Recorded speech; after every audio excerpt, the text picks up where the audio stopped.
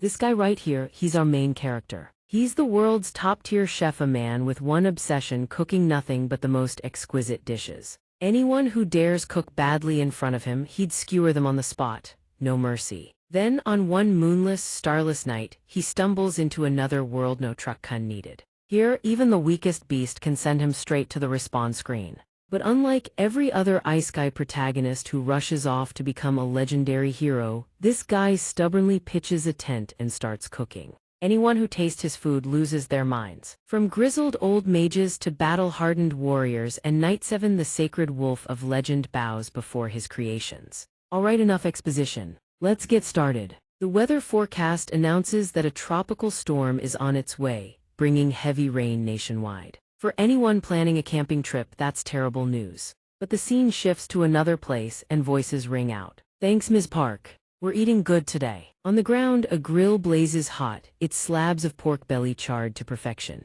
Lee Kanghain beams at his handiwork, aged kimchi with grilled pork belly, absolute perfection. He cracks open a can of beer. Lee Kanghain tilts his head back and takes a long swig. The ice-cold beer slides down his throat. He exhales, grinning with satisfaction. Rain or shine doesn't bother me one bit. Suddenly, a voice catches his attention. Lee Kanghain, we're here. Lee Kanghain turns to look. Perfect timing, I just finished cooking a feast. Come grab a seat right here. A burly man approaches him and asks, you got any more of that stuff? What's it, Khalid Saju? Behind him come a white-haired man and a young woman. The two of them advance together, and an old man appears right behind. He points ahead. I spy something new over there. Not only that, up on a high branch, a blonde-haired girl perches with a grin. Sorry for interrupting everyone's rest. Everyone gathers in the clearing deep in the forest, no need to level the ground. Now the scene shifts to a small village. A black car sits parked in front of a house. The driver strikes up a conversation.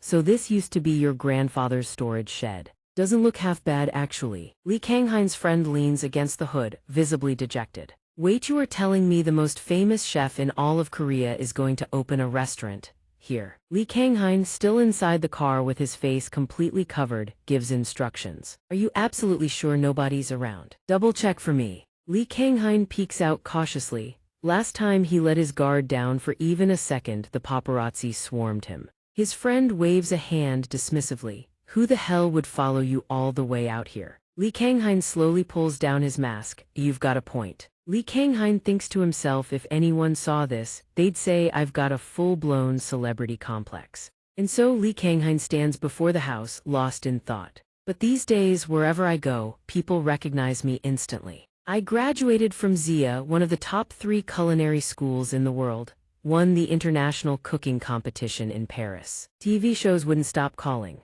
Anyone would think a young, brilliant chef like me has a dazzling future ahead. But the memories flood back, a stranger shouting his name, Chef Lee Kanghain. A girl barges in from nowhere, phone raised, trying to snap a photo. I'm your biggest fan. Just one photo, please. Lee Kanghain startles. This is the kitchen. Please step outside. Then some blonde guy lays into him. Can't you see you're causing trouble for everyone? You think you're better than those of us who actually take this craft seriously? Shouldn't you have just been a celebrity? Why'd you even become a chef? Right after the incident, Lee Kanghain is hit with a tidal wave of negativity from social media. Lee Kanghain stares glumly at his phone screen. Across the screen, a relentless barrage of attack posts and rumors. What am I even supposed to believe anymore? The truth about the fake celebrity chef exposed by netizens. Renowned chef Kim, who once had close ties with Chef Lee Kanghain, has spoken out about him. Lee Kanghain clutches his head, crumbling. I'm so tired of all these eyes on me. The scene snaps back to the present. Lee Kanghain's friend hauls his bags inside. Think about it carefully, okay? Finding food out here isn't exactly easy. Lee Kanghain responds calmly. That's fine, I'm just here to relax anyway. His friend picks apart his reasoning. Who the hell goes somewhere to relax and then insists on running a business? Lee Kanghain drags his suitcase and replies, cooking is my way of relaxing. His friend gives up. Fine, I know you were addicted to cooking, got it. His friend adds, let's at least eat something first, I'm starving. Lee Kanghain replies, you can't order delivery out here, we'll have to find a restaurant. A bowl of black bean noodles is set on the table. Lee Kanghain lifts his chopsticks to eat, but his expression couldn't be worse. His friend watches helplessly as he forces himself to endure. Instantly, Lee Kanghain snatches the condiment bottle off the table in fury and whips around to call the manager. Is this even fit for human consumption? His friend grabs his shoulder. Calm down, put that down, with zero competition around here, of course the quality's garbage. His friend takes a bite of the noodles and comments, the sauce part's okay, passable I guess. The flavor. Li Kanghain's brow furrows. He rests his chin on his hand, turning away. I can't taste anything. The plate slips from his hands and shatters on the floor. Li Kanghain covers his mouth, his complexion ghastly. From extreme psychological stress, he has lost his sense of taste. Li Kanghain goes for a checkup and receives a diagnosis he never expected. The doctor tells him the root cause is psychological. Surgery likely won't help. I'd recommend addressing your stress first. The doctor quickly suggests a solution tree, picking up a hobby. Li Kanghain's expression couldn't be worse. His friend suddenly taps his chopsticks against the bowl and says, honestly, I'm really worried. Setting aside the customer issue, I just don't see this place going anywhere. Are you sure about this? There's nothing around here but mountains and rice paddies. His friend points the chopsticks at Li Kanghain. Yeah, zero potential. Li Kanghain waits for him to finish, then replies, but that's exactly what makes it perfect. He looks up at the ceiling. I can set up camp right here, surrounded by mountains and rice fields. The scene shifts elsewhere. A car rolls steadily down the road. Li Kanghain sits in the back seat, mentally ticking off his supplies: a portable stove, a Margi River knife, sunscreen, a compass, and a map. The driver glances at him through the rearview mirror, heading to the beach. Kid. Li Kanghain looks up. No, I'm going camping in the mountains. The driver's eyes flick to the back seat. Dressed like that, why don't you just bring a plastic pipe while you're at it? Li Kanghain blinks, confused. Do I need a plastic pipe too?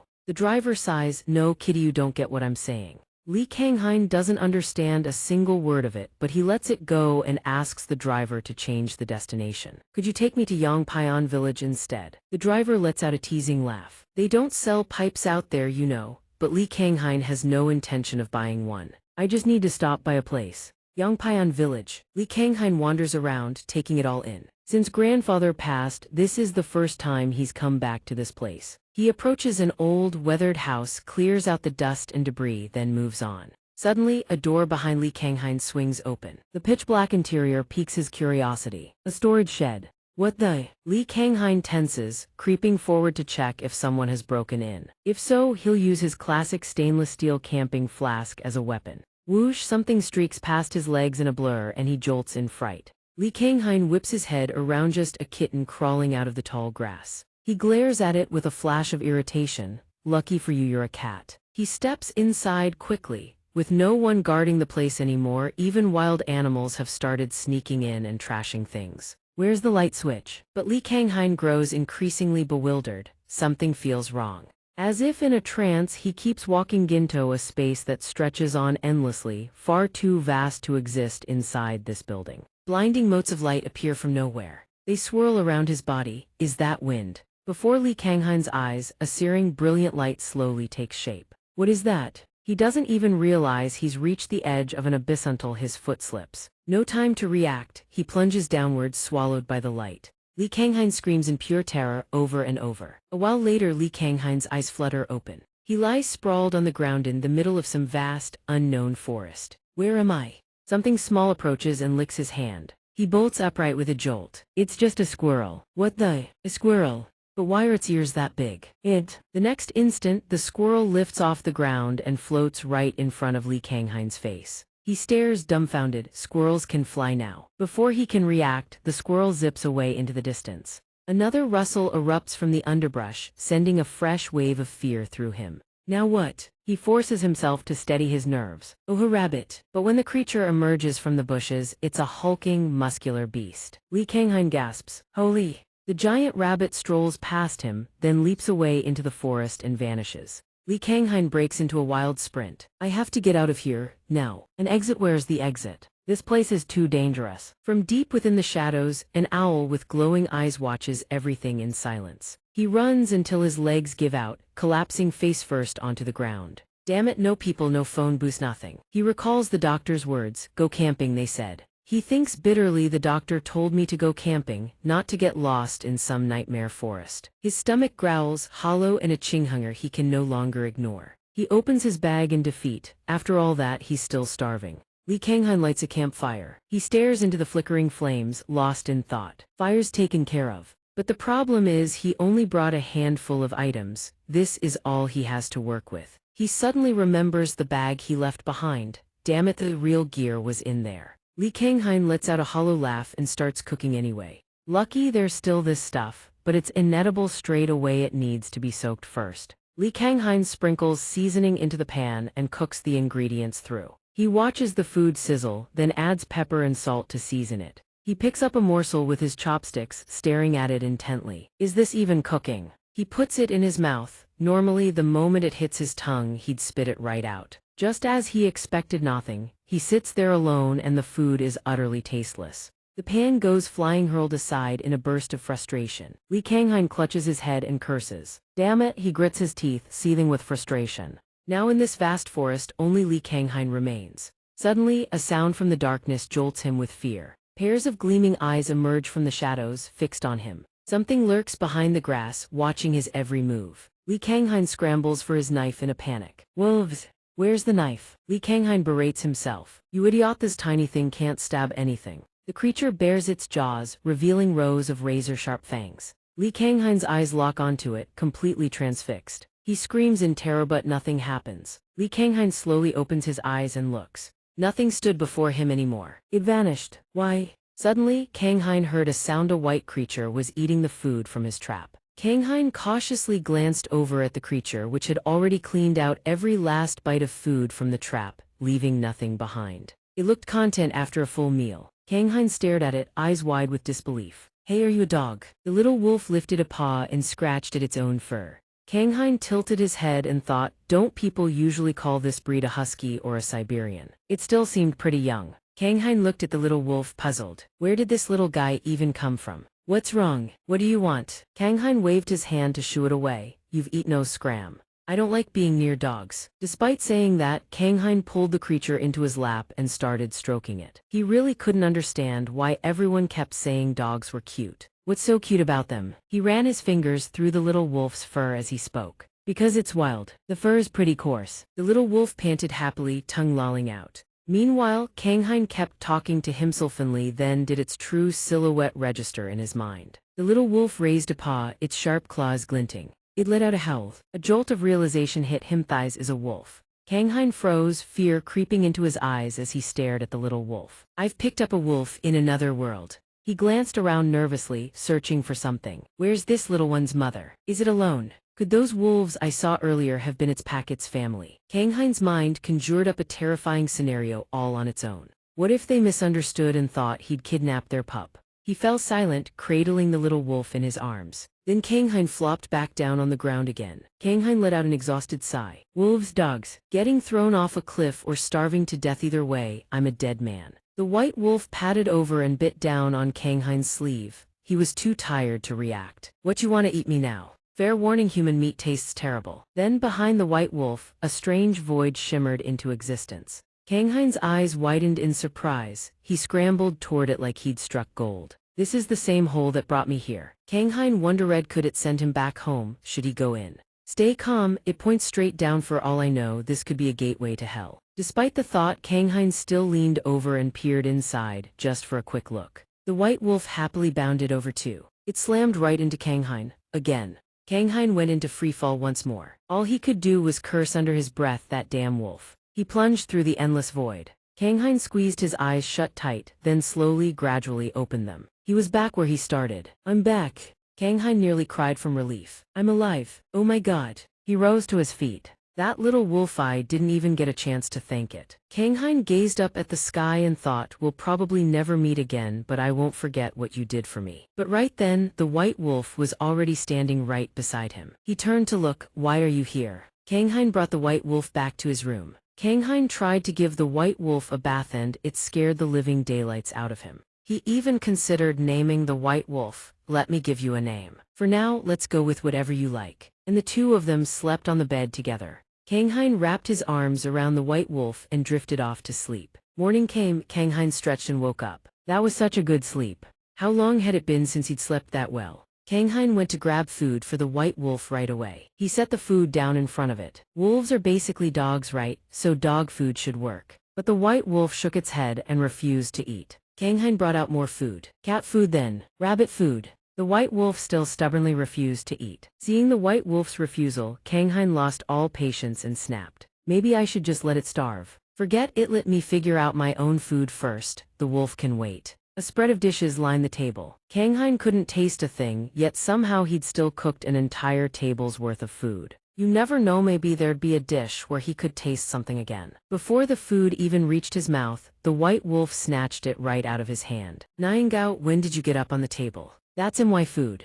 Kang Hein seethed with anger. That little brat. The table held homemade stir-fried beef with bean sprouts, a 10-1 supermarket salad, homemade miso soup, and a frozen chicken breast steak from the supermarket. At this point, he'd given up on convenience store meals entirely. He watched Niangao and thought, fine, skip the salad, but the steak is still meat. Won't you eat that? You're a wolf, for crying out loud. Niangao was happily devouring the homemade braised tofu. Kang Hein rested his chin on his hand. Maybe he should just place 2 plates of beef right in front of Niangao. Fresh off the stove, steak coming right up. I used good quality meat and the same cooking method. But the sauce is different. One plate uses store-bought sauce, the other uses the special sauce I made for the international cooking competition. Kang Hein ordered Niangao over. Come on, if you've got a refined palate, pick one and test me. Niangao walked over to the plate with the store-bought sauce, prompting Kang Hein to remark that even the commercial stuff tasted pretty good.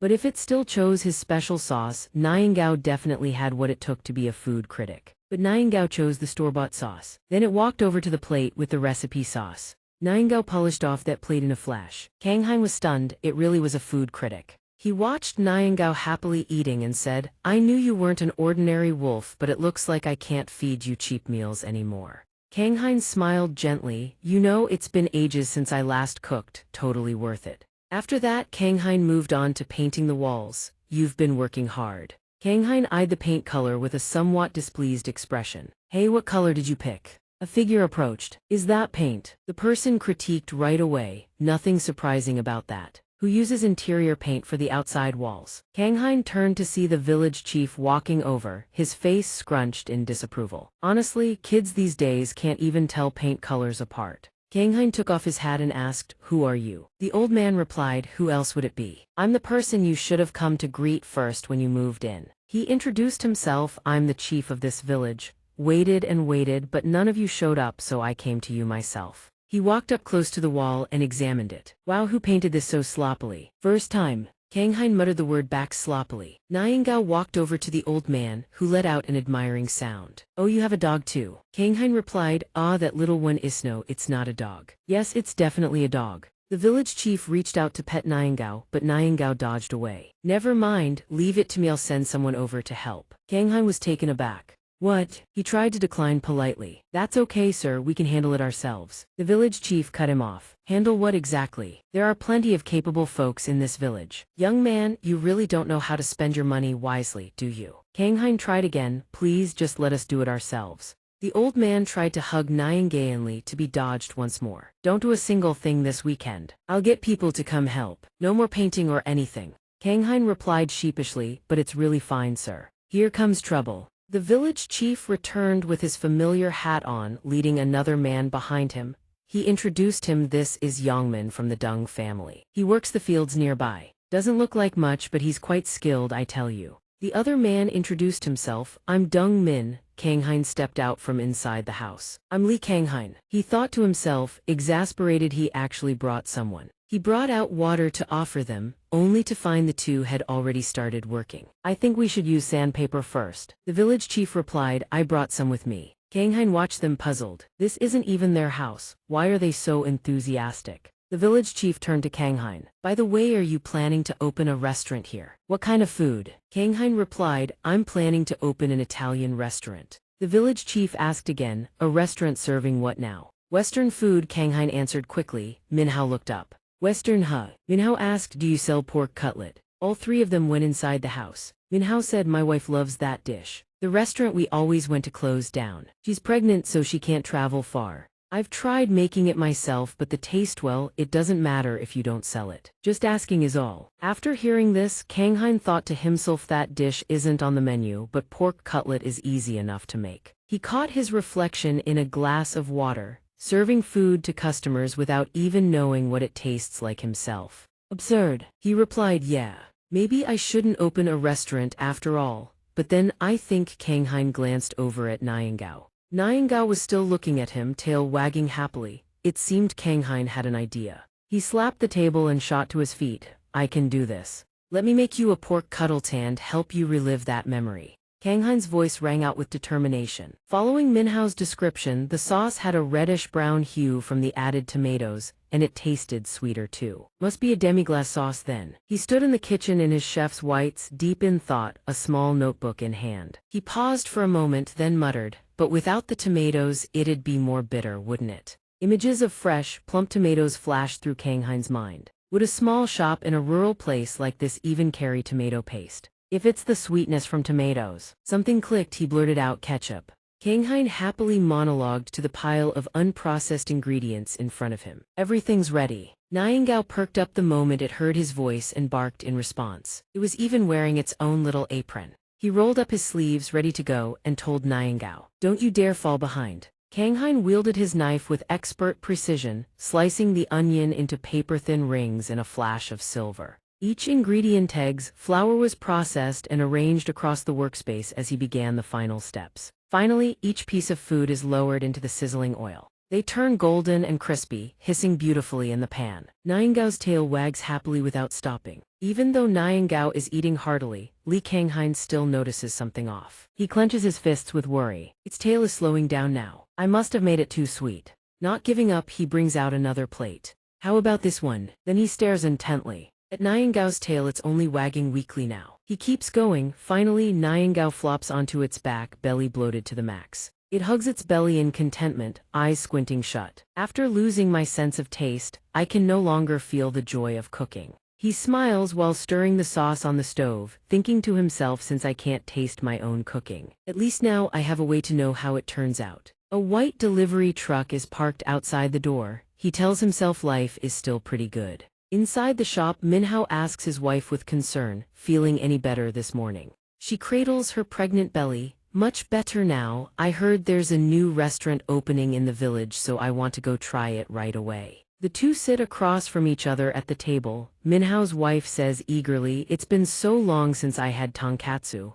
Suddenly, Li Kanghain's voice chimes in, then let me make your wish come true. He carefully sets the dish on the table with a smile. The tonkatsu you ordered is here. She stares at the food in front of her. Wow, it smells incredible. The knife glides through the cutlet. Minhao's wife gently places the piece of meat into her mouth. The other two watch her expectantly. Minhao hesitates. How is it? She stays silent for a moment, then speaks. The food at the town restaurant was already good. Minhao's wife beams, cradling her face. But this is so much better. She prods the sauce with her fork. The sauce tastes similar, but the meat is crispier and juicier. Li Kanghain smiles at her words. I've never had tonkatsu this good before. He watches the warm, happy scene of the couple. Hey, do you still remember our first date? Minhao's wife laughs. That day we also ordered tonkatsu, but you just kept staring at me the whole time, wouldn't take a single bite. Your hands were shaking so much I was worried just watching you. Minhao scratches his head shyly. Really? She closes her eyes, lost in memories while cradling the baby in her belly. After that I started eating this dish more often. Before then, I didn't really like it. Then her eyes grow soft and brimming with happiness. Maybe it's not the flavor of tonkatsu I'm tasting. She gazes at Minhao tenderly. It's our memories. Li Kanghain watches the couple with a satisfied smile, then turns around to look at the fluffy white ball of fur behind him. Niangao is lying on its back, too stuffed to flip over. He stands there helpless. I overfed this little one. Li Kanghain whispers to Niangao, you did great. It hears his words and lets out a proud little cry. After serving one customer before the official grand opening, he sits back down at the dining table thinking and jots something into his notebook. It doesn't have to be pasta. He scrawls little stars on the paper. A menu built around what the customers want to eat. I've reconsidered my menu. He ponders. Restaurants that run this way aren't exactly rare, but they only accept reservations and charge steep prices.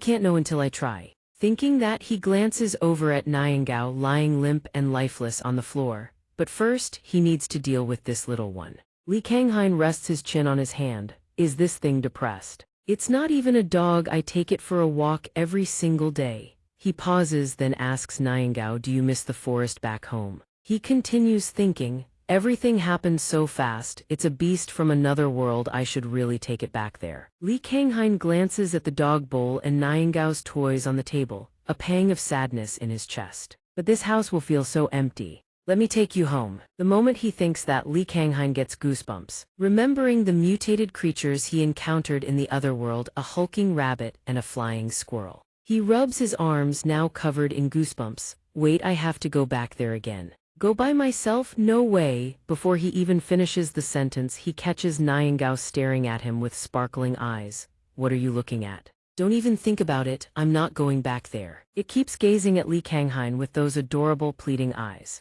Never. The scene shifts. Li Kanghain is already in the other world. Niangao howls with joy while he stares ahead in pure terror. Nothing fun about this. Quiet down already. He scratches his head, trying to recall. Why did I come back here again? Whatever I'm doing, let's get it over with quick. He stammers, everything will be fine, right? Behind him, the flying rabbit from before lurks behind a tree, watching. Li Kanghain and Niangao walk cautiously through the sun-drenched forest. He looks around, puzzled. Where is this place? A whole other world, like something out of a comic book. Suddenly he hears something. Li Kanghain parts the branches to peer through. Water, where is it coming from? Then his eyes widen in utter disbelief. Before him stretches a vast lake, and beyond it mountains rise close together. The water glimmers a deep jewel-like blue. He pauses, there's a lake here. It suddenly hits him. I get it now, if my homeland looked like this, I'd be homesick the moment I left. Niangao dips a paw into the cool water with delight. Li Kanghain squats beside it, tilting his head slightly. Before I leave, I'm giving you a gift. He pulls a gray box from his backpack. You helped me out a lot with the tonkatsu after all. What comes out is a meat grilling tray. He lays thick, red cuts of meat on the tray. I'm cooking you a luxury feast. Niangao's eyes light up as it drools over the meat. He coats the grilled tray with a thick layer of butter, uses tongs to place each piece of meat, and sprinkles on some seasoning. Finally, the grilled meat is done, beautifully arranged on a plate. Niangao's tail wags nonstop. He watches helplessly as it devours the meat. You're loving every bit of this, huh? Then he suddenly turns to look at the emerald lake behind him. Li Kanghain gazes thoughtfully at the grilling tray, tongs still in hand. Seeing Niangao still eating happily, he mutters, forgot something. He pulls out a can of beer. Li Kanghain raises the can to his lips. Good meat and a gorgeous view, how can you leave out the booze? He takes a long sip, lets out a satisfied sigh, then mutters reluctantly, still can't taste a thing. Even so, Li Kanghain smiles and raises his beer can toward the lake. But who drinks beer for the taste anyway? Fair point. His gaze drifts across the stunning scenery ahead. Suddenly, he flinches, a razor-sharp blade presses against his neck. A voice rings out from behind. You don't look like you're from the neighboring village. I've never seen any of these things before either. Who are you? He panics. A sword. The real deal. The man in military attire presses the blade against his neck as he speaks. Are you a sorcerer? Or some heretic from a rogue sect? Answer me. He demands answers with a stern expression. Who are you? Li Kanghain is so anxious that beads of cold sweat roll down his forehead. He cannot force out a single word. Randon speaks in a grave tone, looking down at him from above. You there? Who are you? The sword is pressed flush against Li Kanghain's neck. He doesn't dare move a muscle. He clenches his jaw. The man has a sword. Li Kanghain's eyes go wide. Who could have predicted he'd end up with a blade at his throat? He stammers, I am a chef. Randon still doesn't believe him. A chef? Li Kanghain jolts, scrambling to explain. I swear I'm not some suspicious intruder. Randon's eyes bore into him, brimming with killing intent. Then what is a chef doing here? Li Kanghain answers, I was just sitting here enjoying the view. But Randon presses on, enjoying the view in a forest infested with golden-threaded abominations. His sword creeps even closer to Li Kanghain's neck. Li Kanghain yelps in terror. That's my carotid artery, you cut that and I'm actually dead. Randon bellows, if you don't explain your purpose here, I will. Suddenly, he catches the contemptuous gaze of a white wolf gnawing on meat nearby. Randon is taken aback. That wolf Niangao just looks at him with nothing but disdain. Meanwhile, Li Kanghain is still trembling, pleading,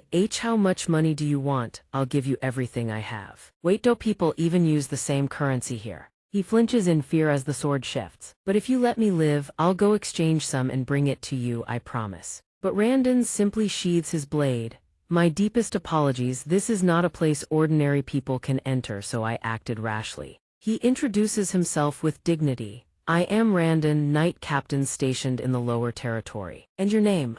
Li Kanghain hesitates for a moment. I'm Li Kanghain. He thinks to himself in bewilderment, though, did this guy do a complete 180 just like that? Randon speaks, if a legendary white wolf accompanies you, that alone proves you are no villain. Then, seeing Li Kanghain's utterly blank expression, he blurts out his deduction. You mean you had no idea? He explains, the white wolf is a creature that carries the bloodline of an ancient god. They are known as the descendants of the wolf deity. Legend says the primordial wolf god possessed eyes that could discern good from evil and possessed transcendent wisdom. The white wolf tribe has inherited a measure of those abilities. He gestures toward Niangao, and that white wolf right there is following at your side. A sudden thought flashes through Li Kanghain's mind. Descendant of a deity, no wonder Niangao always acted the way it did. He recalls all of its strange behavior, so that's why it's the blood of a god. Randon notices him lost in thought and cuts in. I don't know what you're thinking, but it's probably not that. He asks, were you dining while gazing at the lake? Li Kanghain answers honestly, once you eat in a place like this, everything tastes more special.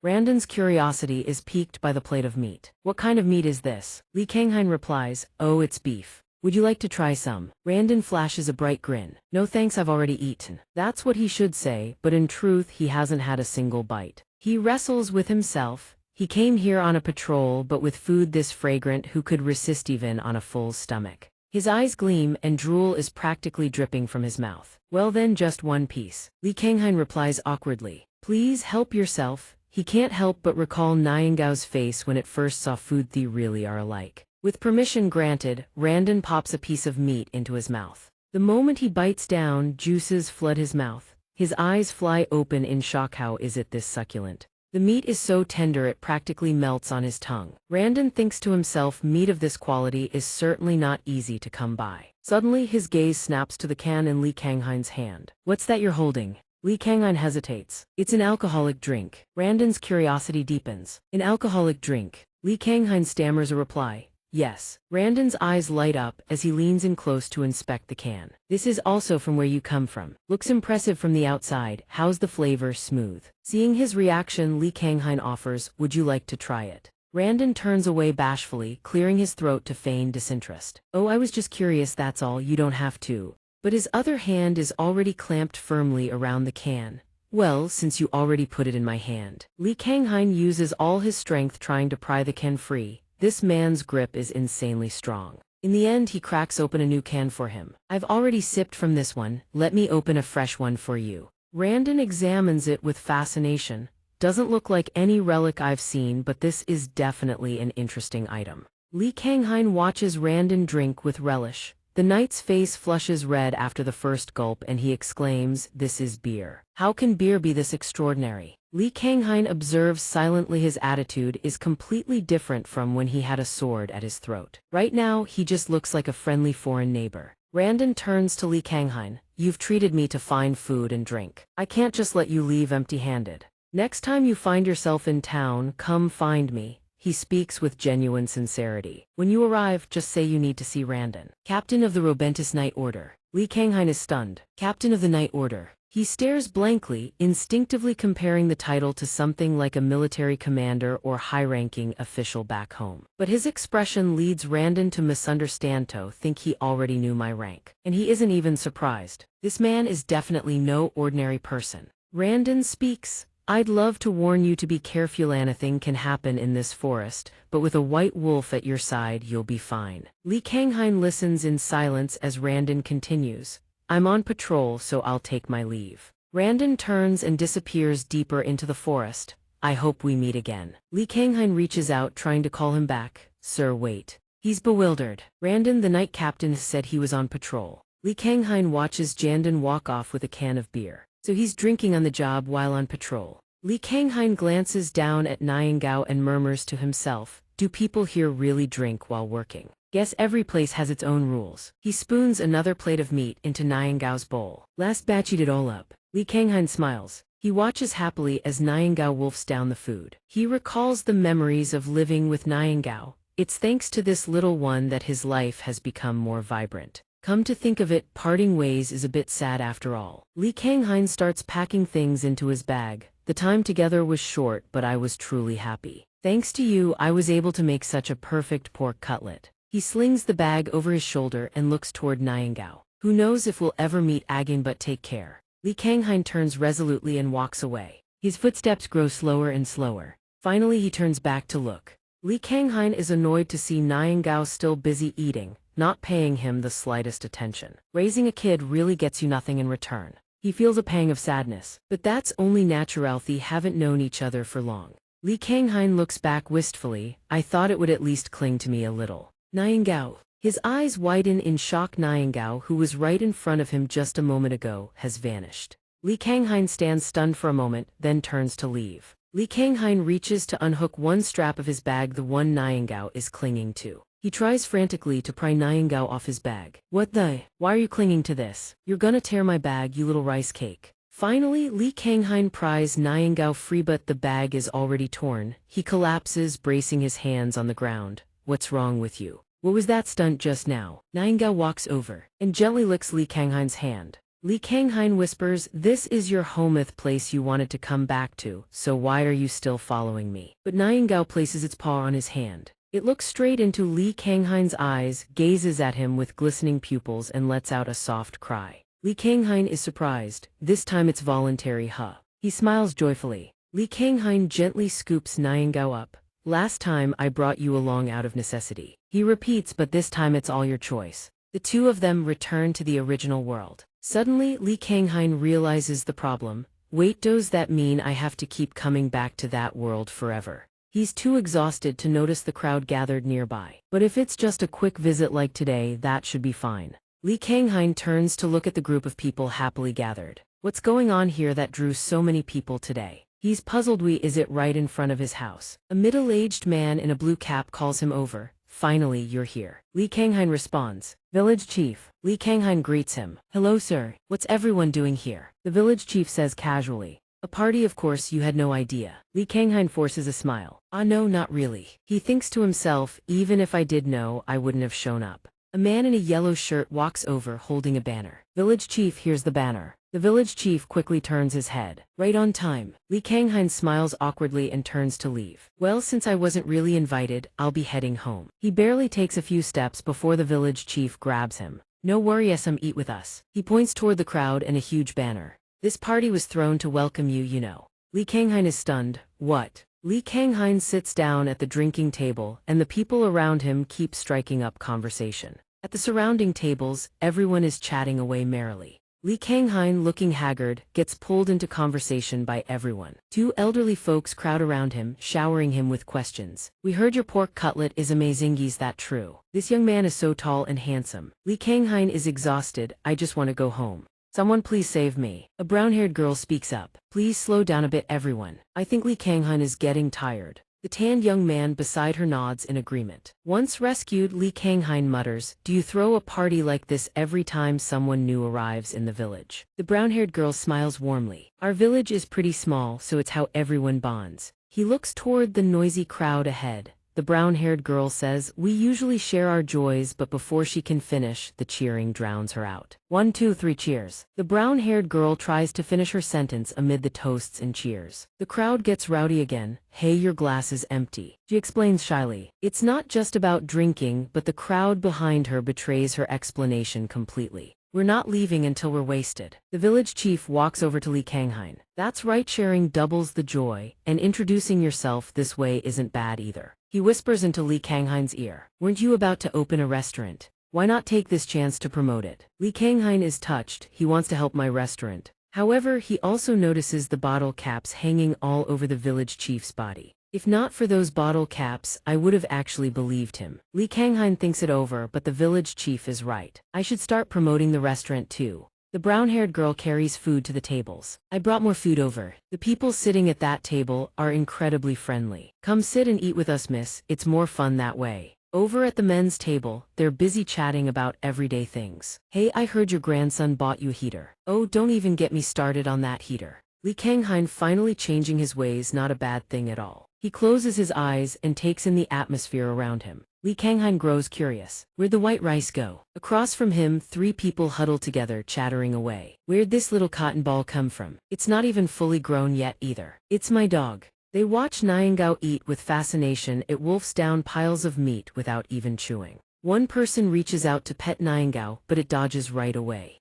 Come on, just let us pet it a little. The middle-aged man still doesn't give up. Finally, all three of them lunge to try and grab Niangao. All three are completely exhausted and can only watch Niangao from a distance. Can't even catch it without proper footwork. That was a beautiful dodge. Niangao's attention shifts to a voice calling out something about more meat. A middle-aged woman walks over carrying a plate of meat. Here's a portion of tenderloin steak. In the span of a few seconds, Niangao dashes past the plate like a gust of wind, snatching up several pieces of meat. Where'd it go? My meat. After that, Niangao doesn't stop. It leaps nimbly from table to table, swiping and devouring food along the way. Everyone starts to panic. The steak is gone. The frozen meat over here is still untouched. It only goes for the expensive stuff. That's my meat. A young man steps outside and asks with bewilderment, "Is that your dog?" Li Kanghain is so embarrassed he doesn't know where to hide his face. "I don't know that thing at all." The fantasy of a happy relationship between Li Kanghain and Niangao shatters. He disowns it without an ounce of regret.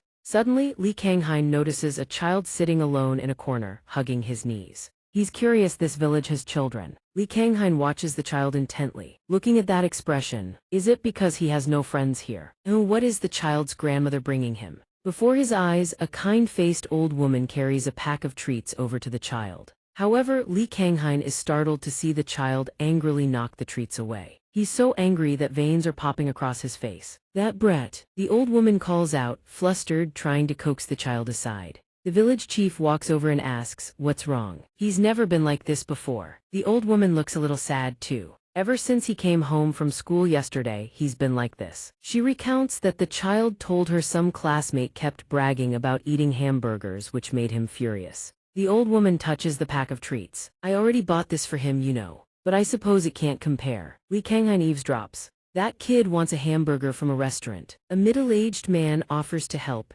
"How about I buy one on the way home tomorrow?" The village chief smiles. "That'd be great." But then the man suddenly hesitates. "Wait, that item isn't sold there. You can only get it at MCD. Everyone starts buzzing with chatter. MCD, isn't that the big entertainment park complex? It's Disneyland basically. The village chief gets an idea. "No problem, if they don't sell it here, we'll just make it ourselves." The old woman looks bewildered. "I wouldn't even know where to begin." The village chief immediately points at Li Kanghain. "We've got a top chef from Seoul right here." Those words make the sip of water he was drinking come spraying out of his mouth. Everyone murmurs, "So you're really skilled at making that kind of thing, huh?" The village chief affirms confidently. Of course, Li Kanghain's face is completely blank with confusion. The village chief pats his shoulder with a radiant grin. "Sorry about this, kid, but everyone's counting on you." Li Kanghain has given up resisting. "Oh yes, sir." The village chief adds, "It doesn't have to taste exactly the same. What Sangho really wants isn't the hamburger itself." Li Kanghain looks at him surprised.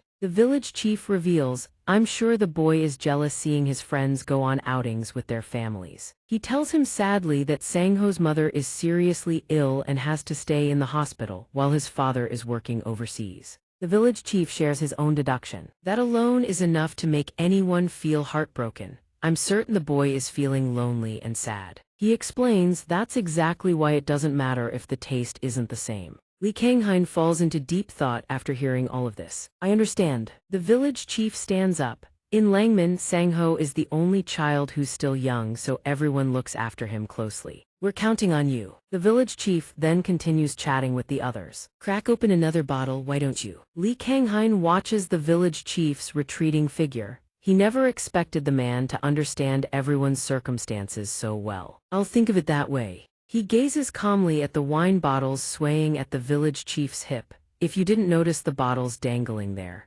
Night falls and fireflies begin to appear. Li Kanghain mutters to himself. So when someone asks for help, they actually mean it. Making a hamburger really isn't that hard. Of course, that's because he was once an exchange student in the birthplace of the hamburger America. He was frustrated because he'd been too busy studying to ever try making one, and he'd never even eaten at McDonald's. Just because he lived in Seoul, people assumed he'd eaten one before. At that moment, Niangao hungry as can Baize nudging an empty bowl. Li Kanghain suddenly speaks up, making Niangao flinch. "Looks like I have to make it either way, huh?"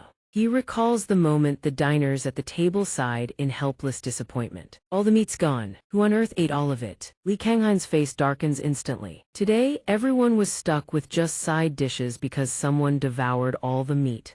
At the very least, he had to make it up to them. Niangao, realizing it's being called out, shrinks guiltily. It rolls over and shows its belly playing cute. Lee Kanghan remains unmoved. Cut the cute act, there's no food left for you. Niangao's face is the picture of I have no regrets. All gone. But Lee Kanghan's next words bring Niangao back to life. If you want some, come taste test my cooking. After a while, the hamburger is finally complete. Lee Kanghan watches Niangao eating, only made it by following picturesque, but its tail isn't wagging all that much. He recalls the countless hamburgers he ate back in his school days. Lee Kanghan reminisces had gone to America with a burning passion for cooking. Looking back, he realizes how naive he was. Back then, he had poured everything into cooking, but he had never been that fired up about anything else. The memory fades and Lee Kanghan smiles. I really do love cooking. He imagines what it would be like to face his past self. If the him from back then could see who he is now, what would that kid think? Lee Kanghan scratches his head and sighs. Everyone changes eventually. Niangao, can you still eat more? Niangao has already licked the plate clean. It barks excitedly, a resounding yes. Lee Kanghan stands up and mutters to himself, you think I'd take cooking lightly. He snatches up his chef's hat and puts it on with serious intent. His eyes blaze with passion. I never once thought that way, you know. Early the next morning at the restaurant, a steak patty topped with a layer of melted cheese sizzles on the pan. It melds with the sauce, tomatoes, lettuce, and onions into an appetizing sight. Finally, a top bun is placed over it all, forming an irresistible hamburger. At the dining table, Sangho sits on his chair, but his face clearly radiates worry and sorrow. At the table are also Sangho's grandmother Minhao and his wife. Minhao says eagerly, looks delicious, it's been so long since I've had a hamburger. His wife chimes in admiringly. Is there anything Kanghan can't cook? Sangho's grandmother strokes her grandson's head. You finally get to eat a hamburger, are you happy? But contrary to his grandmother's expectations, Sangho is restless. Grandma, the hamburger. Before he can finish, a cheerful voice cuts him off. Thank you for waiting. Right on cue, a hamburger is set down in front of Sangho, and the boy's eyes go wide with amazement. Lee Kanghan rests the serving tray on his shoulder. Here's your hamburger, sir. The eye-catching hamburger makes Sangho's grandmother exclaim, oh my, that looks absolutely delicious. Sangho stares at the hamburger, frozen in place. His grandmother urges him on. Go on, try it. The boy picks it up and opens wide. Sangho takes a bite, his taste buds explode. His eyes go round and sparkling. It's not just 10 times better than the convenience store ones. 100 times better. Sangho tugs excitedly at his grandmother's sleeve.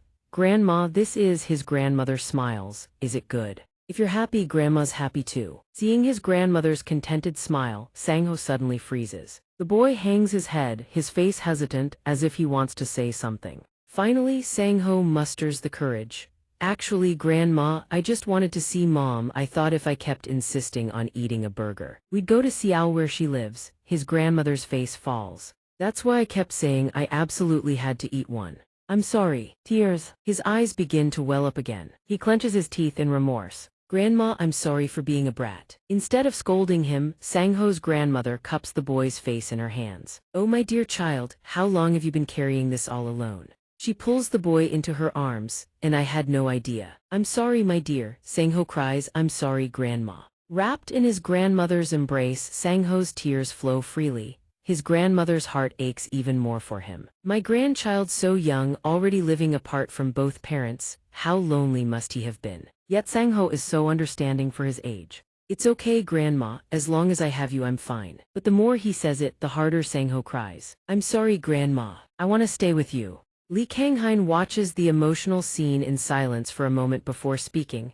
That day will come. Not yet, but someday I'll go back to Seoul. Hearing this, the boy suddenly turns to look at him. Lee Kanghan looks at the boy and asks, would you like to come with me? Sangho's grandmother stares at him in shock. The boy can barely believe his ears. Really? I can go with you. Lee Kanghan grins. Who knows, we might even stop by the place you've been wanting to visit. After all, I've never had a burger there either. What do you say? Hearing his confident words, Sangho beams with joy and shouts. Sangho's grandmother says gratefully. Sangho happily replies, okay, but suddenly realizing he might have oversold it, Li Kanghain's expression stiffens. He thinks to himself, wait, I kind of just walked out of there on my own. Maybe I went a bit overboard. Then Sangho suddenly beams and calls out, thank you, uncle, seeing the grandmother and grandson so happy. Li Kanghain smiles and lets out a long breath. He tells the boy we'll be able to go soon. Sangho replies eagerly, okay. Li Kanghain heads back to the kitchen, opens the fridge and strokes his chin in thought. He peers inside. There's so much leftover stuff, maybe I should pack it all up and go on a camping trip.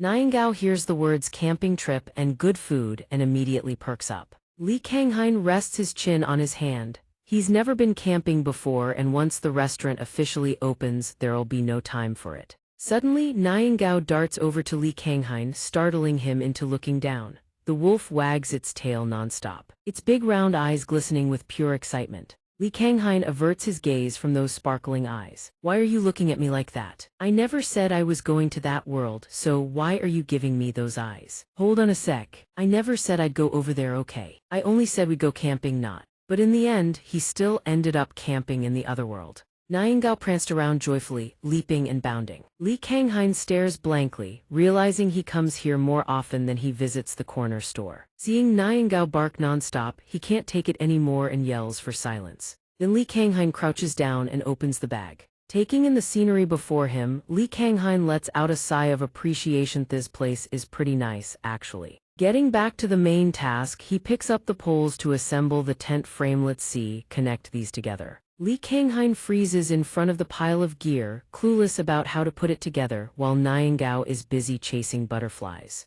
After a while, Li Kanghain finally finishes setting up the tent. The blue butterfly Niangao had been chasing lands right on the tip of its nose. But not even a moment later, the tent collapses, startling the blue butterfly into flight. Niangao scrambles to resume the chase. After a long struggle, Li Kanghain slumps down onto the ground. Looking at the finished product, Li Kanghain lets out a relieved breath. Done, he wipes his exhausted face and sighs. Only now do I realize how brutal pitching a tent is. He gazes up at the sky and sighs. At that moment, Li Kanghain's stomach starts rumbling, starving. He decides to cook up a piping hot pot of kimchi stew. Afterward, Li Kanghain scoops him into a bowl. He sits and eats contentedly beside his little tent. Right then, two forest squirrels creep closer to Li Kanghain's pot of kimchi stew. He's chewing with his cheeks puffed out when he notices them approaching. Without hesitation, he picks up a few pieces of grilled meat. Can these little guys even eat raw meat? He tosses the pieces of meat over to them. Before the squirrels can even grab the meat, a long-billed creature swoops in like lightning and snatches it away, leaving Li Kanghain and the two squirrels frozen in shock.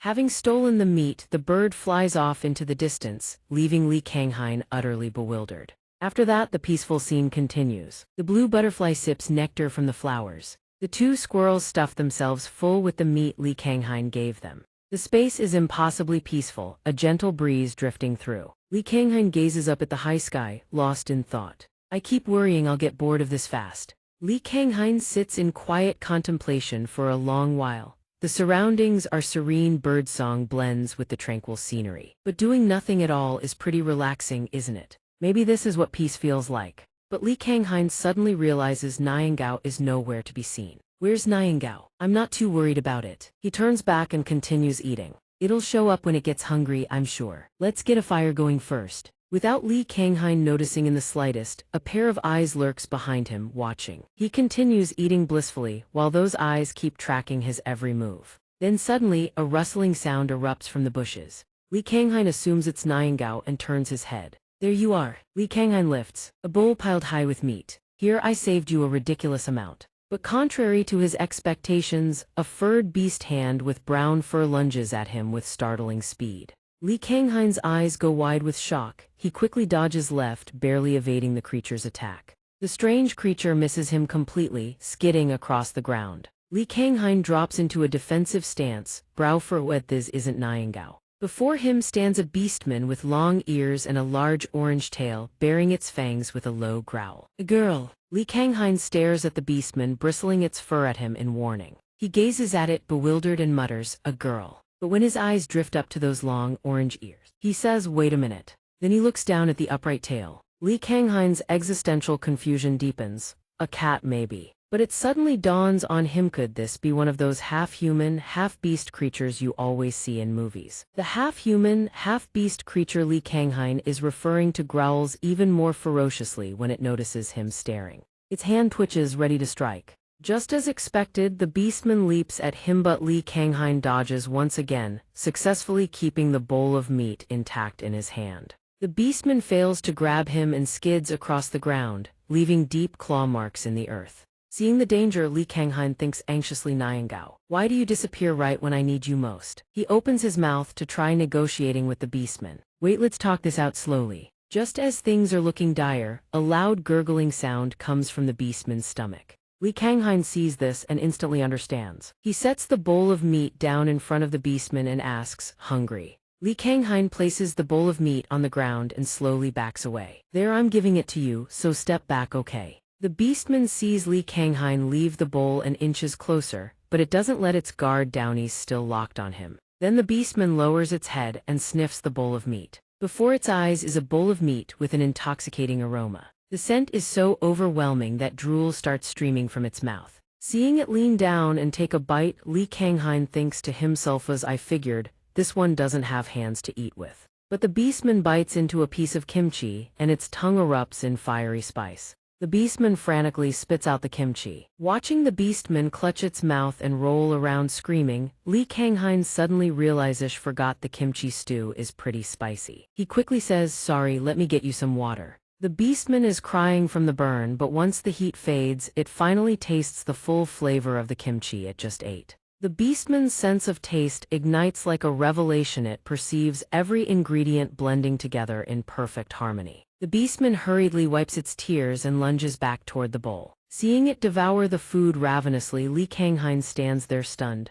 It's that spicy and you're still going for it. Must suit your taste, huh? A moment later, the nearby bushes start rustling again. This time it really is Niangao returning. It barks excitedly, tail wagging, as if expecting the meal he's prepared for it. Li Kanghain sees it and says helplessly, Niangao, you only show up when it's mealtime, seriously. You could have come back a little earlier, you know. Geez, hold on, let me reheat the kimchi stew for you. But Niangao pays his words no mind and turns to stare at the beastman eating its share. Niangao charges in fury, slamming headfirst into the beastman's stomach, sending them both flying.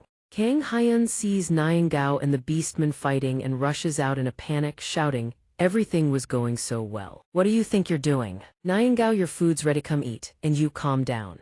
After a fierce scuffle, the beastman is practically in tears, its nose red and bitten raw. Refusing to back down, it lunges at Niangao again. Kanghain can only grab the wriggling white rice cake and drag him aside, shouting, both of you, cool it already. Then suddenly, Kanghain and Niangao both freeze. Standing before them is a different beastman ripped with bulging muscles and gray-furred ears. He's holding the smaller beastman up by the scruff of its neck, stopping the fight cold. He then speaks up, my apologies. Human. With that, the muscular beastman scoops up the smaller one and leaps away. Kanghain stands there staring after them. Niangao's paw print still stamped across his face. How many different species are out there anyway? Back at the place where Kanghain is staying, he and Niangao are tidying up the restaurant. After a while, he leans on the mop and lets out a long breath. Tomorrow's the grand opening. He told himself he was just here to relax, but he's clearly thrown himself in too deep. Now that he's decided to make a go of it, he has to prepare properly. A while later at Kanghain's restaurant, Mrs. Park stands in the distance, hands clasped behind her back, gazing at the building. She is quiet, saying nothing. Inside, Kanghain thinks as he cleans, renovations done, ingredients prepped, tidying almost finished perfect. Tomorrow's opening is going to be flawless. Just as he's feeling proud of his restaurant, Mrs. Park steps up and asks Kanghain, dead serious, whether he's serving yet. Kanghain sees the look on her face and stammers in fright, tea tomorrow. We don't open until tomorrow, ma'am. Mrs. Park asks again, so you're not selling today? Defeated, Kanghain sighs wearily and says, please have a seat. Then Mrs. Park's attention drifts to the table beside her. The table is a bit worn. She suddenly asks Kanghain, this table's ancient, we haven't you thrown it out? Then Mrs. Park tilts her head up and looks around. Memories and nostalgia wash over her and she murmurs, this place still looks the same as before. By now, Kanghain has changed into his cooking attire. Hearing her words, he wonders if she's been here before, back when it was still a tea house. Mrs. Park doesn't answer his question. Instead, she asks him back, what do you plan to sell here? Kang Hyun starts to share, well, I was originally thinking of selling Western food, pasta, pizza, that sort of thing. Mrs. Park walks over to the dining table, pulls out a chair and says, pasta, that's the American noodle, right? Give me a plate. Kang Hyun asks, what kind of pasta would you like, ma'am? Mrs. Park says coolly, surprise me. Kang Hyun replies, yes, ma'am. Moving to the kitchen, Kang Hyun begins prepping the ingredients. As he slices tomatoes, he thinks, this must be her first time eating pasta. The most popular option is tomato pasta. Surely she'll enjoy it. Then Kang Hyun soaks the pasta in water. Next, he washes the ingredients and gets to cooking. As he works, he thinks, she's my first customer, I have to make this special for her. A while later, Kang Hyun finishes a beautifully plated dish of pasta. He sets it in front of Mrs. Park and says, here you got tomato pasta. Enjoy your meal. Mrs. Park says nothing. She picks up a forkful and takes a bite. Kang Hyun sees her icy expression and feels a twinge of worry. He thinks, I haven't tasted it myself, but this pasta has gotten plenty of praise before. He forces a smile, trying to reassure himself. How could it possibly not taste good? But just as that thought crosses his mind, Mrs. Park's expression darkens further. She opens her mouth as if to say something. Kang Hyun feels like a bucket of ice water has been dumped over him when she asks, how much for this plate? He can barely believe his ears and stammers, sorry. Right at that moment, someone arrives outside the restaurant. Hey everyone, we picked out an amazing sign for you, eye-catching as heck. Guarantee your business will take off like a rocket. It's the village chief calling out cheerfully as he arrives. Anybody home? Just then, Mrs. Park is getting ready to leave. The village chief spots her and asks in surprise, Mrs. Park, what are you doing here? She answers coolly, obviously I came to eat. He asks puzzled, but it doesn't open until tomorrow. Mrs. Park doesn't answer, she simply says, I'm done, excuse me. Seeing her demeanor, the village chief watches her go and murmurs, cold as ever. The village chief then notices the plate of food on the table in surprise. What's this? She actually ate. But why is there so much left over? Hearing this, Kang Hyun flinches. His expression darkens. His hands clench into fists. He stares at the plate of pasta, only a single bite taken. Kang Hyun can't accept it. Where did he go wrong? Kang Hyun slumps into a corner, devastated, curled up against the wall. The village chief sees his gloomy expression and awkwardly calls out, hey, Kang Hyun.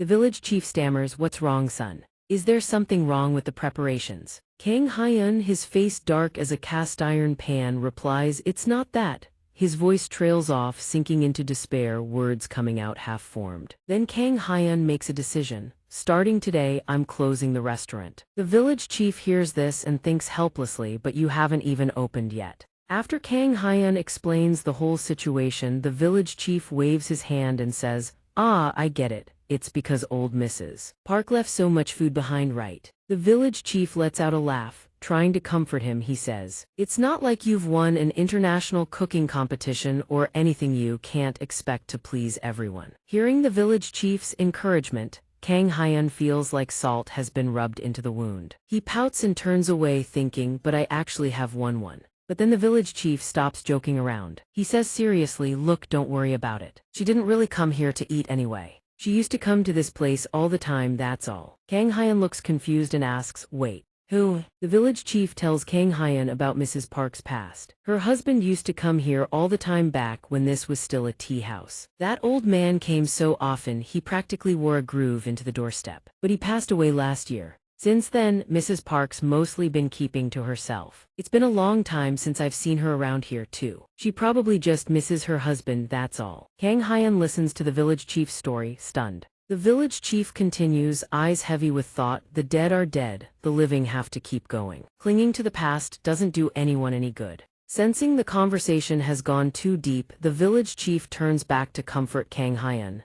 Anyway, this isn't your fault, she's picky by nature, and with everything she's been through on top of that, don't take it to heart. After listening to the village chief's story, Lee Kang-hyun rests his chin on his hand, his face full of contemplation, and murmurs to himself. Now that I know what happened, how can I not be concerned? There goes my headache again. Forget it, come on over. He then shifts into my sweet little world to clear his head. Over on this side, the muscular rabbit is doing push-ups with reckless enthusiasm, sweat pouring down its body. Sitting comfortably on its back is Niangao, lounging without a care in the world. Li Kanghain watches them and thinks to himself, with these two around, no dangerous beast would dare lurk anywhere near this place. Seriously, coming here to think is the best. With that, he stretches his arms wide and lets his thoughts wander. At first, seeing her leave an entire plate of noodles untouched genuinely shocked him, but after hearing her story, he feels even more sympathy for her. Li Kanghain slumps back against his chair, looking up at the sky with a stunned expression. Still unable to believe she didn't even touch a single bite of the dish he was most proud of.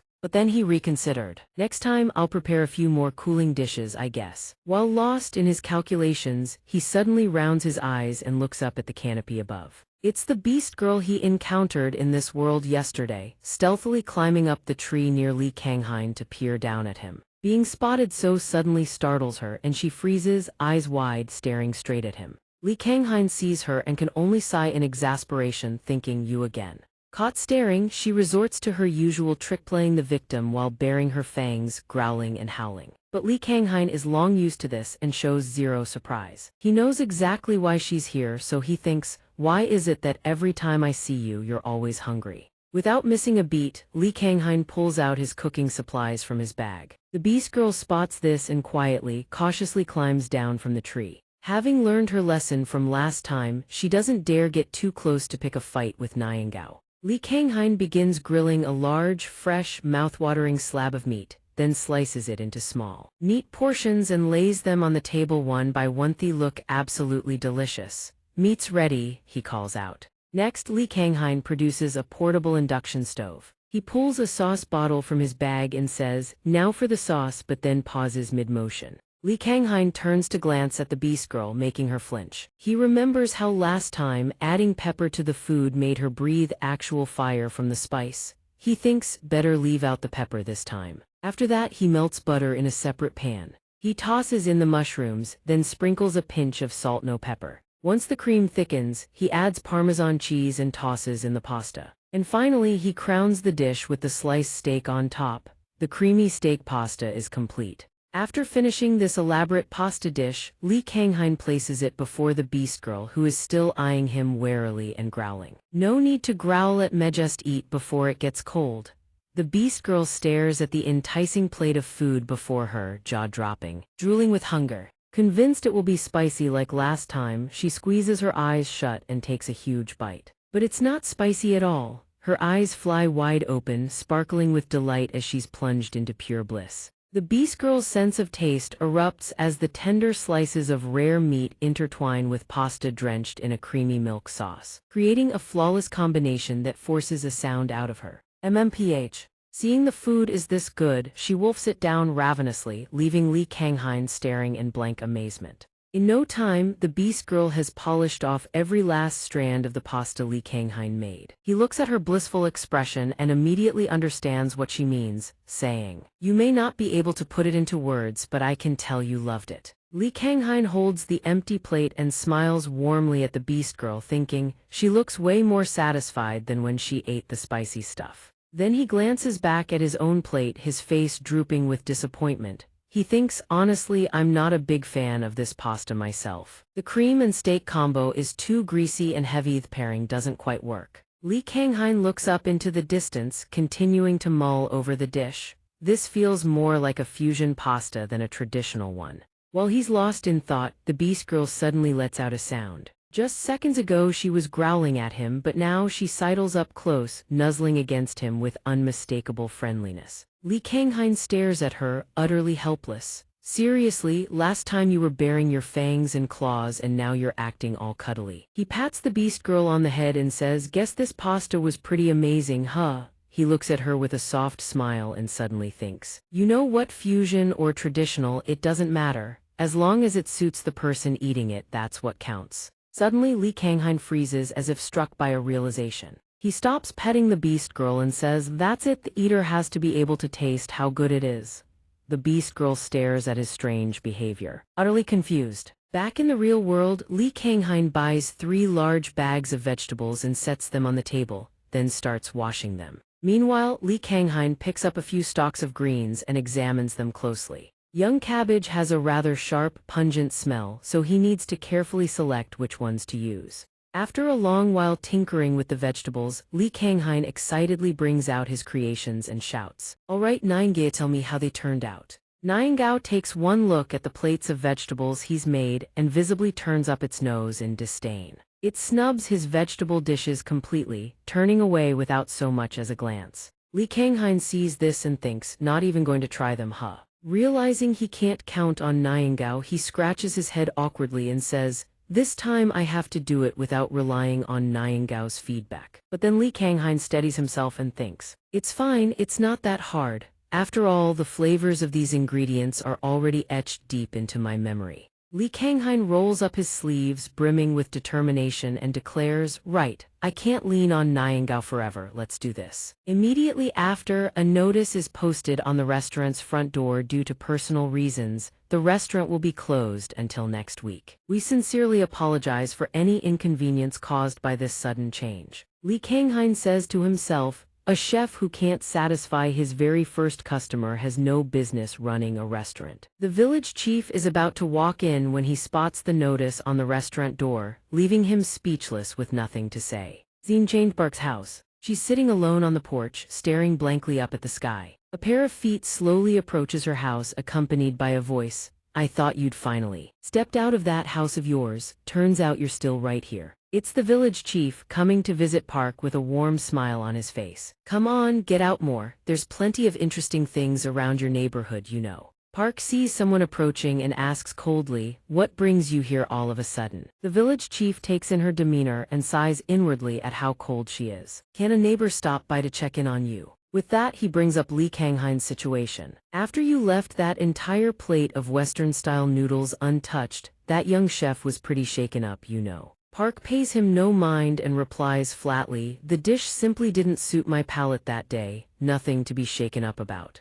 The village chief then extends an invitation. "How about it? It's not like you have anything else going on anyway. Let's the two of us head over to his place again." Park remains utterly indifferent and flat out refuses. Why bother with such a hassle? One try was more than enough. The village chief refuses to give up and continues trying to persuade Park. "Who knows, maybe this time will be different. Is stepping past your front gate really that difficult? It's not even that far, is it?" Hearing this, Park falls into deep, silent contemplation. The village chief presses on, "Give him one more chance. It's worth a try." With that, the village chief smiles, turns, and walks away, leaving Park sitting alone in the middle of her yard. Over on his end, Li Kanghain is still hard at work, tirelessly practicing his cooking. He wipes the sweat from his forehead, looks at his creation, and says, "Focusing on a single type of vegetable while cooking really does come out better. I use seafood to balance the flavor since the two profiles blend together quite nicely. The real problem is,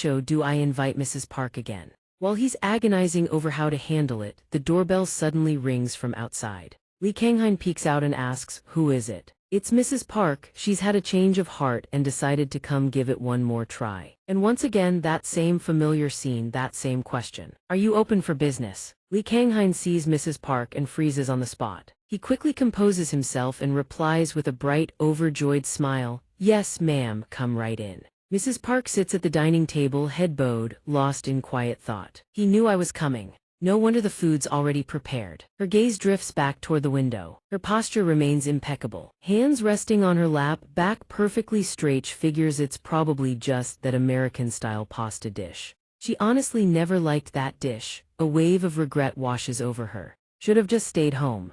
But while her mind wanders, her eyes suddenly widen in disbelief. What is that aroma? Kanghain sets the dish on the table, smiling apologetically. "Sorry to keep you waiting so long." Without waiting for the stunned old lady to respond, he continues, "This is a dish from the special menu at Hoa Hin Pasta House." The old lady stares at the plate of golden Hoa Hin pasta. A shadow of doubt crosses her eyes. A hint of sadness lingers on her face as she picks up her chopsticks, thinking, "They still have Hoa Hin blossoms these days, and are those clams?" She lifts a mouthful of pasta, closes her eyes, and takes a bite, wondering if it could possibly taste any better than the old days. The moment she opens her eyes, tears are already brimming at the edges. The sweetness of young corn melds with the flavors, pulling her back to a memoir and her husband beneath a peach blossom tree. Spring has come again. The two of them sit together on a bench. He reaches out to catch a falling peach blossom, smiling. The blossoms are even more beautiful this year than last. Then he picks a peach branch and holds it before her. Seeing her glance down shyly, he teases her. "Excuse me, Mrs. This young lady free today? Shall we go have some tea together?" It makes her blush with embarrassment. "What are you doing?" She snaps back to reality. She sits in a daze, eyes clouded with sorrow, gazing out the glass window. Then she steadies herself, lifts another bite of pasta, and asks Kang Hein, "This dish isn't on the regular menu, is it?" Kang Hein scratches the back of his neck awkwardly at her question. "No, ma'am." Before he can continue, she cuts in. "You made this just for me. Why go through all that trouble?" He looks at the old lady. "Because I wanted to make a dish that you'd enjoy, because I want to try new things and push myself to improve." Hearing his words, she goes silent, sitting there without a word. Seeing her reaction, he lowers his head. A sad thought crossing his mind, right, I can't keep relying on Niangao forever. I wanted to satisfy my very first customer without depending on its help. Seeing him standing there frozen, she stops caring and turns back to her pasta. Watching her resume eating, he stands there, stunned once more, unable to look away. She pays no attention to his gaze, continuing to lift noodles to her mouth one bite at a time. Kang Hein's eyes go wide as the plate grows emptier by the second, utterly unbelievable. The last noodle on the plate is finally gone. She looks up at him. Seeing her finish the entire plate and raise her eyes to him, he thinks, flustered, she actually ate it all. He stammers, "It's okay, you don't have to," before she cuts him off. She seems to understand what he's about to say. "What kind of restaurant doesn't charge its customers? Thanks to you, I just had one of the best meals of my life. Of course I'm going to pay. Don't you dare undervalue the food you make." Hearing the old lady's words, he stands there in stunned silence. Seeing him still dumbfounded, she adds, "And add this dish to the menu. I'll be back." He beams, overjoyed, and answers the old lady with delight. After wrapping up the workweek, he brings Niangao through the portal to the otherworld for some rest. Niangao is lounging about when a massive bird suddenly swoops down from above. Kang Hein hasn't noticed the danger yet, still cheerfully muttering, "I finally satisfied my very first customer and officially opened the restaurant. All I need now is some time to heal myself." He glances at Niangao sprawled on the ground, tongue lolling, basking contentedly in the sun, and thinks, if I didn't come here, Niangao would throw a fit anyway, so might as well spend weekends relaxing in this world. Then he throws his arms up and shouts, "All right, today I'm relaxing the entire day." The moment the words leave his mouth, a colossal shadow sweeps overhead. Before Kang Hein can even process what's happening, Randon bursts out from the bushes, his face twisted in fury, cursing. "Damn it, missed, I was gonna make that my lunch," but mid-rage he spots the chaos in the clearing. The hammock and tent are toppled over. Kang Hein lies face down in the dirt, clothes smeared with mud. Niangao stands over its cushion, which now has a gaping hole through it. Randon blinks in surprise. "Kang Hein, is that you?" He bursts into a hearty laugh and waves. "Long time no see, how have you been?" Hearing Randon's booming laughter, Kang Hein stays flat on the ground, not even lifting his head, seething, is this guy blind or something? A while later, after everything is tidied up, Kang Hein sits cross-legged on the ground with Niangao beside him. Man and beast both look up at Randon perched on a fallen log. He suddenly remarks, "Nice spot you found here, you've got a good eye." Kang Hein asks Lord Randon again, "Huh?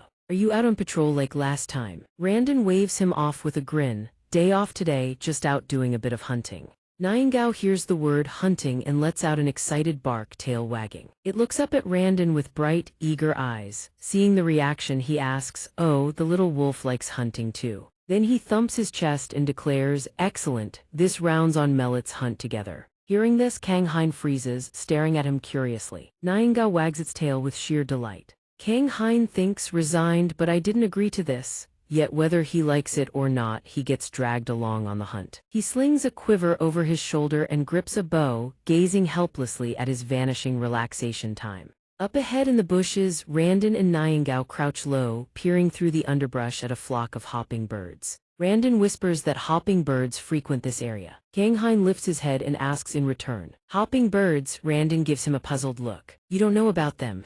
Look over there." Kang Hein follows Randon's gaze. "Those birds over there." Kang Hein studies the birds. Looking closely, they resemble little cotton puffs. He thinks, these are adorable, wouldn't it be kind of cruel to hunt them? No sooner does the thought cross his mind than Randon speaks up. Their plumage looks magnificent, doesn't it? Actually, their real feathers are quite short. What you're seeing isn't their true form. As they hide in the bushes, two birds within the flock start squabbling with each other. Then their wings flare open and bulging muscles ripple across their bodies. Every sinew stands out as they slam into each other. Randon grins. See, mysterious muscle birds, that's the stuff. Kang Hein stares at them, trembling, his face pale with horror. He wants me to catch those things. But at that very moment, Randon lets out a war cry and charges straight at them. Perfect. After all that fighting, they're exhausted. Stay right behind me. Niangao dashes forward alongside Randon. It rockets toward the two birds at blazing speed, leaving Kang Hein behind, frozen in fear, reaching out to stop them. Watching the man and beast charge ahead, Kang Hein thinks, on the way here, Randon showed me how to shoot a bobot. If I could learn that fast, I'd have been an Olympic athlete by now. He knocks an arrow with trembling hands, pulling the string back, trying to steady himself.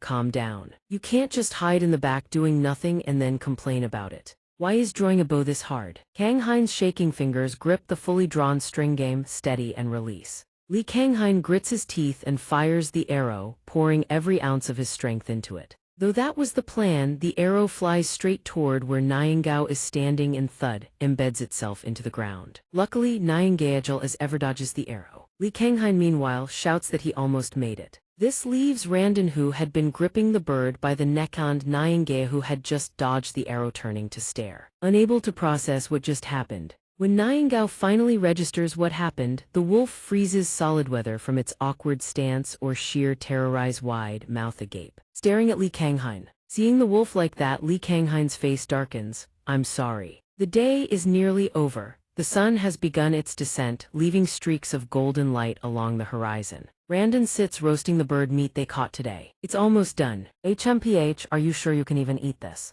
Your hands have been shaking so badly you couldn't tell a forest path from a deer trail. Li Kanghain looks at his own arm, still trembling violently from the aftereffects of firing that arrow, and responds. I can handle it, but what's more imp? Before he can finish, Randon shouts excitedly and looks at him. Li Kanghain stares at the piece of meat, giving off a relentless stench, and thinks, eyes shut tight, that's food. We've waited long enough, come on, just bear with it. A perfectly cooked piece of meat visually appetizing is placed before him by Randon. Come on, eat up.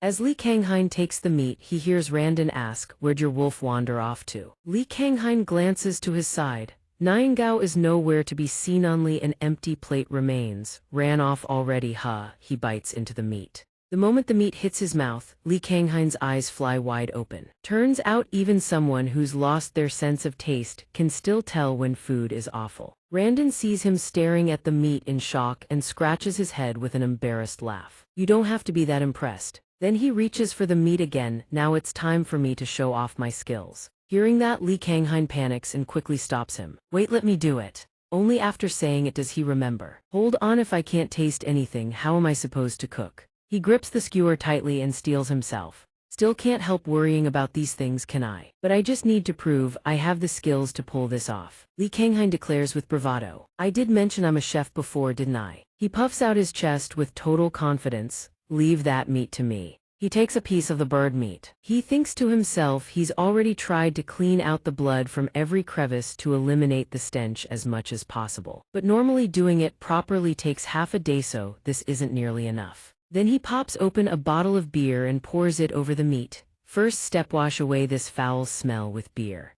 Randon watches in disbelief. Wait, that's beer, why would you waste something so precious? Annoyed by the constant grumbling, Li Kanghain snaps back. You'd better go set up the pot stand over there so I can get cooking before I really lose my temper. Seeing the young man is genuinely getting irritated, Randon says nothing more and goes to arrange firewood into a makeshift stove for him. Randon hears Li Kanghain mutter, if only we had some bay leaves or herbs around here. Li Kanghain pours a can of beer and a can of water into the pot, adding onion, pepper, sugar, and salt. He lets it simmer for about an hour. Finally, the pot of meat is done and a rich, mouth-watering aroma fills the air. Niangao, drawn by the aroma, comes bounding back, eyes gleaming, and lets out a bark. Li Kanghain smiles. Almost done, could you take the pot off for me? Randon quickly lifts the pot off the fire. Li Kanghain lifts the lid. Inside, the pieces of meat look absolutely gorgeous and smell divine. Randon inhales the aroma, dazed. Is it done? Niangao's tail wags furiously like a pinwheel, pure joy. No need to check on it again, he thinks. Normally he'd use an oven for speed. Then he skewers the meat and holds it over the campfire, thinking with satisfaction. But this is the real beauty of camping. The meat is perfectly cooked, falling apart into bite-sized pieces. And finally jumping bird stew is complete. Randon holds the plate of meat, thinking in amazement this aroma really is from jumping bird meat. I never told him, but even the best chef in this land has given up on turning this meat into an edible dish. Impossible. He puts a piece in his mouth and trembles. What kind of flavor is this? He can't stop eating. The outer layer is crisp like a cracker. Yet the meat's chewiness remains perfectly intact. How is that even possible? The inside is tender and juicy. He stares in disbelief at the glistening, soft pieces of meat. Is this really the same jumping bird meat I was eating earlier? He closes his eyes and savors the flavor. It's delicious, no doubt. But something's still missing, something to balance the flavor and make it truly perfect. Randon snaps his eyes open. Something with alcohol. Give me the beer, Li Kanghain sighs. Why do you say that like you can't grab it yourself? He grabs the beer bottle and gulps it down with gusto. Then he bites into another piece of meat and beams. This is the perfect beer snack. You've got real skill, kid. I could eat this every day and never get tired of it. Li Kanghain glances at him. Not bad, I suppose. I could have eliminated the smell entirely, but there's a reason the blood cleaning process takes so much time. He looks at Niangao. The wolf lifts its head and barks once, tail wagging happily over its now spotless plate, as if to say the meat is delicious. It gnaws at the plate, clearly hoping to beg for more. Seeing the wolf still hasn't eaten its fill, he says, I should have added a bit more. I knew Atai should have brought some bay leaves just in case. Randon watches him sighing and is rendered speechless. He thinks to himself, who created such a wonderful dish and still isn't satisfied. His skill might even surpass the royal court chefs. Who exactly is this young man? A while later, Randon finishes eating. I said I'd treat you to a meal, but here I am freeloading again. How can someone cook this well? Li Kanghain replies, as long as you enjoyed it, I'm happy. Randon nods. After this meal I can't go back to eating ordinary bird meat. Then he asks, would you let me learn your cooking method? Li Kanghain answers, of course, it's nothing too advanced anyway. Randon sees him belittling himself again and cuts in firmly. Don't sell yourself short. I know a few chefs, so I understand exactly how valuable your skills are. The food you make is extraordinary. Don't downplay yourself. He smiles, thinking I've been hearing that a lot lately. Thank you. Randon props himself up and stands. You've shown me things both precious and masterful, so I want to repay you with something of equal value. Let me teach you swordsmanship. Li Kanghain freezes, unable to believe his ears. What? Randon, seeing the young man still hasn't processed the sudden offer, repeats himself. I will teach you swordsmanship. Li Kanghain blinks. Huh. Randon crosses his arms. I may look like I'm just stationed in some backwater countryside, but my reputation in the capital is no joke. Trading my swordsmanship for your cooking, that makes us even. Li Kanghain is at a loss for words. But I'm a chef. Seeing him still resist, Randon adds, countless people have come begging me to teach them swordsmanship. Li Kanghain. Hearing that, he asks, then why not teach them? Why me? Randon closes his eyes and casually wipes his nose. I don't like them. Don't feel pressure, Red. Next time we meet, I'll teach you swordsmanship and you just prepare beer and snacks for me. Li Kanghain is speechless, thinking your ulterior motive is way too obvious. He glances at Randon and thinks must feel embarrassed that it's always me treating him to meals. I don't mind sharing knowledge and beer with him, but it would bother him. Randon, meanwhile, thinks this deal is more than fair. Seeing the knight's genuine goodwill, Li Kanghain doesn't refuse. He thinks accepting his kindness won't hurt. I can treat it like exercise. It might even strengthen my arms for heavier kitchen work. Then he gazes up at the sky and murmurs, it's beautiful. A few days pass. Li Kanghain's restaurant officially opens and many villagers come to dine. But today the place is completely empty. He sighs, thinking he'd already predicted no customers would show up. Honestly, he wasn't expecting much anyway. Then he glances over at Niangao, who is glued to the TV across the room. Even the wolf is watching TV to kill time. One of the guests had said they didn't need the TV anymore, so leaving it here turned out to be convenient for Niangao. Then he looks at the TVA special album from UNIS. Seeing him speak, Niangao lifts its head and looks at him. On the TV, 4 girls are chatting happily. He watches and says suspiciously, Eunice, I feel like I've heard that name somewhere before. Meanwhile, in another place, the manager of the girl group Eunice is holding his phone, asking the girls how things are going. Everything all right with the work? The girls each chime in with their own complaints. It's absolutely killing me. Don't you think I'm gonna get sunburned out here? So when does the show air? Oh my god, I've been bitten by a ton of grasshoppers this whole time. He listens and feels utterly helpless. Yeah, thanks for bearing with it, everyone. But inside he thinks what a drag. He'd rather be working in a quiet office, but the girls are chatting away happily with each other. He turns away, glances at his notebook, and thinks after this shoot there's nothing left on the schedule. Since I'm already here, why not swing by and visit Kang Hein while I'm at it? Thinking that, he picks up his phone and dials. Hey, you still alive? I'm crashing your place for dinner tonight. I'm in the area. Once we wrap up here, I'll head over. It's not like you have any customers anyway. Coming to eat where my friend is the chef can't get better than that, right? Kang Hein gives a one-word reply. Yeah, the man continues, it's just me, I still have to drive, so no drinking, catch you later. The girls overhear him and start huddling together, whispering amongst themselves. A chef, his friend is a chef. Then they exchange mischievous grins, snickering at his retreating figure. The shoot wraps up and he gets ready to get in the car. Before getting in, he says, take care of everyone for me. All right, the young man replies, don't worry, leave it to me. Then he turns to the girls. And don't give him a hard time, you hear. The girls stand there, looking perfectly well-behaved. Come on, when have we ever not been well-behaved and sweet? He looks at them, something feels off but decides not to bother. All right, I'm off, see you tomorrow. Seeing that he's gone, the young man says, let's head back too. But the girls immediately swarm him. One of the girls says, let's go. Follow him, we can't lose track of him. The young man panics and backs away. I can't do that. He specifically told me not to let my guard down no matter what. The girl grins and says, you know what? It's easier to ask for forgiveness than to ask for permission. Back at the shop, Kang Hein is mopping the floor with a frown. Some strangers are coming, and they just announce it and show up right away like that. What if I'm busy? He glances around the empty shop, no customers at the moment, which isn't unusual, but still, it's not right. After finishing cleaning, Kang Hein lets out a long sigh. Phew, they're probably almost here, better start prepping the food. A voice comes from the TV, wait, I think he's spotted us tailing him, on a road this busy. How is that even possible? Just as he's absorbed in thought, a loud bang erupts from the entrance. The door bursts wide open. Through the door strides the man, arms slung around the young man's shoulder. He says, on the road. There was only my car, and yours. What made you think I wouldn't notice? The young man whimpers, I'm sorry. Kang Hein stares at them in confusion, still not understanding what's going on, when he suddenly hears a chorus of voices. Hello, we're Eunice. Right after that, 4 girls poke their heads out from behind the man. Even the man can't help but let out an exasperated sigh. They followed me all the way here. Kang Hein watches the girls surrounding Niangao, gushing over it nonstop. So cute, what breed is this dog? As for him, he still can't believe that actual celebrities came to his little shop. Niangao sees the girls crowding around, trying to pet it, and slips away, clearly unhappy. The man looks at the girls, already seated neatly at the table, and scolds them. You've all grown some wings and gotten bold, huh? Have any of you even thought about the consequences for yourselves? Seeing them deliberately look away only makes him angrier. He shouts, answer me. The girls stammer, we're sorry. He sees this and shoos them. Go home already. Kang Hein stands behind them, listening, and thinks he roughly understands the situation now.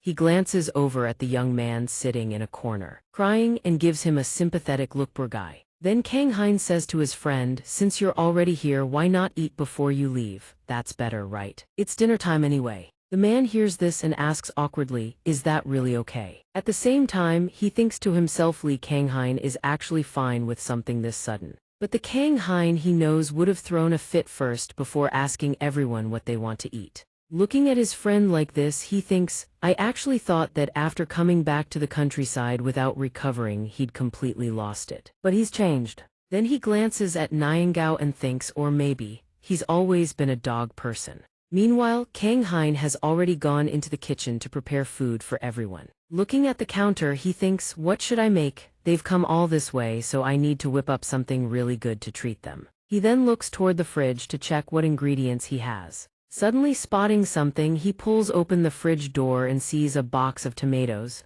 Perfect! He decides to use them for the dish. First, he halves the tomatoes, sears the beef on a hot pan, sautés the garlic until fragrant, and shaves cheese over the top. And finally, the pasta and steak salad is completely a nutritious and delicious dish. And lastly, he brings it out. Thank you for waiting. The girls see the food being served and their eyes widen in amazement, breaking into huge, delighted smiles. Kang Hein introduces the dishes to everyone. This is pasta with tomato sauce and a steak salad. The girls hear his introduction and start clamoring, take a picture first. Oh my god, look at those fresh colors. Then they dig in together. After the very first bite, one of them says, this pasta is absolutely god tier. I never eat pasta unless it's with rose sauce or cream. But the sauce on this plate is just chef's kiss. And the steak salad, the meat is so juicy, the greens so fresh. How does it look this appetizing? Is there anywhere else that sells food like this? Kang Hein glances at his friend and says, I made a point of keeping it a light meal, just let them enjoy it. The man glances back and says, I wasn't going to say anything during the meal anyway. As for the young man, he's crying his eyes out. My life has never felt this complete. How come I've never had such amazing food until now? It's so good it's actually making me angry. Don't be shy, go on, have some more. Exactly, who knows when we'll get another meal like this. Seeing them like that, Lee Kang-hein asks, have you been starving them or something? He replies helplessly, I understand the sentiment, but that's really not the case. Lee Kang-hein drops it and urges, you should eat too, you still have to drive back to Seoul. I made pasta just for you. Hearing those words of concern, he falls into suspicion. Is Lee Kang-hein actually looking out for him this much? Before he can process it, the man grabs his shoulders and asks, are you about to die or something? Lee Kang-hein stifles a laugh and asks back, does my husband look like a terminally ill patient to you? After they finish eating, night has fallen and everyone needs to head home. The girls tell Lee Kang-hein the food was really amazing, a completely different league from the stuff we usually order. Next time, I'll make even better dishes to treat everyone. Even better than this. I'll definitely come back. Chef Lee Kang-hein. Lee Kang-hein flinches at the sudden address and stutters out a hasty agreement. You and your food look even better in person, you know. See you next time. Goodbye. When did they recognize me? Those four watch your cooking videos every time they get hungry, of course they'd recognize you. I should get going too. Lee Kang-hein glances away and drops a subtle hint. Next time you visit, give me a heads up, okay? He sits in his car, looks out the window and calls out, Lee Kang-hein, how's your healing coming along? He looks at his friend for a moment, then breaks into a smile. Lee Kang-hein replies, it's going quite well. The next day, he pedals his bicycle to the supermarket with Niangao in tow. The supermarket where he bought baby cabbage last time is the closest one around. All the other supermarkets are in the bigger town. After a while, they arrive at the supermarket. Hopefully they have baby cabbage in stock today too. He walks inside. Hello, welcome. Looking at the woman in front of him, he thinks to himself, last time an elderly woman helped Maze this her daughter-in-law. What can I help you with? Oh, I think I can find it myself, thanks. Thank you. He scans the vegetable shelf thinking, no daylily buds tade, but that grandma always orders the pasta anyway. Then he points at the pot of baby cabbage and asks, is this all the baby cabbage you have left? Yes, that's all we have. Looks like I'll have to make a trip down to the bigger town. Alright, I'll come back next time. Suddenly, a small cry catches his attention. He turns toward the sound and sees a group of kids, 2 of them pulling each other's hair. Let go, you let go first. The girl whose hair is being yanked raises her own hand to grab the boy's hair, her eyes brimming with tears. I'm done playing with you, I'm never talking to you again. The boy cries through gritted teeth, all you ever do is show off, you don't know what real sadness is, go back to your own country. The girl freezes, speechless. At that moment, Lee Kang-hein steps in and holds the 2 children back. Stop. Words once spoken can never be taken back. Are you sure you won't regret saying that? The boy freezes and stares at Lee Kang-hein. Just then, the shopkeeper from earlier rushes out in a panic and calls the girl's name. Myung. The girl sees her mother calling and runs toward her, sobbing. Mommy, Myung clings tightly to her mother, who asks, what happened? Are you okay, sweetheart? Seeing the girl's mother arrive, he figures his part is done. The boy wrenches his arm free and bolts. He watches the boy run off at a loss for words. A moment later, the girl's mother bows. Thank you for helping my Myung. He feels awkward. Oh no, I didn't really do much. She sees his discomfort and bows even lower. Still thank you. He changes the subject to lighten the mood. How's Myung doing? Is she okay? Yes, my daughter just fell asleep. Then she blames herself, it's all my fault. Why do you say that? It was just kids fighting, how could it possibly be your fault? My name is Ungen. I'm from Vietnam. Maybe Myung got bullied because of me. Ungen looks at Myung with a sorrowful expression. Her daughter sobs softly in her sleep. Perhaps Myung was bullied by her friends because of me. Lee Kanghain goes silent, stunned. He desperately wants to tell her that's not the case. But the image of Junmin grabbing Myung's hair and spitting those vicious words echoes in his mind. You're nothing like us. Go back to your own country. Having witnessed that scene with his own eyes, what more could he possibly say? Having witnessed that scene, he feels his words choke in his throat. This isn't something you can brush off with empty reassurances. While he wrestles with his thoughts, Ungen suddenly speaks up. Actually, I know who you are. I heard you just opened a restaurant on the other side of our village. So, could you teach me how to cook? Her words catch him completely off guard. What? She calmly explains, I only know how to cook Vietnamese dishes. But Myung's birthday is coming up and I'm inviting her friends over. I want to prepare some Korean dishes for the kids. Her reason lingers in Lee Kanghain's mind all the way home. Just looking into her eyes is enough to see her sincerity. How could he refuse? He sits at the dining table, deep in thought for a long time. Every thought weighing on him is written plainly across his face. The reason that woman wants to learn Korean cooking is clear. She doesn't want Myung to be teased by her friends. Either way, things just got complicated. Snapping him out of his thoughts is Nyangao, the white pup, playfully snuffling around his feet. Nyangao, are you comforting me? It holds up the box of premium caviar it brought over, as if asking him to open it, which makes him chuckle. Where'd you even find this? He grumbled while prying open the lid. Doesn't smell like anything from the outside either, huh? Never mind. I don't even use it anymore anyway, so just go ahead and eat. Every time I see your face, food is somehow involved. Saying this, he pauses to think for a moment. Under the gentle summer sun, he stands resolute. Asking for help when you need it is the right thing to do. So he heads over and rings Sujin's doorbell. That's what neighbors are for, helping each other out at times like this. Who do I go to for something like this? Someone reliable, someone who knows everyone in the village. That's right, Sujin, he says sheepishly. I just wanted to get your opinion on something. Sujin beams and invites him in. But the village chief is also there, and the moment he spots Kang Heng, he immediately takes offense. You should have come to me first. Kang Heng blinks, caught off guard. Chief, what are you doing here? The old man hollers. I'm here for drinks. Kang Heng sits down and begins telling everyone the whole story. That's why I've been racking my brain over what dish to teach her for the birthday party. Sujin listens and offers her thoughts. If it's the girl working at the supermarket, I actually know her. I've seen Mi Yang hanging out with Sang-gu after school a few times. The pieces click into place for him. The kids go to the same school, don't they? But I didn't expect them to actually be friends. That's when Minho finally speaks up. Sure, those kids attend the same school. But every kid around here knows there's only one school in the whole area. Just because they're friends doesn't mean they're the same age. That school only has about 20 students, tops just one class. Kang Heng nods in understanding. So it's a combined class school then. Sujin listens and feels a quiet pang in her heart. I didn't know Mi Wai was going through something like this. I can understand how Ungen feels. If it were for my own child, I'd do the exact same thing. Kang Heng gazes pensively up at the blue sky. If it's for the kids, every parent's dream is to see their child live carefree. He decides to ask for advice. So I should teach her something quick and easy, right? His story captivates not just Sujinvan. The village chief eagerly jumps in with his own 2 cents. Honestly, more nonsense than input. The chief turns to him. That girl's from Vietnam, isn't she? Then she should cook Vietnamese food. Kang Heng whips his head toward the chief, stunned. Excuse me. But the whole reason she wants to learn Korean cooking is, he pushes back. Forcing her into a mold will only hurt me. Why? At that age, what does she even understand? She just hasn't accepted the differences yet. So it's on us adults to show that child that being different isn't something wrong. You have a part in this too, you know. One good meal is worth more than 100 speeches. Meanwhile, at Ung An's house, she's trying her hand at cooking. Ung An focused on preparing the buns letter 1EA3, but still couldn't shake the worry, was she doing this right? Vietnamese and Korean cuisines were worlds apart after all. What if the kids didn't like it? But he was already at her side in a flash, setting the bowl of noodles down. That's plenty of rice vermicelli, but remember to fish out the scallions after the broth is done. The kids are picky eaters. Hearing that, she replied.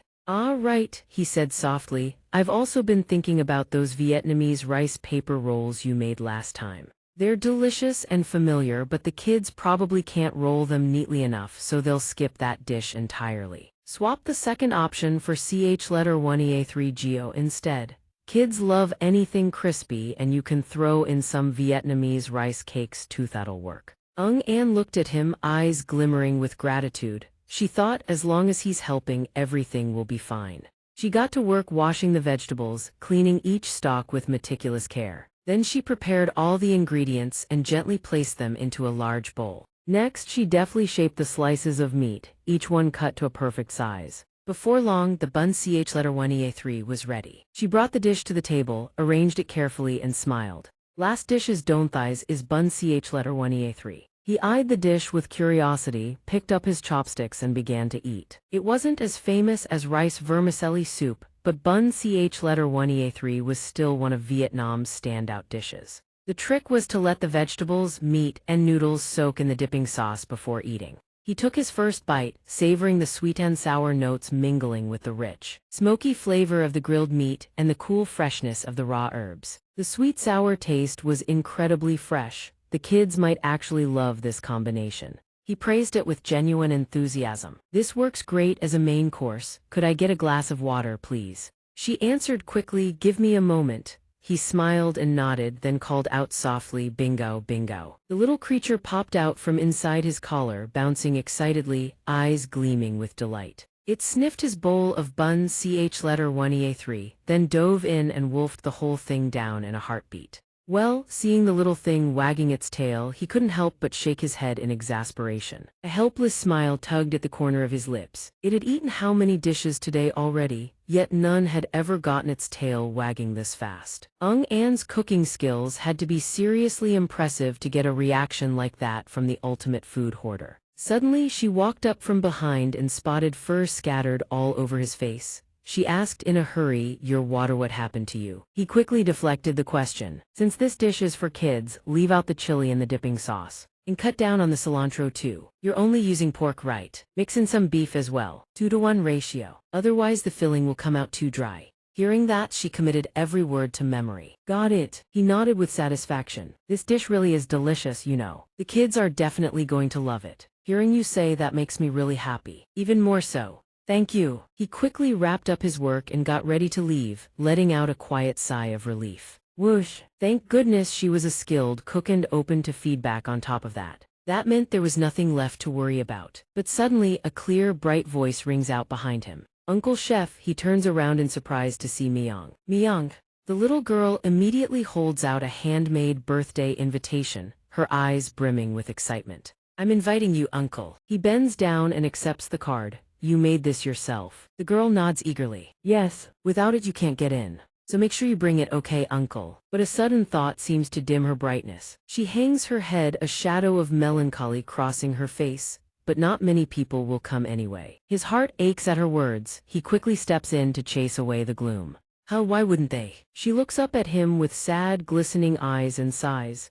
Because I got into a fight with Junmin and he has tons of friends. He listens sympathetically. So that kid's name is Junmin. She droops again, eyes clouded with worry. So nobody will definitely come. He falls silent, unsure how to comfort her. On the day of the birthday party, Myung paces back and forth, anxious. Uncle Chef will come, right? Maybe SU will come too. But what about Ajeong? Donghun also said he'd come. She mutters to herself, gripped by the fear that not a single soul will show up. But then her mother's voice pulls her out of her spiral. Myung, how do I look? She turns around. Mama. Her face lights up instantly, eyes sparkling with delight. Myung can't help but stare at her mother, who stands in a stunning white aodai. Mama, you're so beautiful. What kind of dress is that? Her mother smiles warmly. It's traditional clothing from my homeland. Would you like to try it on? The girl's eyes go wide with excitement. Yes, I want to. And so the little girl is dressed in a red aodai, the traditional outfit making her beam with pure, unbridled joy.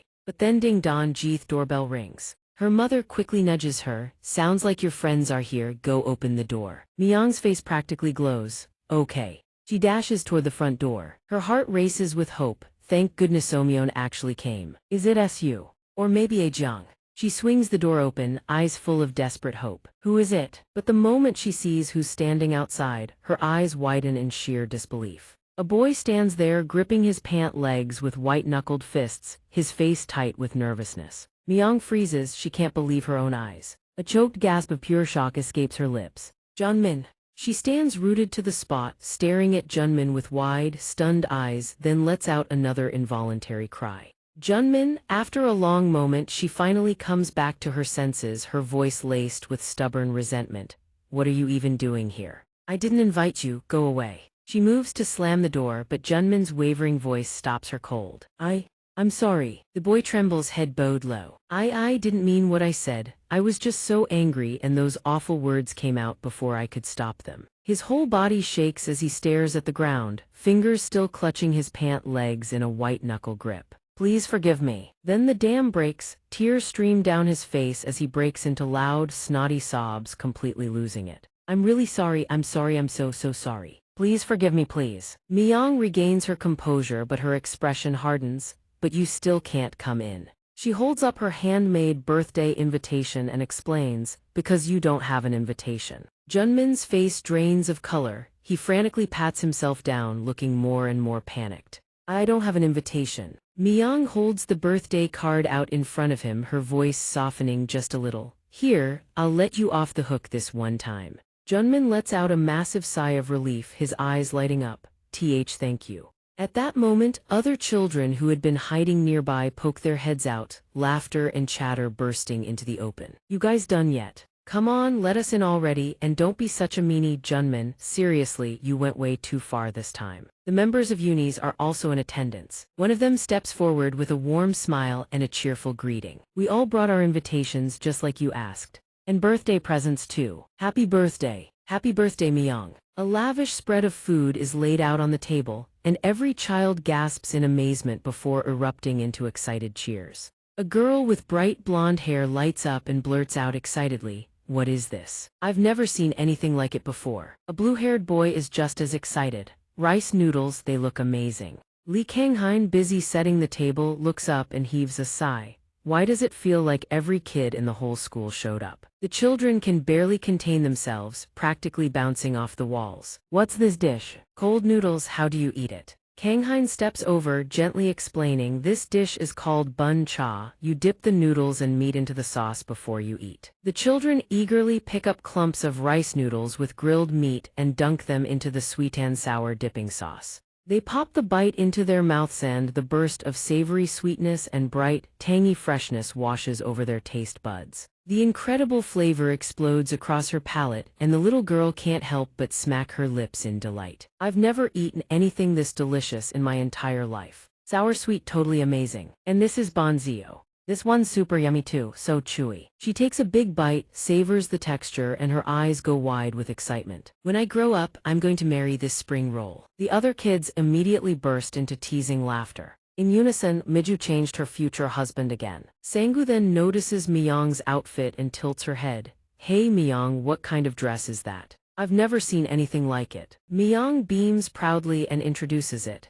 It's traditional clothing from my mama's homeland. Another girl's curiosity is immediately piqued. From your mama's country. Myung nods happily. It's from Vietnam, and all of this food is Vietnamese too. Myung's introduction makes the kids green with envy. So your mom flew here by plane, huh? So jealous. That dress is gorgeous. Miju, hearing that, changes her mind on the spot. She grins brightly and declares, when I grow up, I'm gonna marry that dress. The other kids scramble to talk her out of it. Mew, you're supposed to marry a human, aren't you? Myung, all excited, happily dashes over to her mother. Mom, put it on right now. I want to show my friends that I get to wear matching outfits with mom, but she hesitates, still needs to finish cooking first. Kang Hein hears this and steps up. No worries, it's almost done anyway, leave the rest to me. Myung quickly pulls her mother outside. Hurry up, mom. She gazes at her daughter with a warm smile, feeling a wave of happiness wash over her at seeing the girls so joyful today. The kids buzz with even more excitement as mom is wearing that dress too,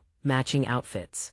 So beautiful. Myung happily savors every moment of her own birthday party, and her joy is so infectious he can't help but smile along. Kang Hai looks around at everyone and smiles. Looks like everyone's having a great time, huh? However, in a certain Beastman village, the atmosphere is entirely different. Cassandra sits upon her elevated seat, her voice carrying the weight of authority. So my dear little daughter has gone off to play again. Noya reports hastily, we increased the number of guards, Your Grace, but it seems she still found a gap to slip through. Cassandra responds with visible displeasure, she went to see that human again. Noya answers promptly, yes, Your Grace. She seems to have been intrigued herself by the human's persistence. What sort of human is he to have captured the attention of both the sacred wolf and my beloved daughter? Cassandra's eyes gleam with authority as she declares, summon him to come before me. Hearing those words, Noya is stunned as if she can't believe her own ears. You intend to let a human set foot in our village? Cassandra remains unwavering. Is there a rule against it? And rest assured, no one would dare lay a hand on a guest of mine. Besides, my daughter owes him a debt. As her mother, the least I can do is offer him a proper greeting.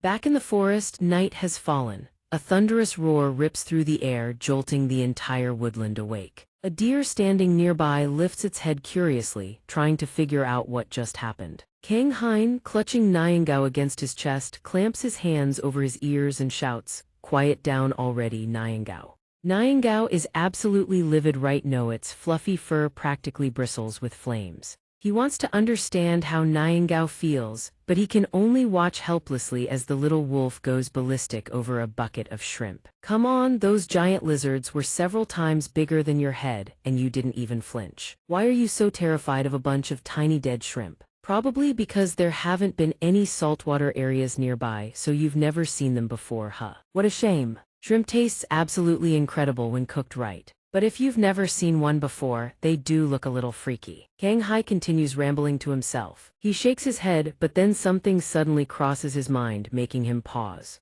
But the things you hunt are even creepier though. What kind of standards do you even have? He lets the thought go, deciding not to push it any further, and gently. Well, no point in arguing about it. Let me show you the real taste of these shrimp. Kang Hai pours the shrimp into a bowl, preparing to cook. First, he removes the heads, whiskers, and innards from the shrimp. Then he sprinkles coarse salt across the pan, lays the shrimp neatly on top of the bed of salt, and places the lid over the pan. And that's it. Simple as can be. He narrates quietly as he cooks. I'd love to let Randon try this too, but the remaining shrimp are only enough for one more batch, so I'll have to save it for next time. Kang Hein and Nyingao sit together, waiting for the shrimp to finish cooking. Just as the shrimp finishes cooking and they're waiting patiently, Mona suddenly appears out of nowhere, catching him off guard. Since when did you join the party? Oh well, Kang Hein says as he lifts the lid, a rich, fragrant aroma billows out.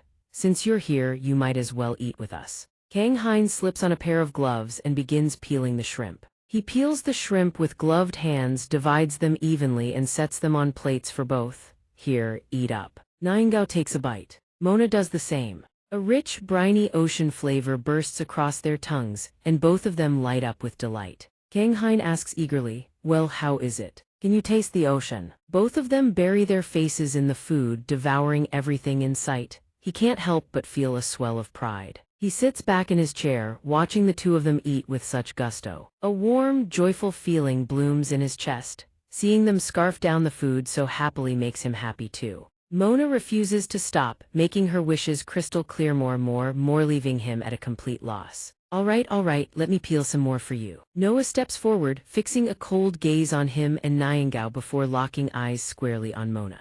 Mona. The instant Noah appears, Mona freezes in terror and bolts to hide. He's taken aback but says nothing. Mona, spotting Noah, quickly scurries into a corner. Noah speaks in a frigid tone, you've snuck out of the village again. Kang Hai recognizes him as the one who carried the girl back last time. Then he speaks up, it looks like the little one is hungry. How about letting her finish eating first, and then you can take her back? What she's eating isn't anything strange, so there's nothing to worry about. But Noah cuts him off coldly. No, I came here today for you. Human. Kang Hein hears this and is completely bewildered.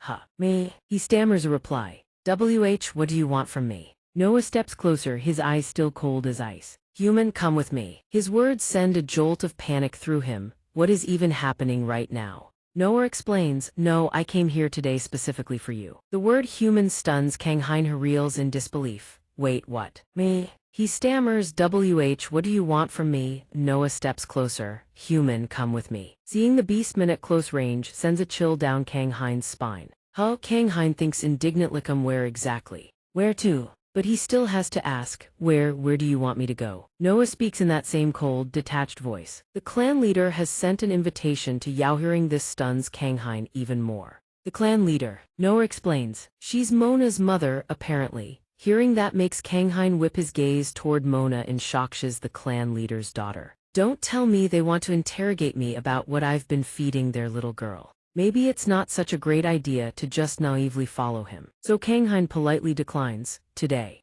I'm pretty swamped, so I'm afraid that's going to be difficult. Hearing this, Noah produces a horn and holds it out before him. I understand. This is a horn crafted by the warriors of our village. Whenever you're ready, just call for me. That only makes him feel more grateful, more considerate than he expected. Is this really just a normal invitation? And yet Kanghain speaks up again. Why does the clan leader want to see me? Noah answers in his usual cold tone. I'd imagine it's because she wants to meet the person who lured her daughter out of the village. Hearing that makes Kanghain go palethas is a meeting to vent her fury. Kanghain trembles as he imagines the worst-case scenario. He didn't mean to invite the girl out, but Noah has already turned away coldly. Well then, I'll be on my way. But suddenly he calls out, wait. Noah stops, puzzled. The scene shifts to the Beastman village. Noah sits inside his tent and opens a black bag. Inside are piles of fragrant shrimp. Meanwhile, a few hours earlier, Kanghain awkwardly hands Noah the bag of shrimp. You came all this way, how could I send you back empty-handed? They look a little rough around the edges, but trust me, they taste amazing. Noah turns away inside the tent. A rustling, munching sound echoes without pause. His tail wags non-stop, a clear sign: delicious, not bad at all. Meanwhile, Kanghain lets out sigh after sigh. He slumps, head pounding with anxiety. Should I go or not? Niangao didn't growl at them, so they're probably not bad people, right? Honestly, he is curious, but he can't just waltz into someone else's tribe without a care. If only someone could give him advice. Just as he's deep in thought, Randon appears, brimming with energy. Oh Kanghain, I knew you'd be here. He's got both Niangao and Mona climbing all over his face, yet he still turns to flash a grin. Randon, perfect timing. I actually have something I need your help with. And Randon replies, I had a feeling you'd need some guidance. Under the clear blue sky, a flock of birds soars overhead. But after hearing Kanghain's story, Randon can hardly believe it. You've been invited to a Beastman village. That's really hard to believe. Kanghain frowns, puzzled. Is it that rare? Randon lays it out for him in detail. The bond between humans and beastmen was severed a long time ago. So this is the first time I've ever seen one of them personally invite a human to their village. Then he glances at Mona and thinks, moreover, the tribe places the highest priority on raising their Yunjiat. They've entrusted their child to him. But it seems he still hasn't grasped just how extraordinary that is. Then Randon says with certainty, just go, don't overthink it, they won't do anything to hurt you. Kanghain breathes a sigh of relief. Then that's a relief. Kanghain brushes off his pants and stands up. I'll visit them next time, but for now he picks up the shrimp, grinning. How about I treat you to something delicious? Kanghain starts by sautéing garlic until fragrant, then tosses in the shrimp and seasons them, flipping the wok with practiced flair. Randon, Niangao and Mona are already drooling. He plates the aromatic shrimp and presents it with a smile. Please enjoy butter garlic grilled shrimp. Kanghain demonstrates carefully. Before eating, peel the shell off like this. Randon picks up the peeled shrimp and studies it. Strange shape, but I'm far more curious about the flavor. Where does he even get these ingredients? What a mysterious young man. A taste of the ocean courses through him, yet the craftsmanship is beyond reproach. In all my life, I've never tasted anything like this. Salty yet rich, absolutely exquisite, but above all else, the colors are just stunning. I could devour an entire bowl of this in one sitting. But, meanwhile, Kanghain is wrestling with Niangao, who's trying to steal Mona's food. Hey, that's not yours. Randon is still lost in his own thoughts. But peeling is such a hassle though. Seeing Randon like that, Kanghain has to speak up. Randon, you just ate the whole thing, shell and all. And when Kanghain turns to Niangao and Mona, he's stunned too. These two have also decided to just eat them. Halino more waiting for him to peel. Randon drops a casual remark. Tastes good this way too. Kanghain gives up, watching them helplessly. Well, at least it saves him the trouble. There are some sharp spots on the shells, so be careful. The pot of shrimp has been polished clean. Another delicious meal enjoyed. Kanghain beams at the praise. As long as you liked it, that's all that matters. Randon stands up with solemn dignity. Now it's my turn to return the favor and teach you. Kang Hein looks up confused. Teach me what? Randon reminds him. Forgot already. Swordsmanship, of course. Kang Hein thinks for a moment. Oh right. I completely forgot about that deal. Randon grins smugly. Don't worry, today is just the first day. We'll start light with some basic drills. By the time evening falls and the sun sinks behind the mountains, Kang Hein is utterly spent, sprawled face down on the ground. Randon looks at him, exasperated. Oh my, your stamina really is something. At this rate, you've got a long, long way to go before becoming the strongest warrior. Kang Hein can barely get the words out. I'm the chef, Randon sighs unimpressed. You're already wiped out from a 4-hour hike. And you're still so young too. Your lower body is really weak, isn't it? Kang Hein is still gasping between half-breaths. No. Meanwhile, Niangao is gently licking his ankle. Kang Hein starts to feel a little better. Am I hallucinating? But the spot where Niangao had just licked already felt better. The cooling sensation was incredible, like having a muscle relaxant balm rubbed right on. And over on the other side, Mona was also focused on licking his leg clean. What the? You too, little one. But this one's licking just left him drenched and reeking. Kang Hein tried to pry Mona off. I truly appreciate it. But Randon spoke up then. That tenacity of yours, not giving up halfway, it's truly admirable. Then he pulled out a wooden sword. Consider this a gift from me. It's lighter than a real sword, but it's perfect for training. I originally made it for my daughter. Upon hearing that, Kang Hein flinched. Excuse me, then I can't accept it. How could I take something so meaningful from your daughter? Randon quickly reassured him. No worries, no worries. My daughter has a phobia of effort. He heard that and paused to think. So he's just getting rid of a useless sword, huh?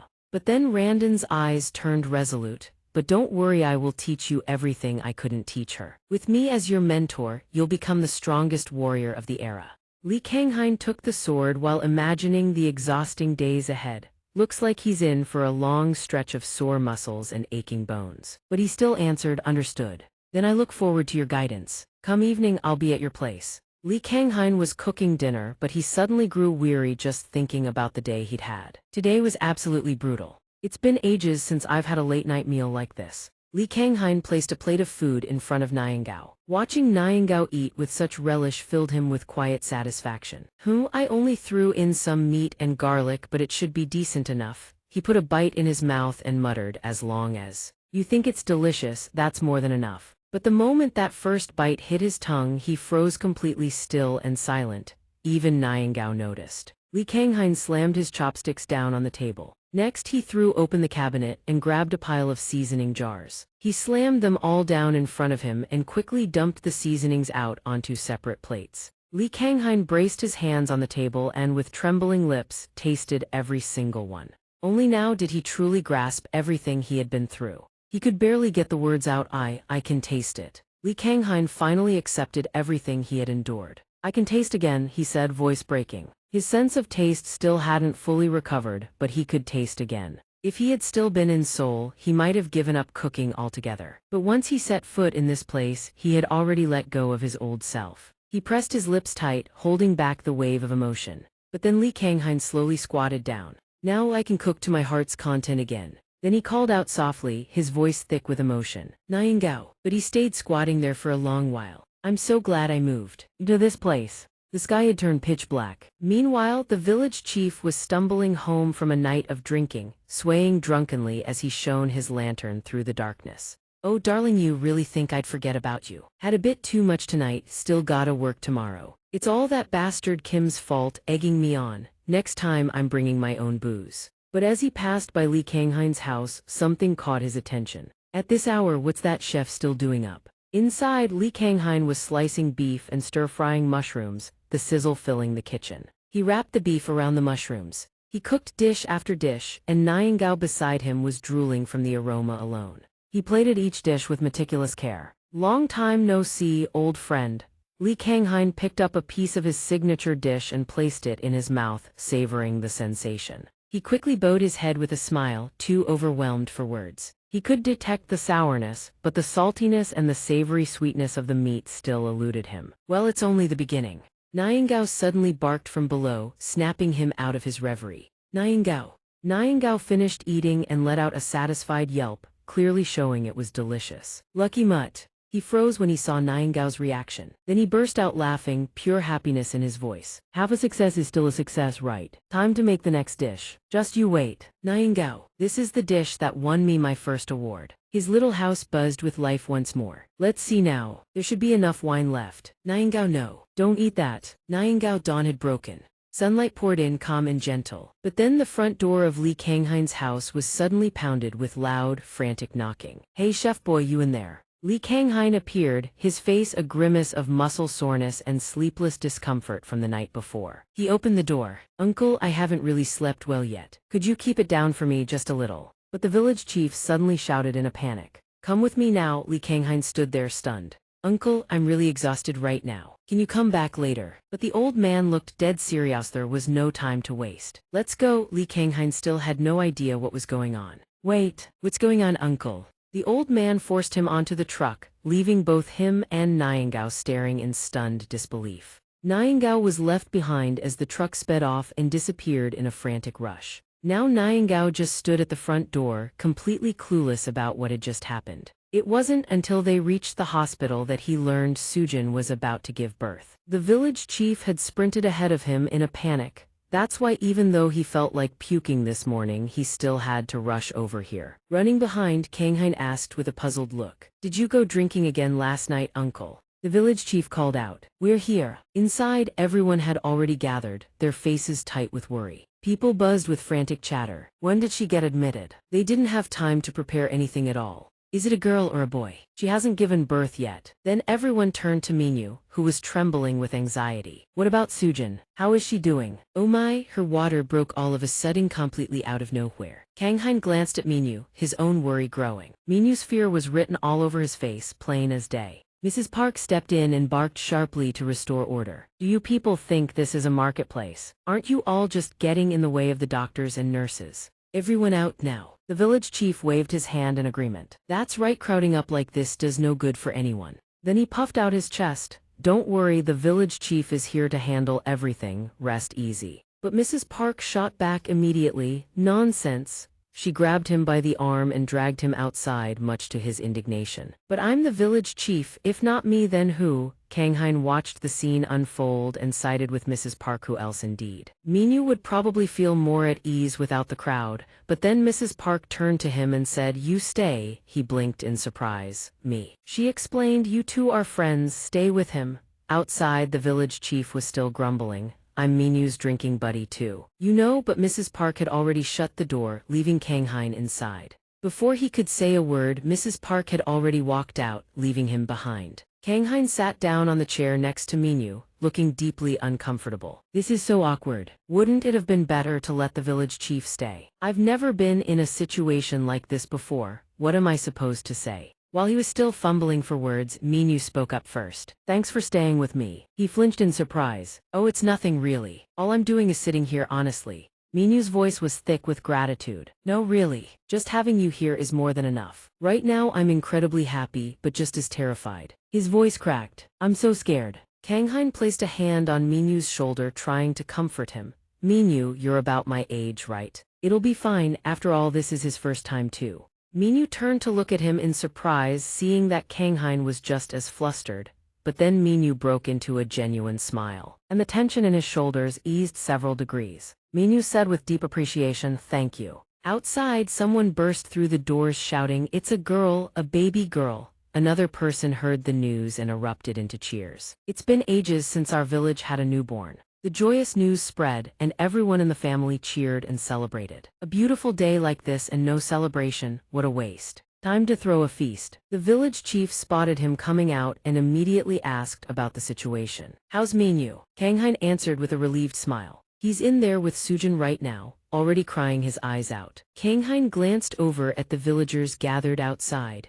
Everyone seems really fired up about throwing a party, huh, uncle? The old man's eyes lit up with excitement. Every village has a tradition of bonding with neighbors over a good feast, you know. Kanghain heard that and paused, thinking, Only a village, huh? Then he spoke up, Now that you mention it, I've been invited to a village too. What do you think I should bring as a gift? The moment those words left his mouth, the chief's face twisted in alarm. Some village has already recruited you. Which shameless bunch dares to steal a young man who's not even 39 from right under our noses? but he quickly pulled himself together. Oh, just an invitation. You nearly gave me a heart attack, kid. For a village gift, fruit would be a safe choice. Or a local specialty would work too. Kang Hein nodded, silently agreeing. Oh, a specialty sounds great, good call. Then he turned and asked, by the way, uncle, does Yongpian have any local specialties? The old man stammered, well, Korean beef, for example. Kang Hein's expression turned 3 parts helpless, 7 parts exasperated. That's from Pyo's farm, uncle. The two of them looked at each other in shared embarrassment. Kang Hein sighed in defeat. Fine, let's just bring some liquor then. He picked up the ox horn. Kang Hein's heart swelled with nervous anticipation.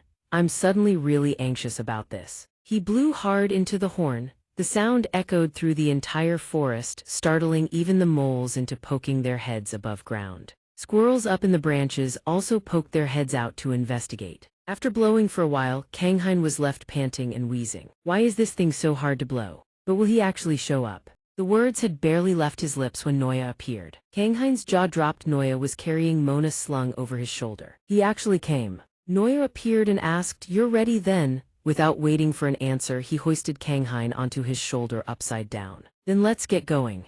Kang Hein looked at himself dangling in this ridiculous position and panicked. He screamed in terror, wait. We're going there like this. Put me down. But Noya ignored him completely and launched himself skyward in a single powerful leap, Kang Hein's screams trailing behind him. Kang Hein's wailing echoed across the open sky. Noya glanced at him and remarked casually, humans these days are really that out of shape, huh? Li Kang Hein recalls Randon's words, especially the lower body at just this age no less. Your lower body is pretty weak, isn't it? He only realizes it now. So my legs really are that weak. Noya's voice rings out. We'll walk the rest of the way. Our village is right over there. Li Kang Hein's eyes go wide upon hearing that. Below stretches a peaceful, breathtaking village. Li Kang Hein gazes in awe. Whoa, it looks just like a Mongolian village. Noya hears this and tilts her head in puzzlement. Mongolian. He quickly tries to cover his slip. Ah, it's nothing. This place just reminds me of somewhere I know. Noya doesn't press the matter further. Does your humankind have villages like this too? Li Kang Hein glances up at Noya and suddenly, Randon's words resurface in his mind. That was Randon's advice. Just go. Relax, there won't be any problems. Besides the beastmen always regarding the white wolf as a sacred creature. There's also some kind of pact in place here. Listened, but didn't fully understand. A pact?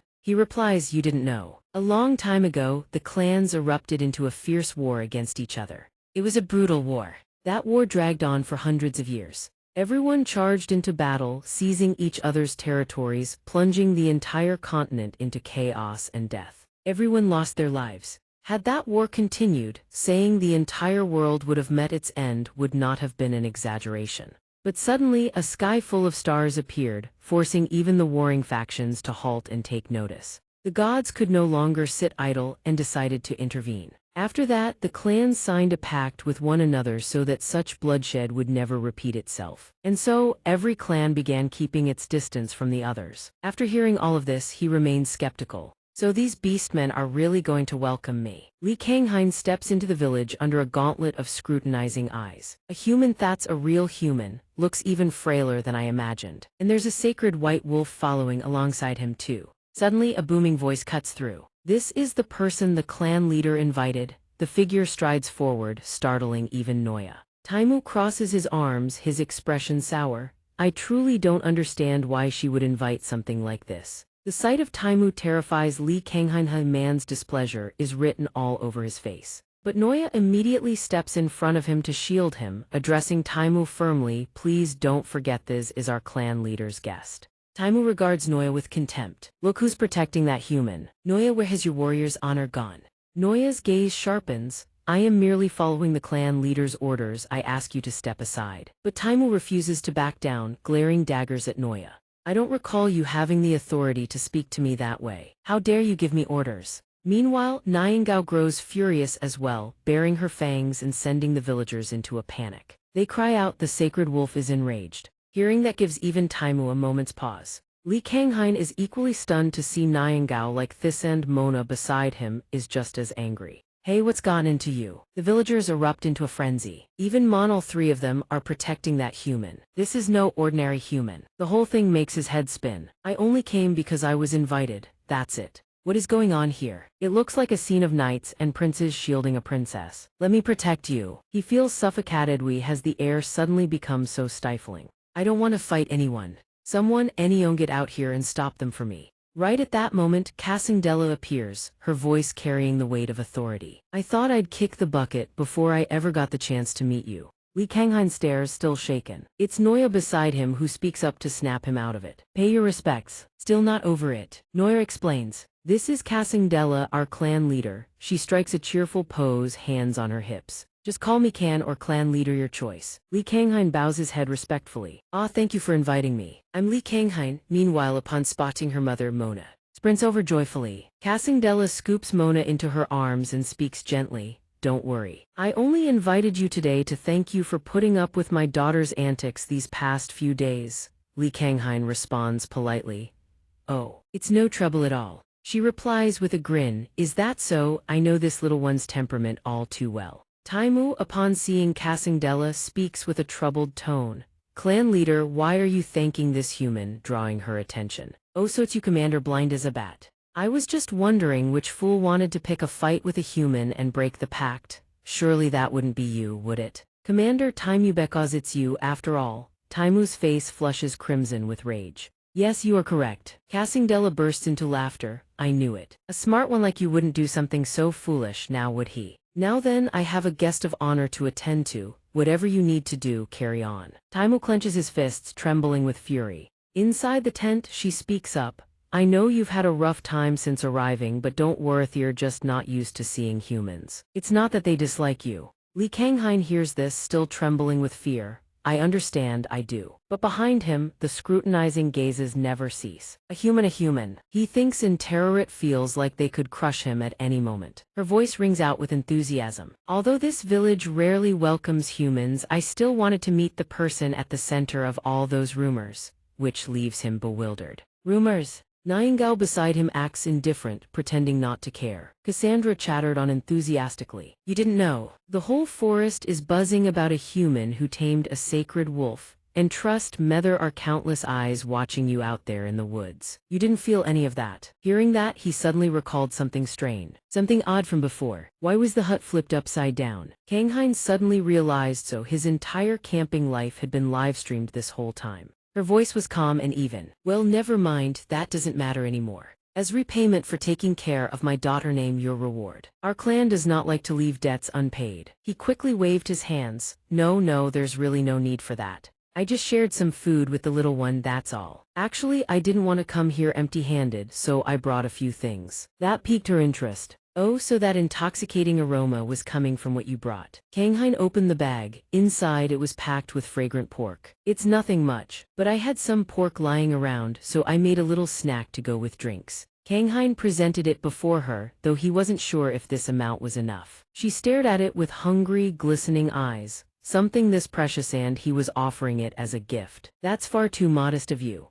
But you said this is just a snack to go with drinks, which means what I'm thinking is correct. He froze in a panic. Yes, I also brought along a type of drink that doesn't exist in this world. Cassandra gazed at Kanghain with sparkling, admiring eyes. You're seriously going all out, aren't you? Is this how you won over my daughter? He replied awkwardly, not really. Wait, actually, hold on. He suddenly spoke up to warn them, but you can't drink it yet. The whole journey here shook it up pretty badly. If you open it now, it'll explode. His words sent the guards into a frenzy. Explode? You there? What exactly did you give the clan leader? You filthy human, so you finally show your true colors. He panicked and hurriedly tried to explain. What? That's not what I meant. When I said explode, I meant the pressure building up inside the bottle creates fizz, it foams up. Seeing this, she quickly popped the cap off the bottle. The contents erupted upward and her face lit up with delight. Oh ho, so that's what you meant by explode. He let out a sigh of relief, though the guys beside him had nearly been beaten to death. Cassandra paid no attention to the chaos around her. She simply raised the bottle and chugged it clean, sending the guards into a panic.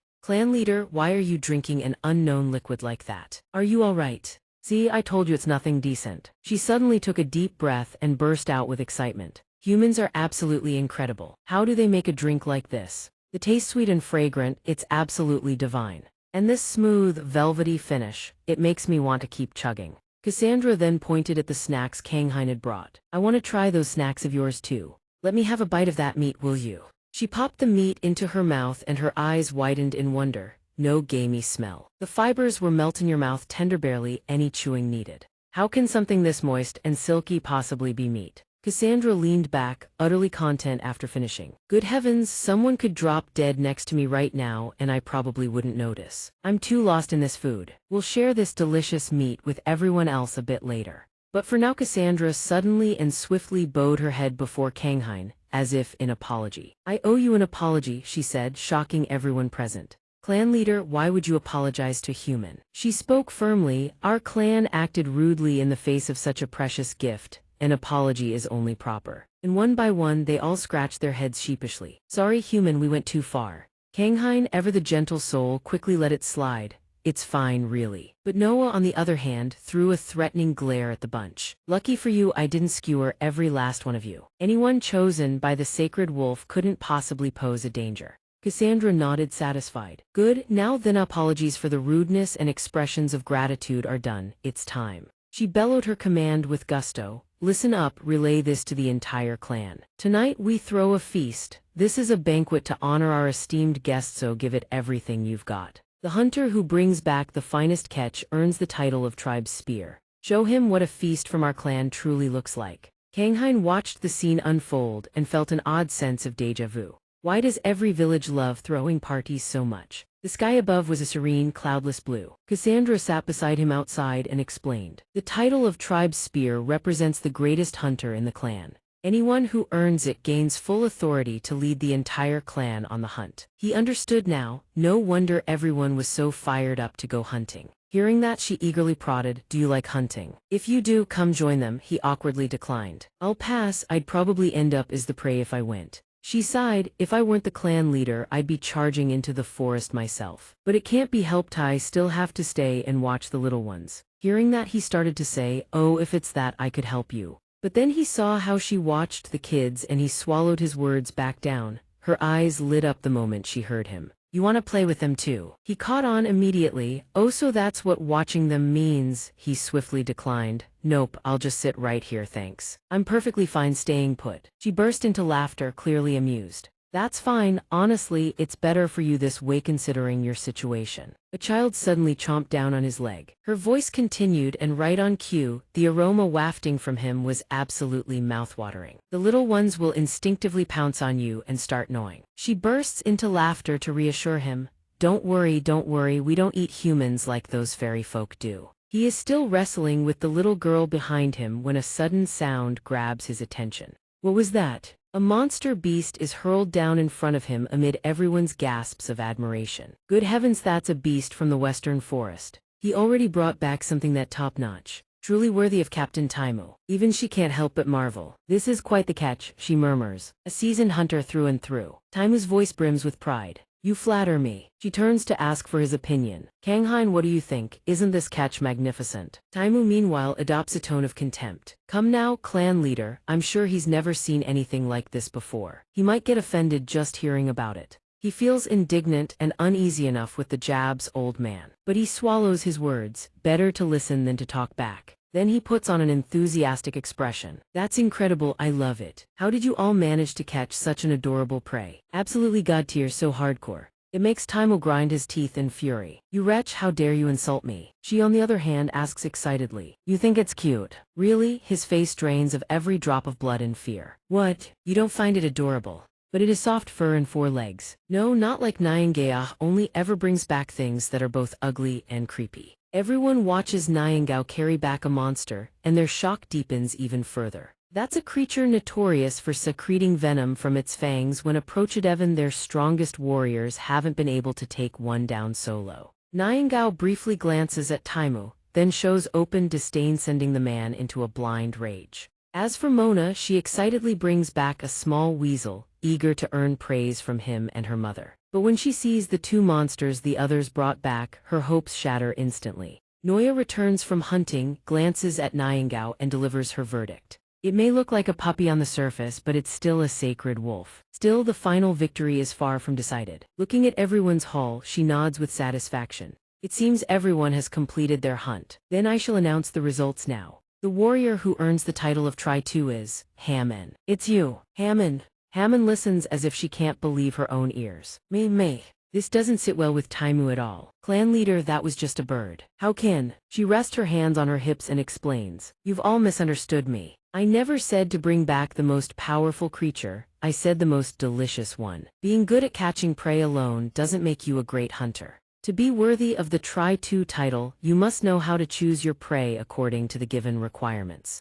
Does anyone disagree with my decision? Noya's voice rings out. The clan leader is absolutely right. A person nearby speaks up. Warrior Noya, why do you look like you're about to cry? She calls out with booming vigor. The Try-2 title has its owner. Light the fire, let the feast begin. Everyone has been waiting for this moment, erupting into cheers for the Try-2. He holds Nyingao in his arms and breathes a deep sigh of relief. Thank goodness, if Nyingao had won, I'd have even more glares pointed my way. Now I just need to quietly enjoy the feast and wait until I can leave. But not long after, he sits in a corner, his face darkening. She approaches with a booming laugh. Well, Kanghain, you're having a great time, right? He replies without a shred of enthusiasm. Pardon, the stench is so thick I can't hear a word you're saying. The overwhelming reek of raw meat makes him deeply uncomfortable. Do they really not use any seasoning at all? How can everyone happily grill meat when the stink of rot is hitting them from every direction? He stares at her aghast. Doesn't eating meat like that taste gamey to you? She replies cheerfully, what are you talking about? When has meat ever tasted gamey? But the kind you brought is quite special. So delicious that within moments, there wasn't a single piece left. In return, feel free to eat as much as you'd like. She turns to Mona and notices something odd. Mona, why aren't you eating? You usually love meat. Meanwhile, Nyingao can't take it anymore either. Sorry, Nyingao, just hold on a little longer. He anxiously works out a plan. These beastmen don't think much of humans, so if I cause trouble, but before he can finish the thought, she suddenly shoves a piece of meat into his mouth. Eat up before it gets cold. The stench becomes unbearable. Let me cook everything properly for you all. Nyingao, go find me some edible fruits. It catches her completely off guard. But wait, our guest of honor should be sitting here. He opens his cooking kit and pulls out a portable grill, leaving everyone confused and bewildered. First, he sears the meat at high heat until it crisps up completely. Then drops it into a pot already holding a splash of spirits. He quickly gathers the pile of fruits Nyingao brought back and tosses them in. Next, he adds the fruit and waits for 30 minutes. Everyone's eyes lock onto his pot of glistening meat. See that?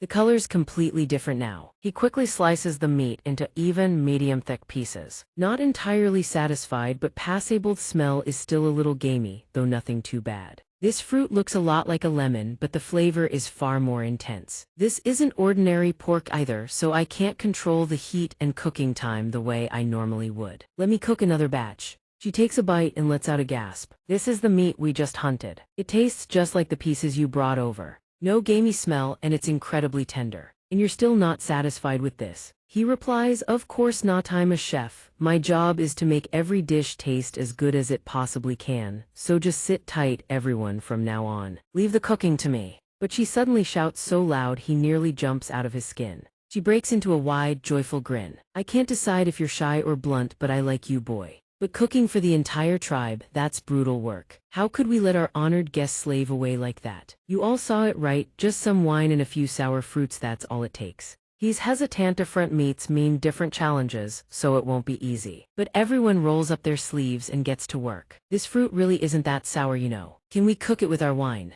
She looks at him with deep gratitude. Leave the prep work to us. Processing the catch after a hunt has always been our tribe's responsibility. Thank you for going out of your way to teach us. He then gets to work, walking everyone through the cooking process step by step. She sits back and watches the scene unfold, looking thoroughly pleased. The sun's already setting, it's time for you to head back. She promptly instructs Noah to escort him home. I'd love to see you off myself, but everyone's already hammered. She then presents him with a small tube as a parting gift. He picks it up puzzled. A tube, she explains. This is proof of the friendship between you and the beastmen. Whenever you need us, just call. You are now a friend of our entire tribe. He's genuinely moved. Thank you, Elder. A beautiful memory he'll never forget. The Beastmen village, he'll carry this memory with him forever. Experiences this incredible. Back home, he might never get to live through anything like it again. But what shatters his daydream is a customer in tinted shades who suddenly appears at the door. Any open tables?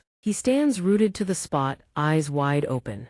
Outside, cicadas chirp noisily in the summer heat, but maybe, just maybe, his everyday life isn't so bad after all. Morning sunlight spills through the windows of Kang Heng's little shop. He casually took the menu and greeted the customer. "Welcome to the restaurant. What would you like to order, sir?" He sighed inwardly, just now remembering he still hadn't gotten around to installing that. Today's customer was a man wearing sunglasses, looking utterly mysterious. The man huffed and puffed. "Get me some cold water first, as cold as you can make it." Still lost in thought, Kang Heng didn't even notice how much did a security alarm cost again. "Phew, so there really is a restaurant out here. I'll go ahead and order now." Kang Heng thought to himself, this man didn't seem like anyone from the village. But his eyes suddenly widened when he heard the man in sunglasses place his order. "Make me a clam dish, would you? Any chance I can swap the pasta for fettuccine?" "Sorry, sir, I don't have fettuccine at the moment." The man didn't seem to mind. "No worries, just asking." But the man looked surprised when Kang Heng offered an alternative. "Wait, do you actually have linguine?" "I do, would that work for you?" The man agreed. "Then let's go with linguine." As the noodles hit the boiling water, Kang Heng thought, "I never expected someone out here to actually ask for fettuccine by name." Linguine is a straight, thick-cut pasta, thinner than fettuccine but wider than your standard spaghetti. Kang Heng minced garlic while mulling over this strange customer. Most folks around here didn't even know Italian pasta came in different shapes. Yet this man rattled off the names without missing a beat. Maybe he's a Western food enthusiast. Either way, it's been ages since I got to bust out this trick. He grinned and splashed some kind of wine into the pan.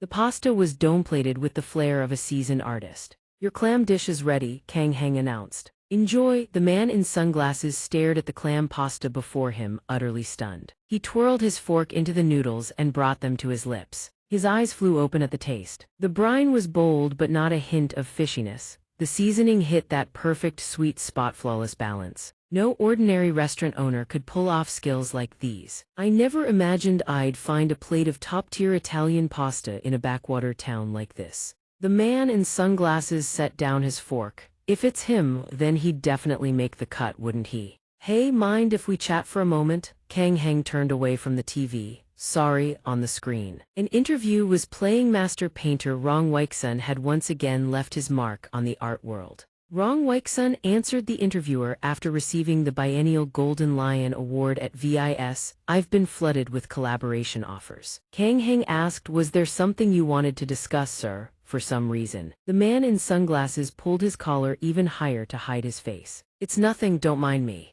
The meal's all taken care of." He walked to the door and called back, "Thanks for the food. That was genuinely delicious. I never thought I'd get to enjoy Italian cuisine in a remote little town like this." Kang Heng replied humbly, "Honestly, sir, you're the first person to ever request a specific type of Italian pasta out here. You're a fan of Italian food." The man in sunglasses nodded. "Yeah, I used to eat it all the time when I studied abroad." Kang Heng understood. "Thanks to you, I got to show off my chops with this kind of cooking for the first time in ages. If it's Italian, I can cook anything. Hope to see you again next time." That's when the man finally spoke up. "So can you make minestrone?" Kang Heng blinked. Minestrone, that's a traditional Italian dish, pasta and vegetables in a hearty soup. It's a simple, homey dish, something you'd see on a family dinner table. First it was vongole and now minestrone. Kang Heng's eyes lit up with excitement. "You need me to make it right now?" "Takeout, I'm guessing. It should only take about 30 minutes, right?" "Don't bother objecting, I'll be back again tomorrow. I'll cook once we get there." "What's got you so worked up? You look totally deflated." "I understand. I'll get everything prepped in advance then." The sunglasses-wearing guest turns to him and says, "Thank you, kid. I don't usually make requests like this, but your skills have me genuinely looking forward to tomorrow." He removes his sunglasses and places a hand over his chest in a polite greeting. "My name is Rong Jun." Kang Heng blinks, caught off guard. "I'm Lai Kang Heng, sir." He doesn't register the name at all. Instead, his mind is already racing through tomorrow's menu. What should I throw into the minestrone? Everything around him fades into meaningless background noise. The old man asks, "You don't watch TV?" Kang Heng stares blankly. "Huh. Oh, not much, sir." The old man replies awkwardly, "Is that so? Good luck tomorrow then." Even after stepping back inside the restaurant, Kang Heng is still puzzled. Why did that guy just drop his full name like that? The TV blares out again, listing an astonishing string of achievements. painter Rong Weixun has become the ideal role model for countless artists. A documentary about Rong Weixun's life is currently in production.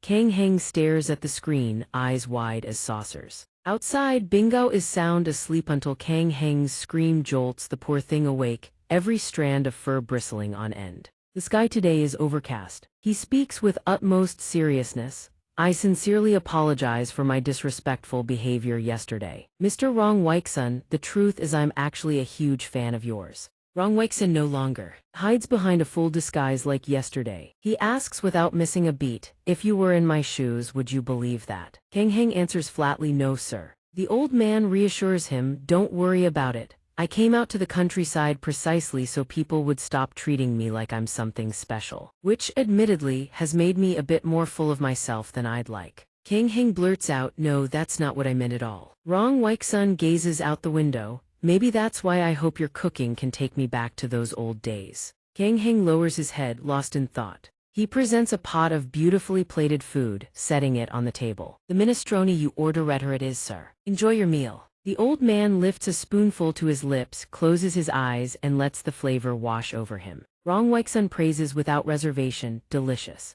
But Kang Heng pops up from beneath the table, expression deadpan and knowing. But honestly, sir, the way you're eating, it's like you don't really care about the flavor at all. The old man looks genuinely taken aback. Were you hiding down there watching me the whole time? Rong Weixun protests. No, it really is delicious. I've never had minestrone this good anywhere in Korea. It wouldn't be an exaggeration to say this dish belongs on a menu in Italy. It's just, the flavor isn't quite what I'm searching for. I used to eat it all the time when I was studying abroad in Italy. Kang Heng asks, curious, when you studied abroad was that? The old man answers, a long time ago. I went to Italy to chase my dream of becoming a painter. And since I didn't have a penny to my name, I had to hustle through every manual labor job I could find. But even after a long time, I still couldn't afford a single can of paint. Back then, my daily meal was just a handful of noodles with a pinch of salt. Those times were brutal, but my pride wouldn't let me scrounge for discarded vegetables at the supermarket. Still, every time I sold a painting, I'd treat myself to a meal-out note that I was aiming for anything fancy.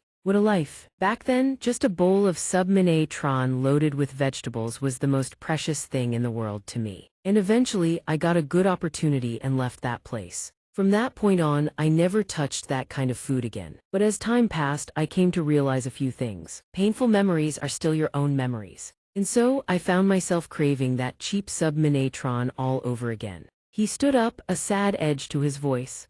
But I suppose there's a reason everyone cherishes memoirs. It all comes down to how you season them. He looked up and asked, do you think if I try hard enough I could find that flavor? Jae-hun reached for his coat and replied, no, but thank you for listening to this old man ramble on for so long. He gripped the edge of the table, thinking to himself, Lord Rong Weixun, you really had to fend for yourself alone in a foreign land. He remembered how he himself had once been the same, standing lost at a train station, searching for himself in a rented room, exhausted yet still pouring passion into every dish. What would sub-minetron taste like? He suddenly spoke up just as the old man was putting on his hat to leave. Could you describe its flavor in more detail for me? The old man replied, it's nowhere near as good as yours. The broth was richer though. Of course Ethi only used cheap vegetables after all. Also, it had a slightly fishy taste. Do you know a town called Amanfi? Maybe because it's right on the coast, even the vegetables smelled a bit fishy. He rested his chin in thought. After a long pause, he finally spoke, would you be able to come by tomorrow? I'd like to cook that sub-minetron for you again.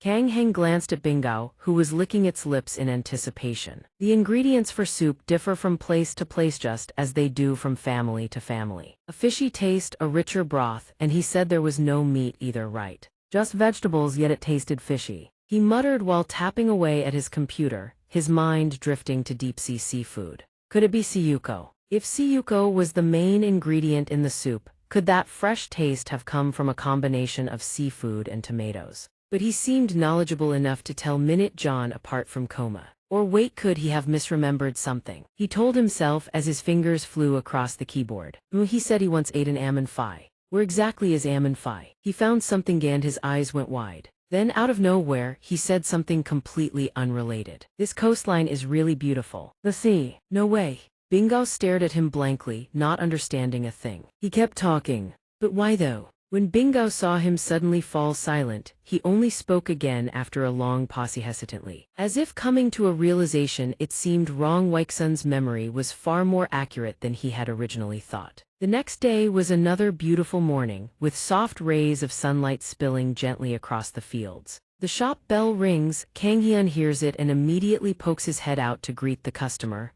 "Hello, sir, I've been waiting for you. Please have a seat, I'll be quick." He suddenly stops when he sees Jae-hun standing dazed at the door. The old man holds up his phone and demands, "You said you don't usually watch TV, right? Then who is this?" He says nervously, "Sir, why are you looking at me like you want to devour me whole?" Even after they sit down at the table and Kang Hyun brings the dish over, the old man still can't stop marveling at how skilled he is. He smiles humbly and waves it off, but honestly he hasn't even watched his own videos before. "But, don't you want to try my Minay troll dish more?" Daehyun says bluntly. "Of course, I'm very grateful that you'd take the time to listen to this old man ramble. This is more than enough." He carries the tray of food, glancing down at the old man, thinking he knew the man wouldn't have high expectations. After all, the old man has been to countless restaurants searching for that elusive flavor. But he thinks this as he lifts the lid off the pot. This time will be different. When he sees the dish with his own eyes, Jae-hun exclaims in surprise, "Wait." He continues to introduce the pot of food that doesn't exactly look appetizing. "Is this your special Minay troll dish?" The old man scoops up a spoonful and a pungent smell rushes straight into his nose. He thinks in astonishment, "Is this really made by the same person who cooked for me yesterday? It's both fishy and full of bubbles in the broth. Did this kid deliberately make it this bad?" he wonders. Just as the thought crosses his mind, he puts it in his mouth to try and his jaw drops. Speechless. Memories from a distant past flood back, a cheap, splotchy paint palette. A simple chair and easel, all set in a humble room bathed in sunlight. Jae-hun is truly moved. He breaks into a deeply satisfied smile. "It's been too long. If this were my first time tasting this, I would have thrown the whole plate away." He chuckles awkwardly and continues, "But I never imagined I'd get to taste this flavor again." He stands nearby and explains the dish. "You mentioned there was a fishy taste in the dish, so I paid close attention to that. I figured that taste most likely came from the scallops. But scallops aren't naturally that fishy, so next I thought about the thickness of the broth. Why is the broth so rich, and why is the fishy smell so strong? That's when I realized there were clams in the minestrone. They're what gave the broth its fishy smell and made it thicker." The old man says in surprise, "Clams. So that's what it was. There's no way the person who made the broth didn't know it had a fishy taste. Maybe they deliberately did it to torment the person eating." He gazes out the window and says, "I always wondered there are so many ways to ruin a dish's flavor. But why would someone use this particular method? Perhaps the reason someone sneaked clams into the food while the chef wasn't looking was simply concern for the health of a young man far from home, working himself to the bone. And perhaps that person knew the young man's situation all too well and didn't want to hurt his pride." Jun recalls the image of that brown-haired woman from years ago, staring at him as she set the dish down before him. After a long pause, the old man finally speaks. "If I'd known about this back then, I would have stopped going to that restaurant. But it was that very pride that got me through those tough times. That woman always meddling in other people's affairs." He smiles, genuinely happy. After tasting the food and reliving those beautiful memories, Daehyun leaves the restaurant a satisfied man. At the door, he suddenly turns back and says, "My villa is nearby, so I'll be dropping by from time to time." Kang Hyun responds warmly, "Of course. My restaurant always welcomes you." The old man suddenly pauses, then says, "Your wall looks a bit bare, doesn't it?" Kang Hyun asks in confusion. "My wall? What about it?" The old man replies, "Oh, nothing." Jae-hun steps into the car with his driver and waves. "Ohan, keep this a secret for me, will you? I always have to disguise myself just to get around." He nods in agreement. "Yes, sir, see you next time." After watching the car drive away, Kang Hyun turns to Wooji in bewilderment. Having a private driver is even more suspicious, isn't it? Behind him stands the silhouette of a young man pulling a suitcase. He calls out indifferently, "Hey, who was that old man? What a strange person." He whips his head around and screams. "Yoonseop," the guy calmly waves hello. "How have you been lately?" He is so stunned he flails his arms wide. "Hold on, why are you here?" Yoonseop says, "I'm on a trip but I'm too lazy to go abroad." I wanted to find somewhere with fresh air and good food, so I just came here. Don't worry, I won't stay long, just 3 days. The words good food and fresh air stab right into Kang Hyun, making a vein pop on his forehead. He gives a thumbs up, just make me 9 dishes and we're even. Kang Hyun snaps back, when did I ever say I'd cook for you? Moving into the room, Yoonseop is already sprawled on the sofa and exclaims, whoa, the renovation turned out pretty nice. He warns irritably, don't get too comfortable, we're about to pay for your stay. Yoonseop glances over at Nyangao sleeping in its bed. Oh, there's a dog over there. Is that Nyangao? I've never seen that breed before. He says impatiently, that little one's very cute, alright, if you want, go ahead and pet it. Yoonseop reaches out to touch Nyangao's fur, it really is adorable. But his hand lands empty in the bed because Nyangao has gracefully dodged the touch. Kanghyun gloats, 7 veteran boar hunters haven't managed to catch Nyangao. He pours water into a cup, smiling with pride. But when I catch it, it's super obedient. If you can catch it, I'll become a dog. Yoonseop says calmly. Looks like you've been dying to show off about this, huh? Yoonseop looks at him with a judgmental gaze. With a personality like yours, how do you coexist with the villagers? Have they ostracized you yet? He slams the cup down on the table irritably. I'm not that weird. The villagers even threw me a welcome party. Yoonseop looks at him with pity, thinking, so lonely you've resorted to making up scenarios. Kanghyun keeps trying to explain at the top of his lungs. It's true, believe me. But Yoonseop just keeps looking at him with that same pity. Round 2. Suddenly a voice calls from outside. Is Kanghyun here? He looks up in surprise. Oh, a customer's here, truce for now. Outside stands Minyu, holding a bag of something. He dials, Minho. He asks him, oh, is it your break time? He hurriedly rolls up his sleeves and replies, no, we're still open. Are you looking for something to eat? Minho hands him a white bag and says with a smile, no. I came by to drop this off for you. Inside is a pair of oven mitts embroidered with a rice cake design. He says, are these oven mitts? Minho beams, my wife made them herself. She said the abalone porridge you made the other day was delicious. Kang Hyun widens his eyes, really? Wow, Sujin really is crafty, huh? He glances at Nyangao heading outside to snoop around and offers his praise. And this must be Nyangao, so cute. Actually, my wife wanted to come thank you herself, but she's still not strong enough to go out yet. Nyangao hops onto Kang Hyun's back, curiously eyeing the oven mitts. He smiles, thanks, tell her I'll put them to use right away. Suddenly, a voice calls from below, making him look down in confusion. Chef, he spots Sang-gu and Myung. You two aren't in school. Sang-gu replies cheerfully, we're on summer break now, no more school. Myung is the shyer of the two. Hello. While Myung gazes at Nyangao with sparkling puppy dog eyes, the boy has already flipped open his notebook to show him. Actually, there's a part of my homework I don't get, but I figured you'd know. Hey, cheerfully goes along with it, asking, already working on summer homework. Impressive. The group chatters away happily. Kang Hyun studies the notebook thoughtfully. Let me see, division, huh? Meanwhile, Myung politely greets Minho. Hello. Suddenly, the village chief's voice comes from behind. My, quite the crowd today. He waves at everyone. You've really become the village's celebrity, haven't you? Kang Hyun quickly responds, village chief, did everyone decide to show up at the same time? The two children exclaim, wow, village chief. Kang Hyun, what a surprise, everyone's here. Through the window, the happy, bustling scene of everyone together unfolds. Kang Hyun warmly chats with the village chief. Myung shyly feeds Nyangao. And Minho is dazedly helping Sang-gu with his homework. Seeing this odd little scene, Yun Seop marvels, well, looks like he really is doing fine. He wasn't lying. I came all this way so the guy wouldn't be lonely, but I guess that's not really necessary. Might as well enjoy some free meals while I'm here. He hums a tune as he climbs the stairs. Dusk. Little Kang Hyun's all-grown Yupik truly learned how to socialize. He seems to hear something and looks up in confusion, but then continues chatting with the village chief. But what brings you here, uncle? He replies, I'm going door to door to see if anyone can lend a hand.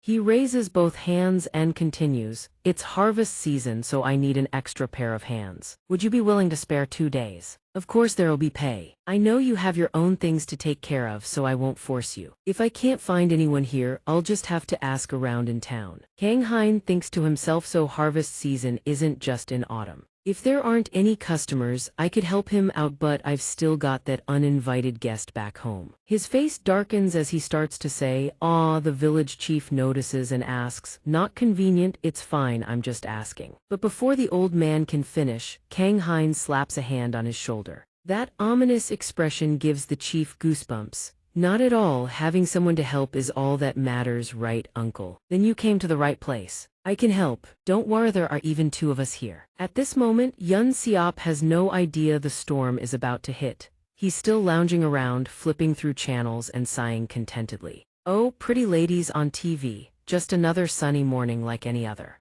Yun Siop, dressed in farming clothes, stands drenched in sweat on the field, his fist clenching a handful of rice stalks. Looking out at the vast, sprawling field, he can't help but mutter, "Li Kanghain, you damn bastard." Meanwhile, Kanghain is in the sweet potato patch, happily hugging a basket and saying, "Uncle, I've finished digging up all the potatoes in this section. Where should I dig next?" The old lady in the red hat praises him. "My goodness, already done. Not even a little tired, you're stronger than I thought." Hearing her say that, he reflects and realizes he really has gotten noticeably stronger. Is it from all those laps of running with Giant Don every morning? The old lady continues also. "It's almost lunchtime, dear, take a break." She waves her hand. "That friend of yours has been sitting there for a while now." He notices and replies with a smile, "It's fine. Is there anything else anyone needs help with?" Yun Siop has been shooting daggers at him for a while. Finally, he can't take it anymore and says, "Hey, keep working while we wait. I'll go scout out a venue for your funeral." He fires back. "Oh, so we've moved on to openly threatening murder now." A while later, on the lush green paddy field, Yun Siop eats while talking to Kanghain sitting beside him. "I should have figured it out when you started preparing those ridiculously elaborate breakfasts. He isn't one to back down either. Isn't it more like you showed up here without even telling me? During my vacation, no less dragging me into manual labor. I don't recall teaching you that." He replies, "I don't remember you teaching me anything either. Let me make it up to you. What do you want for dinner tonight? Just name it and I'll make it." He wonders to himself, "What do I want to eat? I want jambalaya." He asks back, "Jambalaya, that American street food. I thought you'd ask for something expensive and complicated. That's really all you want." Yun Siop smiles and replies, "Yeah. I'm just suddenly craving it today." Through the window, the sky has shifted to late afternoon. Kanghain is busy in the kitchen. He sautés shrimp shells in oil. Yun Siop sees this and wonders, "Why are you sautéing shrimp shells?" He explains, "For the broth. It'd be a waste to throw them out, so I'm using them all up. When shrimp is used for the broth, its juices seep out, making the broth richer and more aromatic." He pours water into the sautéed shrimp shells. While the broth comes to a boil, he grills the sausages in butter. Once the sausages are done, he adds the chicken. After the chicken cooks through, he tosses in the rice. Next, he adds the pre-cut vegetables and seasonings into the broth. Once the cooked shrimp goes into the pot, he closes the lid and waits a few minutes. The red-style jambalaya is complete. Yun Siop watches Nyangao wolfing down an enormous bowl. "Dogs can eat jambalaya too," he answers while eating. "That's the jambalaya portion made specifically for dogs. So yeah, it's edible." His friend marvels, "Really? That fancy?" Kanghain lifts his head and asks, "But have you ever even liked jambalaya? How come I never knew that?" His friend thinks for a moment before answering, "Probably because you just don't remember." He says that, then gazes at the jambalaya on the plate before him. "This is the dish you made the very first time you came to my house. Does it matter if you don't remember that? Going back to that memory, it was that same jambalaya." He recounts, My family was planning to eat out, but you insisted on cooking something. And back then, there weren't many ingredients left in the house. So you rolled up your sleeves and whipped up jambalaya right then and there." Back then, crossing his arms, what did Kanghain say to Yun Siop? "Try some." He hesitated. "How did you manage to make this so well?" "Not to mention," he said, popping a piece into his mouth and raving about it. "This dish was so good it left me completely speechless." The savory sweetness of the meat had soaked into every single grain of rice. The seafood and vegetables were seasoned to absolute perfection. And the interplay of sweet, spicy, and salty flavors was even more irresistible than the takeout my family had brought home that day. Yun Siop pauses briefly, then speaks in a soft, earnest tone. "And of course, it's still just as delicious now as it was back then. It never gets any less amazing. So you're definitely going to make it. I knew from the very first spoonful that you were going to do great things. You know I don't say things just to be nice, right? So your sense of taste is definitely coming back soon." Just as his friend is getting emotional, Kanghain calmly drops, "Haven't I told you I've already gotten my sense of taste back?" His friend is stunned. "What? It hasn't been that long since I said it," propping my chin up like this. "It's not fully back yet, but it's gotten pretty close." Yun Seop says grudgingly, looks like the countryside really was the cure for all that pressure, huh? But how could you forget to tell me something like that? Well, that's wonderful news at least. Are you planning to go back to Seoul? Again, Nyingao has already licked his bowl clean. Hearing this, he lifts his head to look at the two of them as well. He forces a smile and says, I don't know. Deep down, he thinks at first, out of fear, he never wanted to go back, but he's gradually come to love life here more and more. Yun Seop stares at him for a moment, then pulls out a can of beer. Hey, no need to rush a decision. Your sense of taste isn't even fully recovered yet. For now, let's just celebrate Li Kanghain successfully surviving countryside life. He smiles warmly. Yeah, thanks for the kind words. I honestly don't know how to respond to all that. With that, the two clink their cans together and drink. What follows is a long conversation deep into the night, after Nyingao has fallen asleep. Yun Seop asks him, so the festival is real then? Kanghain confirms, you have no idea how bewildered I was. His friend teases,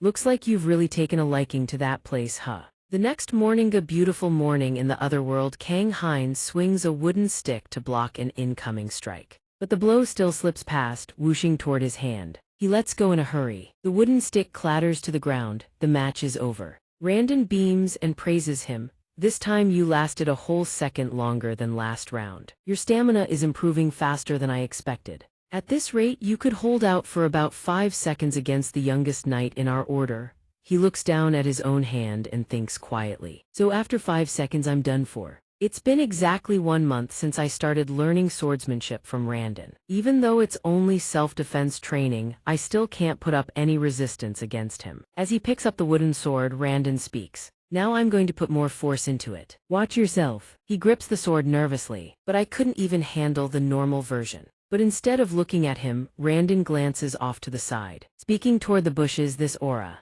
Kanghain asks, what is it? There's a rustling, something is approaching from the bushes. A pair of beastly legs appears, followed by the voice of a beastman. You sense Ta's presence. Impressive. He watches in surprise as Mona leaps down from Noah's back onto the grass. Noah and Mona. Randon turns and asks, Kanghain, is this beastman warrior an acquaintance of yours? Noah quickly pulls Mona back as Kanghain answers, ah, yes. They're also the ones who brought the invitation letter to the village for me before. Noah asks Randon, does your kind still have other warriors like you? Randon grins confidently, oh ho, sharp eyes, he jokes, asking if Noah wants to join his training session too. He answers helplessly while Mona and Nyingao are roughhousing on him. Sure, asking wouldn't hurt. Randon says, I'd love that, but we don't have a translation artifact like yours.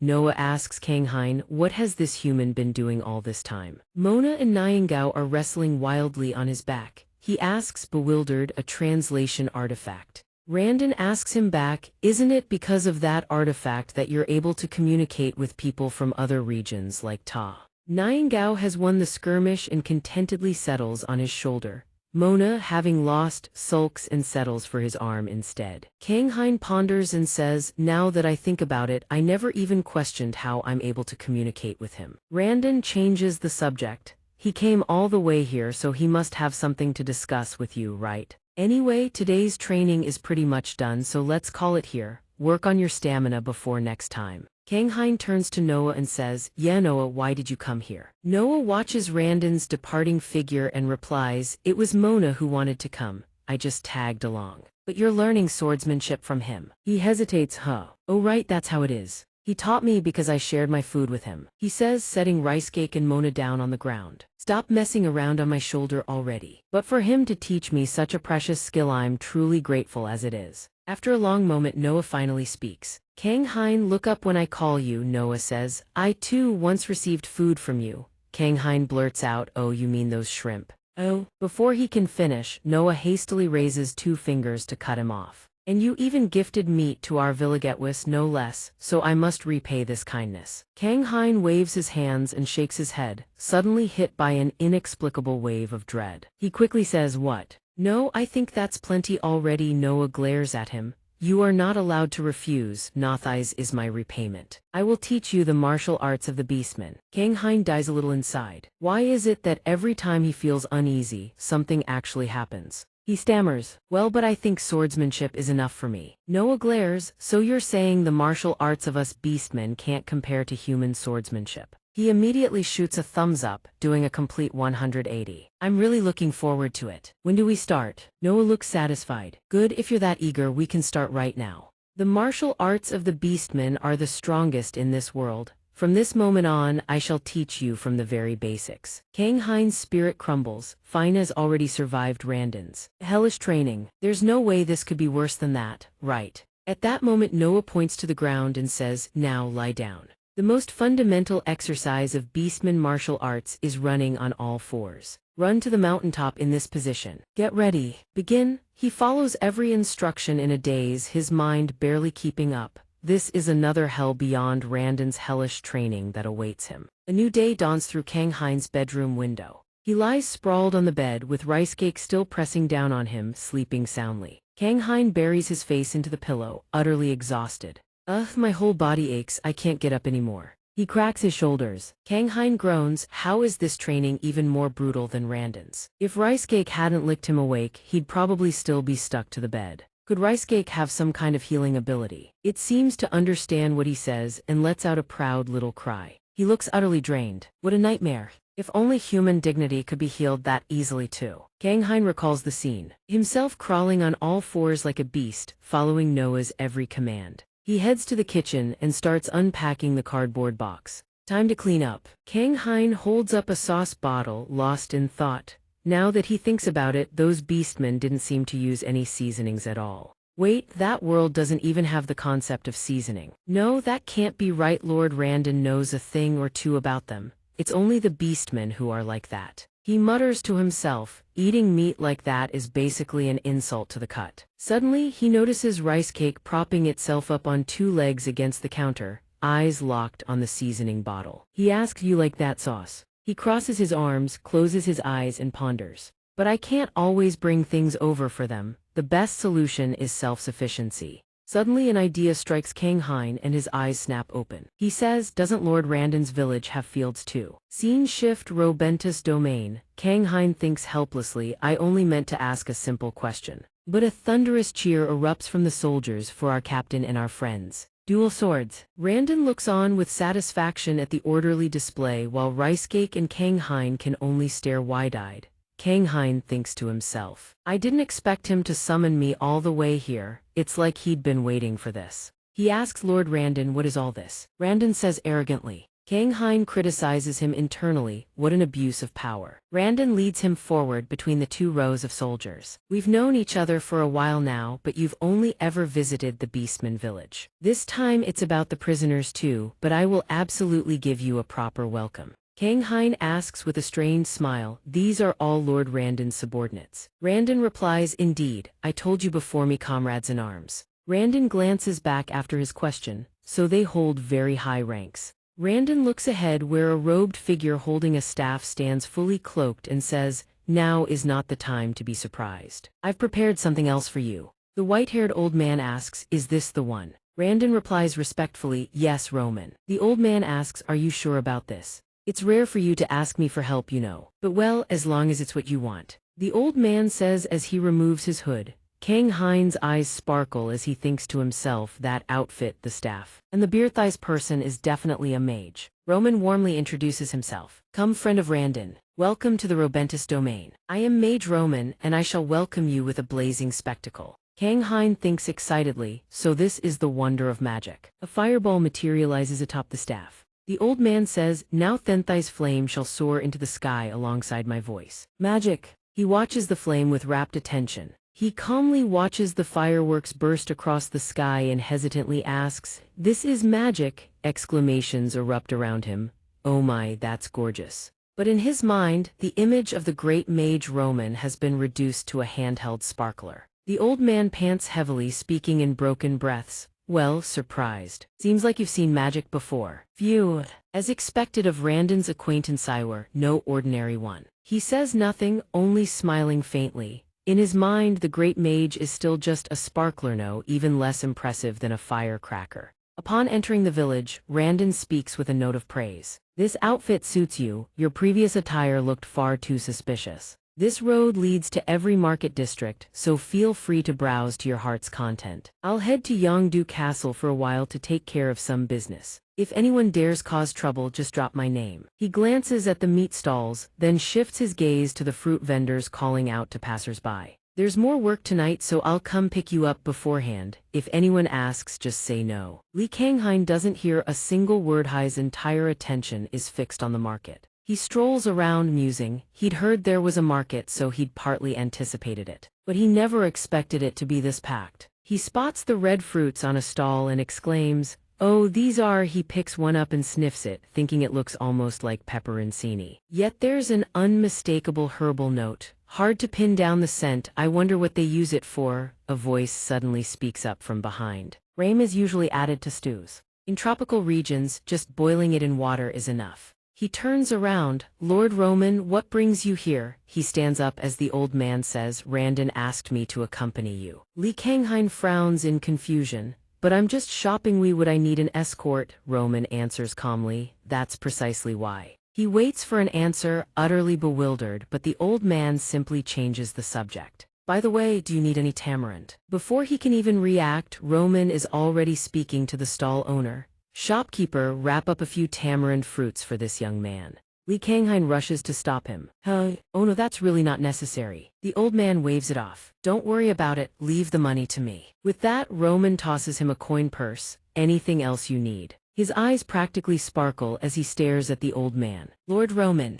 The old man smirks. "Your reaction right now is even bigger than when I cast that spell earlier." Sitting by the fountain, Li Kanghain says, "Thank you for buying all of this for me." The generous old man waves a hand. "It's nothing, I only have research to spend my money on anyway." He doesn't entirely agree, but then Li Kanghain looks at the beige eyes bright. With this many spices, he can cook so many dishes. The old man asks, "What do you plan to do with these ingredients?" He replies cheerfully, "I'm going to experiment with them." Roman asks with interest, "Oh, researching for a thesis?" He laughs, "Not quite, I just want to cook lots of delicious food for my new friend. The spices here are different from where I live. Once I'm done experimenting, I'll share the results with you." Roman glances at rice cake and thinks to himself, "I see, so that's why a white wolf stays by his side." Suddenly he rummages through his things. "Oh Roman, we've been walking around for quite a while now. Are you hungry?" He pulls out a box of fried pancakes and says, "I made these myself. Please try one. They're called chive pancakes, quite delicious." The old man considers testing him.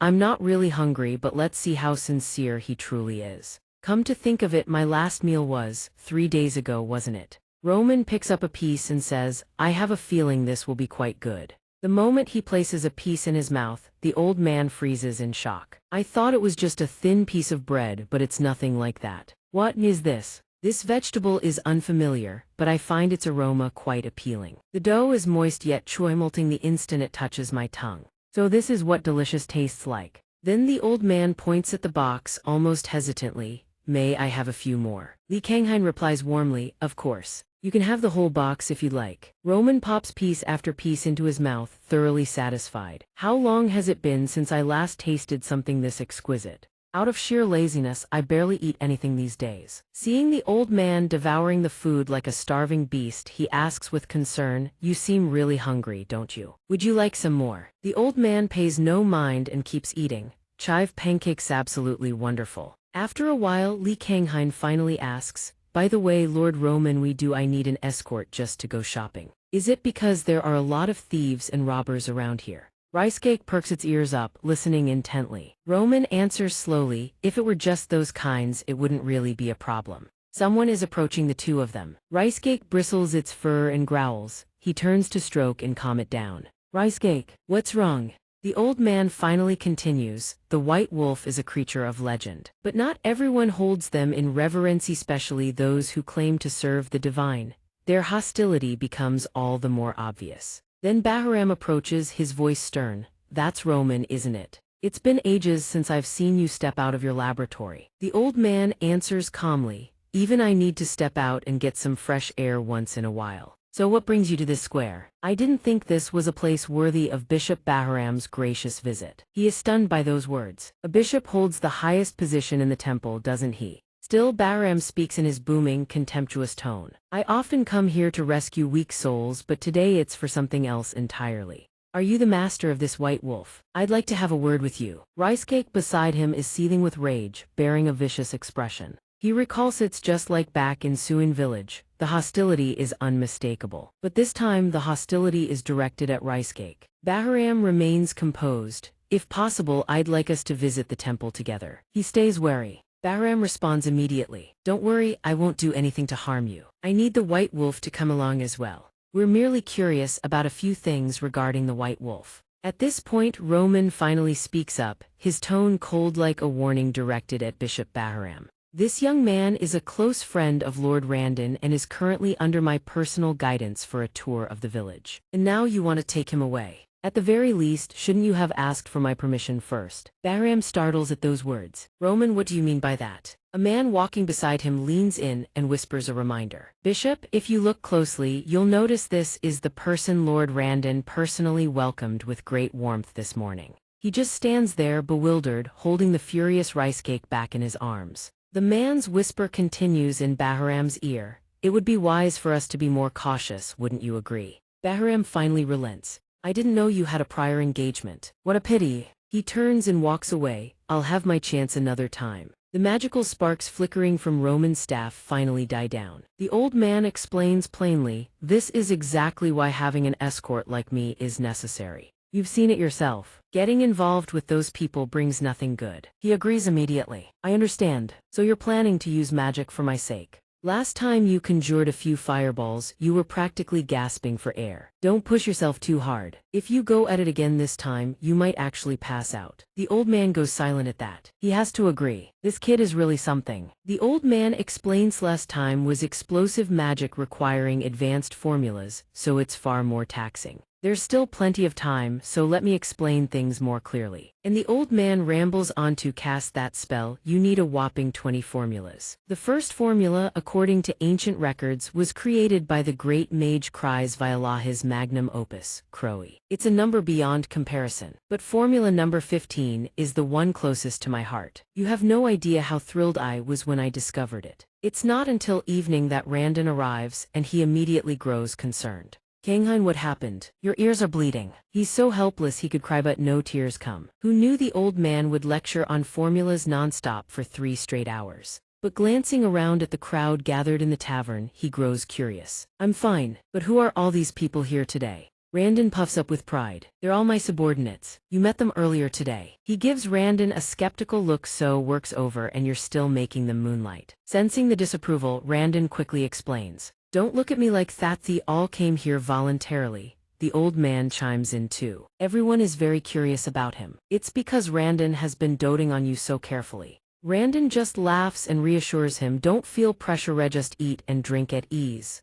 But noticing everyone's eyes on him, he doesn't feel at ease at all. It feels like every single person in the room is staring at him. It's Jennifer's bright voice that snaps him out of his awkwardness. Your meat dish is ready. Enjoy your meal. He responds politely. Oh, thank you. Jennifer beams happily. It's nothing, Kanghain. Having to put up with my husband all the time is already hard enough. That leaves Randon at a loss for words. Jennifer teases on, didn't you say you took him as your disciple? Then what would you call hard work? The other subordinates also prick up their ears at the word disciple. Jennifer urges him on. Come now, Kanghain, just eat plenty. He then turns to Hina, who's sitting beside him with a pout. You should eat too. Hina, you need to eat to grow big and strong. Hina rests her chin on the table, looking dejected. I want to eat with Wolfie. Randon gently turns to coax his daughter. Hina, how about we eat quickly and then go feed Wolfie together? Daddy bets Wolfie is really hungry too. The little girl perks up happily. He glances at the girl and suddenly remembers. Oh, by now that little one must be stuffed to the brim already. But the next table over suddenly erupts in a commotion. I just looked away for a second and my piece of meat is gone. Did you eat it all? Bon G letter 1EA10 sits under the table with a mouthful of meat, giving them a half-lidded, unimpressed look. He lifts the glass to his lips, glancing helplessly at Bon G letter 1EA10. Bon G letter 1EA10, just you wait, tomorrow you'll be starving again for sure. But the moment he takes his first sip, he notices a very unfamiliar taste. This one has a rougher, coarser flavor. No wonder Randon kept searching for the type of beer he'd brought. He looks at the plate of generously sliced grilled meat before him. What kind of meat is this? Looks like they roasted it whole and then sliced it up. Using a rotisserie-style method, roasting from the outside with a hand-turned spit. Just like those Turkish bakery ovens. And as he puts it in his mouth, a wondrous aroma unfolds, herbs mingled into the meat. Is that basil? Familiar yet somehow foreign. Is it in the bundle of spices I bought? He turns to Randon with an exclamation. This meat is incredible. How did you all prepare it? Randon beams with pride. My wife cooked it. Must be the ajuria she used. Hearing that, his face lights up. Oh, I just bought some earlier. But then Randon leans in, his voice dropping low. It's a spice imported from a very distant land. Barely any place in town sells it. His ears ring at those words. Very far, so it can't be found in the nearby forest. Randon crosses his arms, looking mightily pleased. Of course not, you can't find that many things out in the wild. Like plunging down all 18 levels of hell, his hopes crash in an instant. Celebrated too soon. He thought he could easily find it in the forest and was about to head there to investigate. He can't keep coming back here to buy it forever. But then Randon suddenly brings up something else entirely. By the way, the beastmen don't have many spices or herbs, do they? Randon strokes his chin thoughtfully, but we can't give them too much either. The bond between humans and beastmen was severed 100 years ago. Without waiting for a reply, he makes up his mind. But with you around, it should work out. We will trade with the beastmen. Let me report this to the higher-ups though. What exactly have you managed to grasp? What discussion even took place? Which higher-ups? Why does the situation sound so serious? After a while, Jennifer opens the door and announces, hey, there are way too many people today. I'm worried we won't have enough booze. He replies quickly, oh right, let me go grab some more. Now that you mention it, I just remembered something. Oh, if it's about that, I forgot to mention it earlier. Jennifer looks puzzled. What is it? A buzzing, electric atmosphere unlike anything before erupts through the place. Captain, everyone's going wild. It feels like New Year's Eve in here. Drink up. What even is this drink? This is the first time in my life I've ever had alcohol like this. This beer is nothing like the stuff we usually drink. How does just one sip hit this hard? What kind is this? This soju goes down so much smoother. Sir, where did you buy this? He has to raise his hands and beg everyone to calm down. Everyone calm down. I didn't buy these. Kang Hein brought them as a gift to celebrate his visit to our village. If you've got questions, go ask him yourself. He wasn't prepared for this at all. Everyone immediately redirects their attention to him. Is this the alcohol from where you live? Is there any other way for us to get our hands on this? I've never tasted any liquor this good in my life. He stammers, visibly terrified. I didn't expect them to react this intensely. But there's no way he can tell them he bought it from another dimension. First things first, he clinks 2 bottles together with a resounding, cheerful clang. And act like a true veteran partier. I know a way to make this taste even better. Anyone want to try? Everyone looks at him like a pack of starving wolves. Even better, tell us all. Red-Eye Captain's friend really knows his booze. He sets down a large glass. Back where I'm from, we have a method called samik. It's called samik. Every region has its own twist, but the most popular ratio is 3-to-7. He deftly twirls the spoon between his fingers, then slams it down onto the glass, sending froth surging upward like a cresting wave. Everyone stares at him, eyes sparkling in awe. Please give it a try. The crowd erupts once more. What was that move just now? This guy's got some serious drinking skills. Let's be drinking buddies from now on. Absolutely god tier. He sighs helplessly, recalling a past drinking session with Yunsiup. He never imagined he'd actually have to use those skills one day. Yunsiup had worn the exact same expression back then. Let me show you the drinking culture of the modern world. You should learn how to socialize too, you know. Was I really that much of a country bumpkin when it came to drinking? Thank goodness I picked up a thing or two back then. Everyone who finishes their drink can't help but exclaim, how does mixing it make it taste even better? This is insanely delicious. One more glass. Just this last one, I promise. They throw their arms around him in camaraderie. You've got more recipes up your sleeve, right? Absolutely. Unbelievable. Looking at the scene before him, he can't help but feel a warm sense of happiness. Why does this feel like a wild office party? Maybe he should give them one more round. His voice booms across the entire tavern. This time, we're using a different method. It's called honey mead. The crowd roars and cheers along with him, completely swept up in the moment. And so, that night, Kang Hein becomes a legend, single-handedly annihilating the entire Robentus Night Order in a drinking bout. In a back room, a green-haired soldier suddenly speaks up. Hey, that new friend of the captain's, what's his name again? The other green-haired soldier replies, I think it's Kang Hein or something like that. The name's so weird I can barely remember it. Hearing that, the first green-haired soldier asks casually. The captain took him on as his disciple, right? I wonder how skilled he really is. The third green-haired soldier nods so hard his whole body agrees. Right. After that drinking session, I was gonna challenge him to a sparring match, but I was so wasted I couldn't even get up the next day. What was it called again? Honey meat. But good lord, it was absolutely insane, too delicious to refuse. The first green-haired soldier can only nod in agreement. For real, I'm half convinced he mixed some kind of addictive poison into those drinks. But if it's poison that tastes that good, I'd drink it anyway. Down below, the captain listens with a stern expression. Lower your voices. The two soldiers above keep chatting away. I wonder when the captain will invite that Kanghain guy to our village. I want to try that samik again. Sunlight streams through the window, heralding the arrival of a new day. He's pulling on his shirt in a frantic rush. Don't, everything's all set. Now all that's left is. He quickly calls out to the rice cake spirit. Tidiok, come here. Tidiok wags its tail excitedly, thrilled to be called over, but its joy barely lasts 5 seconds. Could you look after it for me, ma'am? The old woman smiles warmly. Of course, don't worry about a thing, you two go have fun. He walks along, turning to apologize as he goes. Sorry about that. Seoul's a madhouse, rice cake, way too crowded. I can't keep an eye on you two. The old lady speaks up politely. Thank you so much, dear. The young chef responds graciously. It's nothing really. I promised after all. Just leave the kids to me today. Everyone, please don't worry. Yoonseop arrives just in time and hurries them into the car. Hey, get in, let's go. Eungan watches them drive off into the distance, a warm smile on her face. This is just wonderful. He even brought me Jiang along. The old lady nods in agreement. He really is such a kind young man. The village chief beams with obvious pride. That kid is no longer the newcomer from Seoul he once was. He sits in the car, his heart brimming with excitement. Things are completely different now, huh?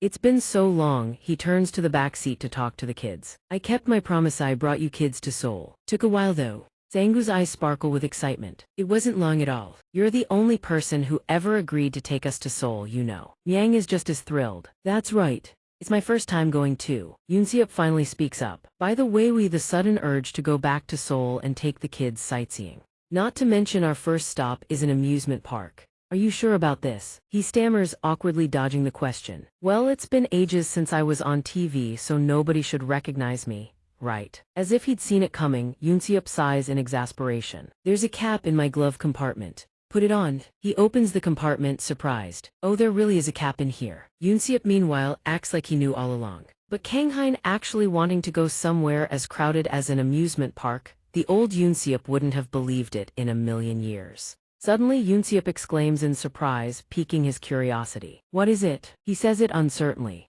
Am I seeing things? I could have sworn I saw some kind of white fluff ball. Over on the other side, the village chief wanders around with an empty leash, asking everyone he meets. Mrs. Parr, have you seen rice cake anywhere? Mrs. Parr responds with complete indifference. Why are you asking me? Arriving at the amusement area, the kids are absolutely thrilled. Kanghain, I wanna ride the roller coaster, and I wanna ride the merry-go-round. Their sheer enthusiasm makes him go pale. All right, let's go. Yoonseop chimes in with a not-so-helpful reminder. You look like you're about to keel over, buddy. He still can't bring himself to feel confident. I thought if I could already deal with people in Yongpyong and the other world, I'd be fine. Was I too sure nobody would recognize me? The more he thinks, the more he trembles, but suddenly, a small hand grabs his. The boy pulls him out of his mental spiral. You're scared of roller coasters, aren't you? The girl laughs cheerfully beside them. We'll be right there with you. Playing together makes it less scary, right? He bursts out laughing. I do feel less scared now.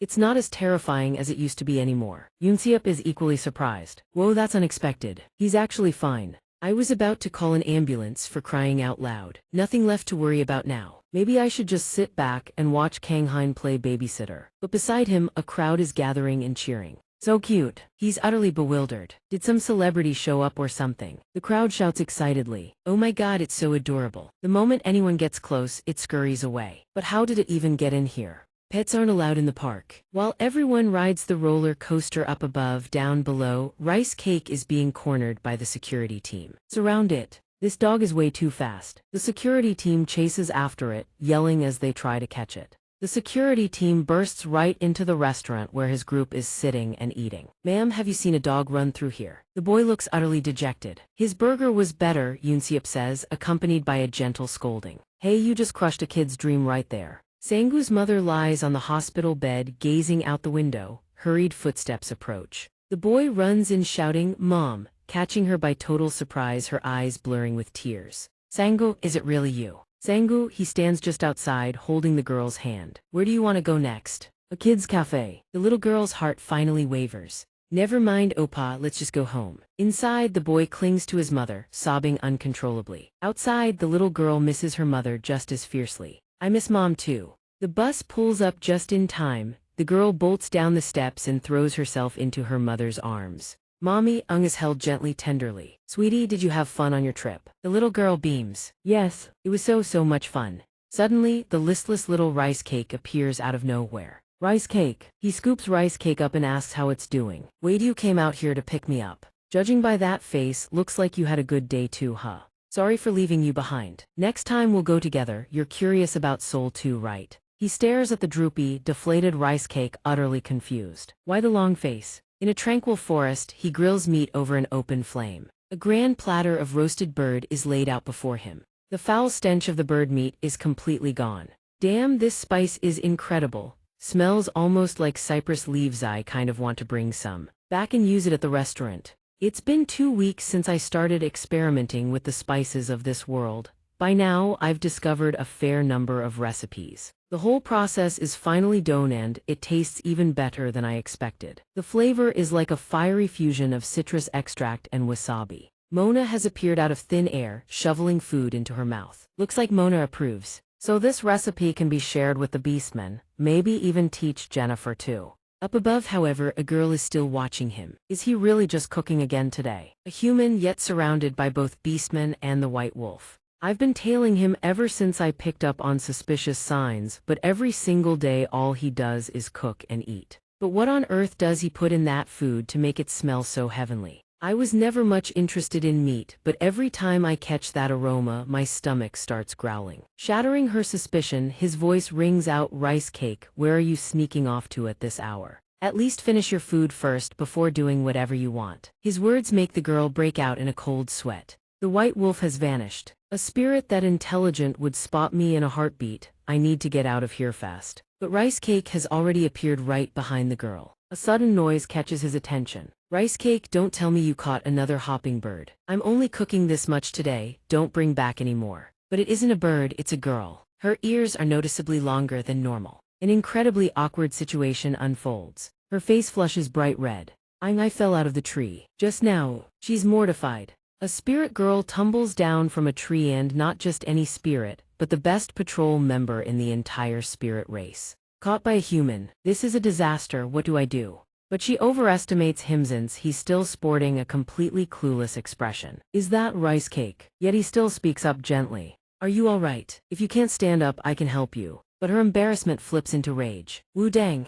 A blue bird materializes in the air. The bird swoops down toward her, then slams into the ground, sending a small shockwave rippling outward. She snatches the bird mid-flight, then wheels around and glares at him with reddened eyes. This is beyond humiliating. "Listen well, human, if you value your life, breathe a word of what you saw today to no one." He blinks, bewildered. What's going on here? Her voice drips with fury. "Unless you want to face the wrath of the spirit race, keep your mouth shut." Then she takes flight and vanishes, but drops a dagger in her wake. Her words sink in as he mulls them over. Spirit race, huh? So aside from humans and beastmen, there's actually another species out there. Rice Cake finally pokes its face out from behind the tree trunk. He immediately confronts it. "A girl just fell out of a tree. Was that your doing?" "Rice Cake, oh, Rice Cake." The creature puts on its most innocent, blameless face, which only makes him more certain. "Yeah, that was definitely you." Realizing what happened, he feels a pang of guilt. How is he supposed to apologize now? She seemed to have snapped from sheer embarrassment. "Forget it, I'll figure it out later." But as he turns, something catches his eye.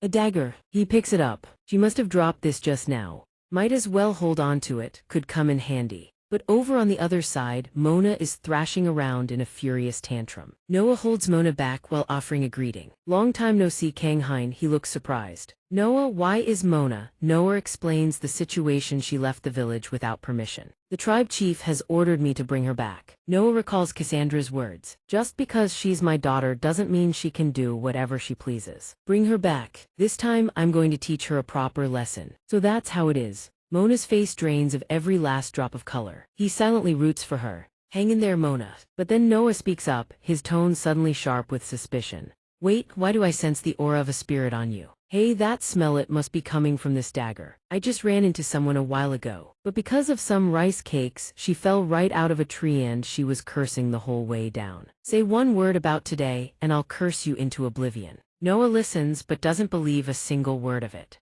What? I'm not stupid enough to believe a spirit just fell out of a tree. What really happened? He's flustered, it's nothing really. Forget it, you two want something to eat. He awkwardly changes the subject conveniently. He had just finished cooking a few things. Where? Noah is exasperated. I'm not hungry, but he won't take no for an answer. It's been so long since they met, it'd be rude not to offer anything. Wait right there, I brought food too. He's secretly glad he packed skewers in advance, worried his seasoning might not suit the kids' palates. Good thing he brought them. He fires up the grill and cooks them fast. He holds out the skewer to Noah. Here you go, Noah. Bon appetit. He holds back the rice cakes and keeps Mona at bay so Noah can eat, but urges him along all the same. Hurry up, eat fast. Watch out, these two are gonna snatch it right out of your hands. Noah takes a bite and both ears twitch hard. He's hooked, but too proud to admit it. Seeing this, he quickly says, leave the rest to me. I'll pack it up so you and Mona can take it with you, save some for later.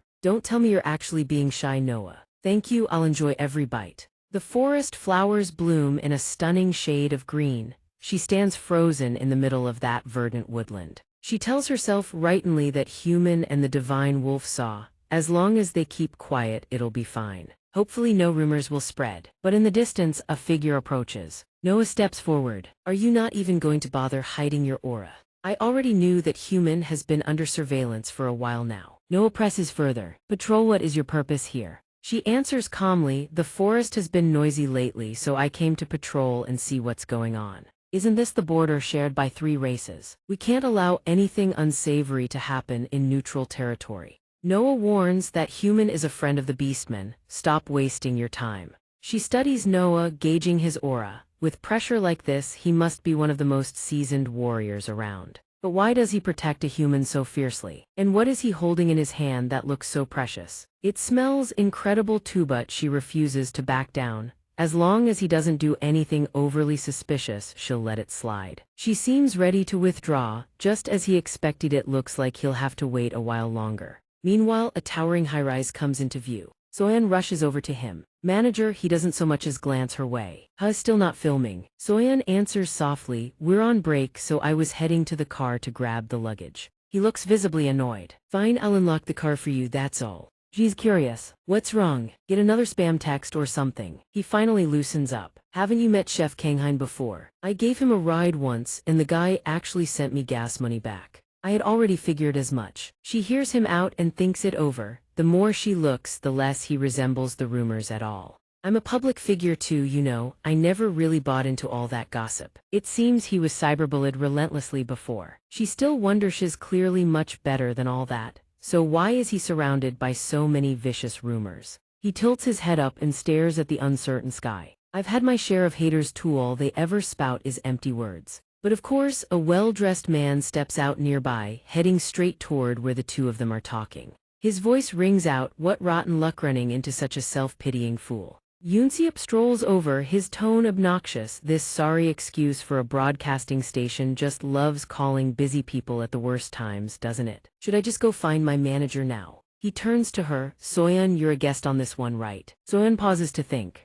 Oh, that cooking show. I'm not sure who else is on it, but watch out for him, isn't he that chef Yoonseop? He thinks for a moment, then exclaims. That's right, almost every rumor about Kanghain came straight from his mouth. Her eyes go wide with shock. Wait, but that's clearly. Meanwhile, inside the broadcast studio, the MC's voice rings out. Welcome to today's broadcast. As a close senior colleague of Chef Kanghain, it's a pleasure to have you here. He hears this and flinches. What? He glances at the news of Kanghain having fun at the amusement park and scoffs. I heard people were buzzing about that wrist injury, but he looks fine now. This guy gets dragged through the mud and he's still out there having the time of his life. Suddenly someone calls out to him. Mr. Yoonseop. He responds. Over here. Donghua runs up to him excitedly. What are you looking at that's got you so interested? He holds his phone up high. See this? Photos of Lee Kanghain having a blast at the amusement park. Look how thrilled he is, doesn't look like someone doing any soul-searching. I've been trying to reach him since earlier because of this. His words make Soyeon wonder what did Kanghain do that would require self-reflection. But Donghua did help him get on TV. You'd have to be talented to make it in this industry, right? Then Donghua chatters away in his ear again. He's probably just wandering around like that because he can't get on air anymore. Don't you think? They say Kanghain has lost his sense of taste. I assumed he left the industry because his wrist injury kept getting worse. But it was actually because he lost his sense of taste. Is that really true? He suddenly speaks up. Where did you hear that? Donghua remains oblivious, his expression innocent. I have a friend who works under Chef Kanghain, so that's how I found out. Upon hearing this, a sinister smile creeps across his face. What? Donghua instinctively steps back. Oh, you didn't know that. But the director's voice rings out, cutting their conversation short. All participants, please prepare yourselves quickly. Donghua urges him as well. It's about to start, let's go, shall we? He ponders for a moment, then speaks. Donghua, have you read the script for the 100th episode special? He replies, oh, that cooking competition. Why do you ask? I heard they'll be recruiting quite a few outside chefs for it. Is that a problem? A cunning grin spreads across his face. No, I just suddenly feel excited, that's all. His eyes gleam with malicious delight. Like Kanghain, this time I'll crush you into the dirt. A peaceful scene, clear blue skies, gentle sunlight filtering down. Inside the house, a man sits eating. The old painter savors each bite as though tasting the finest delicacies of the mortal realm, his face brimming with utter satisfaction. Truly the work of a master's hands. This margarita is absolutely divine. He praises it cheerfully. Thank goodness I have a vacation home nearby. There's nothing quite like savoring your cooking like this. Kanghain says humbly, not at all, uncle. It's my honor to be neighbors with a true artist. He speaks warmly about the painting. For you to gift me this piece, I'm truly grateful. It should be displayed in a gallery, not gathering dust in a restaurant like this. The old painter too is delighted by the praise. Ha ha, it's nothing grand at all. So may I order another Von Gogh? Kanghain promptly replies, of course you may. Please wait just a moment, uncle. Suddenly a phone rings. He picks up the phone. It turns out to be Xianxia calling. Xianxia is calling. He answers the call. Hello, why are you calling me all of a sudden? Xianxia's voice comes through the phone. Hey, like Kanghain, how'd you like to go on air? He freezes in bewilderment. Even the old painter halts mid-bite. Go on air? What do you mean by that? But Xianxia can't be bothered to explain. Then again, it's been ages since you've touched social media, hasn't it? The call cuts off, leaving Kanghain utterly baffled. He stares at the phone in disbelief. He actually hung up. What's the rush? What kind of question is that, going on air and stirring up a storm online like this? He goes online, and what slams into his eyes is an utterly shocking piece of news. It reads Chef Lai Kanghain, a man once notorious for his terrible temper, has returned and confirmed his appearance in the special 100th episode of today's Chef. Kanghain is baffled. What the hell is going on? He scrolls through the negative comments below. Just looking at his face is enough to hate him. Is the show so desperate for funding or what? There he goes again, plastering that face everywhere. Wish he'd just vanish from the library already. Mocking comments everywhere, going on air again. Haha, why does this chef love being on camera so much? Come on, this is the 100th special episode, just cut out the drama starters already. Haha, he thinks helplessly. I never accepted any interview invitation. No one has sent a request to invite me either. Perhaps it was just the show's ploy to farm engagement, but they never considered how deeply it would affect him. Kanghain falls silent.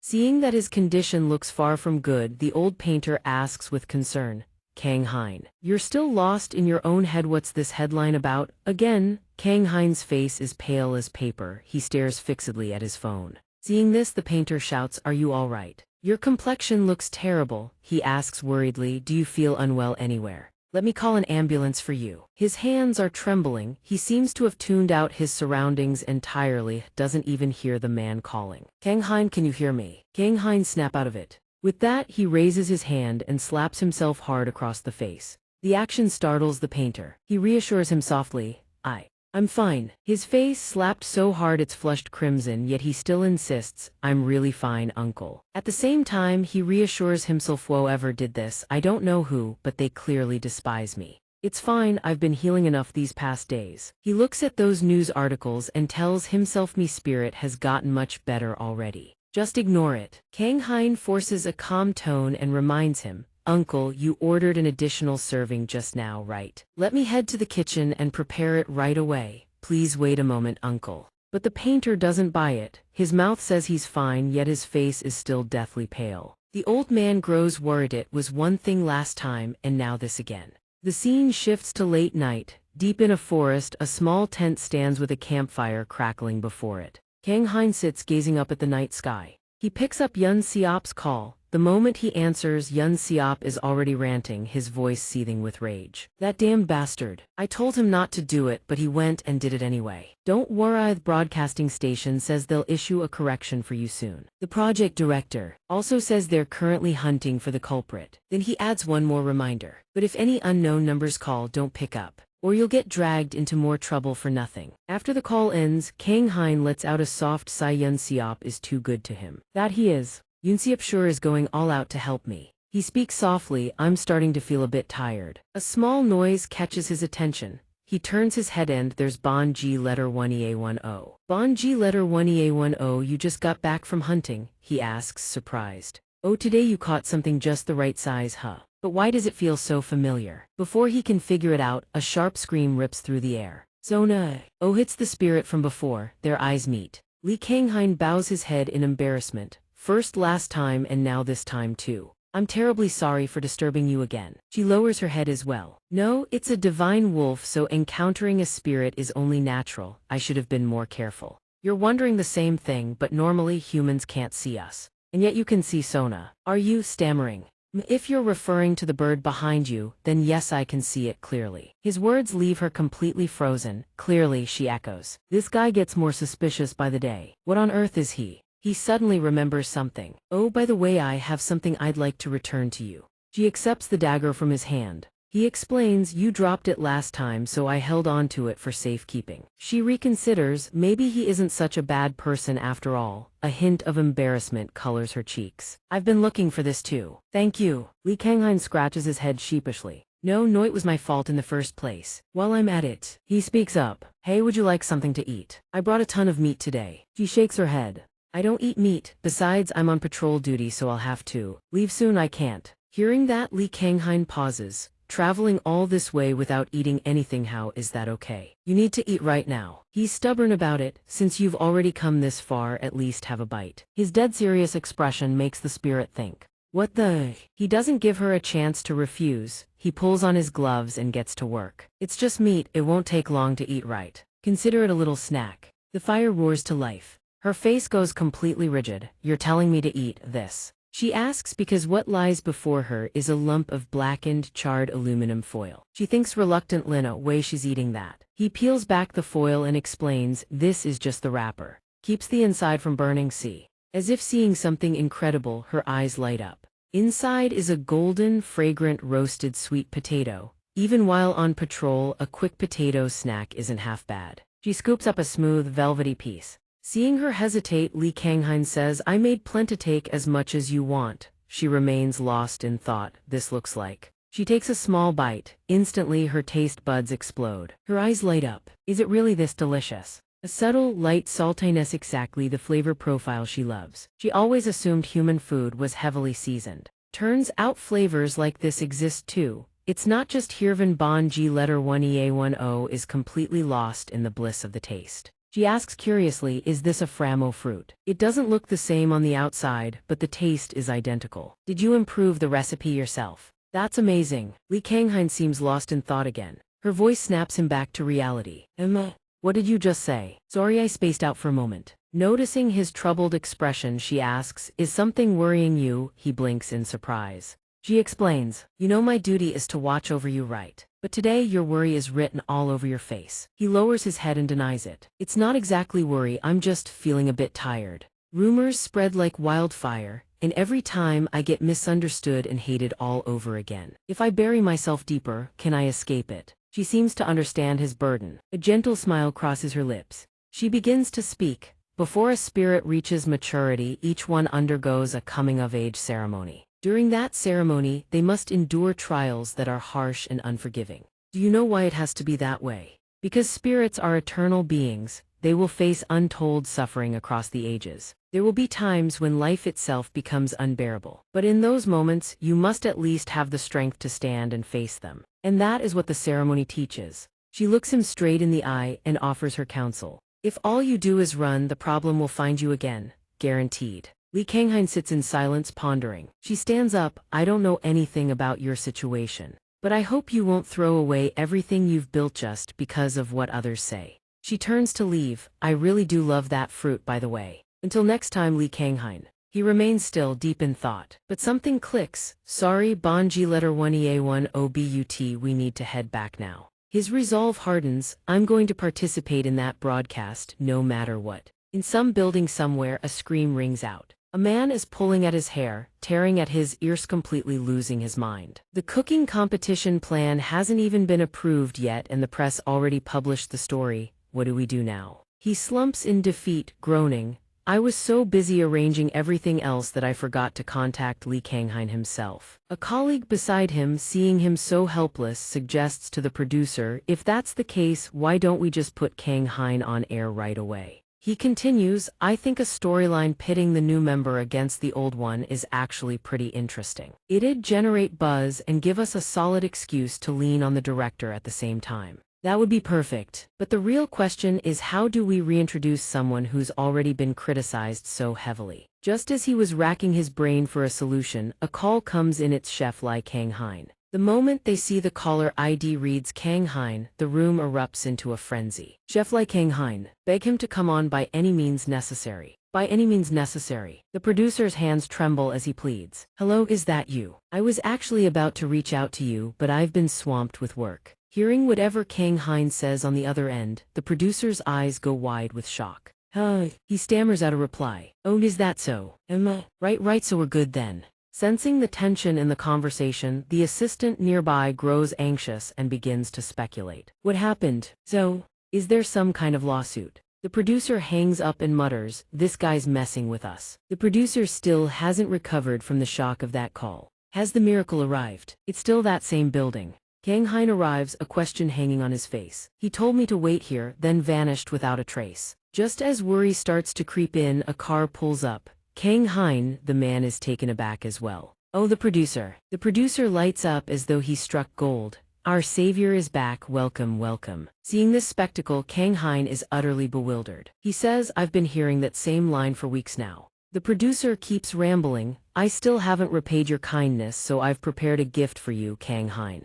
Kanghain climbs into the producer's car. The producer instructs his assistant to head to the shop. The assistant complies without hesitation. Yes, sir. The producer wears a confident grin. I've already lined up a few lovely ladies for you. Thank you so much. Scene transition at the venue for today's chef program. Everyone is bustling about, preparing to film the cooking show. Two people are in conversation with each other. Hey Donghua, isn't this going a bit too far? The man called Donghua sneers and fires back. What? The young man says timidly. Chef Kanghain doesn't even show up on TV anymore. Do we really have to post that clickbait article? Not another word. Donghua warns coldly. Don't let the plan leak. What if both of us get fired? The young man trembles with fear upon hearing those words. If I'd known you were going to post that kind of article, I never would have invited the reporters in the first place. But the other person retorts immediately. He taunts. Scared, trying to act all high and mighty now. Then he coaxes again. Relax, I already paid that reporter a hefty sum. How would we ever get caught? And look, in the end, he had no choice but to agree to show up. Exactly what we wanted. No. Now everyone will finally see his true face. Everyone is still bustling about, scrambling to prepare everything. Suddenly, a voice rings out in greeting. Chef Kanghain, haven't seen you in ages. They all crowd around Kanghain, gushing, oh my, you've gotten so much more handsome, almost didn't recognize you, bombarded by questions. Kanghain feels a bit embarrassed. Thank you. Have you been exercising during your time off? Your physique looks amazing now. He scratches his head sheepishly. Well, I just picked it up by chance, that's all. Seeing this scene, Donghua feels utterly disgusted. He's so furious he grits his teeth and growls. That brat's finally shown up, should have hurried over to greet his senior. He's kept me waiting long enough. The young man beside him stares in confusion.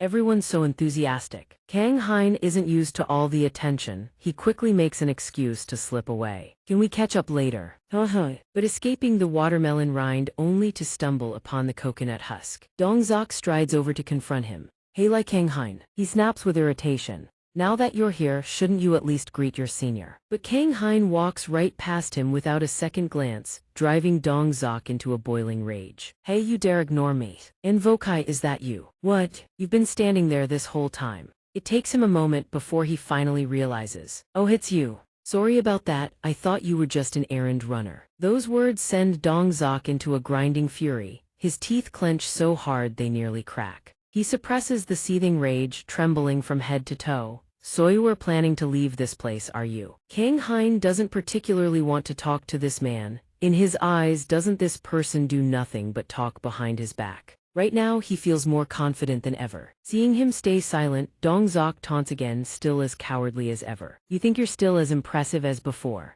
What are you talking about? Genius chef, it was all nothing but dumb luck. Maybe I'm exaggerating, but you might not even need any real skills to get hired and start working right away. He keeps jabbing at his sore spot. Everything's already been exposed. Let's see what you plan to do and how you intend to live from here on out. An injured wrist, and on top of that, he's lost his sense of taste. While they were talking, someone called out to him. A hand landed on his shoulder. It's been a while, she smiled brightly. We only saw each other frequently back when Yoonseop was still my manager. Lee Kanghain is surprised too. Miss Sina, wow, it really has been a long time. She closes her eyes, reminiscing. It really has been ages, hasn't it? Oh, I still remember those meals you cooked for me, Mr. Lee. After that, my palate improved dramatically, if I recall correctly. Everyone notices their rapport and grows curious.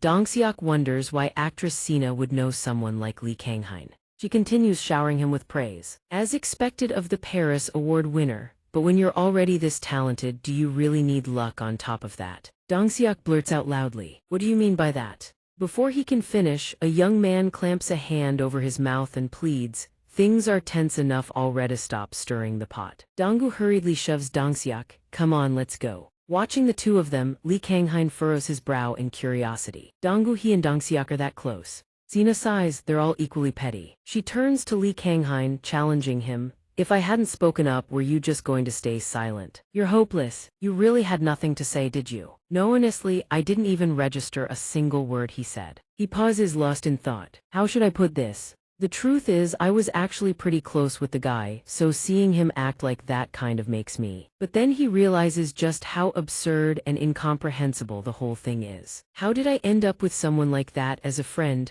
Honestly, it's a miracle we ever got along. Sina is at a loss with him. She thinks to herself that it'd be nice if he had any hobby besides cooking. Lee Kanghain remains buried in his thoughts. That's just how he's always been. Looking at him, she feels Happy's grown much stronger than before. I'm really looking forward to your match, Mr. Lee, she says excitedly, waving goodbye. You absolutely have to win, okay? As she walks away, Lee Kanghain murmurs that she's still as lively as ever. All the lights, sound, and cameras have been meticulously prepared. A booming voice rings out, chefs, today's special episode 100. The host speaks into the mic. We've gathered the finest chefs in all of Korea right here today. Today's theme, a dish you can share with your family. The host begins reading the competition rules. Contestants will be split into the white team and the blue team. Which team will claim victory? Lee Kanghain stands on the upper floor, gazing down. The view from up here is crystal clear. He focuses his gaze on the stage below. The first one up is Jonggu. The opening match pits the youngest members of each team against each other. Chef Han Jonggu, the newcomer who has already become the dark horse of today's competition, and Chef Kim Haniun, who is currently riding a wave of popularity in the aquaculture and livestock industry. Round 1 begins. Haniun picks up a large rib cut. He's already started cooking.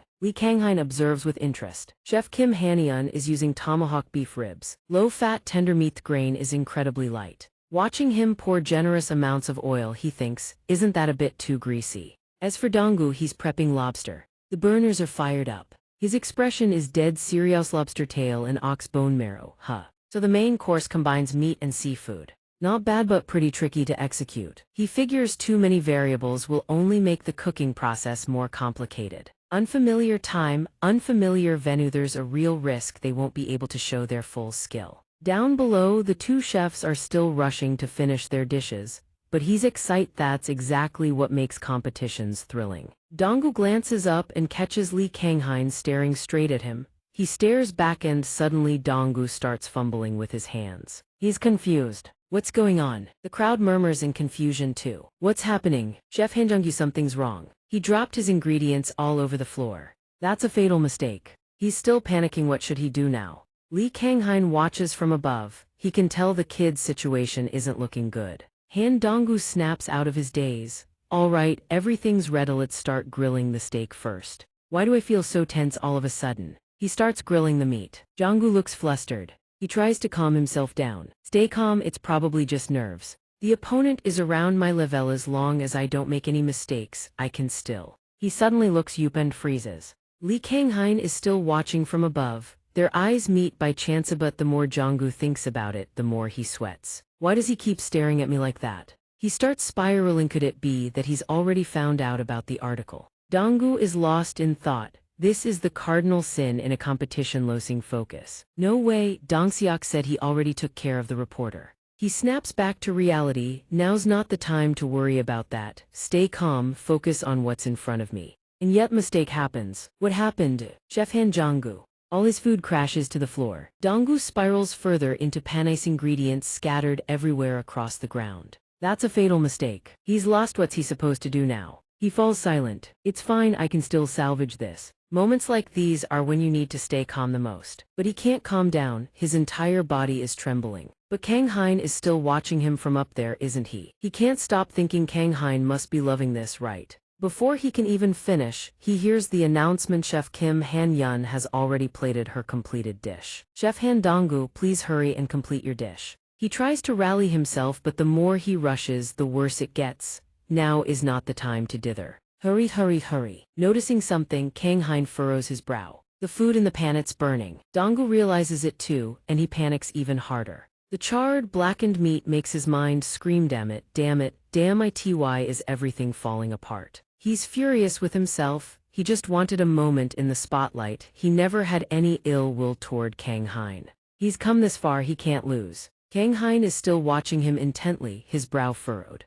The first victory goes to Chef Kim Han-yun. After the competition, Han Donggu sits alone. He hangs his head, consumed with regret. That steak was a disaster, burnt on the outside, raw in the middle, and the lobster was tough as rubber. He remembers the judge's words. No matter how you spin it, he still looked like a total amateur. They announce the results. The winner is Chef Kim Han-yun. After that result, Yoon-seop tears into him. You idiot, you made me lose all face. His voice is a low growl. Try harder next time. You think I put you on air to be a laughingstock? He slaps Donggu's shoulder, berating him. You humiliated the entire show. Back to the present, Han Donggu sits in silence, lost in thought. Kanghain hands him a bottle of water. Noticing his grim expression, Kanghain offers some comfort. Pretty stressed, huh? His expression still hasn't improved. He confides, this isn't what I wanted, I just wanted to do better. He pours it all out. I didn't want to serve a dish like that either. It's a live TV show, there was no other choice. Kanghain speaks softly. I understand. Donggu continues, I knew my dish was garbage, but I still had to plate it. God, that sucked. There were times I wanted to quit everything. Kanghain encourages him gently, but you didn't quit, he smiles warmly. You still finished and submitted. That alone deserves credit, you worked hard. So all this time, he was just replaying the memory. He grips the bottle of water Kanghain gave him tightly, a pang of regret washing over him for everything he's done. The MC steps up to the mic. The moment everyone's been waiting for has arrived. A head-to-head showdown, former chef versus the reigning champion. The MC's voice brims with excitement, and they're well known as senior and junior in real life too. Sound perks up. Oh, Chef Kanghain is about to take the stage. The way you're so excited, So-yeon, are you a fan of Chef Kanghain? The actor guesses. She answers immediately, yeah. Me and the other members always try to follow his recipes. She beams. I wonder what he'll cook today. Among the judges is also food critic Hwang D. The MC continues. Rounds 2 and 3 were already fierce. This round will be even more intense. Representing the blue team, head chef of a 5-star restaurant, Chef Yoon-seop, challenging him on the white team's 10-time reigning champion, Chef Li Kanghain. The producer takes one look at Kanghain's face and can't help but marvel. Bringing him on was the right call after all. Putting him on camera without showing off that face would be a total waste. But before the producer can bask in that satisfaction for even a moment, Kanghain grabs a towel and ties it around his head. There goes the hairstyling. The producer nearly has a stroke. we just finished styling your hair, why are you covering it up? The MC makes the announcement, and now the fourth match everyone's been waiting for officially begins. Kang Hein glances up, then immediately gets to work. His hands move with razor-sharp precision, fast and fluid. Across from him, his opponent is equally locked in. He ties up a cut of meat, drawing surprised looks from every judge. Chef Yunsiup is frying the meat in the same oil he used for the foie gras, isn't he? D watches his technique and makes the call, charring the cuts of meat as they're being prepared. Tenderloin with foie gras tornado rossini, D judges, with porcini mushrooms and Madeira sauce. Sound sitting beside him lets out a gasp. Those are top-tier ingredients. The food critic cuts in bluntly. The technique isn't bad, but he's overdoing it. His ambitions are clearly not small, the critic says, though perhaps it's because this is a special episode. He's famously strict. I wonder if Chef Kang Hein will be okay. She's already made up her mind, she's giving him high marks. Chef Kang Hein, do your best. Yunsiup is brimming with confidence in his dish. Inside his head, he thinks unbelievable, having to make a dish I've never even tasted before. But since I'm already here, might as well go all in. Either way, you'll end up nothing more than a garnish on my plate. He watches Kang Hein's movements and makes his judgment. What the?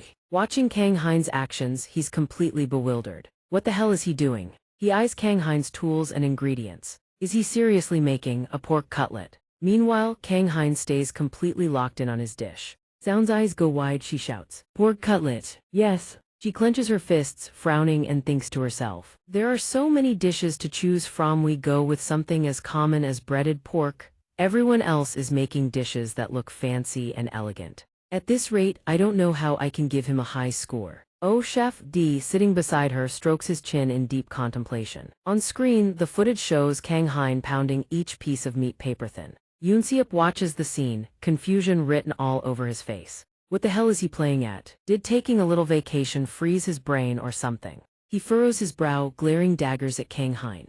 That bastard is looking down on me. Yeah, he's been slumming it in the countryside so long, he's forgotten how intense this place really is. Yunsiup smirks with arrogance. There it is, his skills have dropped to that level now. I never expected this to be such a hollow victory. Kang Hein remains focused on his dish. He sprinkles a pinch of salt into the pan, it dissolves into the oil on contact. Kang Hein grins, time to begin. Then he gently lays the thinly pounded meat into the hot oil. The instant the meat hits the sizzling oil, bubbles erupt across its surface. After a moment, the golden, crispy cutlet is lifted from the oil, looking absolutely irresistible. Right after, Kang Hein carefully slices the meat into perfect, bite-sized portions. Done.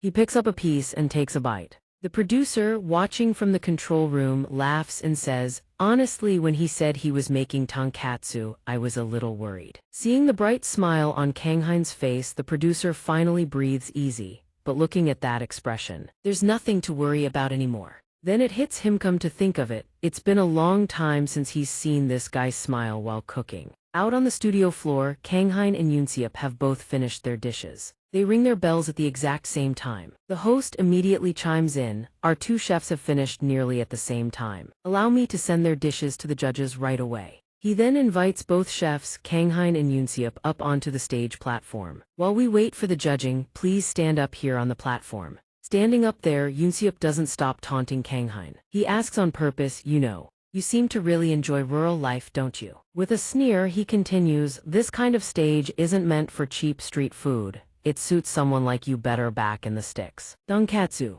But Kang Hein doesn't get angry, he simply cuts Yunsiup off. I think so too. He smiles gently and says, that's exactly why right now I'm the one who can make this dish. Yunsiup shoots a glare at Kang Hein and thinks to himself, all talk, no substance. The host steps up from behind and announces, Chef Yunsiup finished first, so his dish will be judged first. How does your dish connect to this week's theme, a meal you can share with family? Yunsiup replies, everyone wants to give their family the best, right? My skill level is more than enough for a dish like this. Naturally, I made it for my family. Isn't that obvious? Kang Hein and the female host hear this and force a smile, but internally she's thinking, what a show-off. The female host then turns to interview Kang Hein. Chef Kang Hein, is there a special meaning behind your dish? He begins to recall the fond memories of days past. Recently, I took some time off and met many new people. Images gradually surface. These are the people Kang Hein has met, and he treasures every single moment. They always welcomed me so warmly, sometimes like friends or family, sometimes like beloved elders.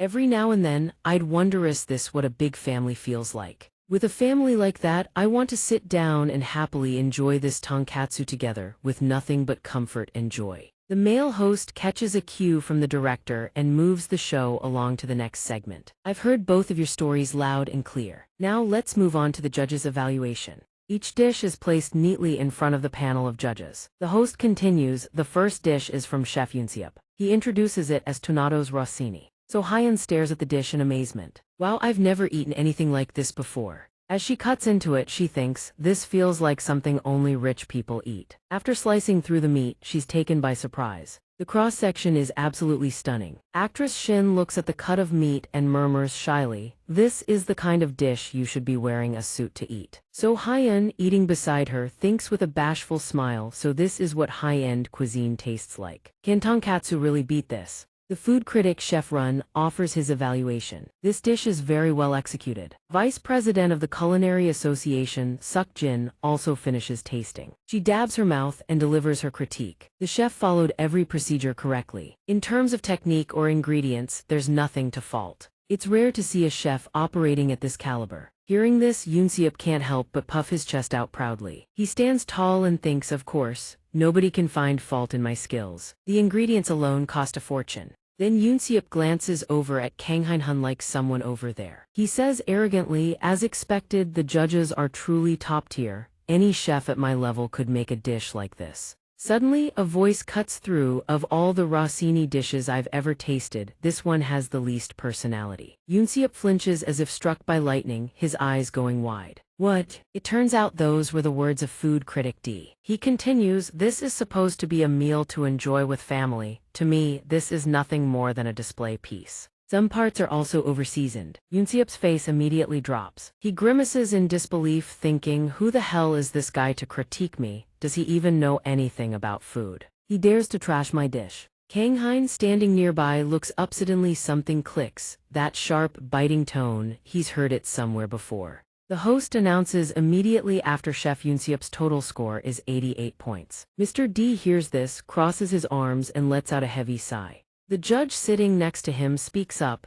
do you realize that because of you nobody's broken 90 points today? Thanks to your scoring, no one's crossed the 90-point mark. Mr. D growls back, this score is perfectly justified. A dish with nothing special about it, how can it score high? He adds, everyone here is just putting on an act. At that moment, the servers bring out Kang Hein's dish. The host introduces, next up is the tonkatsu from Chef Lee Kang Hein. Two judges stare intently at the plate. From a certain angle, this dish actually stands out the most. Another judge picks up the thread. Chef Lee Kang Hein looks like he's just here for a leisurely stroll. From the moment he started cooking to the moment he finished, there wasn't a hint of tension. He lifts a cut piece of meat and tastes it, then continues, tonkatsu like this you can find it sold everywhere outside. What's so special about it? But the moment he finishes chewing, every single judge's eyes go wide in shock. So Hyen, eyes sparkling, immediately bursts out, wait, what? This is incredible. Actress Shin is also completely lost in the flavor. The crunchiness is absolutely number one.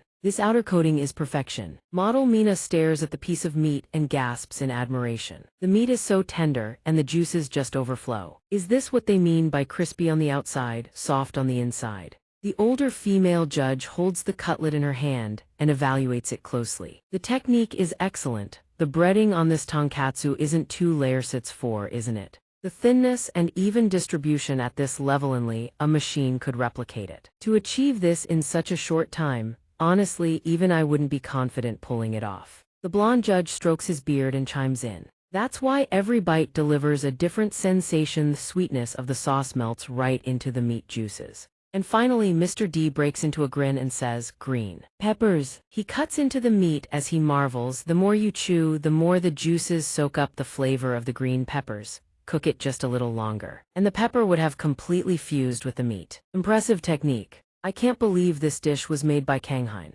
I truly appreciate your effort this time. Zaun also praises him, his face flushed with excitement. And I find this the most approachable dish of them all. The other dishes are delicious too, but eating them always feels like you need to observe proper etiquette. If we're talking about eating with family, I think I'd prefer Chef Kanghain's dish, it's just more comfortable. Kanghain hears that voice and falls into deep thought. That tone, it sounds so familiar. Right after, the female MC speaks up excitedly. And now the results. Chef Kim Trongkok's score is 88 points. Chef Lee Kanghain's total score is 96 points. The victory in round 4 goes to Chef Lee Kanghain. Yoonseop hears the result and furiously drops his head. The host continues, so the blue and white teams are tied again. Yoonseop seethes with rage and curses aloud. What a load of crap. He shoots a menacing glare at Kanghain. You haven't had enough, have you? Unable to hold back any longer, he suddenly screams. What the hell are they even talking about? My dish loses to some store-bought pork cutlet. Oh right, now I get why you agreed to come on this show so easily. You rigged this, didn't you? He continues to shout. You dirty, underhanded scumbag. Behind the scenes, the crew panics, frantically telling each other to cut the mics.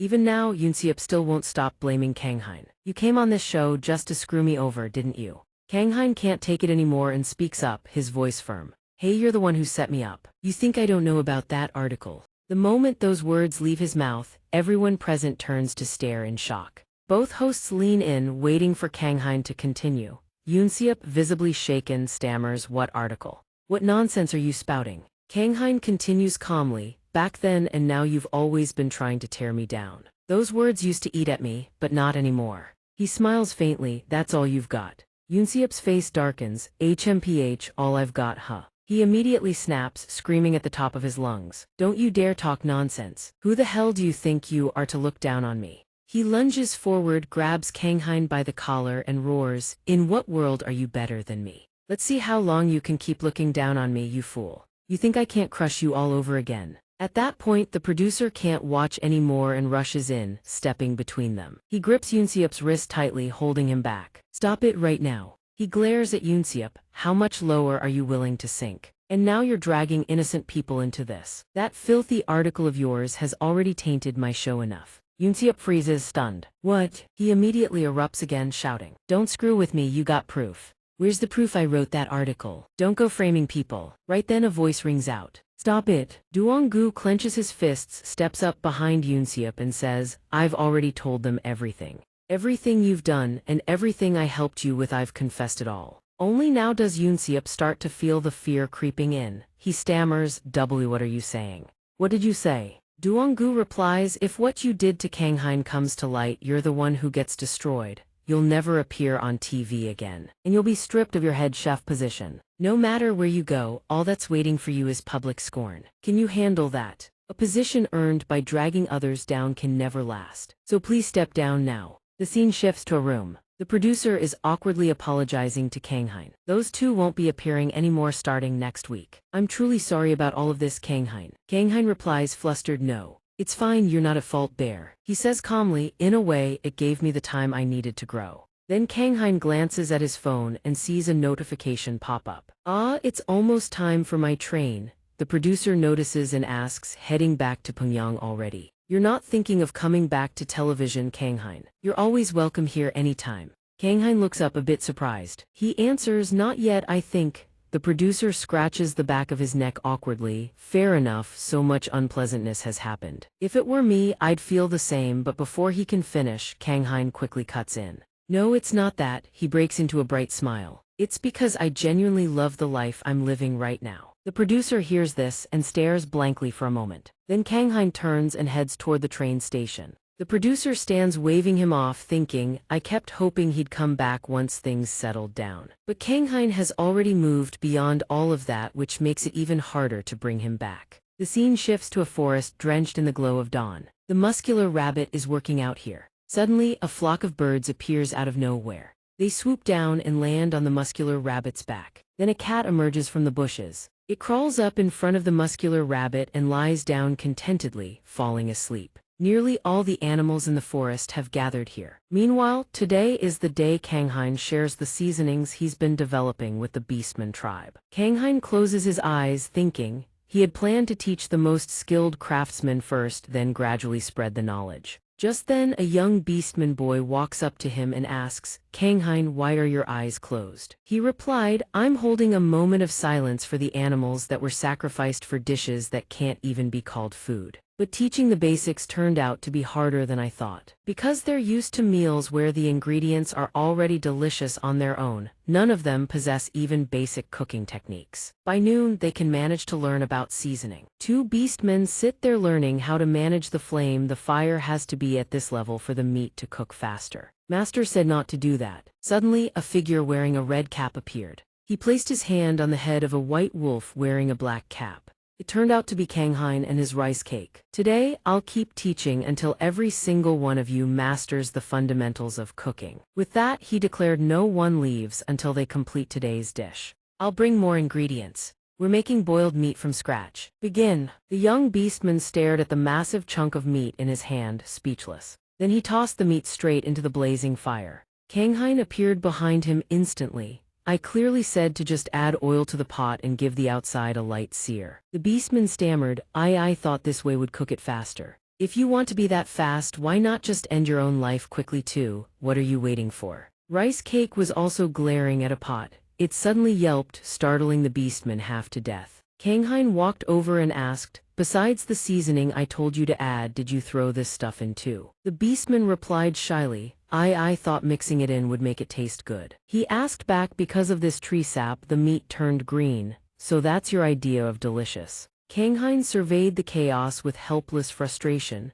The moment I take my eyes off them, everything descends into madness. Impossible to relax for even a second. Suddenly, he noticed the pot belonging to a female beastman. He realized she was actually doing quite well. Kanghain thought to himself, not stubborn, she follows instructions exactly as given. But why does she look so familiar? Meanwhile, the girl was trembling with anxiety. Did I do something wrong? He recalled an image and it clicked. Ah, she's the one who won first place in that hunting competition. Hainian, right? You picked out the tastiest bird and became the top warrior of the hunt. The girl was still nervous, looking up at him with worried eyes. Why is he just standing there staring at me? Kanghain suddenly broke into a sly grin. This one's useful. He held up the girl's dish for everyone to see. Everyone use Hainian's green meat as your reference model. The young beastman sighed wearily. I mean, it looks good, sure, but cooking takes too long. Why go through all that trouble? The moment he said that, Kanghain immediately shoved a piece of meat into his mouth. Not bad, but the boiling time should be a bit longer. Cooking is about dedication and diligence. Remember that. After eating, the young beastman couldn't help but gasp in admiration. So good. Kanghain removed his glasses. From now on, we're raising the difficulty a notch. He held up a fruit. The next dish will use this fruit, which grows abundantly in the forest. Everyone murmured in confusion. Isn't that a kudjsari fruit? That's right, it's the delicious kudjsari fruit. Kanghain thought with satisfaction, finally they know the name. He declared, exactly, we'll be using this kudjsari to make the dish. Everyone heard this and grew confused.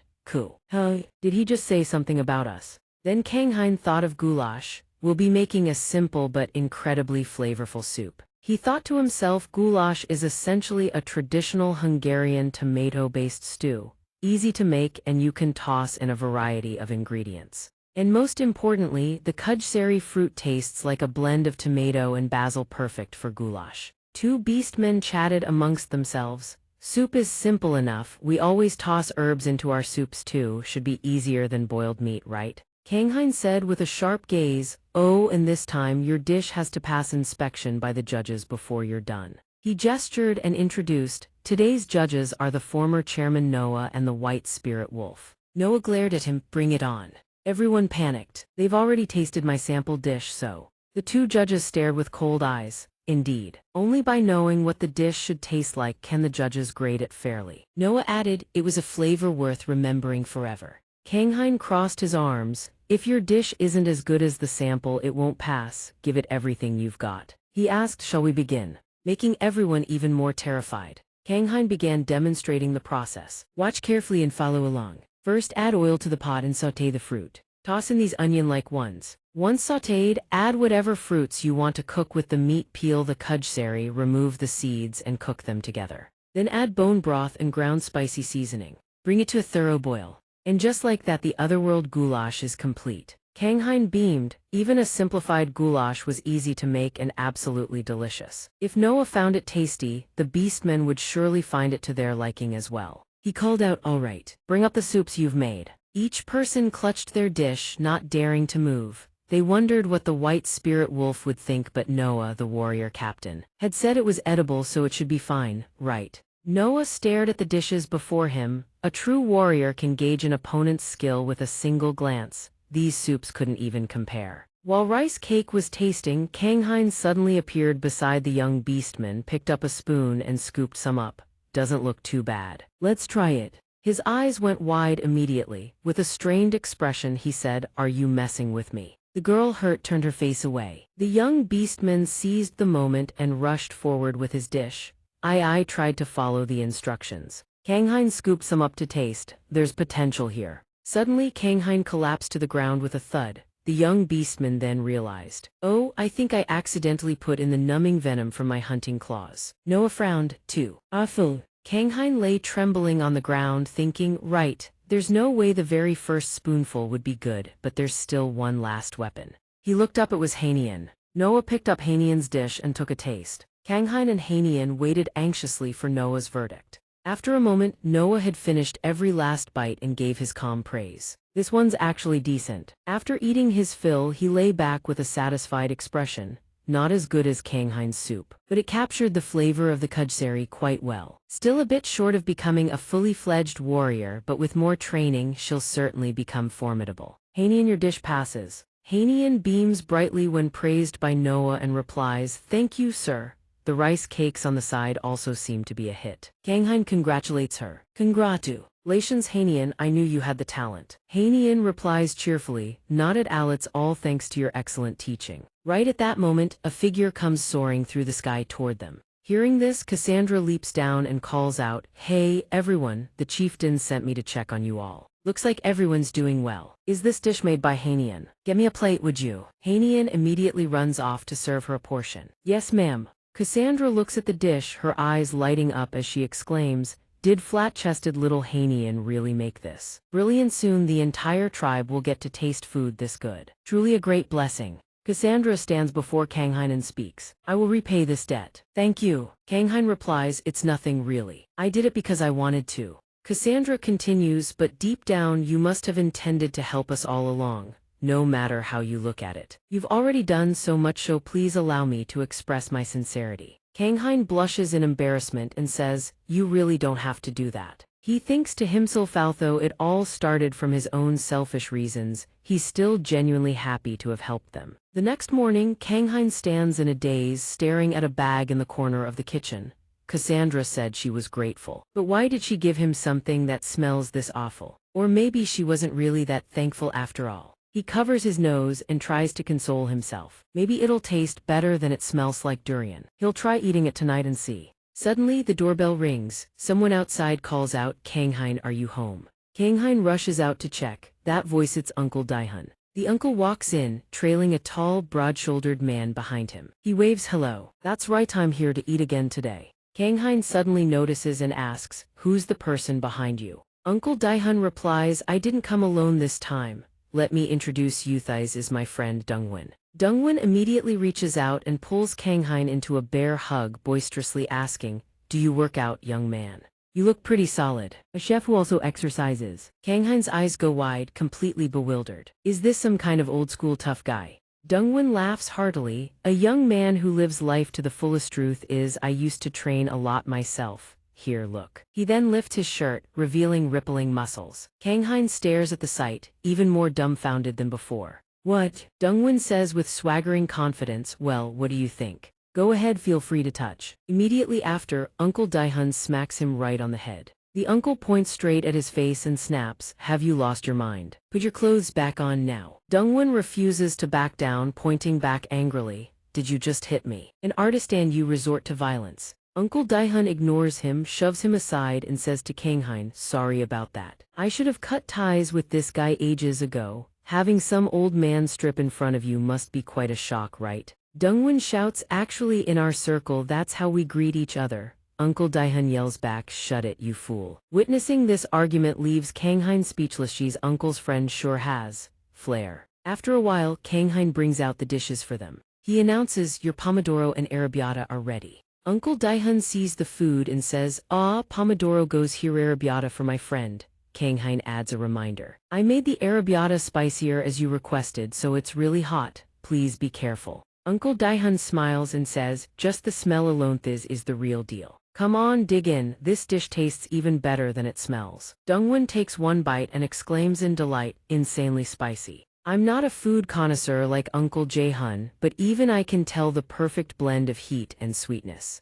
Truly a fiery flavor, just like the furious meaning behind the name arrabbiata. Donghua gives Kanghain a thumbs up, authentic flavor right on the mark. Kanghain smiles bashfully and replies, thank you. Then please take your time and enjoy. Kanghain is heading back into the kitchen when Donghua suddenly calls him over. Hey young man, get a moment. He answers, how can I help? Donghua holds up his phone, pointing at the calendar. Could you help me pick a convenient weekend date for next month? Kanghain asks a convenient date. He pulls out his phone to check. Saturday the second week. All right, let's lock in that date then, but what's the occasion? My retirement day. Kanghain's eyes widen in shock. His face goes pale as he exclaims, you're picking such an important day so casually. Donghua laughs it off, it's Finini Day works. Kanghain asks quietly, actually, retiring from what exactly? Uncle Daihun bursts out laughing so hard tears stream down his face. I knew you wouldn't recognize him, this guy's actually quite famous. His name is Lee Donghua, world-renowned pianist who once swept every major international competition. Daihun formally introduces, his name is Lee Donghua, celebrated pianist who has dominated every international competition. Kanghain listens as if he still can't fully process it. He suddenly recalls back when he saw crowds gathering and cheering. Wasn't that Lee Donghua, the legendary pianist of the car enthusiast world? The man who performed Beethoven using engine sounds. Even now, the memory sends a chill down his spine. A pianist. Jae-hun remains calm. Let's just call it that for now. But Donghua speaks with unmistakable pride. It's only natural you didn't recognize me. I haven't appeared on television in years. Those glory days are long gone. Daihun immediately retorts. The problem isn't that he can't believe you're a pianist, it's that no sane pianist drives around the way you do. But what cuts their bickering short is Kanghain's stammering and flustered expression. Pianist Lee Donghua, sir. I know who you are. You were the favorite pianist of the previous owner at a place where I used to work. They always had your albums playing in the living room. Every single piece was absolutely stunning, a feast for the ears. The more he speaks, the more excited he becomes. After listening to performances so full of emotion, I always imagined the person behind them must be someone incredibly refined and gentle. Hearing those winged words of praise, the man's eyes glistened with pride. Thank you. But then he crumbled, as if plummeting from the ninth heaven. Goodbye, the pianist of my imagination. You've crushed the kid's spirit, you know that. And the pianist was helpless about it too. Is it my fault? He quickly pulled himself together. Oh no, it's not. Honestly, you're much more handsome in person, but if it's Mr. Dung Kwan's retirement concert, you should really reconsider the date more carefully. Dung Kwan's voice came out flat, monotone. Actually, I chose very carefully at first. Since this is my final performance, I wanted to pick the grandest time and venue possible. At this, he lowered his voice. But unfortunately, he raised his trembling hand. My left hand ended up like this. He continued, leaving the other man stunned. The doctor says it's best not to use it anymore. So I canceled everything. The final performance will end in silence. It hurts, of course, but I have to set it aside. A renowned pianist quietly takes his final bow. That's enough, isn't it? Hearing this, the man froze, struck numb. Sunlight filtered softly through the glass window, casting a peaceful glow inside. Daihun walked to the door to say goodbye. Thank you, today's meal was delicious. As for Donghua, he couldn't resist teasing his old friend. Seriously, you've had a place this good to eat, and you've been hiding it from me all this time. Some friend you are. Daihun looked at him, visibly exasperated. I should have never brought you here. I want to talk to him in private, wait outside. Donghua finally relented. Fine, take your time, just don't be too long. Then Daihun turned to the young man. Sorry about that, he must have made you pretty uncomfortable. The young man scratched the back of his neck, awkward. It's fine, really. I think he's actually a good person, and fun to be around. But outside of music, that guy has zero tact. I'm sorry for dumping all that on you. I didn't think it was such a heavy topic, so it just slipped out. He opened his heart. Not at all, actually I really admire him for it. Most people would be in far more pain. On the day I lost my sense of taste, I was exactly like that. Daihun confided in him. Not everyone gets to choose how their story ends. At his age, things like that become hazy. People learn to let go. After a while Donghua barged back in. Man, what took you so long? Trying to ditch me again? Daihun shot his friend an irritated glare. Oh come on, let me at least say goodbye properly, can't you wait? Anyway, I'll definitely come back to eat here again. He said it with a hint of melancholy. Yes, see you next time. Learning to let go.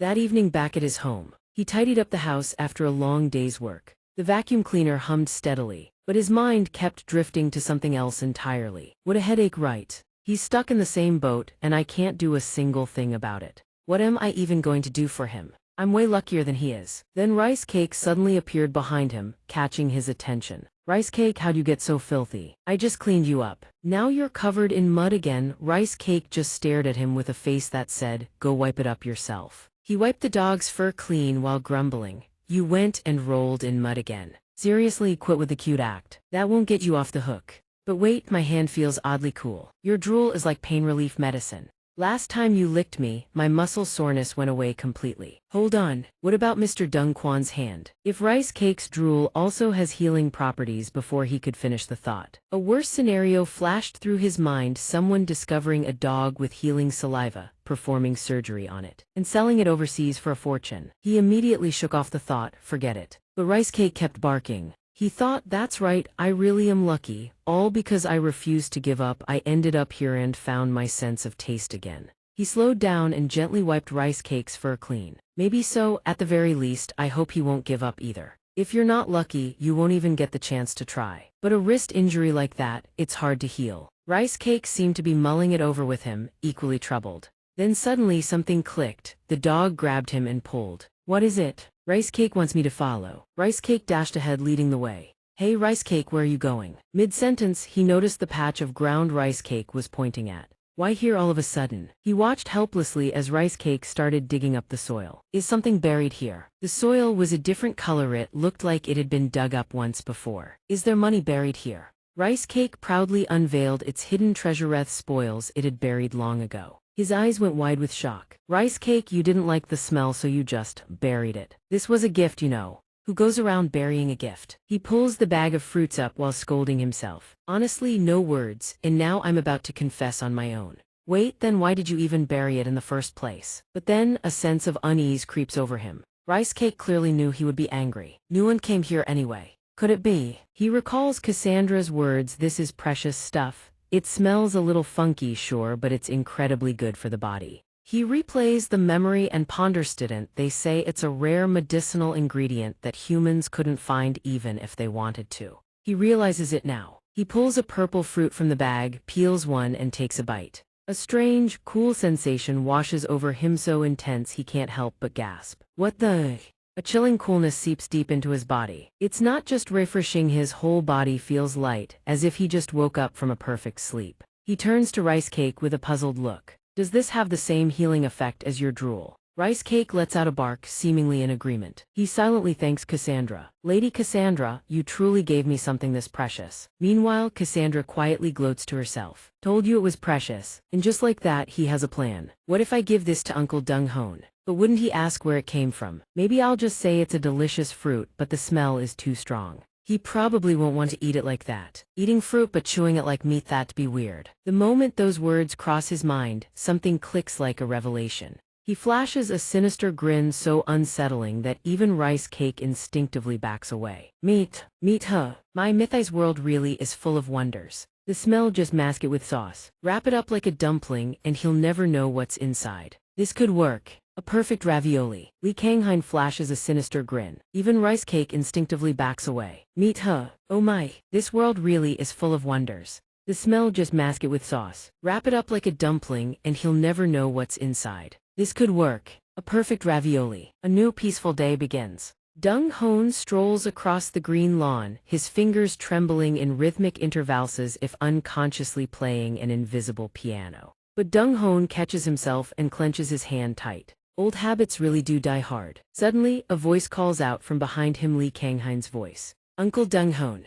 Donghua turns surprised. Kanghain, oh, how did you even get here? Li Kanghain greets him warmly and explains in a quick, succinct manner. I heard you'd be staying at Uncle Deng Jaehoon's villa for a while, so you came all the way here just to see me. Is there something you wanted to talk about? He suddenly shifts to a serious tone. Well, Uncle Lee Kanghain swiftly sets down a lunchbox, leaving Donghua bewildered, unsure of what's happening. His eyes gleam like headlights. Are you hungry, Uncle? Before Donghua can even answer, Kanghain pops the lunchbox open. A beautifully plated ravioli appears, drawing an involuntary exclamation from the pianist. Is that ravioli? Donghua eats but still harbors doubts. If you wanted someone to taste test a new menu item for the store, wouldn't it make more sense to ask Deng Jae-hun? Lee Kanghain flinches, struck right in the conscience, as if a dagger of guilt pierces straight through his heart. I'll ask him later, Uncle. Seeing Kanghain's flustered expression, Donghua reads between the lines. His voice comes out calm and even. Or did you come here because of what I said yesterday? Those words hit Kanghain right where it hurts. What do you mean, Uncle? What gave it away?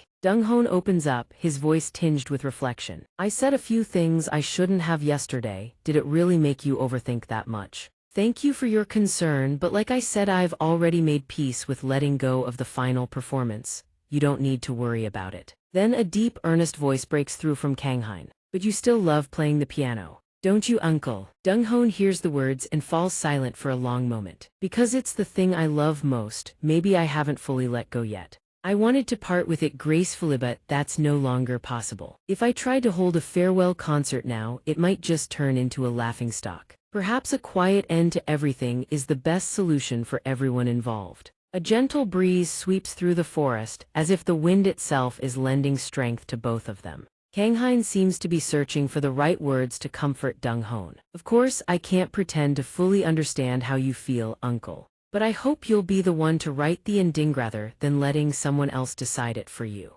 The final note of the pianist, Donghua, should be played by Donghua himself. Donghua listens and lets out an amused laugh. My. Such grand words, someone like me, worn down by this world, could never come up with advice like that. A wave of embarrassment suddenly crashes over Kanghain. If I said anything out of line, I'm truly sorry, Uncle. Donghua chuckles warmly. No, not at all. Honestly, I'm glad. It's nice to receive this kind of youthful energy for once. And maybe this is exactly the advice I needed to hear right now. You're the first person to ever say something like that to me. Thank you. The rice cake sluggishly waddles over to Kanghain, whining as if it's starving. Sorry, rice cake, I forgot to feed you. I haven't touched this one yet, so go ahead and eat. Donghua quickly changes the subject. Well, I'd better dig in too. A rich, savory aroma hits him and his eyes go wide in awe. Donghua exclaims, you knew I like spicy food, so you used arrabbiata sauce. Normally I don't care for ravioli, it's a bit too heavy, but this sauce cuts right through that richness. The texture when you chew is absolutely incredible.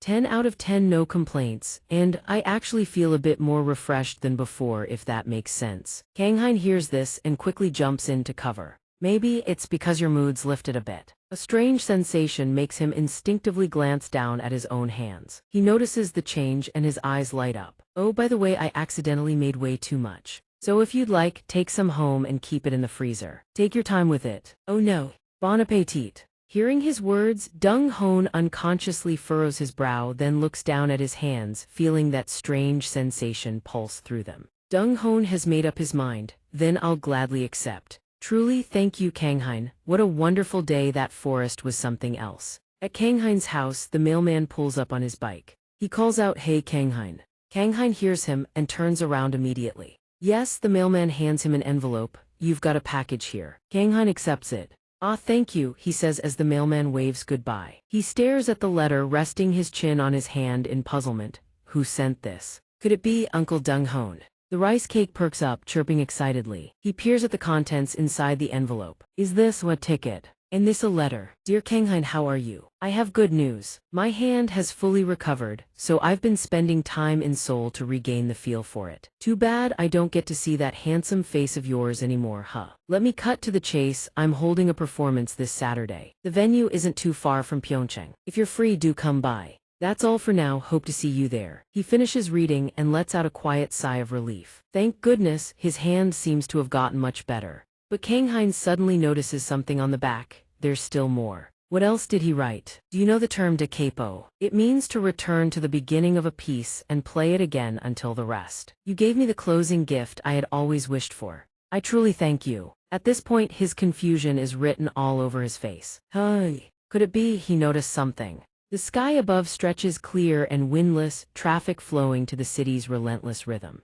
Yoonseop is driving when a message suddenly buzzes in. He sees it's from Kanghain and grumbles. This guy, the second he opens his mouth, you can tell he has zero friends. Yoonseop reads through the message carefully. A ticket to pianist Lee Dong-hoon's final performance. How the hell did he score a ticket like that? But then he hesitates. But Saturday, I've already got a schedule lined up with the kids. In the end, he figures out a solution. Oh, he quickly digs up the number he needs. How could I forget I've got a Lee Dong-hoon superfan right here. The phone rings, the other side picks up instantly. Hello, he answers excitedly. Hey, are you filming right now? On the other end is a woman's voice. Nope, just taking a coffee break. What's up? It's Sina on the line. Ever since the management team took over, this is the first time you've bothered to reach out to me, huh? Yoonseop responds eagerly. Hey, are you filming right now? On the other end is a woman's voice. Nope, just taking a coffee break. What's up? It's Sina talking to him. Ever since the management team took over, this is the first time you've actually contacted me, huh?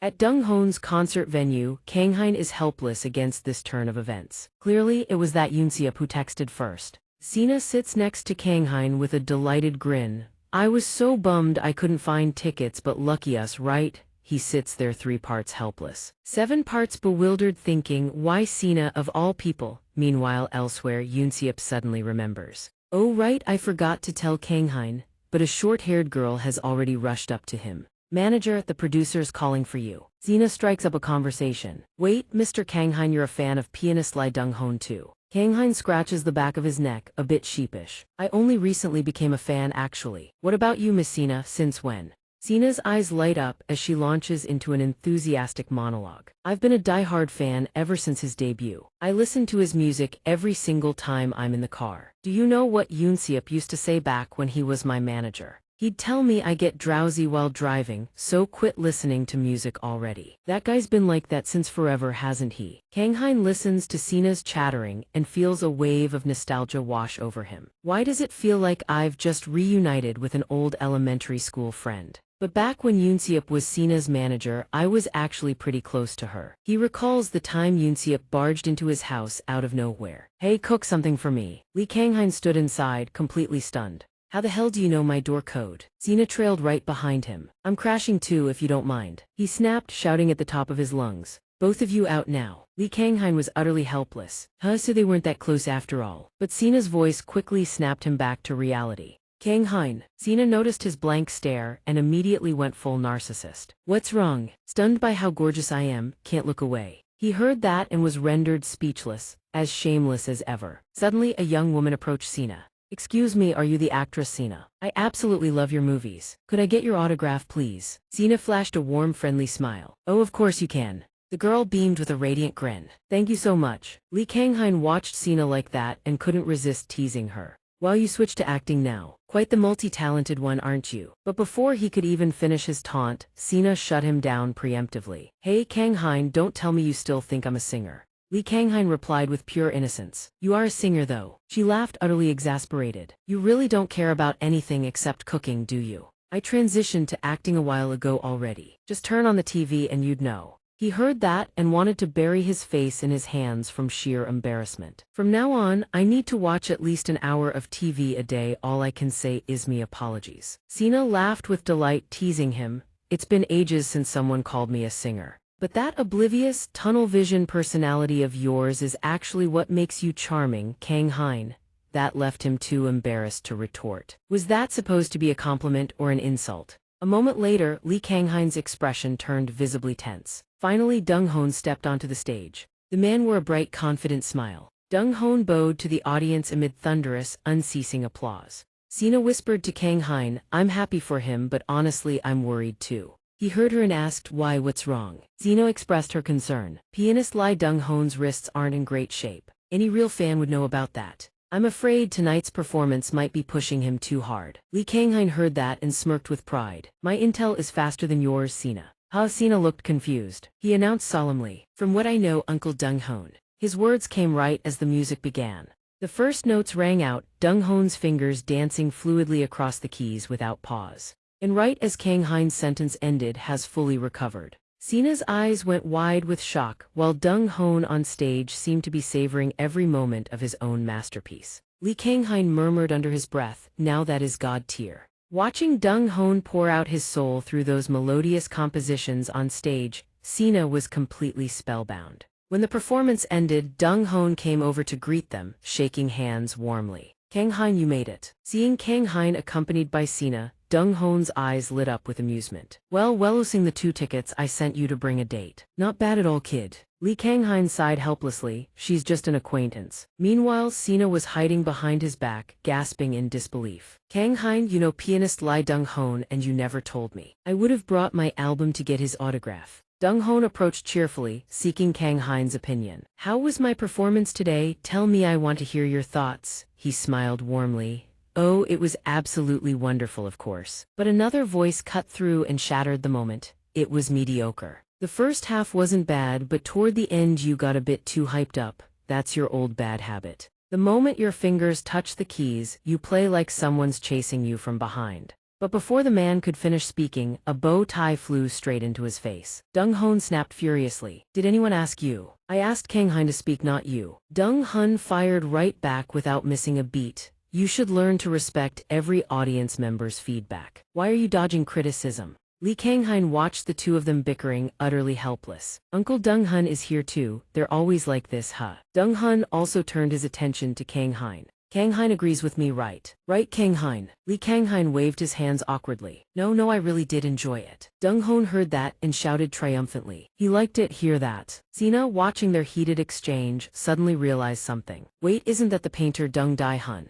Kanghain, you know painter Deng Dai-hun too?" "Oh, both of them are regulars at my restaurant." Meanwhile, their argument raged on. "What did you just say?" Sina suddenly chimed in with a bright suggestion. "So pianist Li Donghua is a regular at your place. You know I love your cooking, right? Give me the address, add me to the regulars list too." He sighs in defeat. Her intentions are way too obvious. But getting his autograph has Sina absolutely thrilled. "Thank you so much for the autograph, sir." He seems pleased too. "As long as you're happy, that's all that matters to me." Sina showers him with praise. "Today's performance was absolutely god tier, sir. I feel like I've gained so much more motivation to push myself harder. Calling it the greatest of all time wouldn't be an exaggeration at all." Donghua listens with clear amusement. "Thank you. I just gave it my all today, that's all." Then he turns to Li Kanghain. "It's all thanks to good luck that things turned out this way. Kanghain, what do you think?" Li Kanghain stammers at the sudden question. Me." His flustered reaction amuses the man. "It's nothing really. The dish you gave me the other day was absolutely delicious. Thank you for that." "Kanghain." He freezes, realizing he's been found out. "It was nothing, sir." In the depths of a forest by a crystal-clear river, a piece of driftwood is wrapped with rope rigged up like a makeshift fishing rod. Li Kanghain and Randon sit leisurely, fishing without a care in the world. "Hey, Mr. Randonthas, is my first time fishing, but it's actually pretty fun." That quiet moment of waiting for a bite is genuinely relaxing. "I feel like my whole body is melting into laziness." Randon hears this and crushes his fantasy without hesitation. "That's just because you're exhausted from sword training." But Li Kanghain presses on. "But Sir Randon, you look perfectly at ease, what about it?" He asks why he can't use the fishing rod he brought along. "I bought it specifically for today's fishing trip, you know." Randon continues fishing while explaining in detail. "Because fishing is a battle. You don't get it, do you?" He says, preparing to pull up his catch. "Thighs is the size of fish we're after." A line like that would snap instantly. Li Kanghain stares, speechless. "Sir Randon, that thing you call that a fish?" Boom, the mountain shakes. Randon yanks Li Kanghain out of the way just before the colossal fish flattens him. Phew, that was almost a pancake situation. Not bad at all, caught alive when this massive. Li Kanghain is still pale as a sheet. One sweep of its tail and the wind goes whoosh. But then Randon drops a crucial piece of intel, but this one's low on fat and has no fishy smell, so it'll taste amazing. That catches Li Kanghain's attention immediately. "Really? Then a spicy fish hotpot might actually be perfect for it." An idea sparks in Li Kanghain's mind. "What do you think spicy fish hotpot may be?" The forest settles into a strange, tranquil calm. Randon lets out an impressed sigh. "Whoa, Kanghain, here knife skills are incredible. Totally different from the way you swing a sword." Li Kanghain hears this and doesn't know how to respond. "Well, chefs handle knives too, you know." Randon watches him portion the fish into 3 cuts and raises an eyebrow. "But why are you only preparing that little?" Li Kanghain answers while he works brief and to the point. This much is more than enough to stuff us both silly. Are the fish in this lake always this big? Randon answers bluntly. Not all of them, but most are. This lake carries the mystical power of the forest, that's why they grow like this. Li Kanghain catches the implication immediately. Mystical power. Isn't this the border territory of the three races? At that, Randon remembers something. You didn't notice those giant rabbits or the beasts leaping around here. All of them are affected by this forest power. Li Kanghain jolts and looks up at him. Wait, every animal here is like that. Randon replies with a hint of pride. There's not a rabbit in any world that's built like that. But Randon suddenly pauses, as if recalling something. Ah, by our standards that is. I wondered, oh, rabbits where you come from look like that too. Li Kanghain shoots that down instantly. What? No way, they're way smaller and cuter than that. Randon's eyes light up with interest. Really? Then they sound just like us back home, I mean. Randon's cryptic half-answer leaves Li Kanghain confused, but he swiftly changes the subject. Come on, I'm starving. Let me help you speed things up. I'll go gather firewood. Li Kanghain is politely grateful. Oh, that'd be great. I'll grab a big pot in the meantime. I wanted to bring an even bigger one, but this size should do. Randon glances at the pile of fish bones and asks, do we need to throw these away? Li Kanghain shakes his head. No, we're putting the bones into the broth too. Randon raises an eyebrow. These things, but Li Kanghain is already moving. Add the radish, the remaining bones, and dried shrimp. Bring to a boil and skim the foam continuously, then toss in the stock-clearing ingredients. Don't cover the lid, let the fishy smell evaporate. Keep it at a rolling boil. And that's the spicy fish hoppadon. Randon catches the aroma, and his mouth is already watering. That smell is absolutely divine. Beside it, rice cakes have been molded into neat little shapes. He reaches eagerly for the pot. All right, everyone again. But Li Kanghain stops him just in time. Wait, Li Kanghain says it short and firm. Did you forget something, sir? Randon stares at the pot, puzzled. Only bones remain inside. Where's the fish meat? Li Kanghain grins, confident as if victory is already in hand. See, before eating spicy fish hot pot, you have to start with sashimi. Randon picks up a slice of the raw fish, eyes widening. Or raw fish. It's been ages since I've had this. Li Kanghain returns, carrying an array of sauces to show off. Dip it in the sauce and give it a try, sir. He gives him a piece. The fish enters his mouth. An indescribable aroma rushes up. Raw fish, yet somehow firm and chewy. And how can the flavor be this layered? The sauces are beyond reproach. Truly, these are seasonings one simply cannot do without. Randon praises without pause. The red sauce is spicy sweet and addictive. The brown one amplifies the freshness of the raw fish. And this green one, the numbing heat tears through the soul, yet its allure is undeniable. Kanghain ladles soup while explaining, back where I come from, whenever we catch fish, everyone eats it raw first. Then makes soup from the leftover bones. I'm sure you'll enjoy this too. But when Randon finishes tasting, he suddenly slumps over, sending a jolt of panic through Kanghain. What's wrong? Doesn't suit your palate. He pours out his heart. If I don't get a swig of booze right now, I'm gonna kick the bucket. Kanghain can only sigh helplessly. The peaceful forest rings with the clink of two glasses. Randon drains the glass in one gulp. The sheer deliciousness sends a shiver through him. This spicy fish soup, the heat is so intense. It just makes you want to drink more and more. Whoever invented this is an absolute genius. Kanghain shakes his head with a helpless smile. Oh, it's that good. He insists, of course. Can't you taste that refreshing quality? Kanghain gazes into his bowl of soup, contemplative. I can taste it. I thought it would taste like flatfish, but the more I chew, the more it resembles ocean fish, and the longer it sits on the tongue, the sweeter it becomes. The signature umami amplifies the appetite despite the chili. I find it slightly buttery. Randon listens, not quite understanding any of it. You really are a chef, aren't you? Such refined taste buds. Kanghain hears this and mulls over Randon's words. He smiles quietly in agreement. That's true, isn't it? More accurately, my palate has gone through quite the ridiculous journey. Kanghain recalls the earlier days to make this dish without any fishy taste. He had to eat far too much, but it was worth it. Kanghain devises a more fitting plan. What if there's a sauce even more powerful than cream?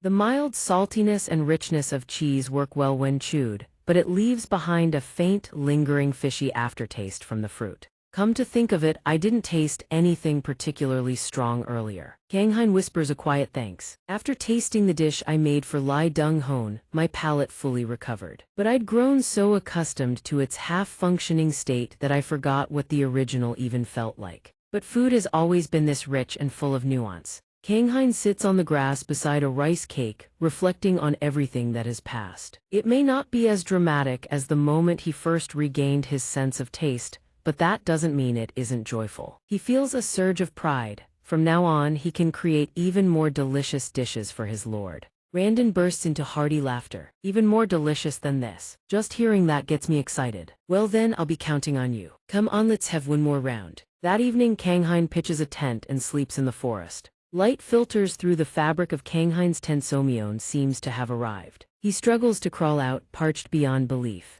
The headache crashes over him all at once, and Kanghain groans. Did I seriously drink that much? My head feels like it's about to split open. He recalls that during their drinking session, Randon suddenly remembered something. It's late already. The wife told me to come home early today. He silently prays for Randon. But Lord Randon has probably already been chewed out by his wife by now. Kanghain sits in front of the tent, letting his body unwind. The cool breeze does wonders. He feels a little better already. Suddenly, Kanghain spots Emilia standing by the lake, her face turned toward him as if lost in thought. Without hesitation, Kanghain calls out, "Emilia, is that you?" Emilia turns and greets him. It's been a while, Kanghain. Kanghain takes in the scene before him and can't help but be moved. It's like something straight out of a movie. Still, courtesy demands he maintain his composure. I've been wanting to see you too. Thanks to your advice, everything has gone much more smoothly. Emilia smiles warmly. I'm glad to hear that. Kanghain bows formally. Truly, I cannot thank you enough.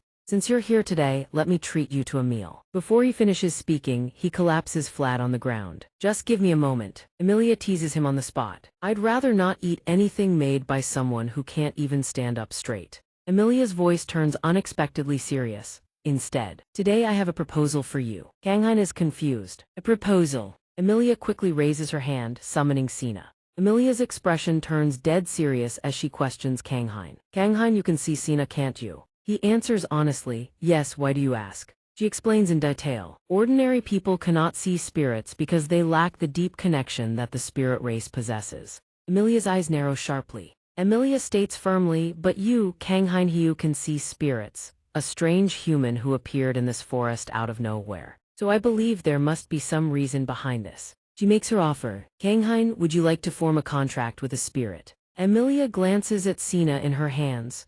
Ordinary people cannot see spirits because they lack the deep bond that the spirit race shares with them. Her piercing gaze shifts to the side. Emilia says solemnly, but you, Kanghain, you can see spirits, a strange human. Appearing in this forest from who knows where, she studies his bewildered face. So I believe there must be some reason behind this. She speaks, Kanghain, would you like to form a contract with a spirit? Kanghain's murmuring voice echoes through the silent night. Emilia explains, many believe that only the spirit race can possess spirits, but in truth, spirits are simply most at ease with them. If one has the gift of harmony, anyone can form a contract with them, she urges gently. If you can see spirits, your affinity must be exceptionally high. So, Emilia asks once more, would you like to try forming a contract with a spirit? But Kanghain simply calls her name Emilia. He stumbles over his words. I understand everything now, but his stomach lurches, nausea rising. I'm not feeling so great. Can we continue this tomorrow? Emilia's panicked voice rings out as Kanghain vomits. Kanghain. At last daylight reaches the forest. Kanghain lowers his head in apology. About last night, I'm so sorry. He says dejectedly, I'm sorry you had to see that. Emilia. She smiles awkwardly. It's fine really, I actually saw you drinking since daytime. Kanghain grows curious about the spirit topic. I've given it a lot of thought. Would it be like how Emilia's spirit is always by her side? Kanghain has a vague guess. Well, let's call it adoption for now. He still needs to think it over. Inside his head, Bonji letter 1EA10 starts imagining the day Kanghain gets a spirit of his own.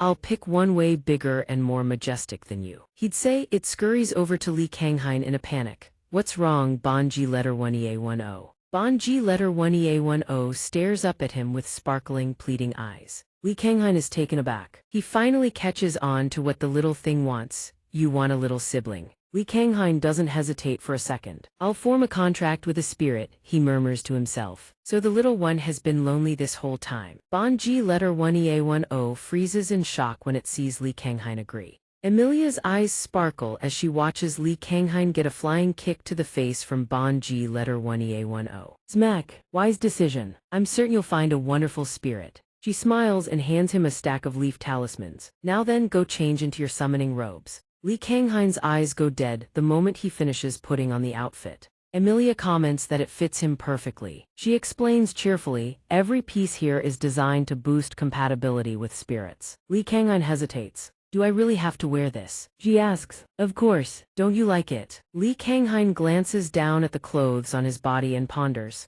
It's just a bit too breezy. Emilia adds, my grandfather wore this exact outfit when he formed his contract with a great spirit. Li Kanghain's expression shifts instantly. Suddenly this outfit looks pretty stylish. Her grandfather had some serious drip. Emilia beams. Really? And finally, focus your mind on the kind of spirit you wish to bond with. Li Kanghain's eyes glaze over. Anything's fine, really. Emilia starts lecturing. What do you mean, anything? The more carefully you consider skills, preferences, age, and temperament, the higher the compatibility rate. Li Kanghain can't help but think, finding a spirit is like going on a blind date. Emilia looks at him seriously. Just sit still, it'll be over in a moment. A magic circle materializes behind her. Li Kanghain looks up at the sky, his eyes widening in astonishment. He stares wide-eyed at the radiant, multicolored orbs floating above. So beautiful, they look like fireflies. Could those lights actually be spirits? Li Kanghain waits with quiet anticipation.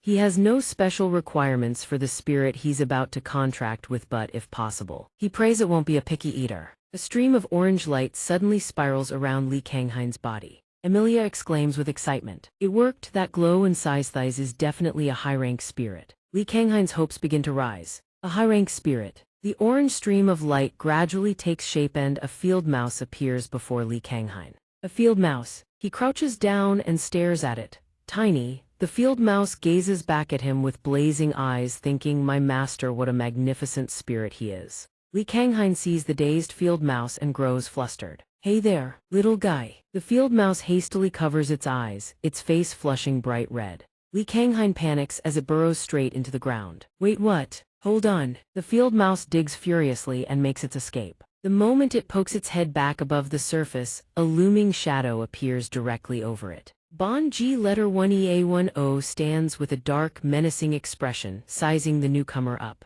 Off to the side, Emilia observes and remarks. This spirit can wield 2 elements. That's incredibly rare. Li Kanghain is curious. 2 elements. The field mouse spirit trembles with its eyes squeezed shut. Emilia explains, earth and fire. The field mouse spirit is on the verge of tears. In a panic, it spits out a burst of flame, but Bon G letter 1EA10 blocks it with a single kick. Emilia watches the scene unfold and explains, but since it's still young, both elements are very weak. Bon G letter 1EA10 looks a little disillusioned. Instead of the grand, majestic spirit it had imagined, there's only this tiny creature. Emilia reminds them no, all that's left is to give it a name. Li Kanghain ponders a name. He mutters field mouse a rat ratatu, but its coloring is more like escargot actually. Emilia interjects. What criteria are you even using to pick a name? He lifts the now unconscious mouse in his hands. And so Li Kanghain smiles. Gently, I'll name him Tori. His surname is Ham. The unconscious Tori is draped with a small white cloth. Emilia admits, honestly, I didn't think you'd end up contracting with a spirit like that,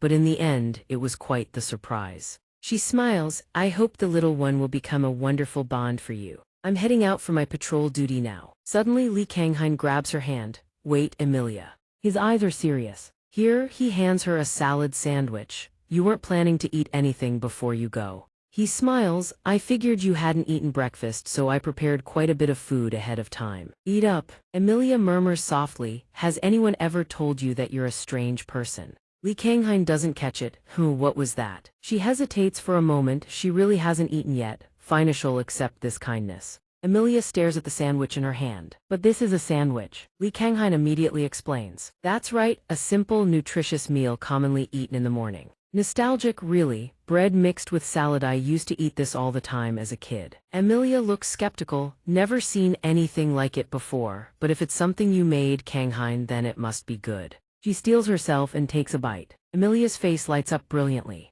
She feels a wave of refreshment wash over her like never before. Good heavens, is there really bread this soft in the world? It melts the moment it touches your tongue. And the sauce you had, is it exactly? Sweet and tangy all at once, combined with the crisp, crunchy vegetables. It's absolutely perfect. Has human culinary culture really evolved to this level? Or perhaps Kang Hein finds her reaction satisfying enough. Her palate is simply too refined. Emilia looks toward him. Given where she comes from, it's a peculiar place. She studies him carefully. Then Emilia whispers her praise, "You're a true culinary genius." Kang Hein is confused. Huh? He replies, "I said it's delicious, can I have more?" Kang Hein lights up. "Of course, I made plenty, let me pack some up for you." Inside her room, Unjin is busy folding laundry. Myung bursts through the door all excited. "Mom, I finished my homework, can I watch some TV?" Unjin smiles. "Sure, but only for 1 hour." Myung hugs the screen tight. She repeats after the intro. "Hello, join us for Ju Tiny Pretty Ruby Boog Mysterious Star." Unjin reminds her.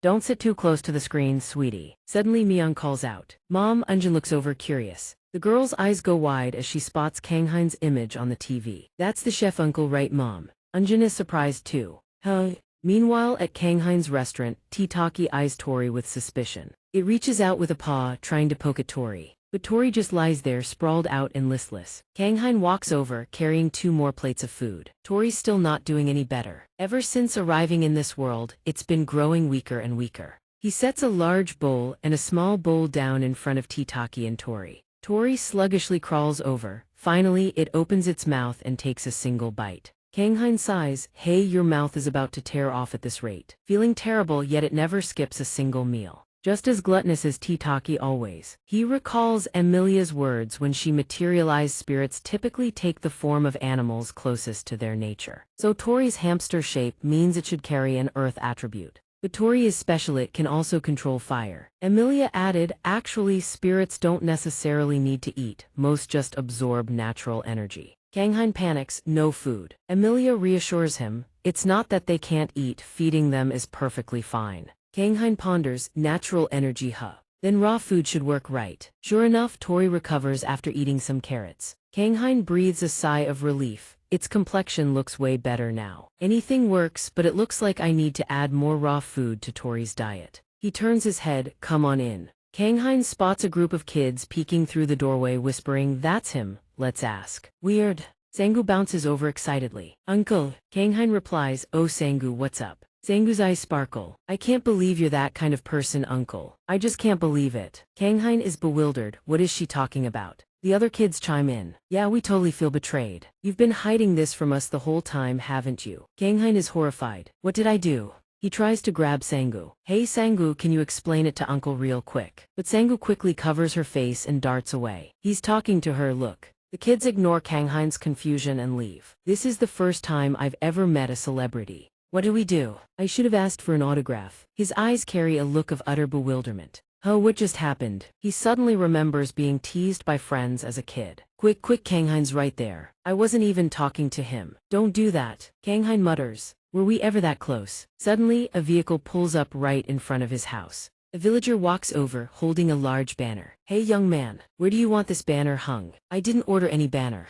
He's puzzled. "Sir, are you sure you have the right address?" The man insists the address is correct. Then he unfurls the banner on the ground. "You didn't order this." Kang Hein freezes on the spot. Then it hits him. Wait, when does the chef broadcast air again? Right on cue, the village PA system crackles to life. "Hello, this is the village chief speaking." His voice brims with excitement. "Hello, dear residents, wishing everyone a wonderful day. I have an announcement for everyone." The village chief practically shouts into the speaker. "This afternoon at 400, there will be a televised broadcast showcasing the pride of Yangpyeong. Our talented Lee Kang Hein, everyone who's free, please come to the village hall." And Lee Kang Hein himself, you absolutely must be there. Kang Hein freezes, it already aired. The man's eyes light up with a brilliant gleam. "Oh, no wonder you're so handsome. Could you sign this for me right here? Are you a singer or something?" Kang Hein stands there bewildered. I don't really have a signature." The village hall turns out to be a cozy little house. Kang Hein shows up dazed, carrying 2 watermelons. He never imagined his first visit to the village hall would be for a movie screening.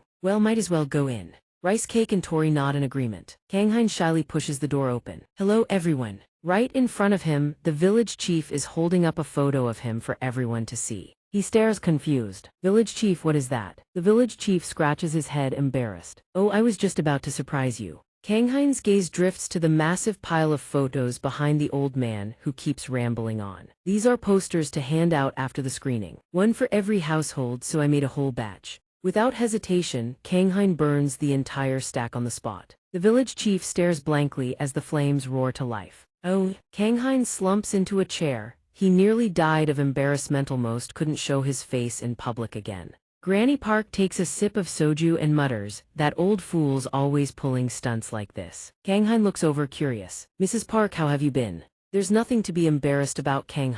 Being on TV, you should be proud." Kang waves his hands. "I know, and I'm truly grateful for everyone's support, it's just," he lowers his voice. "A chef appearing on TV like this, it doesn't feel right." His last words trail off, swallowed by silence. "Forget it." Kang breaks into a bright, sincere smile. He doesn't want to dwell on any of that anymore. He looks Mrs. Park in the eye and says earnestly, "I really am grateful." Mrs. Park sighs, "Doing what you love and excelling at it, that deserves praise. Who dare say otherwise? Those people are blind as bats, don't you go getting close to that sort, no matter who they are." Her words pull memories of the past back to the surface. He's surprised to hear Mrs. Park add, "Those people bring nothing of value to your life." Kang smiles softly, "Yes ma'am, I'll remember that." The crowd begins to stir with excitement. The chicken soup is done, everyone dig in. Wait for real, actual chicken. One of our own made it on TV, at least that much is called for. Now today's star of the show gets the biggest portion. Kang gazes meekly at the whole chicken soup set before him. He thinks to himself it's been ages since someone else cooked for him.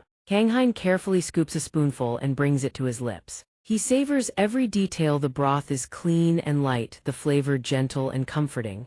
The medicinal herbs are balanced perfectly, and the long simmering has allowed their deep, natural sweetness to permeate the rice. This is a taste you can only achieve when you cook with your heart. Kang's eyes fill with warmth. It's truly delicious. The two beside him are practically drooling rivers onto the table. "Here, let me tear off some meat for you." "Wait just a sec." At last, Rice Cake and Tori finally get to eat too. Rice Cake even wags its tail nonstop between bites. The village chief calls out, "Everyone come gather around." The TV broadcast is starting. Every villager fixes their eyes on the television screen. Today's chef is now on air, and so the somewhat mortifying screening begins. Everyone's eyes go wide. Let's watch together the very first footage of Chef Kang's competition footage our team worked tirelessly to obtain. Kang, who has never seen the original broadcast, realizes something immediately. The camera captures his knife work in crystal clear detail, every cut of his julienne technique rendered with precision. Only 14 and his skills are already on this level. This isn't cooking anymore, this is art. The Picasso of the culinary world. God tier. Kang's eyes glaze over. Everyone be proud. Our great nation of Korea has Lee Kang.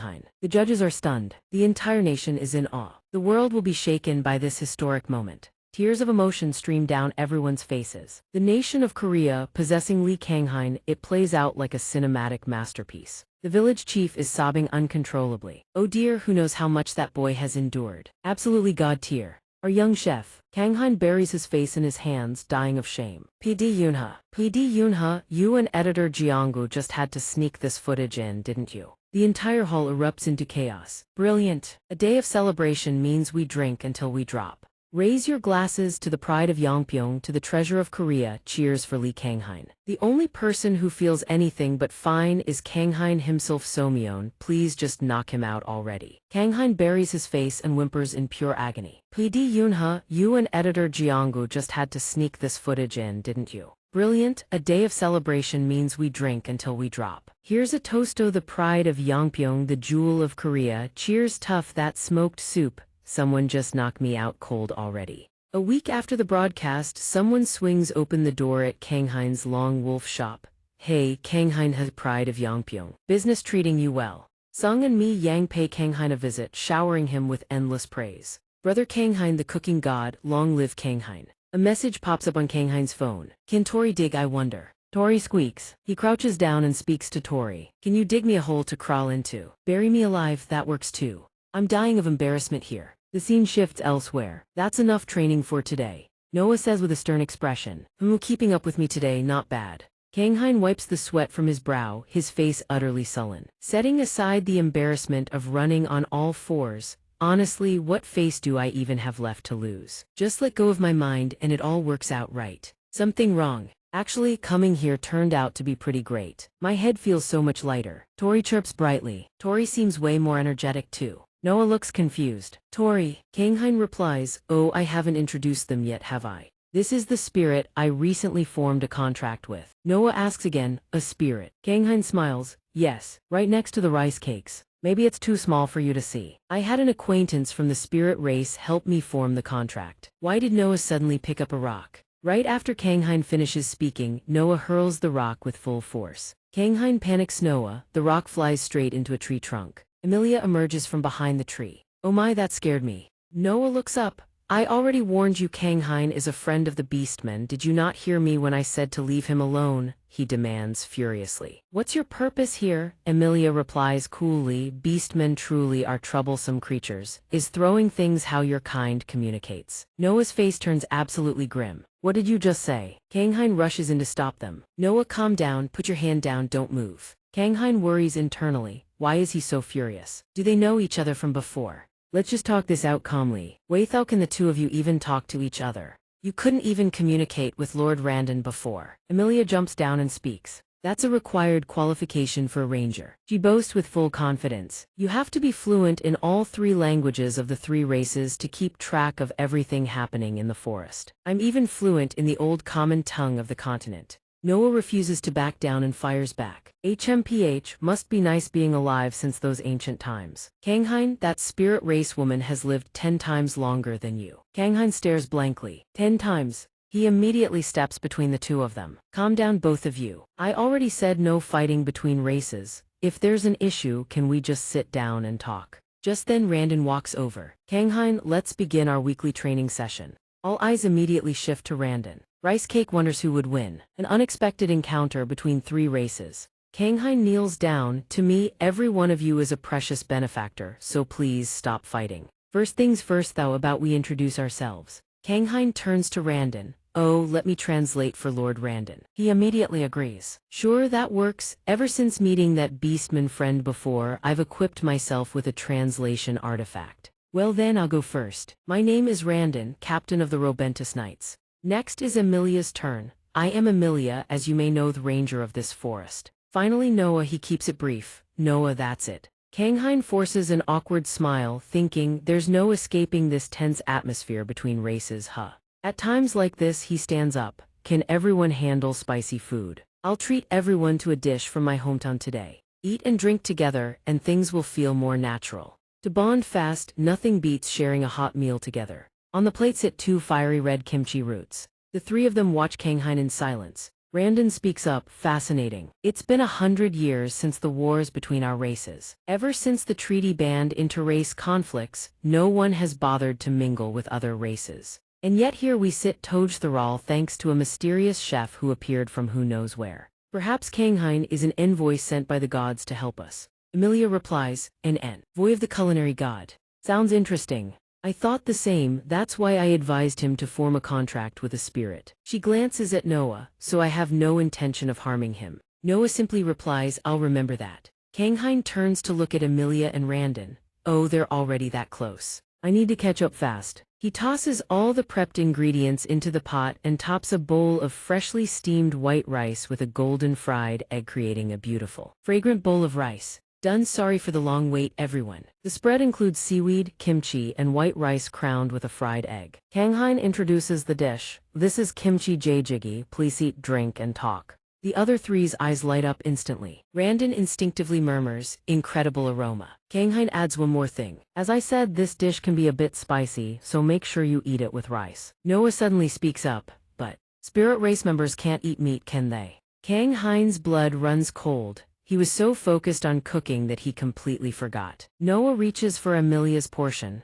If you can't eat it, I'll take care of it for you. Emilia immediately guards her plate. I abstain to reduce killing, not because I can't eat it. Emilia clasps her hands together in gratitude. I shall eat with gratitude toward nature. O great God who created this magnificent nature, I offer you my thanks. Randon takes a bite and his eyes light up with excitement. Hot as hell but insanely delicious. Noah is so overwhelmed by the heat that flames literally shoot from his mouth. Emilia can't stop showering the dish with praise. The meat and vegetables meld together perfectly. I can't stop eating. It's a bit too spicy for me, but the eggs and rice mellow it out enough to handle. I've never seen rice this glossy and sticky before. Paired together like this, it's truly a delicacy of the mortal world. Randon says there's just one more thing missing to make it perfect. Kang Hein raises a glass of liquor, no words needed, right? Randon's eyes glisten with emotion. Kang Hein Randon's emotions surge through him. Now this is what living feels like. Suddenly his spirits crash. Wait, if I've been drinking I can't train anymore. Kang Hein says cheerfully, then, let's just chat and enjoy ourselves. Noah takes a sip too. It's different from the liquor brought last time. Emilia continues eating quietly. Spicy but so good, now that you mention it. Kang Hein, last time you said you wanted to gift spices to the Beastman tribe, right? There's someone who wants to discuss the matter in detail with you. Would you like to meet our lord? Kang Hein feels a knot of nervousness tighten in his gut. The lord.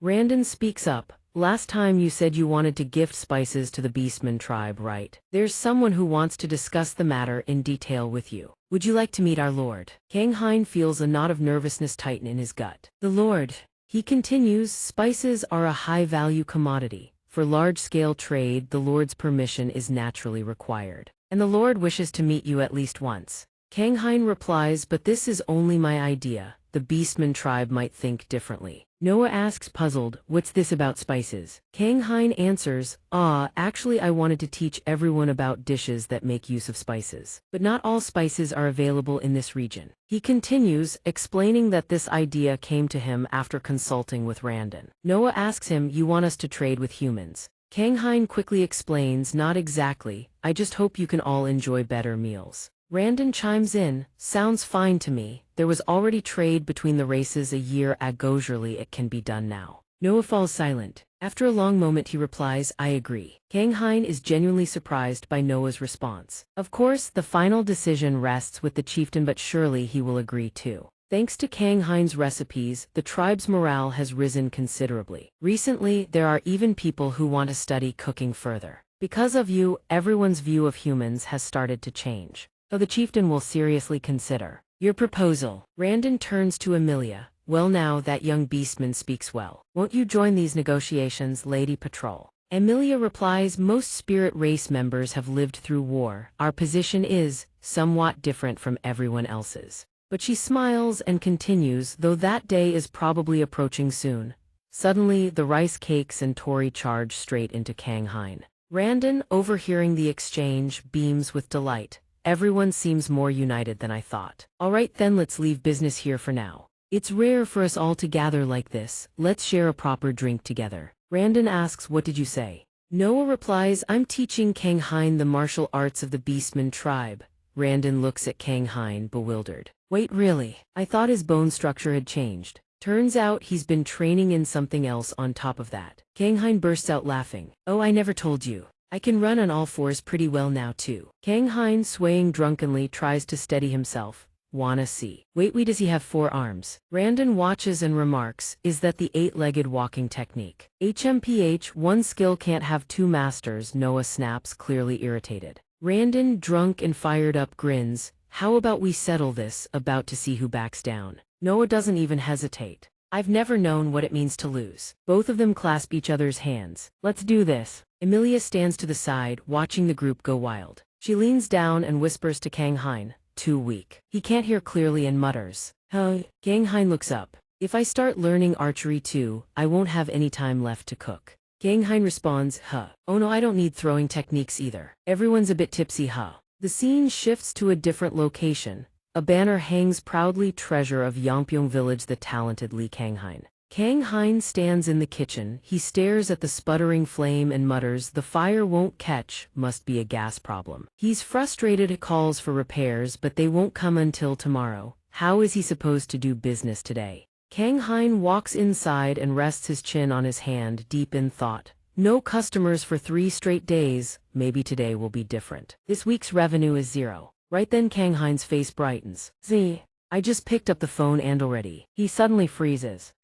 Walking into the shop are Minyu and Sujin, a married couple. Sujin SSI. She walks in with a warm smile. It's been a while, Kang Hein. Kang Hein hurries over to greet them. How's your health? Everything okay? Sujin replies, I'm feeling much better. Kang Hein glances down at the stroller. The baby can come out too. Sujin replies, but only for a little while. I wanted to let him meet Uncle Kang Hein, but he fell asleep on the way here. The baby's name is He-Anan. Kang Hein murmurs unconsciously. He-Anan is so tiny. A human can be this small, and yet still breathing, still moving. So adorable, Minyu says to Kang Hein. If you want, just go ahead and touch him. Kang Hein immediately refuses. But what if I touch him too hard and he breaks? Just touch him gently, it'll be fine. Kang Hein wipes his hands and calls out softly. Hien. Just one touch on the cheek. His finger trembles as it reaches forward. Uncle's going to touch you a little, okay? His fingertip brushes against the baby's cheek. Kang Hein gazes at the baby with sparkling eyes. So soft. He can't stop praising Hien. Soft and truly adorable. Banji, letter 1EA10 and Tori both rush in the same direction at once. They scramble all over Kang Hein, making a ruckus. Hey, we're soft too, you know. Sujin watches them with a smile and says, today I wanted you to meet Hien and also grab a bite to eat while we're at it. Could you make something simple for us? Kang Hein immediately agrees. Of course, please wait here for a moment. But the moment he steps into the kitchen, Kang Hein's face darkens. The gas stove isn't working. He freezes. Crap, no fire. Guess I'll have to break out the camping stove. Tori squeaks, Chiet. Kang Hein looks down and asks, Emma? Tori puffs up with an unmistakable look of pride. Kang Hein suddenly remembers. Right, Tori. All right, I'm counting on you, buddy. Clean the abalone, removing the sand sack and teeth. Add the innards and rice wine. Blend until smooth. Kang Hein calls out to Tori. Instantly, Tori spits a jet of flame chit. Melt butter in the pan, then sauté diced onion and garlic with the abalone. Add the soaked rice and blended innards, then pour in the stock. Simmer thoroughly. In the pan sits a mouth-watering mixture of vibrant jade green. The married couple Minyu and Sujin sit chatting at the table outside. Sujin gasps in surprise at the dish. A nutritious and delicious abalone risotto served and ready. On the plate, sliced abalone is layered atop a bed of green-tinted rice. Minyu asks curiously, you can make risotto with abalone too. Sujin also showers the dish with praise. It looks amazing. Kang Hein replies with a bright smile, you two came all the way to my place, so I wanted to make something a little better than just porridge. Minyu and Sujin take their first bites together. Sujin praises effusively like waves crashing ashore, incredible, no fishy taste at all, so rich and fragrant. Minyu also loves the dish. The abalone is perfectly chewy and tender. Eating it together with the rice makes me crave even more. Sujin wants to keep eating since it's abalone, maybe it's fine to have a little more. Let me pack an extra portion for you to take home so you can keep eating later. Kang Hein hesitates slightly.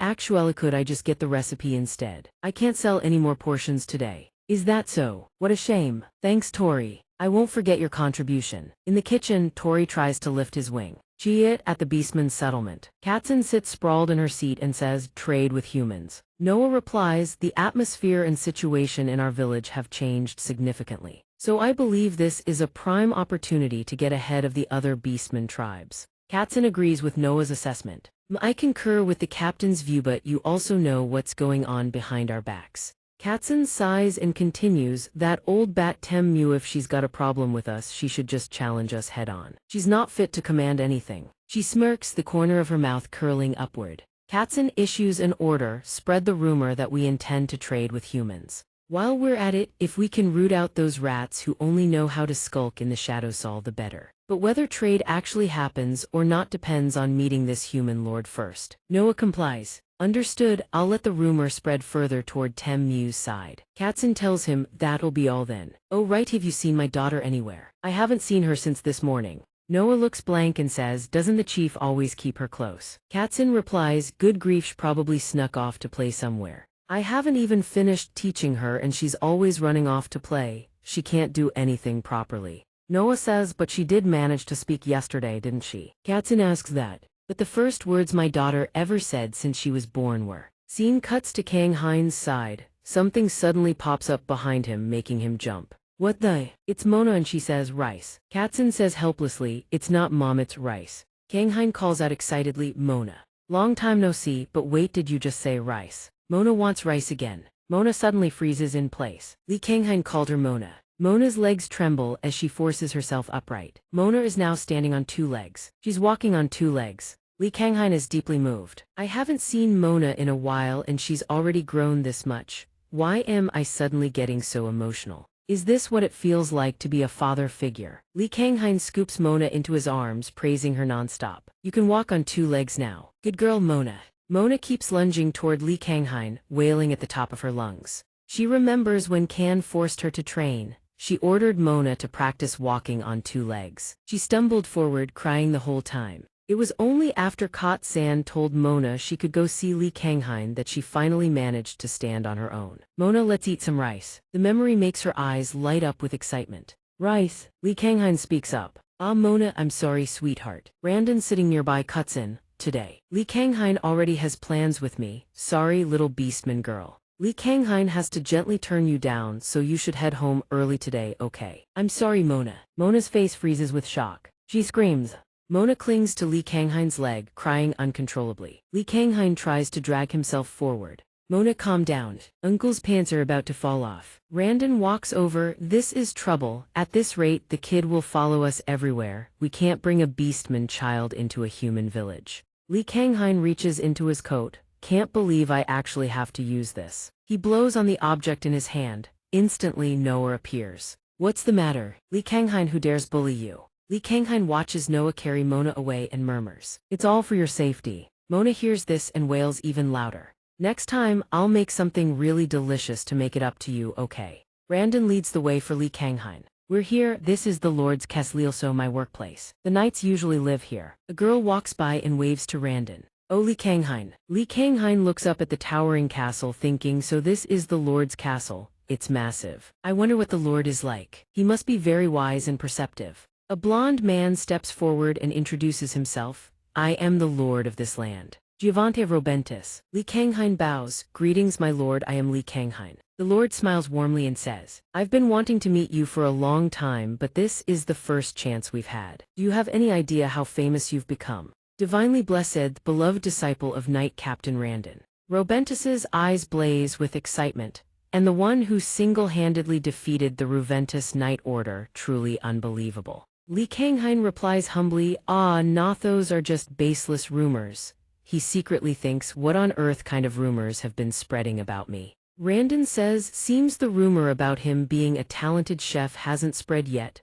Robentis replies, that one's already common knowledge. Thanks to you and Lord Loman. You two keep heaping on the praise. Our head chef already considers you a rival, you know. Randon feigns seriousness. A rival, huh? Things are getting a bit intense. Robentis asks, next time if there's an opportunity. I absolutely must taste your cooking. You haven't eaten yet, have you? The chef here isn't bad either. Let's share a meal together. Li Kanghain agrees at once. Ah yes, thank you, my lord. He's so kind, just talking to him feels this pleasant. All three of them sit down at the dining table. Robentis asks Li Kanghain, so you want to bring seasonings to the Beastman tribe? He replies, seasonings play a crucial role in cooking. The Lord asks again, you truly acquired such deep culinary knowledge through self-study. Li Kanghain replies, I was self-taught, but I also learned a great deal at school. Robentis asks, school? Yes, I studied abroad. Then he suddenly catches himself. Wait, do they even have culinary schools here? Li Kanghain scrambles for an excuse. More or less, I had a private tutor who taught me everything.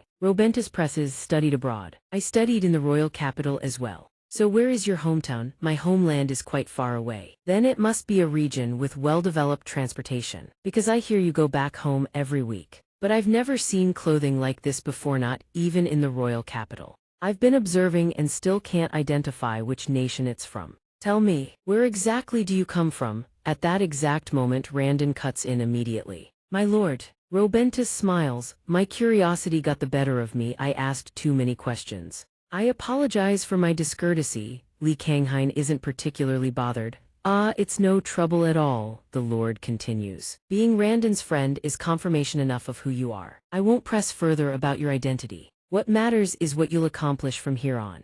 This Lord is no easy man to deal with. The door makes a sound. Robentis turns toward it. Oh, it seems the food has arrived. Bring it in. The chef enters and lays out the dishes. Wow, this is what a Lord's castle meal looks like. Li Kanghain's eyes glaze over slightly. Why does the back of my neck feel like it's burning? The chef is glaring daggers at him. Kanghain feels a prickle of fear. Why's the heat so intense? Kanghain nervously glances behind him, thinking, why does the back of my neck feel like it's burning? The moment he turns around, he's greeted by the head chef's scowling face and blazing eyes. Kanghain freezes, unable to react for several seconds. He wonders, why is it so scorching hot? Thomas is practically radiating killing intently. He gets to meet that Kanghain, a chef who seduces people with dishes no one has ever heard of. He breaks into a cold sweat and says, yes. It must be delicious, of course. The head chef stares him down with wide, intense eyes. In his heart, he's determined, go on, try this dish. taste the difference a true head chef makes. Then he announces, please everyone enjoy the meal. Kang-hein sits there like he's on pins and needles. He frets, could there be poison in this? He stirs and scoops while musing, if this man is the Lord's castle chef, he must be the best in the entire region, right?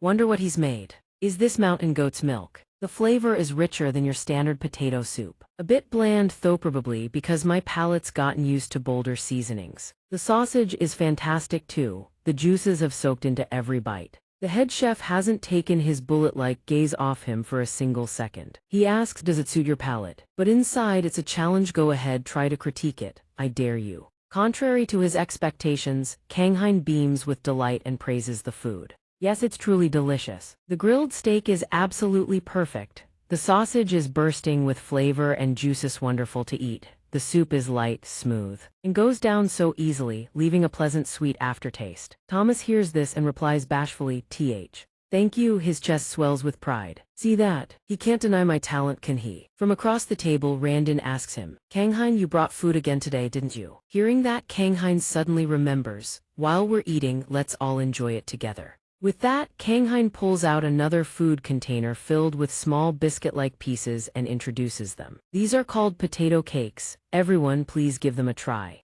Javante picks one up with a fork and says eagerly, finally I get to taste your cooking. Thomas, stationed at his own cooking area, cranes his neck to look over. What's that? Kang-hein notices and extends the box toward him. There's dipping sauce too. Give it a dip and try. The head chef hesitates. For me too. Thomas spears a piece on his fork and examines it. Potato cake, never heard of such a thing. Beside him, two servants are already savoring the food with looks of pure satisfaction, raving about how delicious it is. The head chef remains hot yet surely can't match his own dish. The instant he takes a bite, he flinches. This is pomelo flour. It's definitely pomelo flour. But what was mixed in to give it this chewy texture? The rich, nutty flavor, combined with the salty dipping sauce, it's incredible. The same ingredient, yet the understanding behind it is completely different. He suddenly feels as though Kang-hein is standing atop a towering cliff of stone, so high that Thomas has to crane his neck just to look up. Kang-hein asks, does it suit your palate, sir? And that cliff is called the Wall of Talent. Thomas is stunned. This is what talent looks like. Thomas's pride takes a devastating blow. His eyes well up with tears. He hurriedly covers his face with his hands and dashes away, shouting, just you wait. Kang-hein has no idea what just happened. He stares blankly. Javante watches the scene unfold and happily turns to chat with Randon. The existence of a rival is what makes a man grow stronger. From now on, the meals around here are going to get a lot better. Randon eyes his uncle with an appraising look. Shouldn't you go console him a bit? The uncle doesn't answer his question. Instead, he calmly dips a cake into the sauce, takes a bite, and remarks, this is truly an exquisite and delicious dish. Now I understand why you want to establish trade. Perhaps we are quite compatible after all. Kang-hein doesn't catch the hidden meaning behind those words. What do you mean? Javante explains. Did you know that the Robentus family has protected this forest, what we call the border, for generations? Because of that, we've held a monopoly on trade with other races. As a result, Robentus became one of the 5 most powerful noble houses in the kingdom. The uncle pauses for a moment, then says quietly, but all of that is the past. I want to restore the glory of our house and domain by re-establishing this trade. And to do that, Kang-hein, I need you. I want you to serve as the intermediary for this deal. Those people don't trust men, they trust Kang-hein. He murmurs in hesitation, replaying the words in his mind. An intermediary, me. Scene shifts to the cathedral. Bahram appears to have just heard something absolutely shocking. He asks in disbelief, what? What did you say? Trade with the beastmen. The female acolyte replies. The intelligence just came in, so the details are still unclear. But one thing is certain, Kang-hein is once again the bridge. Bahram's eyes snap open wide at the mention of that name. Bahram rests his chin on his hand. Him again. Not only did he bring that white wolf into the domain, now he wants to trade with those savages too. He bites his finger deep in thought. Trading with the beastmen goes directly against the doctrine that glorifies humanity's supremacy. It would erode both my standing and my followers' faith. This trade deal must not succeed. But how do I stop the Lord? Suddenly, Bahram gets an idea. No, there's no need to stop it, just find out when the summit is set to take place. The female acolyte asks back. Why, sir? He thinks to himself, if this summit fails, Kang-hein will surely lose the trust of both sides. A gleam flashes in Baharam's eyes. He whispers, "Perhaps this is an opportunity the gods have granted me." The bells in the tower ring ceaselessly. Baharam hears the bells and strides forward. "Ah, it's time for the ceremony." He opens the door and says with a cheerful grin, "Time to go see my beloved flock." The townspeople spot Baharam and cheer. "Ah, your grace, your grace." He strides out at a measured pace. "Keep order inside the church, everyone. A house of worship must always maintain its solemnity." "Oh, men brought your dolly to the temple again today." The little girl beams proudly. "Yes, this is my most precious doll." He praises her warmly. "My, what an adorable little doggy." The girl quickly corrects him. "It's not a dog, it's a white wolf. White wolves are sacred. They ward off all bad luck." So white wolf plushies are super popular in the village right now, but before she can finish, he snatches the stuffed wolf right out of her hands. Baharam trembles, barely holding his composure. This is nothing but a superstitious trinket. Children shouldn't play with things like these. The girl bursts into tears, watching her toy being carried away. He clutches the stuffed wolf, grinding his teeth. "They're just wild beasts, what's so lovable about them? You'll all learn soon enough that the true power over this domain belongs to me alone." Afternoon at the manor. Li Kanghain sits on the bed, staring into space. He murmurs to himself, a middleman huh. He recalls what Javante said back then, "I want you to serve as the intermediary for this trade deal." He mulls it over. The Lord said he didn't need to do anything special. But having taken on the responsibility, how could he just sit idle? Li Kanghain scratches his head in frustration. "If only they'd just let me handle the meals, I could happily plan a menu right now." Suddenly, he notices rice cake leaping onto a black pouch. The little creature buries its entire upper body inside, rummaging around. Li Kanghain asks, puzzled, "What are you doing? Why are you going through my bag rice cake?" "If you're looking for potato chips, I already shared them all. There's none left." The gift rice crackers are still there, but no more sweets. Then it hits him. Oh right, the summit is also a place for cultural exchange. A few light snacks should be just fine, right? An idea flashes through Li Kanghain's mind. He rests his chin on his hand and says, "Right, the summit is a place for exchange too. A few light snacks should be just fine." Outside, morning dew gathers on the leaves. The day of the summit arrives. Li Kanghain cooks anxiously, feeling a burning stare drilling into his back. It turns out to be head chef Thomas, watching him with blazing intensity. Li Kanghain thinks to himself, this feeling is way too familiar. Thomas glares at him with barely concealed fury. "Li Kanghain, what business do you have borrowing someone else's kitchen first thing in the morning?" "The Lord already gave me permission, of course." "You knew our head chefs need the kitchen in the morning, that's why you picked this hour, didn't you? But once you set foot in this domain, you submit to strict oversight." Li Kanghain looks around the kitchen, muttering, "Ahem." A knife. Thomas rushes over and slams a chef's knife onto the counter. "Here." By the time Li Kanghain turns to look, Thomas has already retreated into a corner, same as before. A moment later, Li Kanghain opens a cabinet to search. A cutting board. Thomas sprints over, chopping board in hand. "Here." Then he bolts off again immediately. How thoughtful, Li Kanghain thinks, not forgetting to say, "Thanks." Li Kanghain surveys the ingredients laid out on the table, calculating in his head. "I was planning to make cookies or pastries to suit the snack theme, but baking is completely different from cooking. Better to nail what I'm good at than half-bake something I'm not." Li Kanghain slices tomatoes paper-thin with his knife, then stir-fries shrimp with oil on the pan. Finally, he spreads the sauce over the bread. Thomas stands outside the doorway, having watched every move. He mutters, bewildered, "What on earth is that?" Suddenly, a piece of bread appears in front of him. Li Kanghain offers it politely. "Would you care for a taste?" "This is called bruschetta salmon cream. It's a piece of bread topped with a white cream sauce, finished with a thin slice of salmon and a drizzle of green relish." Thomas takes the bread. "Oh well, a small bite wouldn't hurt." Inside, he's still skeptical. There's no fish of that color in this region. What species could it possibly be? "Taste it and you'll know. There's no ingredient in existence that I can't identify." Li Kanghain watches in shock as Thomas pops the entire piece into his mouth in one go. Wu swallowed it whole. But the instant the bread touches his tongue, Thomas drops to his knees. It's that good. He still can't identify the fish. "I've never tasted fish this rich and silky in my life. The bread is crisp, the cream in between binds everything together. How does fish go so perfectly with bread? Where do these premium ingredients and this extraordinary combination even come from? Could he be a royal court chef?" Seeing him hunched over with his head down, Li Kanghain asks with concern, "Hey, Chef Thomas, was it not to your liking?" Thomas ignores the question entirely. "No matter what, I am still the head chef of this castle." Seeing him take off running with tears streaming down his face, Li Kanghain stares after him in alarm.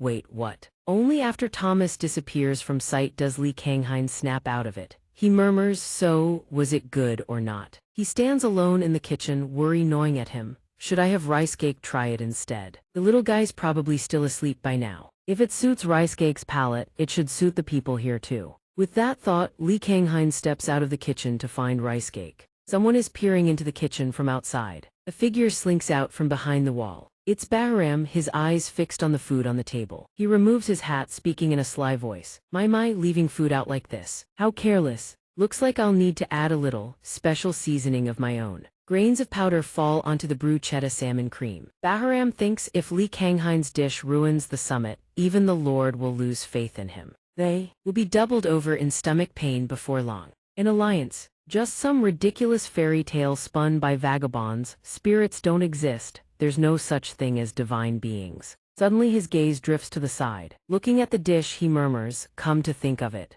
They say he's some kind of genius chef." Bahram picks up a piece of the bread and thinks might as well have a bite, wouldn't want it to go to waste. The instant he takes a bite, a vision flashes, an angel holding the same bread. Speaking with boundless compassion, "I have bestowed upon thee the bruschetta." Bahram jolts in shock. Wait, did I just hear the voice of God for the first time in my life? But before he can process it, a voice rings out from outside.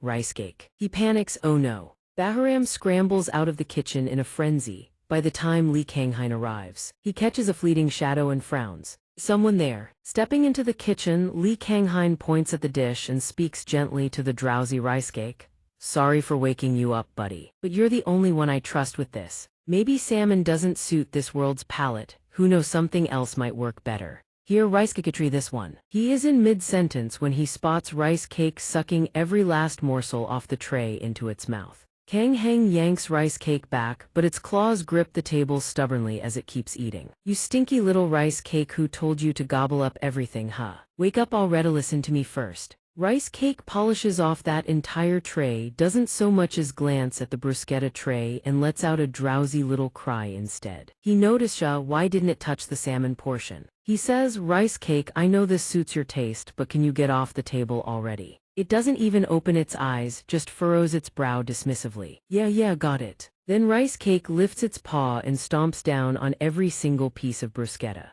The entire tray of salmon gets trampled underfoot, all while Kanghain's face withers in despair. He screams, rice cake, you won't be getting any dinner tonight. What are we supposed to do now?" Only a smidgen of bruschetta ingredients remains, but all the bread is used up. Only now does rice cake finally deign to open its eyes normally. Its expression says it all, "I just did a good deed." He glances at the remaining ingredients on the table, making a different dish wouldn't match the appetizer atmosphere at all. Only 1 hour left before he has to return the kitchen. He mutters, "What a headache, I might have to scrap the appetizers altogether." Suddenly an idea strikes Kanghain. His gaze lands on a jar of crackers sitting on the table across from him. "Are those cookies?" "That's it, there's a decent amount too." He takes a bite of one. Kanghain examines the half-bitten cracker and notices surprisingly, it's not overly sweet anymore. He snatches up the jar with delight. "This much? Enough to make canapés." Kanghain holds the jar in his hands, overjoyed. This is it. In his mind, countless delicious combinations spring to life. He cheers, enough to make canapés. Inside the sealed room, gentle sunlight bathes the entire space. For reasons unknown, Cassandra suddenly perks both ears straight up. She murmurs to herself,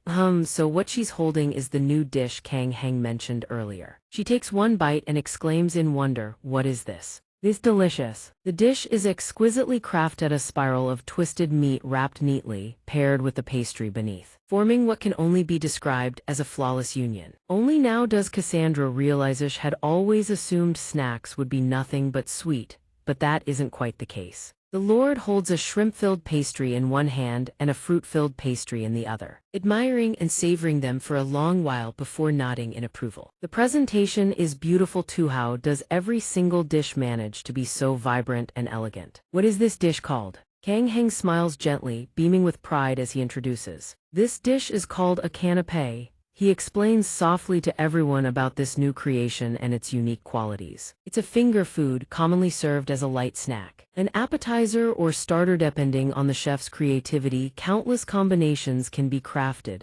That's what makes it so fascinating. He continues, the base can be bread, crackers, fruits, vegetables, literally anything at all. As he speaks, a wave of relief washes over him. He's narrowly escaped disaster. The two guards stationed outside the door are also savoring the canapés with gusto. Cassandra listens and is utterly delighted, her admiration overflowing. She exclaims, I've been graced with yet another extraordinary dish. The Lord also smiles warmly. I truly can't help but admire you, Kang Heng. After finishing every last morsel on the table, Cassandra even licks the lingering flavors clean from her fingers. She nods slightly, eating this only makes me more certain. She then turns to the person seated across from her. My lord, what do you think? Jion closes his eyes, savoring the last lingering notes of flavor in his mouth. He nods in agreement and says, I concur, is truly our benefactor. One word from each, a lively back-and-forth exchange. After finishing their conversation, the two turned their heads in unison and stared at Kang Heng without a word.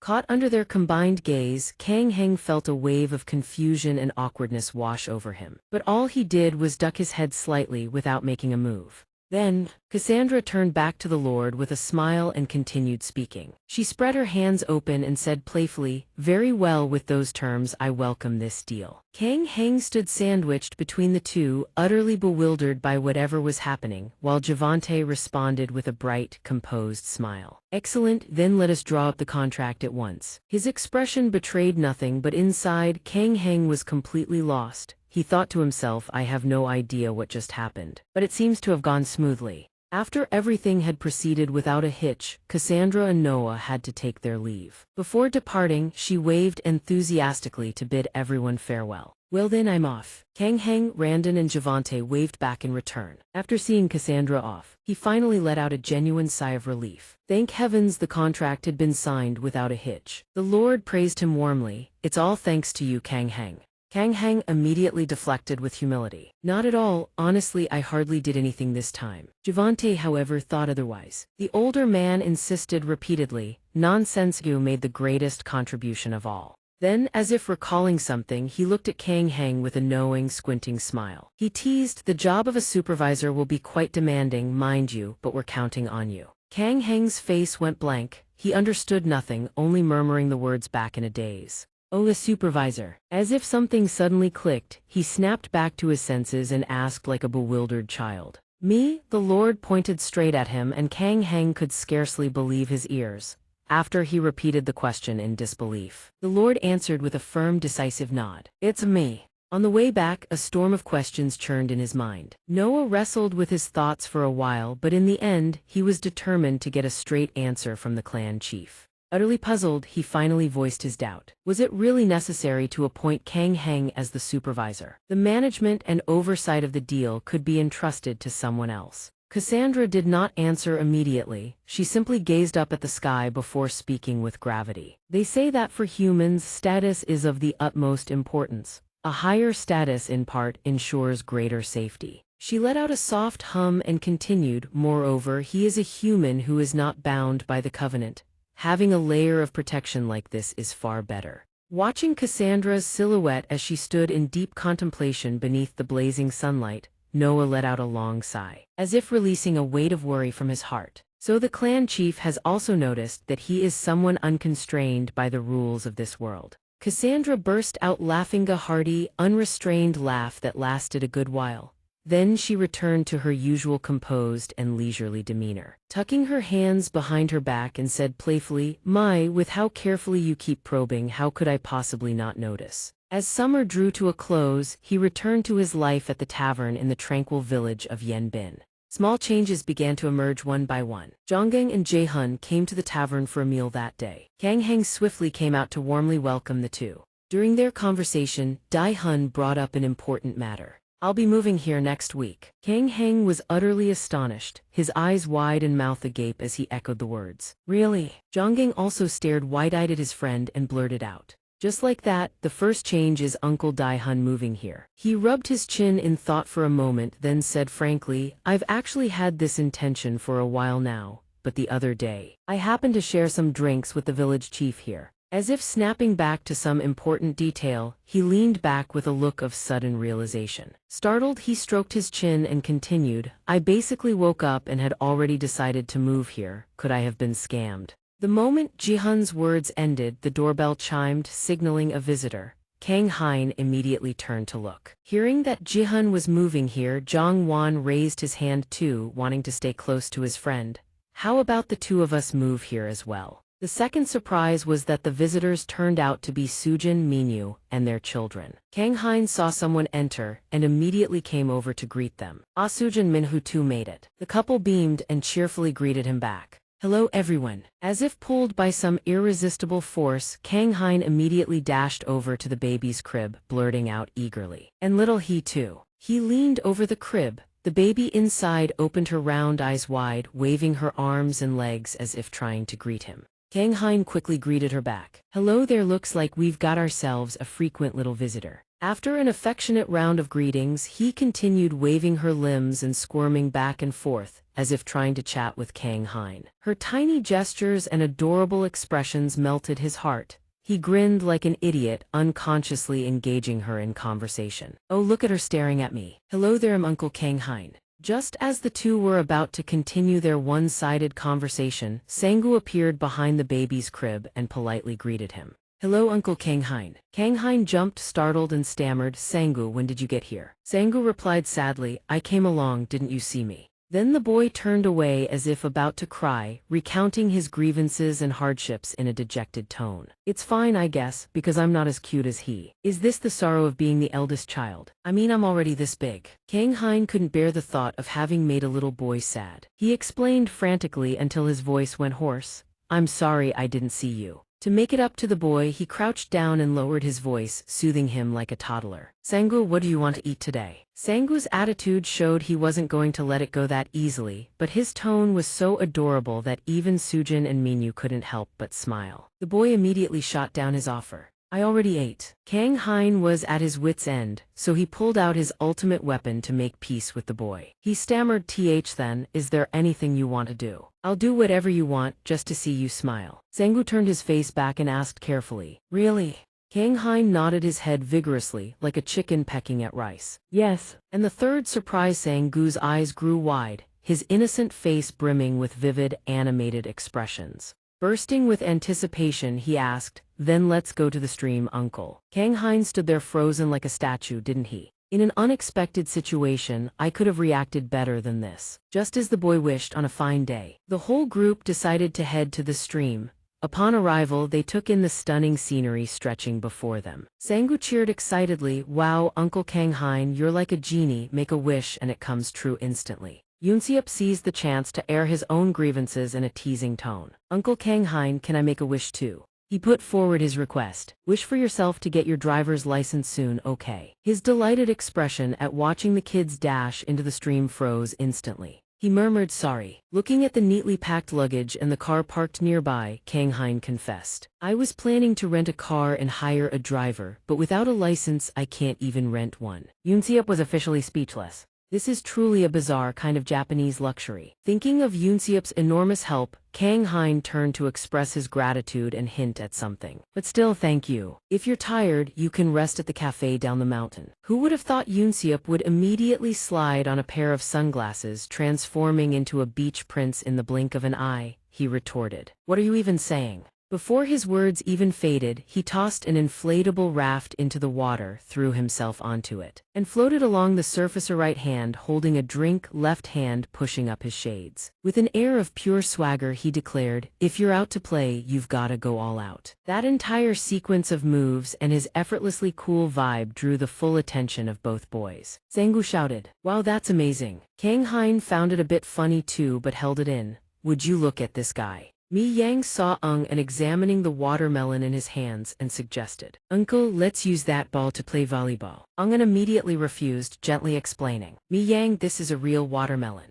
Up on the shore, the village chief, Jun, and Zhang Wan had arrived and promptly cracked open a drinking session. Kang Hein held Bankao and Tori close, glancing around at everyone who already had their companions and things to do. Then he looked at the group lounging on the water and laughed. guess I should join in too. The two little boys whispered back and forth for a while and finally succeeded in their scheme of pushing Yunsiup clean off his raft. They watched him topple into the water by surprise, flailing and sinking for a good long while. Both of them burst out laughing as if they'd won the lottery. But their joy was short-lived. Streams of water slammed straight into their faces. Turns out Yunsiup had a secret weapon. He whipped out a massive water gun and shouted at the boys, "Come at me, you little recruits." Bare hands couldn't beat a gun, so the two boys had no choice but to swim desperately forward to dodge the onslaught. Nearby, Kang Hein was playing with a gentle mode water gun alongside Mi Yang. The two of them laughed and played continuously, peacefully relaxing. But that peaceful scene was shattered when two powerful streams of water suddenly blasted them right in the face mid-play.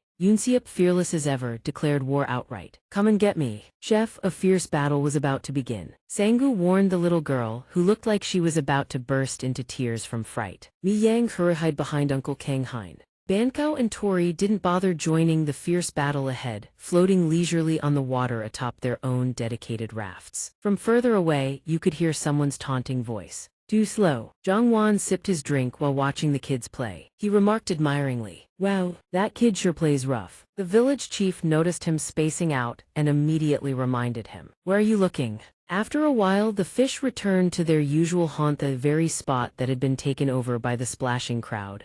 Yunsiup, completely soaked, limped ashore. He sighed, "I'm exhausted." Kang Hein was no better, panting as he said, "Playing really does take a lot of stamina." The two of them turned to look back at the stream where 3 kids and 2 animals were still bursting with energy, playing non-stop.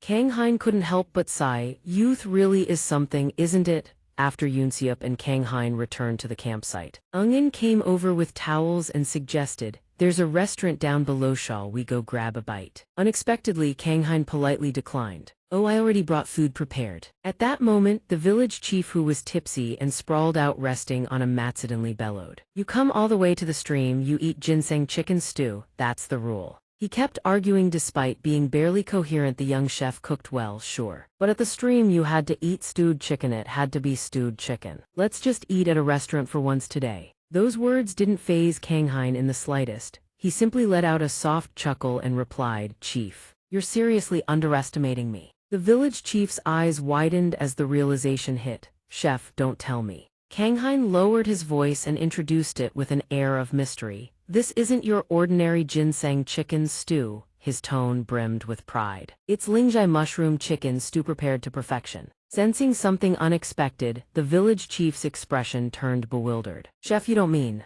Kang Hein announced it loudly for everyone to hear. "This isn't ordinary stewed chicken, it's lingjai mushroom chicken stew." Yunsiup, who was lounging to the side, casually chimed in. "I thought this lingjai chicken stew would be complicated, but you just toss everything in and cook. Done. Simple enough." Kang Hein snapped back irritably. "What was that?" "Of course I had to prepare everything in advance. Just sourcing the ingredients was a nightmare." The vendor kept going, "Is it fresh? Is it fresh? This one's the freshest we've got," he explained with exasperation. "Sir, it was already pre-cleaned." Then came the chicken prep stage. If you don't clean raw chicken thoroughly, it'll taste gamey. So you have to trim away all the excess fat. "Tori, what do you think you're doing?" "No, stop that right now. Do you have any idea how much effort I put into preparing this dish?" Yunsiup nodded in agreement. "Thanks for putting in the hard work." Meanwhile, on the other side, everyone was dead drunk after a few bottles of alcohol. When a familiar aroma wafted through the air, Elder Hyan shot up in surprise. "That smelly's that." The village chief chimed in with a grin. "Woke up just in time, it's almost ready." His face gradually lit up with excitement. "The aroma is incredible." That was unmistakably the scent of ginseng chicken, soul of Korean cuisine. Fragrant chicken dishes were quickly plated and set on the table. Next came other savory garnishes, green onions and the like laid out alongside. Seeing the aroma stoke everyone's anticipation, Kang Hein flashed a smug grin and announced, "Sorry to keep you all waiting. The nourishing, delicious lingjai mushroom chicken stew is ready to serve." Staring at the exquisite dish before him, Elder Hyan praised in amazement. "Kang Hein, I always thought you were only good at Western cuisine. Who knew your Korean cooking was this top tier too?" Too eager to wait, the elder quickly scooped up a spoonful of broth. His face instantly lit up with delight. "Delicious, how is the broth this good? Light yet rich with sweetness, it soothes the whole stomach." Over on the other side, Elder Han had also taken a bite of the chicken. Even the breast meat is tender and juicy. The lingjai mushroom flavor spreads perfectly through the mouth. The village chief calmly sipped his glass of liquor to the side. His face broke into a wide, enthusiastic grin as he praised. Now this is what I call a lubricant. The alcohol just slides right down. Cheers, today is my day. Hey, don't spill it. That broth is precious. Watching everyone's bizarre behavior, Sangho found it utterly baffling. Uncle, why are you and the others acting like this? Yunsiep explained while eating. Chicken stewed with lingjai from this valley gets these old guys emotional. Someday you'll understand. Sangho, over here, Kanghain was still frantically trying to intervene. Don't bite into it, hold, there are bones. Beneath the water's surface, fish continued to swim about carefree. Kanghain had finished preparing everything. Seeing the timing was right, the village chief hollered the signal, let's go. Kanghain hastily hauled the fishing net up. The haul of fish he caught sparked an endless buzz of chatter among everyone. Kanghain was so skilled that Yunsiep couldn't catch a single one. The real trick was in luring the fish. You've never fished once in your life, have you? Seeing Tori acting strange, Kanghain asked in surprise, what's wrong, Tori? He tried to comfort him, saying, quick, open your mouth. Tori revealed a mouthful of fish, leaving Kanghain completely speechless. Even Tori caught some. Kanghain declared firmly, help me out one more time, just once more. Yunsiep burst out laughing in surprise. Quite the passion you've got there. Alright, less time though. Over on the other side, people kept chattering while skipping stones across the water. This type works way better. On this side, the little girl Mineng kept cheering in praise. So refreshing. Yunsiep was still coaching Kanghain on how to fish. Meanwhile, Tori lounged comfortably nearby, basking in the sun. Time flew by, and before long it was late afternoon. While driving, Yunsiep groaned wearily. Kanghain, take the wheel. I'm beat. He glanced over at him. There are elderly people in this car too. Drive slowly. You're holding the lives of 8 people and 2 animals in your hands. Kanghain was slightly taken aback. 2 animals, what was the other one again? Remembering something, Kanghain turned to look toward the back seat. But hey, thanks to you we had a blast today. Everyone passed out the moment they got in the car. That means they all had a great time, right? Yunsiep laughed and added, probably just the old guys conking out from drinking too much. Those clams we collected, if we sold them we could probably buy a whole case of beer. Meanwhile, people in the back were still grumbling nonstop.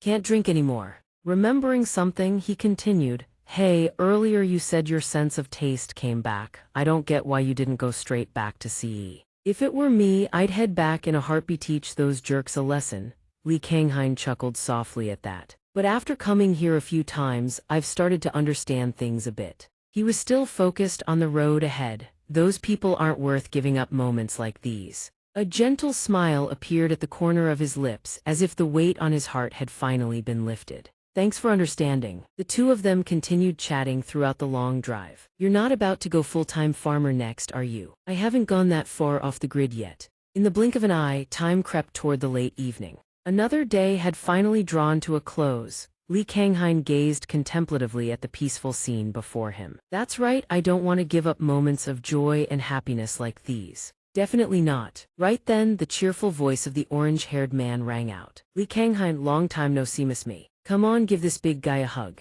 Li Kanghain stared at the orange-haired man, utterly speechless. Realizing something, he quickly bowed his head in greeting. Hello, director. The man looked startled and confused. That's way too formal, kid. Watching the scene unfold from the side, Mijuang spoke up in surprise. Who's that guy? Sangho also looked confused. The orange-haired man's friend smiled and nodded in agreement. Sort of like a friend, I guess. Li Kanghain turned around and explained with a straight face. A relationship bound by labor law. The more he thought about it, the more confused he became, so he spoke up. Li Kanghain, what did you even do wrong? Seems like he treated you pretty well though. The boy watched in surprise, whispering to the girl about what was happening. Had never seen Uncle Li Kanghain act this cold before. Same here. Looking at the picture under the table, Tori's eyes lit up with anticipation. But it turned out to be just a drawing of rice cakes, leaving it utterly disappointed. Sangho still hadn't noticed its expression. Wait, is he a bad guy? Mijang's face immediately turned serious. I've seen this on TV before. Debt collectors probably. Meanwhile, Li Kanghain was quietly mulling things over. Honestly, I don't have any ill will toward the director at all. He's a good man, kept me on until the very end.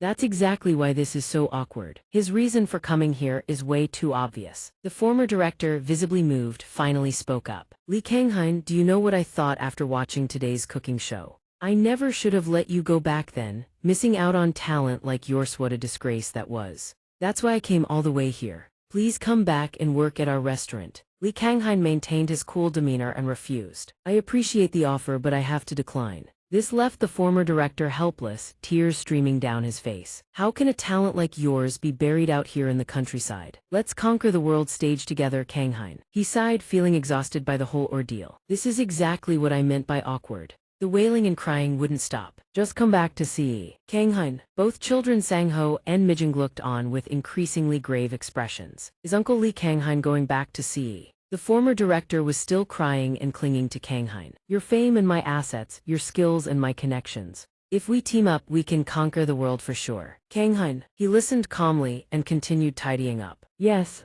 Sangho's face instantly turned serious. He glanced at Mijang. The girl's expression also darkened. Things were getting urgent. Remembering something, he turned to the two kids. Are you too hungry? Let me whip up something simple for you. Both children understood the cue perfectly and quickly chimed in. No thanks, we've got something urgent to take care of today. He looked slightly disappointed. Oh really? Heading out early today, huh?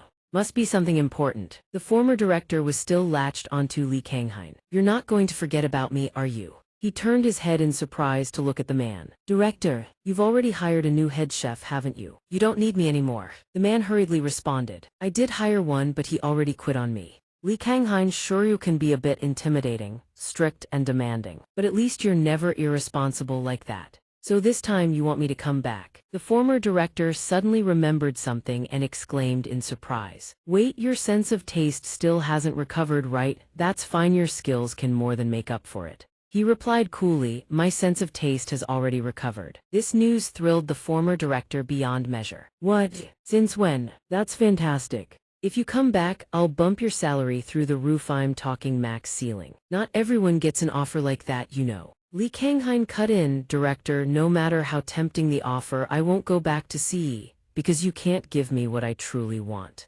Outside, the two children Sangho and Mijing were still playing together. The boy's expression turned dead serious. CIO is a place where a bus comes every 10 minutes. Sometimes, even Uncle wants to go back there. The little girl continues drawing their two silhouettes on the ground, then heaves a sigh. If things go on like this, Uncle will be snatched away. We should ask the grown-ups for help if it's the village chief. He'll surely be able to do something. Hearing this, Sangho recalls the terrifying face of the village chief. Would he really dare abduct someone under 39? The boy lets out a sigh and scratches his head. If they don't do something, the trouble will only get worse. The little girl nods in agreement. That's right. Remembering something, the boy turns his head toward the little girl with a dazed expression. We just need to make him feel that this place is better than CEO. But what can we do for him? After a long moment of silent contemplation, Meringue slowly offers her idea. Uncle always cooks delicious food for everyone. So this time, it's our turn to cook for him. Sangho bursts into delighted laughter.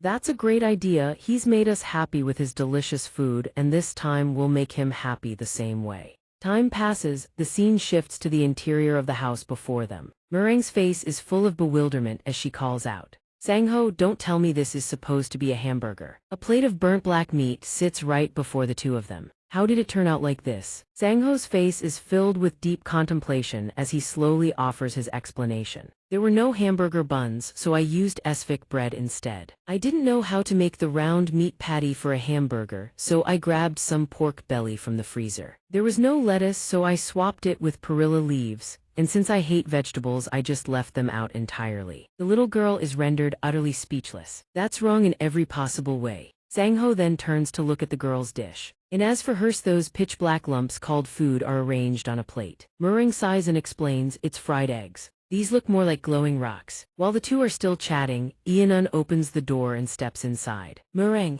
Mom is home. The sight of the two dishes laid out on the table freezes her in place. Sensing something is off, she gently reminds the two children. You two mustn't put trash on the dining table. This is where we eat. Those words shatter the children's hearts and they burst into tears. She quickly offers, why are you crying? Let Mama throw them away for you. Were you trying to cook for Uncle Kang? Do you need Mama's help? Meringue immediately shakes her head with determination. We'll do it ourselves, we have to make him happy with our own strength. Sangho, moved as well, adds, we'll cook just the way Uncle Kang does. This sudden change in the two children catches Ianun's attention with a start. She smiles gently, chatting with the two children. Mommy will just stand beside you and help a little, but if you don't know something, you absolutely must ask me, okay? He's cooked so many times that it's only natural he's good at it. But you two are doing this for the very first time. When things get difficult, asking an adult for help is perfectly fine. What do you say? Can mommy lend a hand? The two children quickly glance at each other. This time neither of them resists the idea. Then please help us. Feeling a bit puzzled, Gun speaks up to ask, by the way, why are you two cooking for uncle? Sang-hoo stands off to the side, unsure how to explain. The thing is, after hearing the whole story, her face turns utterly bewildered. The scene shifts to this side. The former chairman walks along, silently mulling over what exactly Kang Heng's conditions could be. A house, a car. Fame? The young man already has all of those. Could it be that he simply wants to live quietly in some peaceful place? Back then, the former chairman had enthusiastically invited Kang Heng out. Come to the festival banquet, but the young man had coldly refused. Sorry, I don't like crowded places. This made him realize something, and it made sense. From the very beginning, Kang Heng had never been one to mingle with others. There had even been many occasions when the former chairman asked in astonishment, Kang Heng, why did you argue with a customer? This left the former chairman deep in thought. Out here there probably won't be any such clashes. Suddenly the village chief's voice calls out. Young man, are you here for a trip? How about a cup of wine? He hears this and turns his head in surprise. Greetings, elder. I'm not here for a trip, I'm visiting a junior brother. The village chief bursts out laughing in surprise. Visiting that young chef, are you? Seeing that the old man had already guessed correctly, the former chairman looks utterly stunned. How did you know, elder? The village chief chuckles and adds, in this village there aren't many people a strapping young fellow like you would call a junior brother. The former chairman lets out a hearty laugh upon hearing this. So that's how it is. The village chief quickly follows up. Since you've come all this way to visit our young chef, we can't let you leave empty-handed. Come now, have a cup of wine. He hesitates for a moment. Well, I still have to drive, so just stay the night here, problem solved. He silently thinks it over. His personal principle has always been to never refuse wine from an elder. Seeing this, the village chief claps his hands in excitement, utterly thrilled. After the first sip, the former chairman's taste buds completely erupt with flavor. Is this sorghum wine? Incredible! The village chief laughs and chimes in. This is a wine I treasure dearly. Now come, the boiled meat is delicious to eat up. That sends the rice cake scurrying away in a panic. He pays no mind, continuously dragging plates of food toward him. But the best side dish of all is still the sizzling crepe. The people around keep chattering. This is my favorite, a kimchi pancake. How is everyone else staying so calm? As long as it tastes good, that's all that matters. Hey, young man, why are you still standing there? Come on in. The former chairman watches this and ponders in bewilderment. The folks here sure are relaxed. So he slips off his shoes and sits down with everyone else. Don't just stand there. Come in, have some crepe. It'll be gone before you know it. All right then, if you insist.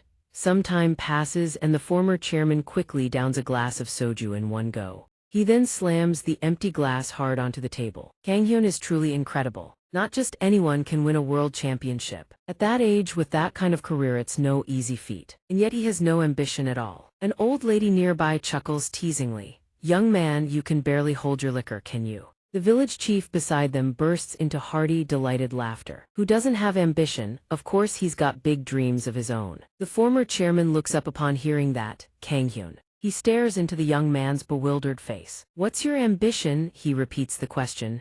Well, obviously to become the greatest restaurant owner in the world. That makes the old man burst into an amused laugh. Is that so? Me, I just need my liquor. With that, I don't need anything else. The former chairman is speechless, sizing him up from head to toe, and honestly, he can believe it. The village chief grins with delight and picks up the bottle. Don't I look the part? Seeing the situation, the former chairman quickly waves his hands and explains. No, that's not what I meant. Everyone's got their own way of thinking. The old man nods in immediate understanding. Is that so? I think the same way. Some chase hobbies, some chase challenges, and some yearn for family. Everyone has different ambitions. Kang Hyun is no different, I'm sure. Sometime later, the former chairman quickly bows his head in gratitude. Thank you, sir. Thanks to you, I've eaten my fill. The village chief sees this and laughs, making an offer. Have another drink before you go. What a pity if you don't. He scratches his head shyly and says to everyone, before I drink myself under the table, I should probably go see Kang Hyun first.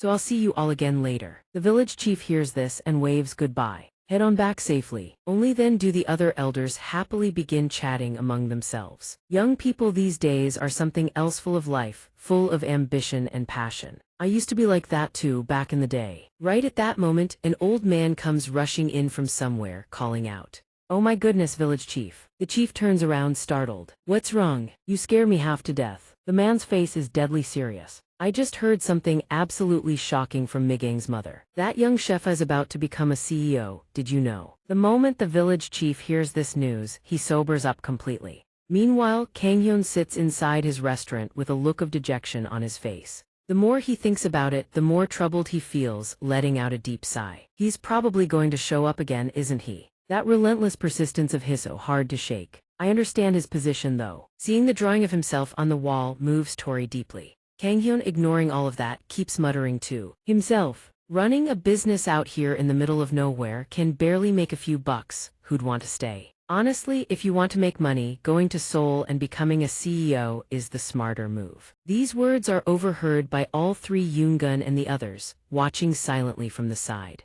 Sangho's face is utterly helpless as tears begin to well up. "Murang, we're too late." The little girl nods in agreement. "If only we'd gotten here a little sooner." Kanghyun notices and quickly reacts. "Why are you two crying all of a sudden? Hungry? Let me make you something to eat." Suddenly, the village chief's voice booms from behind. "Chef boy, you're really leaving?" Seeing the old man stumbling over, covered head to toe in dirt, leaves Kanghyun completely baffled. "Village chief," the old man barrels forward, utterly resolute. "Why so sudden? The Youth Association presidency, I'll give it to you. Whatever you want, it's yours." The people nearby quickly chime in to clarify. "That's not fertilizer on him, that's dirt. He fell on his own. It wasn't us who knocked him down, I swear." The village chief, however, keeps rambling on. "I'm the village chief, how can you leave without saying a single word?" Kanghyun opens his mouth, about to explain something further. "I never said I was going back to Seoul to become a CEO. Who started that rumor?" Suddenly Sangho's voice pipes up. "Uncle, if you really do leave, please don't forget about us." Murang chimes in through her tears as well.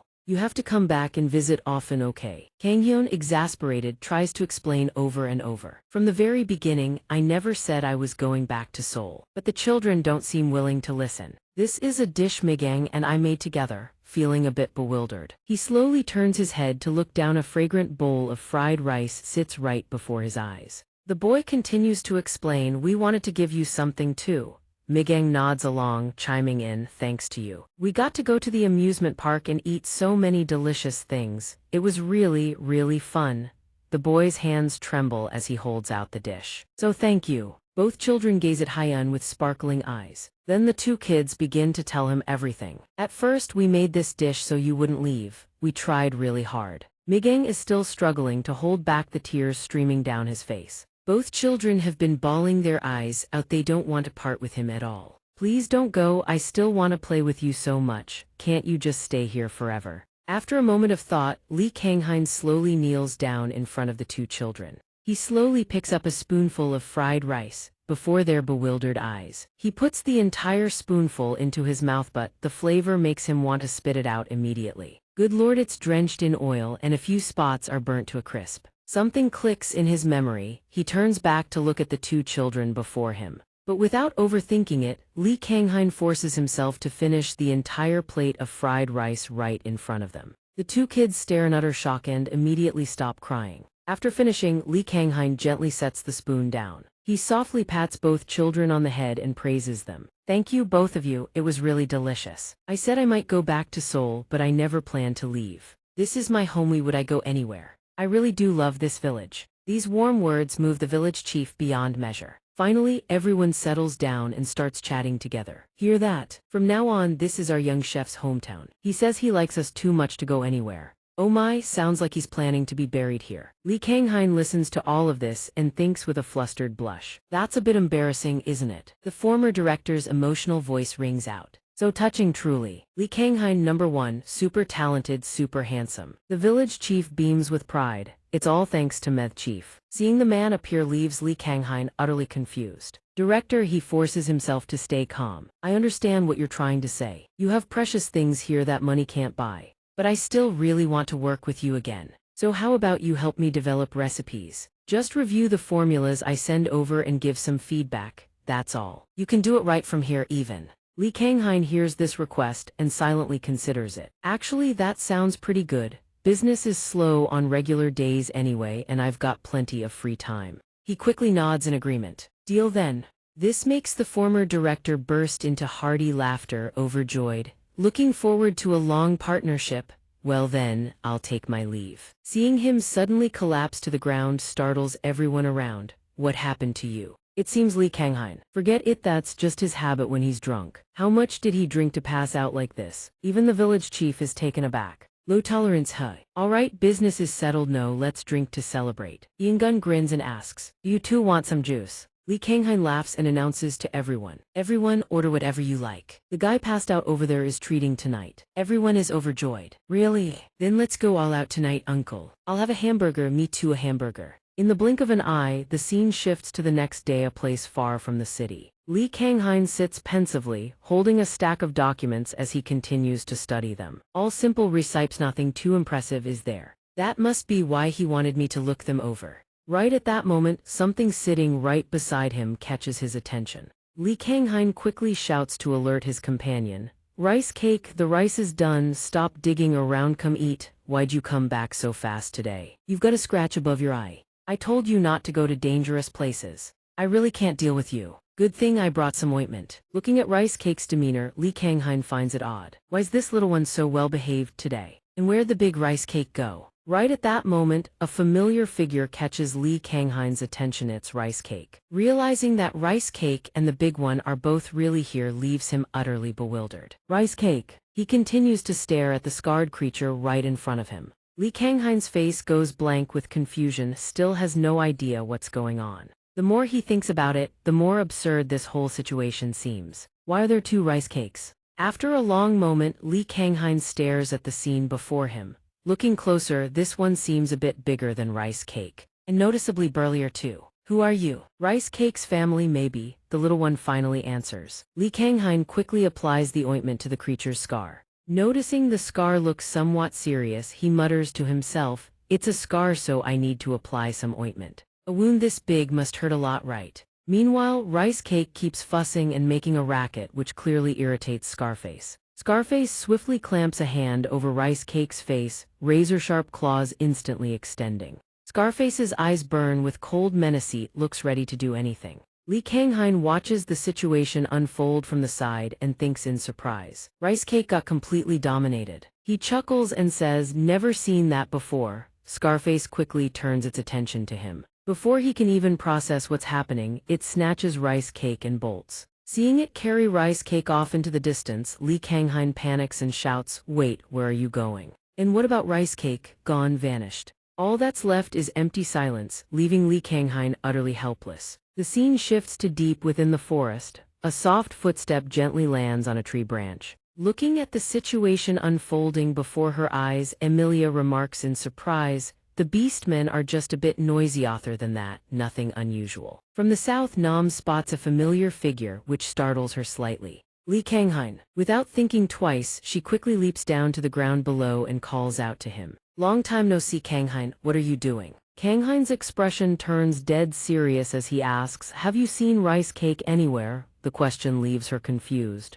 Rice Cake. Why does the white wolf keep thinking it's in danger, making him lose his composure? Was Rice Cake taken by a wolf? A wolf that looks just like Rice Cake. Seeing this, My quickly reminds him. First you need to calm down. He's still shouting non-stop. It carried Rice Cake off so fast I couldn't do anything. It got kidnapped. Rice Cake got kidnapped. My's voice gradually turns stammered, not knowing how to break it to him. In the end, she has no choice but to scream at the top of her lungs, so he snaps back to normal. Calm down already. After hearing the whole story, My begins to piece things together. That's probably family. If they're similar in size, they're likely siblings. The father won't harm Rice Cake. Hearing this, Kanghain finally lets out a sigh of relief. Thank goodness, she pauses in thought, then continues, but I'm not sure when Rice Cake will come back. They might have come to bring it home. I think the white wolves believe a small pup like Rice Cake should live with the pack. If even the trails lead nowhere, there's only one place they could be. Kanghain immediately falls into deep thought. Has Rice Cake gone back to its family? Seeing him so dejected, My lets out a soft sigh.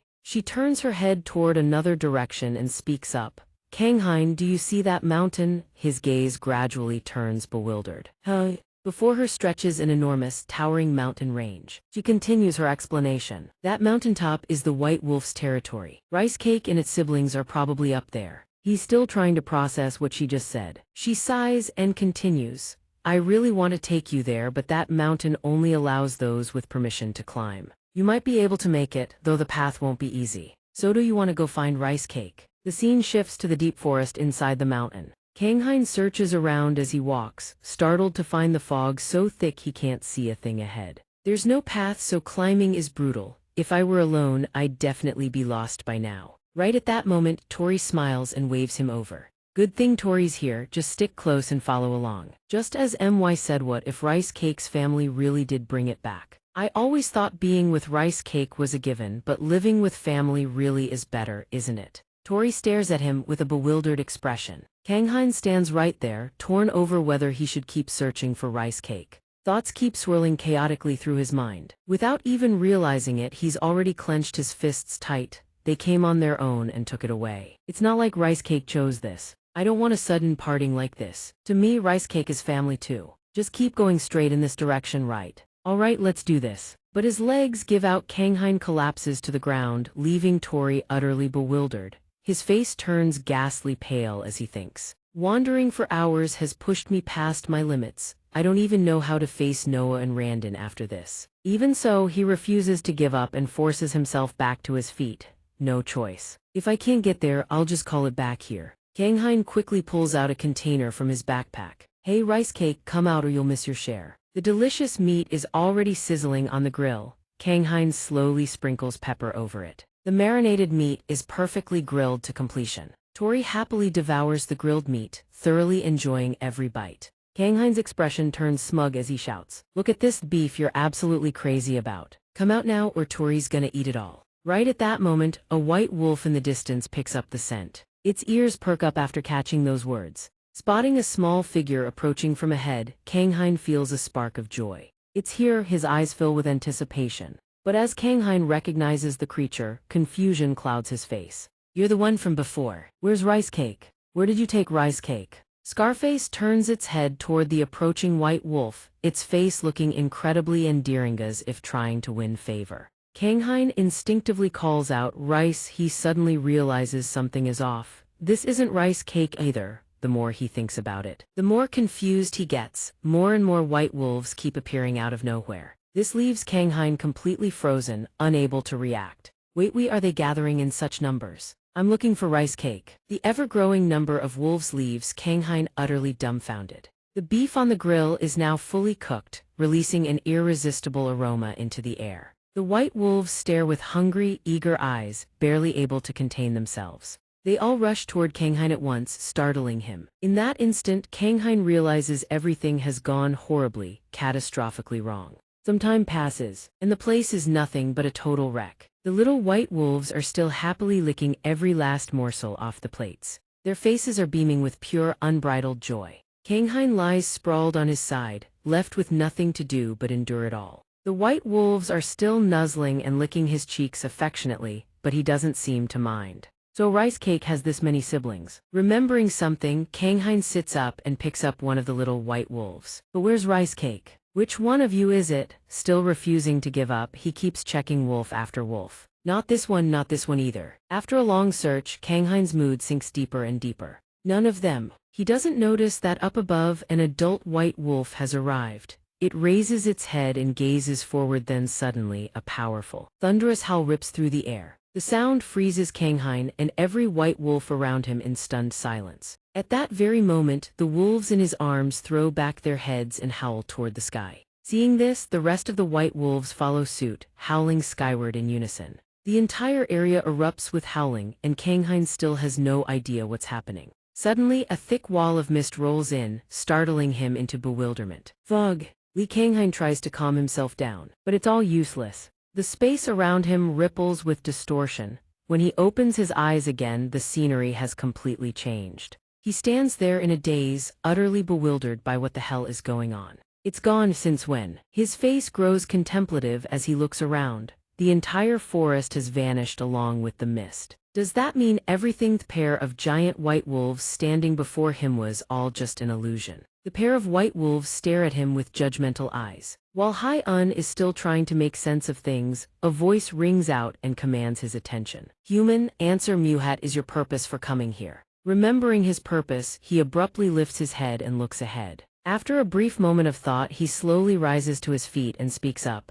You too. Your rice cake's parents right. Li Kanghain places his hand over his chest without a shred of hesitation and declares, I came here to see rice cake. The white wolf father falls silent for a moment, its stern expression unwavering as it speaks again. For what purpose? Sensing the tension in the air spike, Li Kanghain doesn't know what to do. The pressure is immense. Now he truly understands what it means to be a divine heir. Before he can figure out how to respond, it continues. Is it for the power of healing, the ability to discern good from evil, or the prestige of the divine heir? Those words make Li Kanghain suddenly realize a truth. Without hesitation, he lifts his head and declares it's for family. The place falls dead silent. He takes one step forward then another. Rice Cake's abilities are incredible, of course. But even without any of that, Li Kanghain stands there without a trace of fear and declares clearly, I will still come looking for Rice Cake, because we're family. Those warm words leave the white wolf father momentarily speechless. Unable to say anything more, it slowly narrows its eyes as if silently granting its approval.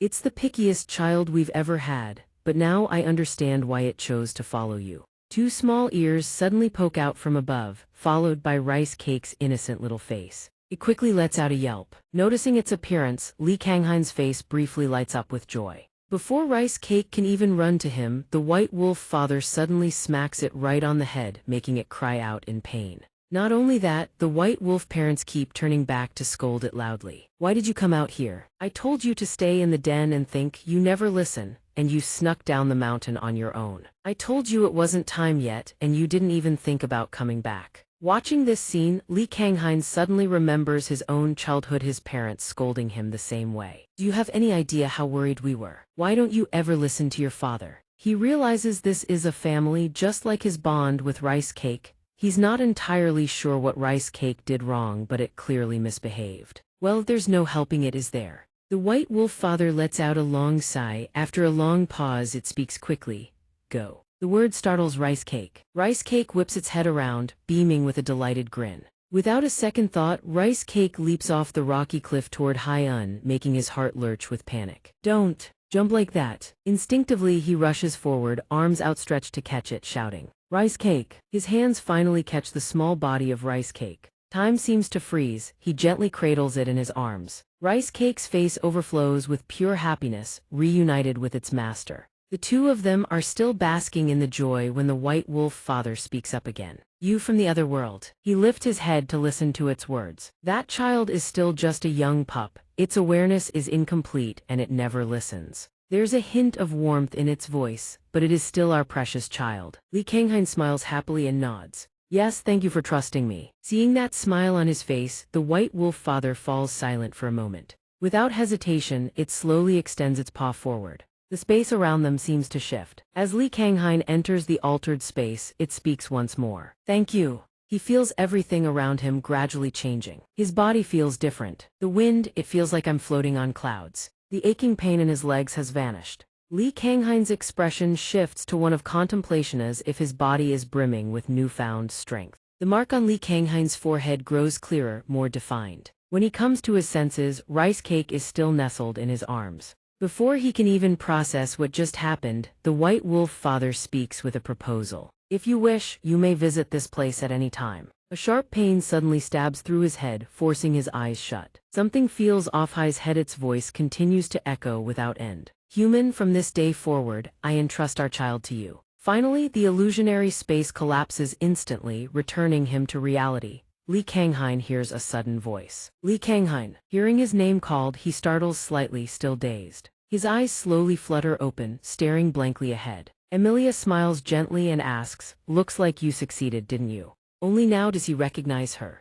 Emilia, I was just on the mountaintop a moment ago. She lets out a soft laugh, glancing at Rice Cake and Tori, both still fast asleep. You actually found Rice Cake and brought it back. Just making it up, there was already a miracle. She wears a gentle smile, and you even received a gift on top of that. These words leave Li Kanghain utterly confused. What exactly do you mean? Emilia chuckles softly and explains. Perhaps it's a sign of trust. Didn't Rice Cake's parents say anything to you? Li Kanghain gazes at Rice Cake's sleeping face, still nestled peacefully. A warm feeling swells in his heart. He speaks slowly, tenderly. They said to take good care of this little one. In the blink of an eye, time shifts to mid-autumn. Sunlight bathes the sprawling garden. Zhang walks cheerfully alongside the village chief, who chats away with a bright smile. Looks like you're fully awake now. It's autumn, can't go without some chestnuts, can we? Zhang bursts into an excited laugh. Thank you for buying them for me. He approaches slowly, gently instructing, this is a secret purchase for your grandmother, understand? Zhang immediately nods in understanding.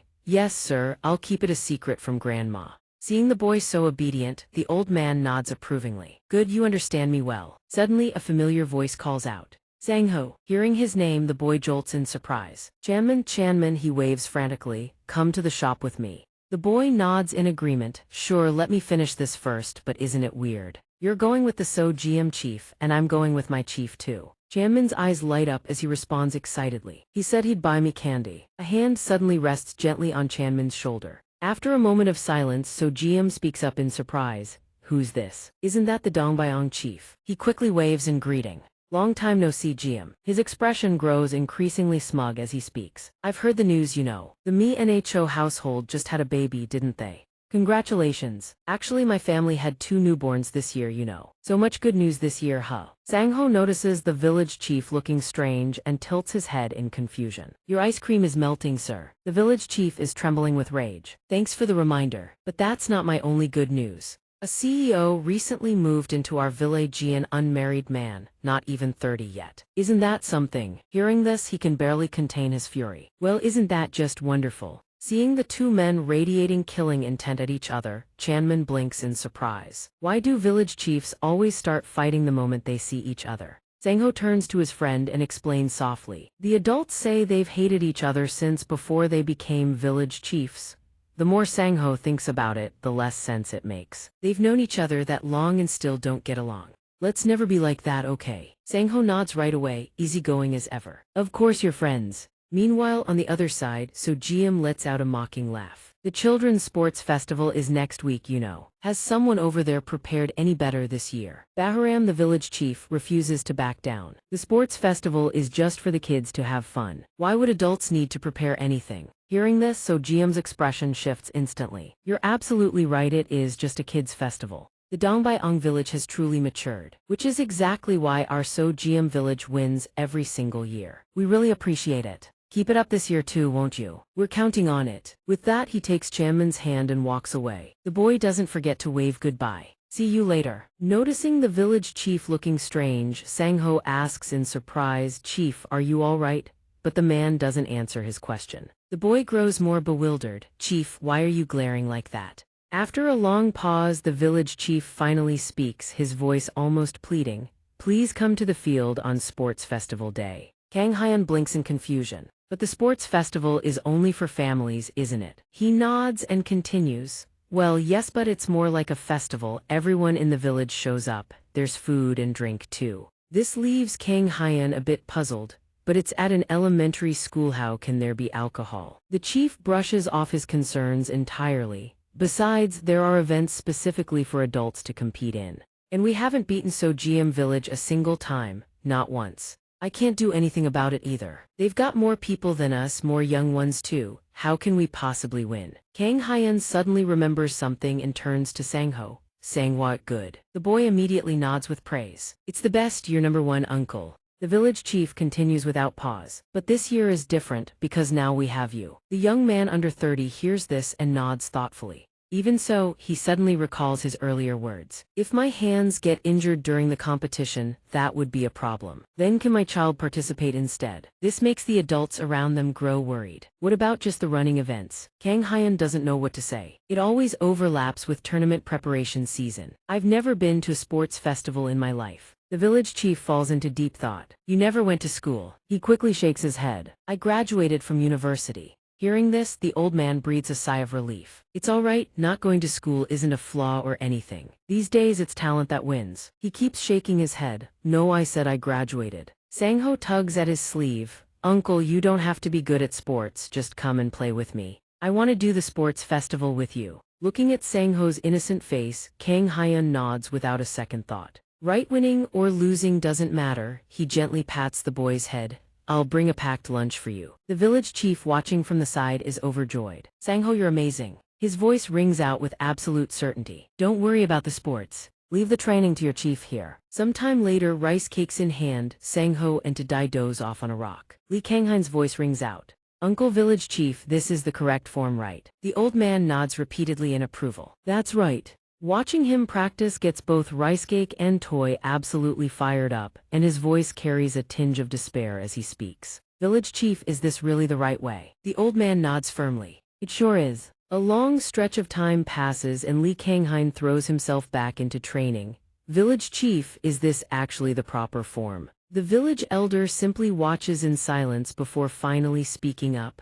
Go ahead and commit to it. Next time, try training at the waterfall too. An old woman nearby asks in surprise. What's all this racket so early in the morning? He turns around with a smile and explains, the young chef is participating in this year's sports day, so I'm just helping him train a bit. She stares blankly and asks, last year it was mine Io and now it's the young chef. He's so scrawny, where's he going to find the strength to push? You might just run the poor kid ragged. The village chief blinks in surprise. Really? I thought so too, but then how is he doing so well? As the day gradually turns toward evening, Lee Kanghain sits alone inside his room, lost in thought. Man, I've never trained like this in my life. Do probably got some practice in back in the day too. He recalls the sheer terror of training under Noah and the others. This feels almost too easy by comparison. Maybe I should try carrying something heavier today. He exhales and makes his decision. I've probably gotten the hang of it by now, might as well go all in. Maybe the village chief was only half serious anyway.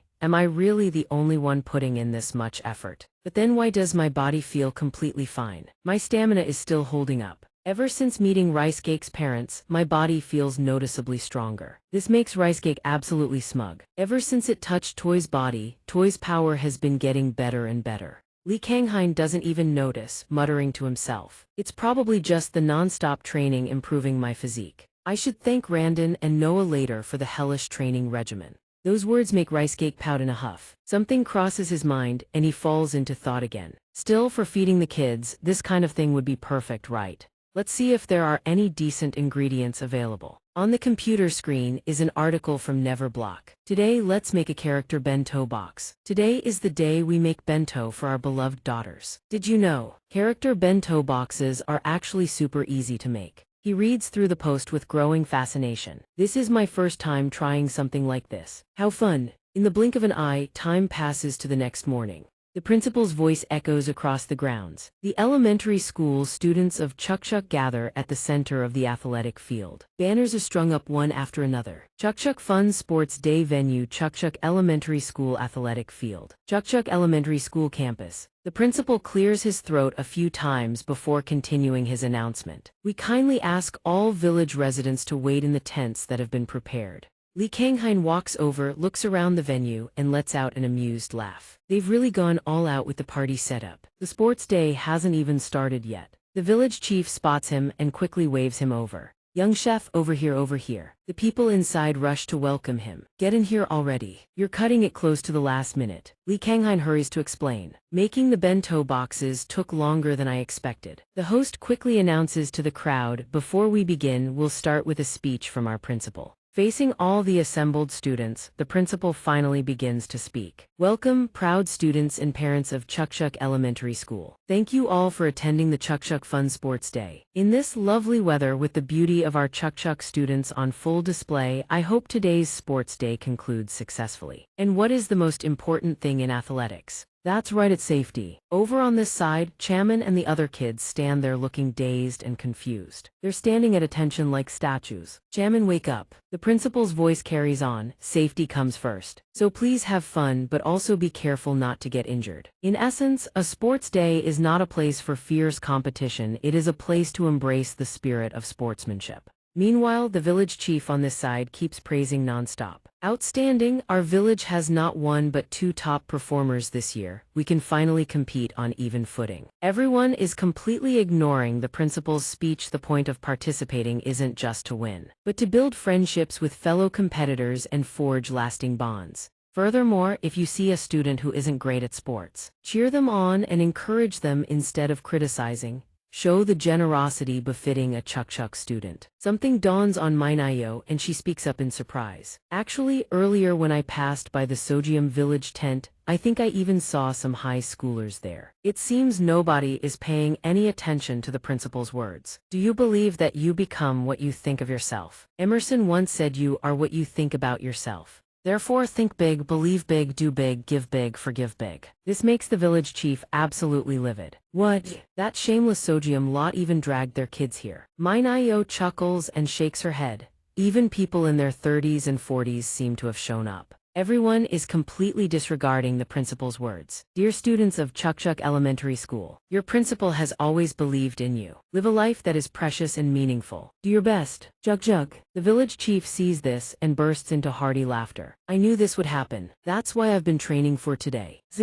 All these years of bitter defeats against Sagam village. But today that history changes. This year I'll beat you all. I'll beat Sagam village. At the same time, the principal at the front loudly declares the fun sports festival officially open. A short while later, the MC's voice rings out. Up next, a puppet dance performance by the children. Kang Hyun feels a flicker of curiosity. A puppet dance suddenly reminds me of when I was little. They still do these. Right then, the village chief keeps clicking away with his camera. What are you doing? Chef, hurry up and get ready to film. The kids' costumes are just so adorable. Sang Ho-oh and the other children are all dressed in traditional outfits. The sight moves even Kang Hyun. So cute, absolutely adorable, super precious. Music starts playing from the school speakers. All the children quickly take their positions for the puppet dance. The crowd buzzes with delight, chatting excitedly. I don't like taking photos at all. Recording is much easier. Just press the button on the side here, easy. Sang Ho-oh, you're doing great. The children continue performing with earnest focus.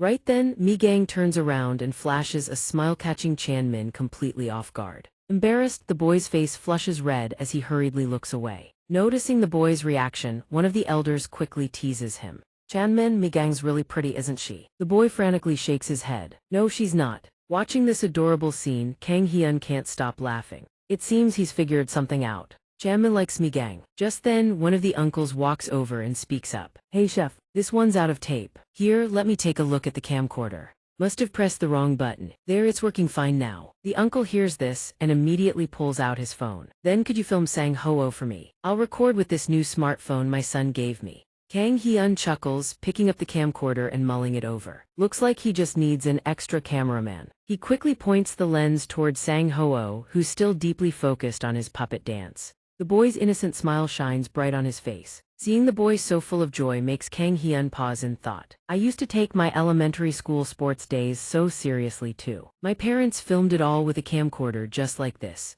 I wonder what they felt back then. Kang Hyun suddenly recalls his younger self and the happiness on his parents' faces. When the performance ends, all the children quickly bow. The uncle stares at his brand new smartphone in disbelief. How did he end up taking 600 photos? After the performance, Sang Ho-oh runs over excitedly. Grandma, uncle, how was it? Mo laughs happily and applauds warmly. My little one did wonderfully. Kang Hyun nods in agreement right beside her. For real, I filmed the whole thing. The boy's smile grows even brighter. There's ball rolling and races coming up later too. And more. Kang Hyun nods understanding. All right, I'll be cheering my heart out. The boy's face lights up with a radiant smile. Chan-min's voice rings out. Sang Ho-oh, hurry up and go change. The boy quickly turns around and nods. Got it, I'm going. Kang Hyun smiles softly, watching the boy's hurried figure. At the same time, the MC's voice rings out. Students participating in the treasure hunt, get ready. Mo, standing right beside him, laughs with happiness. It's been so long since the sports day felt this lively. He's still young, even though he doesn't show it. It must have been lonely all this time attending these events by himself without his parents. He's been smiling nonstop since yesterday, knowing you were coming. I truly can't thank you enough. The chef Kang Hyun doesn't know what to say after hearing those words. I'm the one who should be thankful. You're the ones who invited me here. Time flies and soon it's race time. The MC makes the announcement. Everyone get ready. The whistle blows, Mi-gang sprints forward. Her face immediately lights up with excitement. First place, She eagerly grabs the slip of paper and reads what's inside. A person you respect. Then I'll pick the village chief. Over here the village chief keeps cheering nonstop. Great job. Standing right beside him, Hong Jiangwon refuses to be outdone. Undefeated legend. Strongest team. The girl suddenly looks confused, searching all around. Where's Uncle Kang Hyun? The kids around her are still scrambling everywhere. Out of the way. The village chief keeps urging Mi Gang forward. What's wrong? Let me run with you. Looking at the paper in her hand, the girl is taken aback. Oh no, there's only one left. And it's torn too. When she opens it, the slip reads no one. Mino keeps telling Mi Gang that Uncle Kang Hyun went to the restroom. Right then, the teacher running the games quickly notices. She looks at the little girl's innocent face in surprise. Mi Gang won first place. The girl points ahead and announces it excitedly. There's no one here. Just then the principal speaks up. Miri asks, the principal said something was missing, right? The little girl replies excitedly, the letter Mo was missing. That only makes him more curious. So what exactly is missing? The results are in, the MC quickly announces. The mid-event winners of the relay race are the gold team. On this side, Mijing is still crying nonstop. Uncle Kang Hyun, one game after another keeps rolling out. Minyu and everyone else in the village keep giving it their all. Everything's starting to tip in the gold team's favor, leaving Sojium grinning from ear to ear. The MC quickly announces, after lunch. We'll continue with part 2 at 130. The village chief quickly addresses everyone. Sure, we fell a bit behind the gold team this morning, but we haven't shown them our real strength yet. Eat well and we'll turn the tables this afternoon. Kang Hyun turns around and looks at the children. Everyone, didn't Uncle say he'd bring lunch boxes? Sang-ho immediately nods in agreement. Yes, he smiles gently and tells the children. This is my first time making them myself, but they turned out pretty good. 2 adorable lunch boxes appear before their eyes, an awesome dinosaur-shaped bento and the other a princess-themed bento. Both looking absolutely stunning. Both kids freeze, jaws dropping in pure shock. Kang Hyun explains this dinosaur lunch box is for Sang-ho, and this one here it's something called Ping Ping, it's for Murang. The two of them stand there, still stunned, unable to believe their eyes. Uncle, you really made this yourself? It looks exactly like the chimp from Hello Juzubai Tiny B Jubai Binny SD. I'm totally gonna show my friends. Me too. Everyone look. Kang Hyun lets out a sigh. They haven't even got to see the actual dishes yet. Damn, I even cut out a rabbit shape for the empty spots. What a waste. The village chief walks over and says, if you show them that too, these kids are going to faint on the spot. By the way, haven't you eaten yet? Kang Hyun picks up his lunch box happily. I brought food from home already. The village chief picks up the lunch box and nods approvingly. Broccoli and meat too, that's perfect. But then, seeing the food emptied into the large communal basin catches him off guard. The elder turns and walks away. Alright, next up. He still has no idea what's going on. Wait, uncle. Mwadi also slowly walks over, carrying her lunchbox. This is the signature tradition of field day, you know. Everyone brings their own food and dumps it all into one big bowl. Then you drizzle sesame oil on top, mix it all together, and voila, legendary field day bibimbap. Absolutely delicious. Kang Hyun stares at the scene, a bit bewildered, but none of my dishes really go with bibimbap. Am I going to ruin the flavor? Just then, the village chief scoops a heaping spoonful right in front of him. Here, try it. Thinking it won't match, aren't you? Kang Hyun hesitates, completely unsure what to do next. He quickly takes the spoon from his own utensils to accept the food.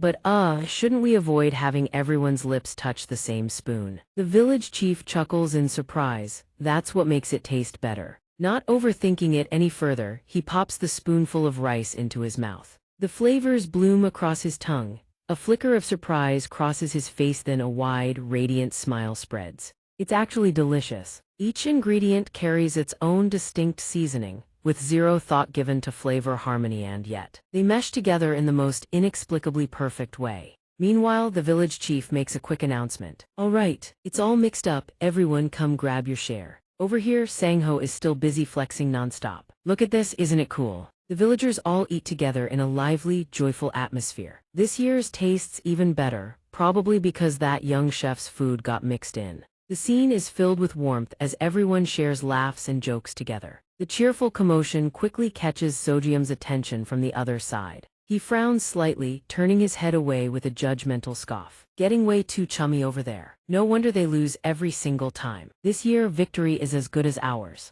Nidohyun. Hearing his name called, the boy flinches and nods. Yes, there's a quiet sadness in his eyes that words can't quite capture. He gently places his hand on his injured knee. Time passes, the MC picks up the mic again. Parents, please gather for the first event of the afternoon, the obstacle course race. Make your way to the center of the field. Kang Hyun hears this and thinks quietly to himself. They clearly said parents, so this must be a competition meant for the parents. Uncle Elder, who's going to participate? The village chief stays perfectly calm and points straight at him. You. The word hits like a bolt of lightning. Kang Hyun freezes on the spot. He stands there completely dumbfounded. But it's supposed to be for parents. He whips his head around. Uncle Elder, why me? The old man lets out a hearty laugh. Sangho's parents couldn't make it. They're too busy. So you're filling in for them. He opens his mouth to argue Sangho's grandmother is right here, isn't she? But Wadi suddenly collapses to the ground. Forget it, I was supposed to be the one competing in this. I'll participate. Oh, with my back. Kang Hyun stares, completely at a loss for words. Fine, I'll just do it myself. Looking at the obstacle course laid out ahead, Kang Hyun falls into deep thought. An obstacle course? I've never tried one of these before.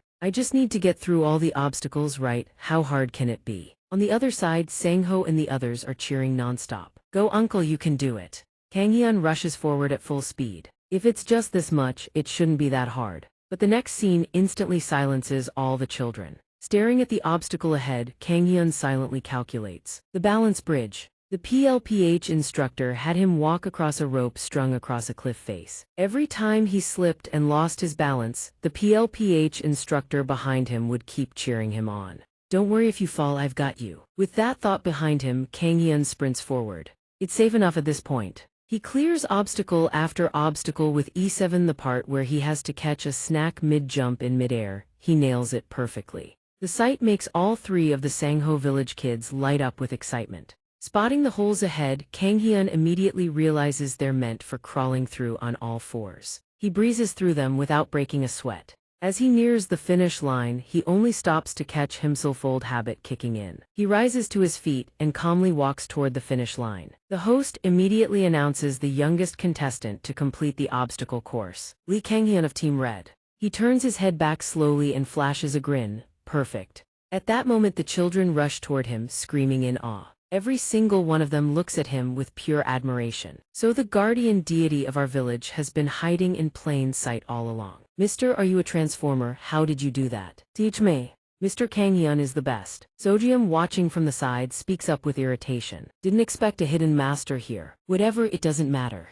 The next event isn't something one person can win alone. It's tug of war, the ultimate team sport. The host announces the next game. Team Sojim on the left, Team Dongbyeong on the right. Spotting the lineup on the opposing side, Kang Hyun is visibly surprised. Those muscles are no joke. The village chief fires back angrily. Tug of war isn't just about brute strength, you need team spirit too. Show them the unity of Dongbyeong. Kang Hyun thinks helplessly, just him and Minyu alone. That's rough. Right then, the village chief hands the rope to Rice Cake and says, Rice Cake, you hang on at the back too. Kang Hyun whips his head around in shock. Rice Cake, I told you at home you are not allowed to join tug of war. The village chief turns around and declares furiously. What are you saying? Rice Cake is a citizen of Dongbyeong too. We Dongbyeong are one family. Kang Hyun thinks in defeat. Don't bite the rope, Rice Cake. If you join, the match won't be fair anymore. The result, Dongbyeong village wins the tug of war. Sodium screams in utter despair. Why is the village chief still smirking like that? Dongbyeong is number one. He hurries to pull Rice Cake away. Right at that moment,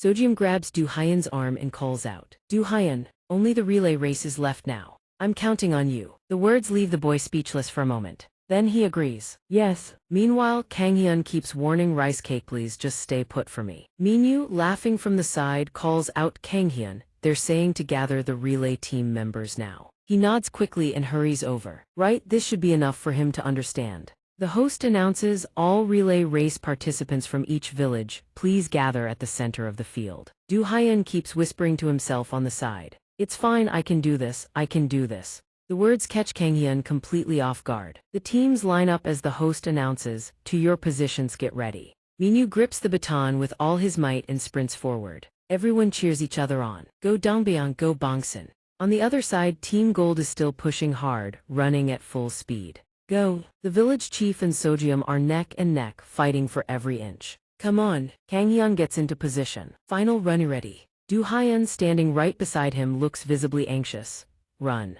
Sweat pours down the boy's face as Kang Hyun quickly passes him the baton with a firm word. Do Hyun. He snatches the baton from Kang Hyun's hand. Yes. Then he launches forward with everything he's got, sprinting at full speed. Do Hyun pays no mind to the wound on his leg and charges ahead. Even Kang Hyun, watching it happen, is stunned. So fast Minyu has already appeared at the exchange point. Kang Hyun. He grabs the baton from the boy's hand in a flash. There's no way he's losing like this. Right beside him, Rice Cake is also sprinting forward at full tilt. Seeing Rice Cake appear here freezes him in shock. The more he thinks about it, the more despairing he feels. You little, where did you even get a baton? Meanwhile, the villagers are busy consoling each other. Drink less, old Manwi, is that dog biting my stick? Spotting Rice Cake bolting forward, Kang Hyun yells, stop. On the other side, Do Hyun runs while silently repeating to himself. Don't think about it, just keep going like this. Rice Cake appears out of nowhere, stopping the boy dead in his tracks, and sitting atop Rice Cake's head, Toji the big dog flashes a smug grin.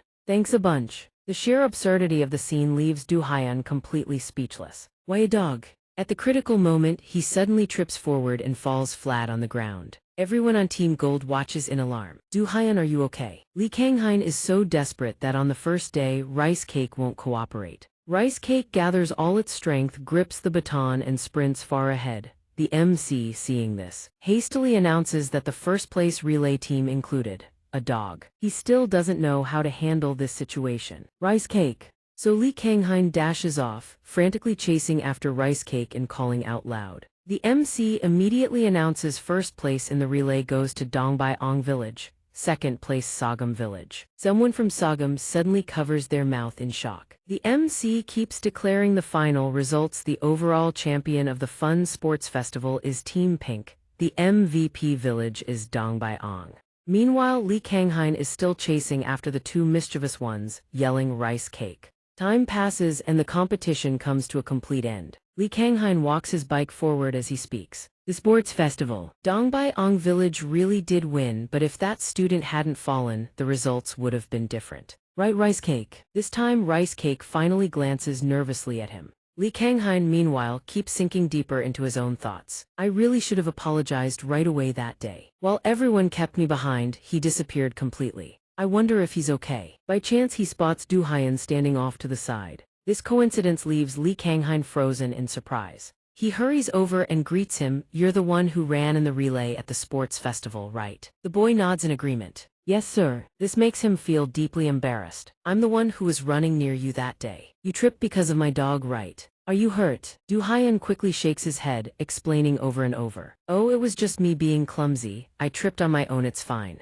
My ankle is just a little sore, so it'll heal up quickly. This makes Lee Kang-hyun feel extremely guilty, so he really was injured. Just then Rice Cake jumps down in front of Do Hyun. It quickly reaches a paw toward his injury and whimpers. Seeing it show such understanding, the boy breaks into a happy smile. After a moment of silence, Lee Kang-hyun speaks up awkwardly. I'm the one raising it and I've been way too careless. I'm truly sorry about this. Do Hyun doesn't seem to care much about any of this. It really doesn't matter. Your head chef Lee Kang-hyun, right? This startles him. Realizing he's this well known brings a small wave of delight. I know who you are. Do Hyun nods and recounts everything he's heard. Everyone at the community center watched today's episode of Chef. You were in the special episode, right? Lee Kang-hyun sighs. The moment you mention it, you've gone and watched the one video I most want to delete. The way the boy looks at him has completely changed. Running alongside a celebrity is just too amazing. He awkwardly blurts out, can we just drop this? I actually think you're the impressive one. Back at the sports festival, you were incredibly fast. Do you train in any sport? At this, Do Hyun's expression immediately turns somber. Yes, I'm in the track and field club at school. This makes Lee Kang-hyun's eyes light up instantly. No wonder you're so fast. The boy nods quickly, catching on.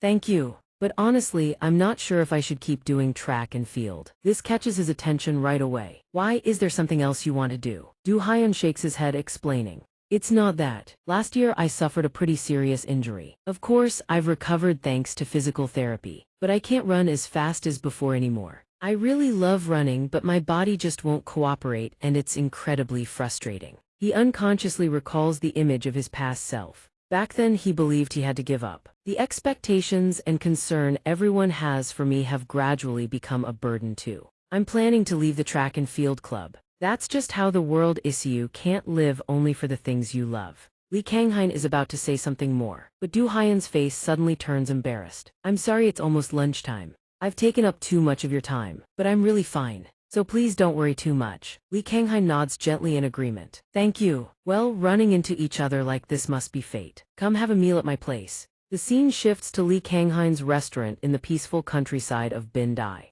Sitting at the table, Du Haiyan feels a bit awkward, silently wondering, is it really okay to just accept all this? A waft of aroma suddenly reaches him, catching his attention. Li Kanghain quickly brings over a steaming bowl of food. Sorry for the wait. Do you like meat? The boy nods eagerly. Yes, I love it. Li Kanghain lets out a sigh of relief. Good, I figured an active kid like you would love meat. I made you stir-fried pork over rice. Du Haiyan's eyes visibly light up. I love stir-fried pork rice. This fills Li Kanghain with joy. Really? The boy nods to confirm. Yes. Every single day after practice, I eat every last bite. Li Kanghain bursts out laughing, delighted. Looks like you really do love it. I can't wait any longer. He quickly scoops up a spoonful of rice. Excuse me, just looking at your face is enough to tell how badly you've been craving this flavor. After tasting the very first bite, his eyes change instantly. He stares stunned at the steaming, fragrant dish right in front of him. This is honestly the first time I've ever had stir-fried pork rice this good. Spicy, savory, and the meat is unbelievably tender. With rice, I could eat bowl after bowl after bowl. I could eat this for the rest of my life. Li Kanghain freezes upon hearing that. To that extent, having stir-fried pork rice after a hard workout, that's the absolute peak, isn't it? There's a restaurant near my school. Du Haiyan nods in agreement while still eating. Yeah, my friend's family runs one. Going there is practically the same distance as going home. Just talking about that day's practice over a plate of stir-fried pork rice and every ounce of exhaustion just melts away. But after the injury, I haven't been there in a long time. Li Kanghain feels a pang of empathy and speaks up. Hey, I almost quit being a chef too, you know. Those words immediately catch his attention. But head chef Li Kanghain, you are so talented. Why would you? He slowly begins to recount his own story. I suffered an injury that was absolutely devastating for a chef. No matter how tough things get, if you just grit your teeth and push through, everything will work out. But my body didn't cooperate. I couldn't reach the level I aspired to, and I was terrified that everyone would be disappointed in me. Criticism after criticism kept pouring in. Does he even know how to cook? I've worked with him, I know for a fact. That guy's scrawny and has zero shame. A chef with a diva complex, man, that's just cringe. One look at his face tells you his character is garbage. A genius chef manufactured by media stunts. Always acted high and mighty, then got eliminated. Figures. That's no way to live.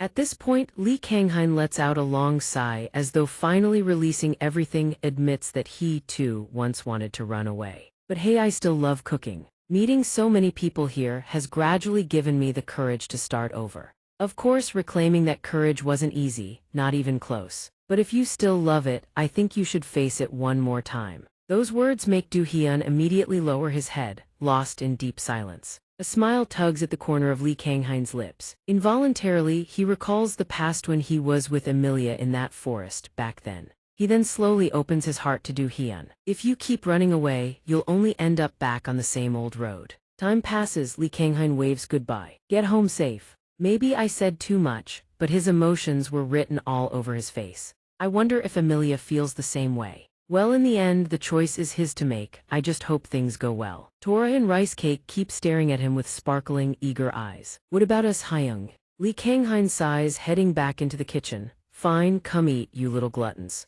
Time slowly creeps toward the late evening. Du Haiyan, out of habit, quickly tightens his shoelaces. He takes a deep breath, steadying himself. At that very moment, his mother opens the door and calls out. Du Haiyan, where are you going? He turns around and explains, I'm just going for a light jog. This piques her curiosity, but you said you were too tired and wouldn't be training for a while. A happy smile spreads across Du Haiyan's face. He dashes outside and calls back, it's because I love running too much. And just like that, he sprints forward without a shred of hesitation. He is working to fill in his shortcomings, little by little. Time passes, the scene shifts to the open yard outside. Tora is still absolutely thrilled upon spotting the pampas grass. It quickly grabs a stalk of pampas grass and plays with it, swishing it around. From Mona's vantage point, she spots the pampas grass drifting on the wind and immediately perks up. Mona's figure closes in, and Torai freezes on the spot. But Mona doesn't notice Torai at all. She keeps chasing after the floating grass. Watching this spectacle, everyone stares in bewildered silence. Li Kanghain, look over here. He turns and nods. Yes, coming right away. A few weeks after the sports festival, the official trade exchange between humans and beastmen officially begins. Looking at the bags of goods piled before him, he slowly speaks up. Sort the mixed fruits by type. If any are too soft, set them aside for me. I'll also be taking on the role of supervisor. Li Kanghain bends down and hefts a heavy bag off the ground. Deep in his mind, a quiet thought surfaces ever since that time. He's felt his strength inexplicably increasing. Come to think of it, it started ever since I met Rice Cake's parents. Could it be related to the certification that xianxia mentioned? A voice suddenly rings out. Li Kanghain. A man announces enthusiastically. If it's too heavy, let me carry it for you. He stares at the man, utterly speechless. It's probably just my imagination. He quickly refocuses on the heavy bags still sitting on the ground. Sensing something off, Li Kanghain turns around in surprise.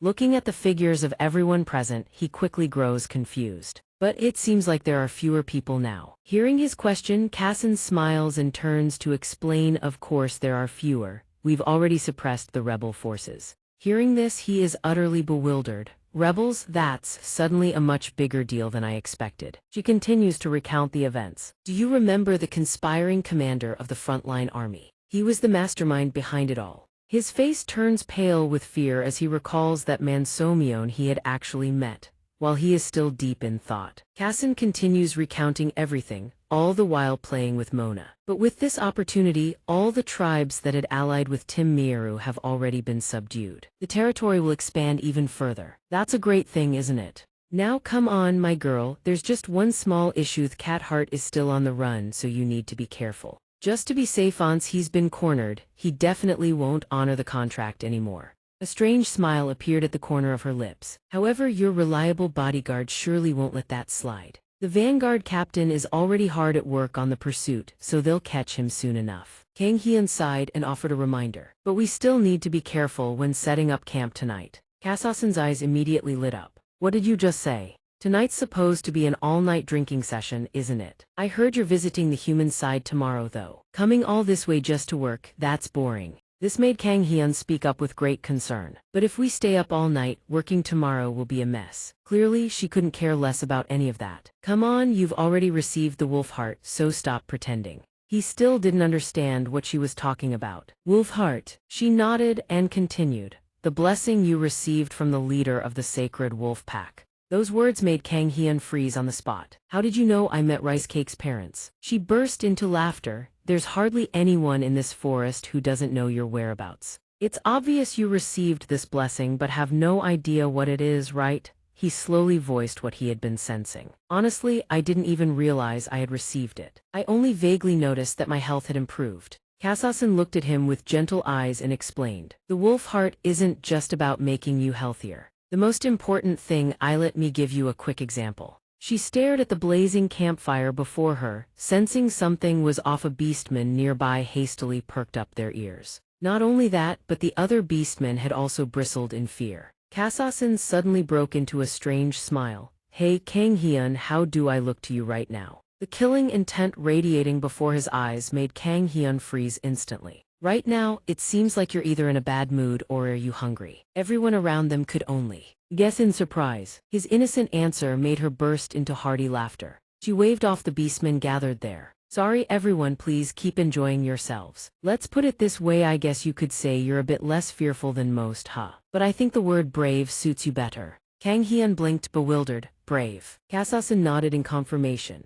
Hearing that probably doesn't sound like anything special, right? But it's a tremendous blessing. In life, there are moments that call for courage far more often than you'd think, and you don't have to be a warrior like us. I don't know why, but I just have this feeling that Kang Hyun will go on to accomplish even greater things. Right at that moment, Rice Cake suddenly appeared, catching both their attention. Its face was perfectly round, making Kang Hyun unable to hide his surprise. Rice Cake, where did you go that you came back so round? The three beastmen rushed over to explain. We asked it to help us out. While he still didn't understand what was going on, Kassan beside him burst out laughing in surprise. So the moment we've been waiting for has finally arrived, huh? Without a moment's hesitation, Hammond suddenly threw her head back and shouted, Everyone, it's dinner time. Then she busied herself distributing portions, much to Kassan's delight. Those 3 have been cooking for the entire village lately. The number made him do a double take. 3 people. Is that even manageable? She shook her head and continued. I didn't ask them to do it, they volunteered. I heard that because of someone they missed, they discovered the joy of cooking. Fragrant, savory meat dishes were quickly laid out before them. Kang Hyun's eyes widened in surprise. What dish is this? Kasasan immediately exclaimed in astonishment. Today's spread looks even more appetizing than usual. This made him think in surprise, this is braised meat. I haven't even taught them this yet. Hammond suddenly stammered, this isn't a dish Master taught me directly. But I made it by following Master's recipe and accidentally stumbled onto this combination. I found it really fun to try mixing different ingredients, so I stayed up late experimenting and I must have fallen asleep at some point. So I was sure everything had burned to a crisp. But instead, the meat and vegetables turned out rich, savory, and absolutely delicious. I wanted Master to try it, so I kept combining different ingredients and had the sacred wolf taste test them too. At that moment, Hammond knelt down before Rice Cake. Please Master, have a taste. Rice Cake's face was smug beyond belief. Hand it over. Kang Hyun studied it in surprise. Rice Cake looks more like braised chicken, doesn't it? He didn't think twice and immediately popped the meat into his mouth to taste. The flavor spread across his palate, not soy sauce, so it wasn't the usual braised chicken taste but a unique sweet and sour flavor. The seasoning was perfectly balanced, the meat tenderette showed she had stewed it carefully. She hadn't stopped at what she'd learned but pushed herself to develop further on her own. Kang Hyun praised, delicious, being able to create a dish like this on your own shows you truly have a gift. Hammond replied bashfully, thank you, Master. It's all thanks to you, Master. I never knew there could be something so joyful and fulfilling. I feel so happy when everyone enjoys my food and when I think about what I should make next. If I hadn't learned to cook, I never would have known any of this. Hearing these warm words, Kang Hyun couldn't hide his smile. If you've said that much, then I suppose I'll have to teach you even more. This sent her into an absolute thrill of joy. Really? Thank you, Master. He nodded with understanding. Then let's take a look at how we can improve this dish. Hammond eagerly nodded in agreement. Yes, sir. Kang Hyun seriously offered his critiques one by one. First, the meat isn't bad, but the vegetables still have a lot of room for improvement. When braising, the timing of when you add the vegetables is even more important than when making soup. If you toss them in too early and let them stew, the vegetables will turn to mush and lose all their crunch. We can intentionally cook it that way. But in this case, that's not what we're going for, so pay close attention. Next is the seasoning.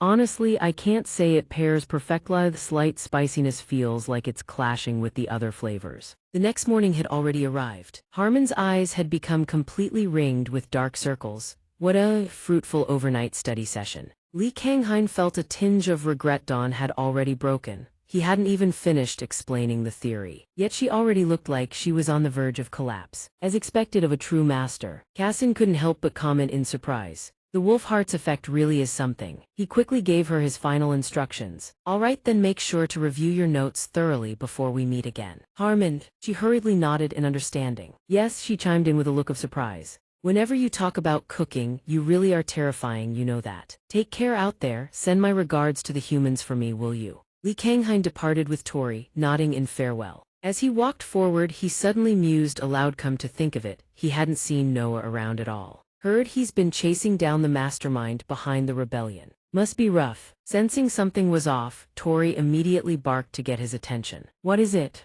Timu's figure appeared before his eyes in an instant. The man's expression had turned utterly twisted with malice glaring straight ahead. Seeing this, Lee Kang-hein immediately realized something was very wrong. Looking at Timu's face contorted with desperation and dread, Lee Kang-hein slowly called out his name. Recognizing the young man before him, Timu reacted without hesitation, frantically thrusting his razor-sharp fingers straight at him. If it weren't for you, the mark on Lee Kang-hein's forehead began to glow. His eyes locked onto the hand lunging toward him. He could dodge it. And so he effortlessly sidestepped the attack. Tori could no longer hold back, launching itself into the air immediately. It struck Timu's face with full force, making him cry out in agony. Damn it. Timu frantically flailed his hands through the air, cursing the blasted beast. It couldn't sit idle any longer, either charging forward and unleashing its full attack. The two coordinated seamlessly, leaving Timu no time to react as he tumbled into the freshly dug pit.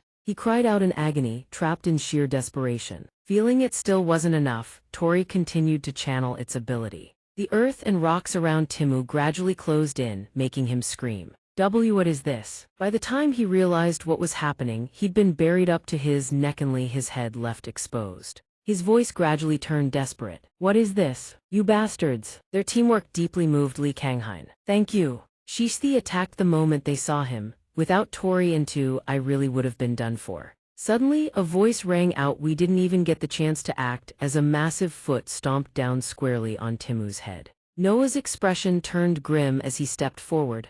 Are you hurt anywhere, Li Kanghain? He quickly shook his head in reassurance. I'm fine. Noah continued pressing Timu's head firmly into the ground, then spoke up. Sorry about this, didn't expect to run into this guy here. Buried like this, he's easy to trip over. Sorry you had to deal with something this unpleasant. Li Kanghain looked up at him. It's nothing serious happened after all. Timu's voice suddenly rang out. You wretched human, if it weren't for you all of it, everything's because of you. Because of someone like you, all my plans have been ruined. Li Kanghain thought to himself such deep hatred. It's been a while since someone despised him this much. Since xianxia, if it were before, it probably would have hurt. But now, Timu's voice continued to ring out nonstop, spewing threats. I will kill you, mark my words. Noah was losing his composure, glaring at the man with eyes that could devour him alive. Say that again, what did you just call Li Kanghain? Laughable Li Kanghain, you're heading back to the humans, right? We'll deal with this one by our own laws, you go ahead. He nodded in understanding, thank you.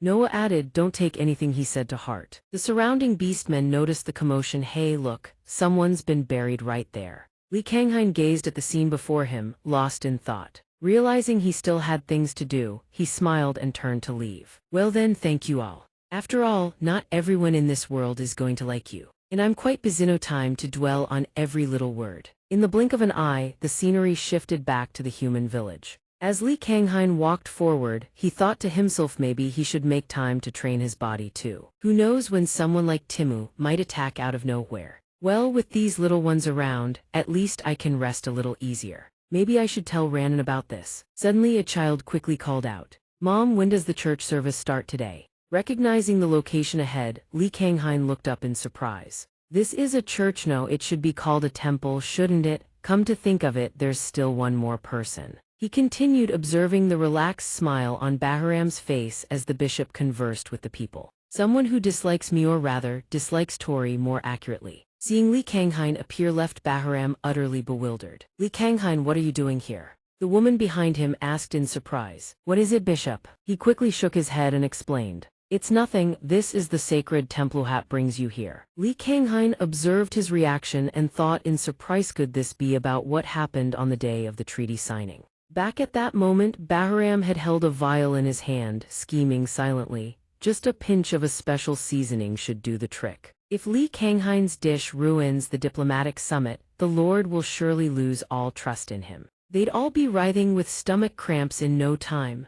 Bahram suddenly remembered something, his face turning pale with cold sweat. Nav laxative from that day, I still haven't disposed of the evidence. Reading the man's thoughts, Li Kanghain announced coldly, I'm just passing through, I'll be on my way now. Bahram hurriedly forced a strained smile. Of course, do take care then. Even though entirely different thoughts were running through his mind. Get out of my sanctuary already. He quickly knelt down and whispered his parting instructions. Come on, let's go, rice cake. But at that very moment, rice cake has already dashed inside the holy temple. Just like that, rice cake charges straight in, leaving Bahram in utter despair, screaming internally. Get out now. Kanghain quickly turns back to face him. My apologies, sir, may I go inside and bring her out? The man hastily responds, absolutely not. This is no place for the likes of you to waltz into at will. Seeing Bahram's bizarre behavior startle the disciple, the high priest's attitude shifts entirely. But of course the temple is open to all. Naturally, Kanghain rushes inside. Thank you, sir. A look of deep irritation surfaces on Bahram's face. Calm yourself, who knows, maybe he's hidden it somewhere no one would think to look. He watches as Kanghain continues searching for rice cake throughout the interior. And Bahram grows even more anxious. But could it really stay hidden? It's fine, the medicine is concealed perfectly, it won't be discovered. Kanghain gradually ventures deeper into the vast chamber. Where are you, for heaven's sake? Rice cake, over here, I've got gold coins. Seeing that Kanghain has stumbled upon his secret, Bahram frantically slams the chest shut. Chocolate coins, so it turns out you have a sweet tooth, sir. Kang Heng continues searching other spots. Rice cake, the ledger. At the critical moment, Bahram rushes over once more to block his path. My expense records are perfectly in order, I'll have you know. So he's been embezzling quite a hefty sum, no wonder he can't bear to let anyone see that medicine vial either. Bahram continues grumbling, let me help you look, now hurry up and get out of here. Kang Heng nods understanding. Then I thank you, sir. Deep down, he finds Bahram's behavior increasingly puzzling. Why is he being so kind today? I thought anyone who hated rice cake had to be a bad person. Was I overthinking it all along? Seems like she's not here after all, let's head out. Wait, is this a rice cake doll? I've heard these are all the rage in the village lately. What? I thought you despised this sort of thing and it's gotten all dirty too. You must have been handling it quite a lot. Even bought a heart-shaped charm for the doll, you must really be fond of it. I'm truly sorry for misunderstanding you, High Priest, you really are a good person. Bahram is slowly losing his mind. Didn't you hear me? I said get out. Suddenly, a familiar cry catches Kang Heng's attention. He quickly spots Rice Cake, still wedged beneath the cabinet door. Rice Cake, why are you always causing trouble? You're completely squished flat. What's that you're mumbling in your mouth? But hearing those words causes Bahram to freeze on the spot. His face turns deathly pale. And that's the medicine vial right there. Bahram's spirit plummets into freefall. In that fleeting instant, the High Priest envisions everything that would unravel should the vial's true nature be exposed. Kang Heng would raise the alarm for all to hear. It's him, seize him at once, how dreadful. Bahram scrambles to explain. It's not what you think. After discovering his actions, the superior swiftly makes a declaration. Our relations with the beast tribe are currently on excellent terms. If we let this matter slide, those ties may well be severed. Execute him. Everyone needs to keep their distance from old Bahram. A person like that dares call himself the cult leader. He deserves death. All he can do is scream helplessly. Isn't that right? All of this was merely Bahram's own inner thoughts. Seeing the dazed look on Bahram's face, Kang Heng calls out. The cult leader shows no hesitation, snatches the medicine vial from atop Rice Cake and, in a desperate bid to save his own life, drains the entire bottle without a second thought. This is my diabetes medication. Seeing Bahram's strange behavior, Kang Heng reacts with growing alarm. Even if it is medicine, drinking that much at once can't be good for you. Clearly, Bahram has no intention of listening. No, to survive, this is the best course of action. You have business in the territory today, don't you? Now that you've found what you're looking for, get going. These words leave Kang Heng momentarily bewildered. He slowly takes off his backpack. Thank you for the help. It's nothing special, just an emergency bento box. The sweet and sour flavor is quite delicious. If you don't mind, please have some. Kang Heng is surprised by the offer. He was already starving, his stomach rumbling like that. Bahram is still clutching his belly in irritation. Does this brat already know everything? He hurriedly nods in agreement. Fine, I can't hold out anymore. He shouts hastily across the grand hall. Get out of here already. Kang Heng walks outside, silently musing.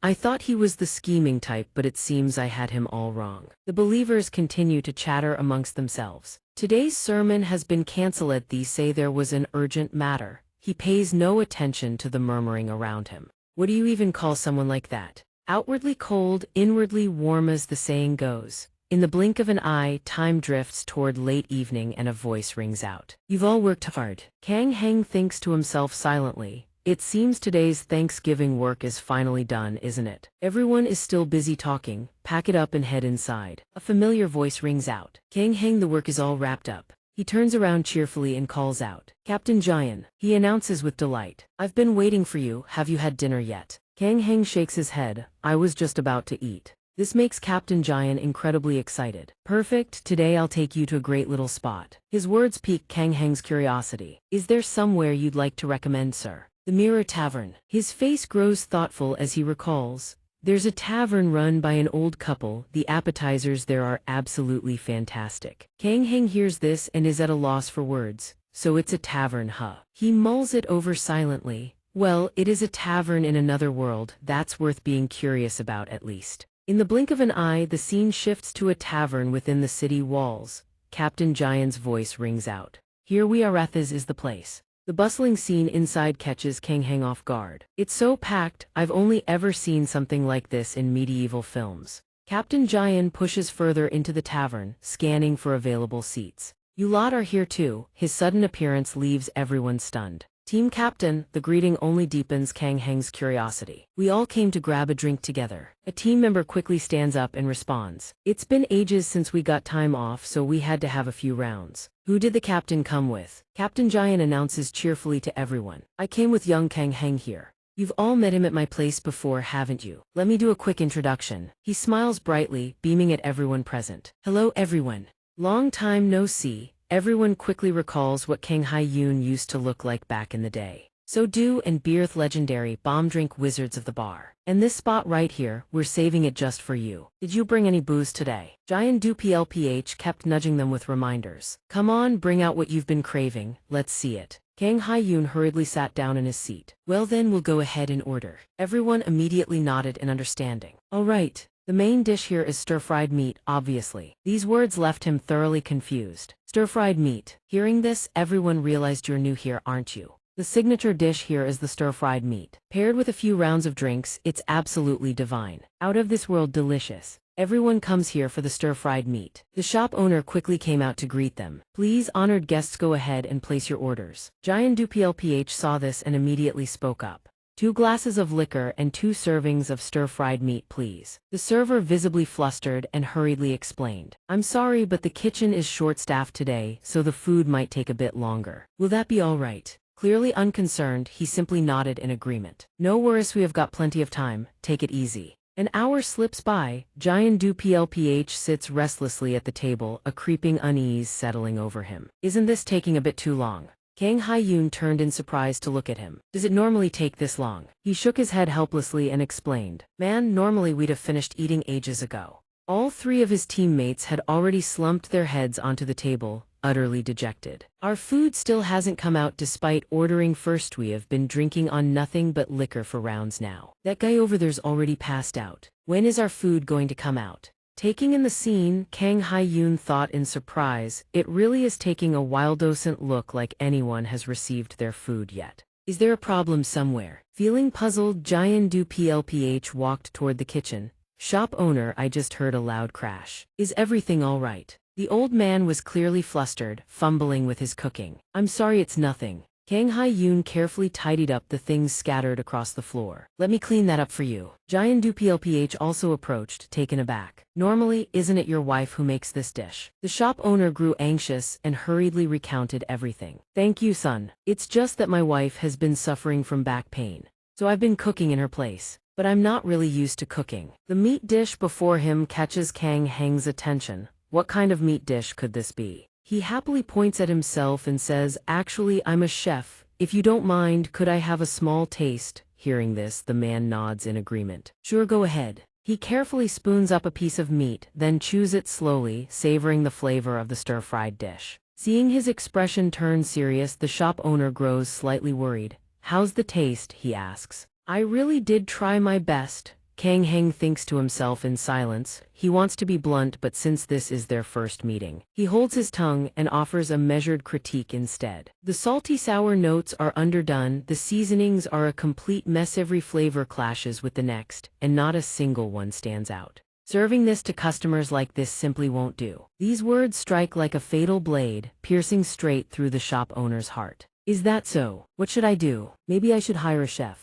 All my stubbornness was for nothing. No, the customers are left waiting. But I still want to serve those who have been waiting something worthwhile. Seeing this, Kang Heng silently ponders. Then would everyone mind if the menu changed a little? He slowly picks up a large pot and strides forward. To puffs up with pride, already convinced it knows what its master plans to do next. He quickly fills the pot with water. Watching from the side, the shop owner grows anxious. That pot is only used for festivals. What on earth is he planning to do? Giant Do steps over with a smile and announces, Kang Heng, I just heard the city got some fresh supplies, so I brought them straight over. But really, this should be all you need. He nods firmly. Yes, this is more than perfect. He picks up the shovel and calls out loudly. After it successfully completes its task, he nods in approval. Perfect, this is exactly what we need. The shop owner can no longer contain his curiosity. What dish are you planning to make?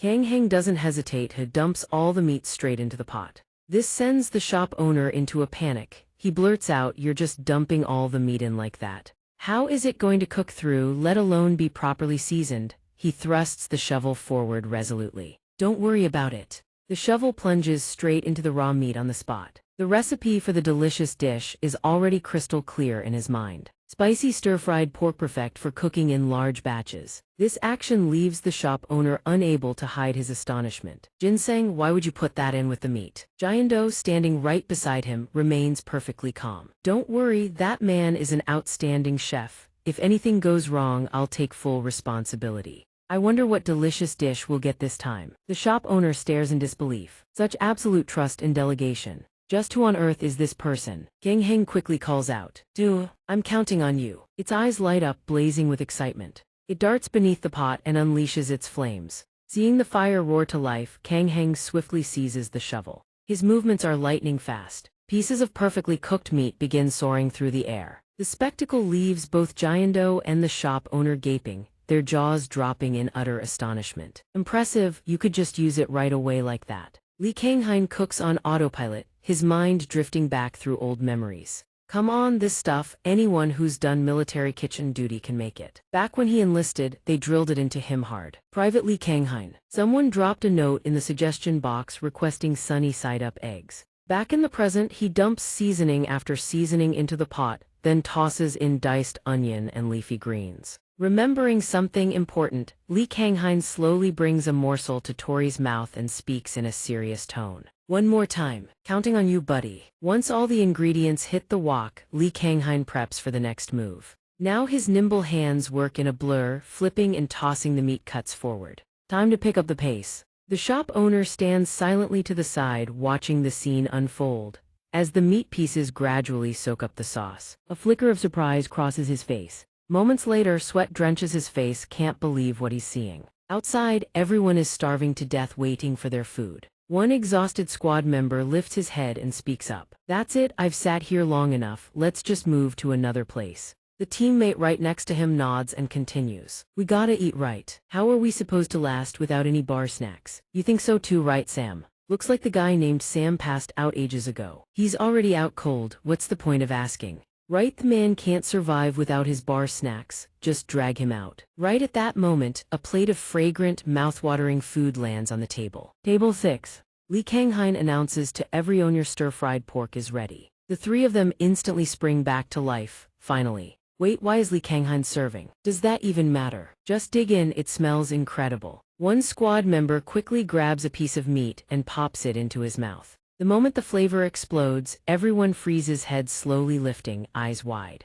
This is insane, what is this? It's nothing like the stir-fried pork I usually eat. That red sauce is intense. It's actually spicy, but it's so good I can't stop eating. It's still stir-fried pork technically, but way more addictive. We need to order drinks. Thighs is the perfect drinking snack. Sam snatches a glass of beer, drains it in one gulp, then sets it down on the table with a satisfied thud. Sam's face gradually lights up, he's losing his mind. Everyone bursts out laughing, the snack junkie is back from the dead. Randon raises his head and addresses everyone. Boss, give us 4 more plates of that meat. The team members are taken aback. Shouldn't you order drinks too? Who knows when the food will come out again? Right on cue, the shop owner walks over and places plates of meat on their table. Here you go. Wait, what? That fast? How is it out so quickly? Everyone around them looks equally stunned. It's not just us, the other tables are getting served just as fast. The shop owner delivers plate after plate of meat, coming right up. The squad members quickly speak up. How about we eat fast and order more? Li Kanghain chuckles and announces. No need to rush. I've made enough for everyone to order several more rounds. The guy sitting right next to him can barely contain his joy. Spicy but oh so good. At the same time, Li Kanghain places a plate of fresh vegetables down on the table. For dishes like this, you have to wrap them in fresh greens. That's how you unlock true culinary bliss. Eat it this way, and even the heat mellows out. He finally wraps a piece of meat inside a fresh lettuce leaf. The guy is still staring blankly at the lettuce-wrapped meat in front of him. Lettuce in, meat in, ready to eat. A special way to eat, huh? Let's give it a try. He slowly places it into his mouth. The moment the new flavor hits, his eyes instantly light up. The lettuce wrap. Li Kanghain sees this and quickly shoves it deeper into his mouth. You have to eat it all in one bite for the full experience. The man freezes on the spot. His eyes go wide with utter disbelief. It seems he's just discovered a brand new delicacy. This isn't just mellowing out the spice, thighs is pure, perfect harmony. The dishes seem to beckon him. Come to me. The man can only stare in utter awe. The freshness and crunch of the vegetables complementing the meat, it's a match made in heaven.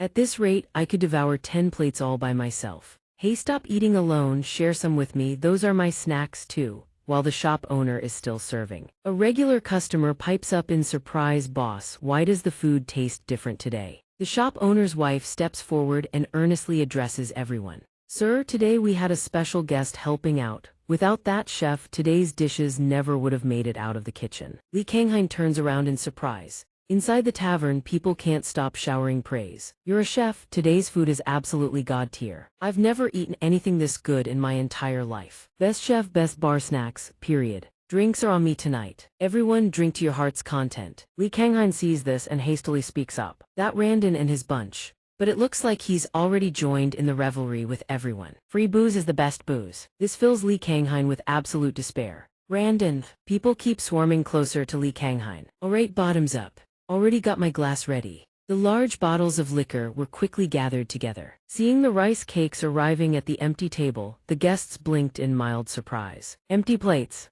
Meanwhile, on the other side, Tori was already laying out the fragrant dishes. Everyone in the group kept bickering over the fresh vegetable platter. Save some for us, you guys are supposed to be the spicy food pros. Watching everyone gradually warm up to each other, Li Kanghyun couldn't help but laugh with a happy grin. Time flew by in the blink of an eye, and before he knew it, night had deepened.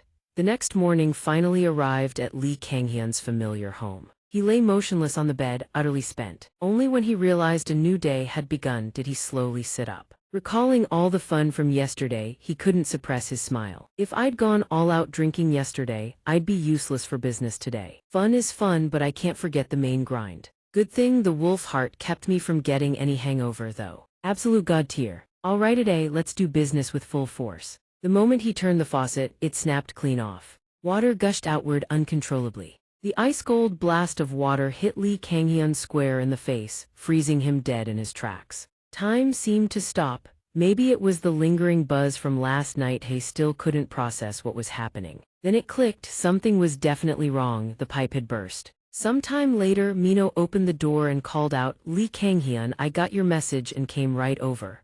Hearing his benefactor's voice, Li Kanghyun's face lit up instantly. Mino. Soaked head to toe, he stepped outside along with the rice cakes. Seeing his current state, even Mino jolted in surprise. Li Kanghyun.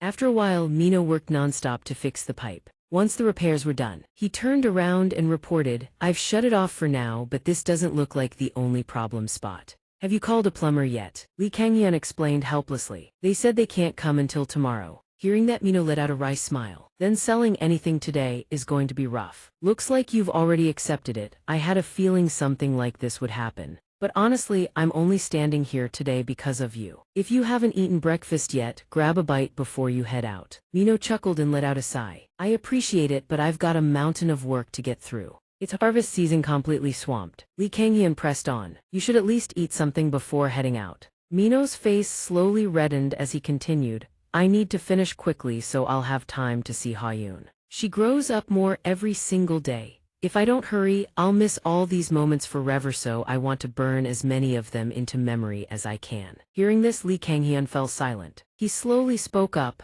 Being this busy, you must need extra hands, right? Mino nodded immediately. That's right. His face gradually brightened as he placed a hand on his chest and made his offer. As it happens, there's someone right here who's free right now, laid off through no fault of his own. Mind if I lend you a hand? The scene shifts to a sprawling farm. The sight before him made Li Kanghyun's jaw drop. The Mino household grows white radishes, he noted with a nod of confirmation. That's right. I really do need the extra help. Lucky you showed up. He looked out at the workers spread across the field. How many acres is this place roughly? Remembering something, Mino immediately spoke up to remind him. It rained yesterday, so pulling up radishes should be easier today. This got Li Kanghyun visibly fired up. The soil has to be moist for easy pulling, right? I learned that from the village chief during that busy summer. Mino handed him an item. Here you go. And this one too. Feel free to use them. Li Kanghyun stared at it, puzzled. What is this? A drum. His words made Mino burst out laughing before explaining. It's a kneeling pad for farming. Sitting on hard ground is really uncomfortable, you know.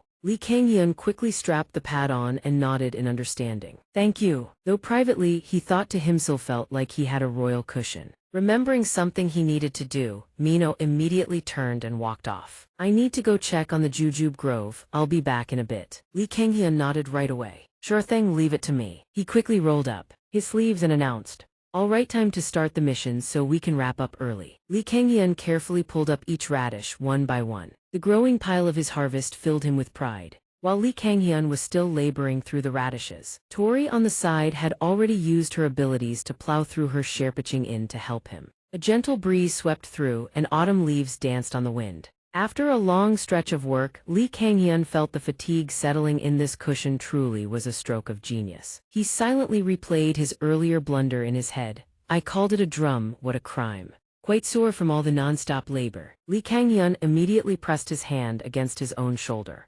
Exhaustion written all over his face as he sighed. Harvesting is satisfying, sure, but it really takes a toll. Hats off to every farmer in the country. This is brutal. Big rice cakes. Take it slow. The scene before him froze him in place. Over on this side with the two kids, Soin was still smiling and playing with the little one. Well done. The sound of a door opening made her turn around in surprise. Oh my, we've been waiting for you. Everyone's worked so hard. Your face, it looks like you've been overdoing it, hasn't it? With few people around, Mino slowly spoke up. Wow, you finished everything already. This only deepens her confusion, prompting her to ask, thank goodness, but why do you both look like that? Mino slowly chimes in. It's because we already finished tomorrow's work too. Li Kangyan is left speechless. You kids need to pace yourselves, you know. Kok quickly whips around to face him and reminds him. Li Kangyan, I hate to say this, but you really shouldn't be a chef. Switch to farming instead. He doesn't know what else to say. No, it's really not like that. You keep staring at me with that judging look. No need to be humble. Do you have any idea you just did the work of several people all by yourself? Li Kangyan gradually starts to stammer. No, that was others helped. Well, okay, it was me. His admission only deepens Mino's admiration. Truly a heaven-sent farmer. Time drifts toward late evening.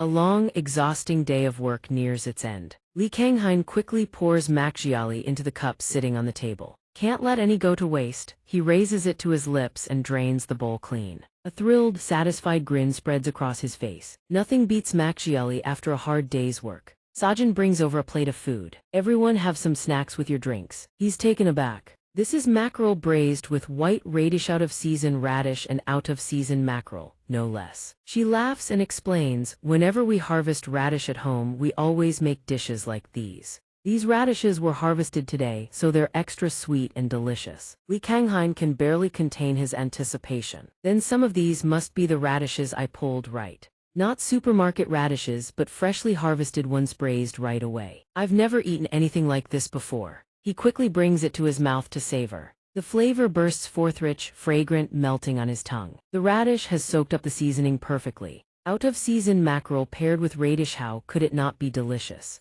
And he can't help thinking if some of these are radishes he pulled himself, they must taste even better. Sajin notices Mino standing quietly to the side and quickly urges him. Honey, you eat too. He excitedly turns and lifts little Hayun up for everyone to see. His face can't hide his happiness as he breaks into a grin. I wonder who our little Hayun takes after. She's just too adorable. Takes after her mom. Li Kangyan laughs in surprise. You've just been staring at your daughter this whole time. Sajin chimes in. It's just that I love her so much. He feels incredibly happy once again. No matter how exhausting the day is, one look at her little face and all the fatigue just melts away. He nods and adds, your expression already says it all. So helping you out was actually a great idea after all. Look, if I have the time, I'll come help you out again from now on. Mino is taken aback in surprise. Because of what I said this morning, you went and did all this. Li Kangyan laughs and gently holds little Hayun's hand. She's part of the reason too. But today you also helped with the plumbing. I can't even begin to thank you enough.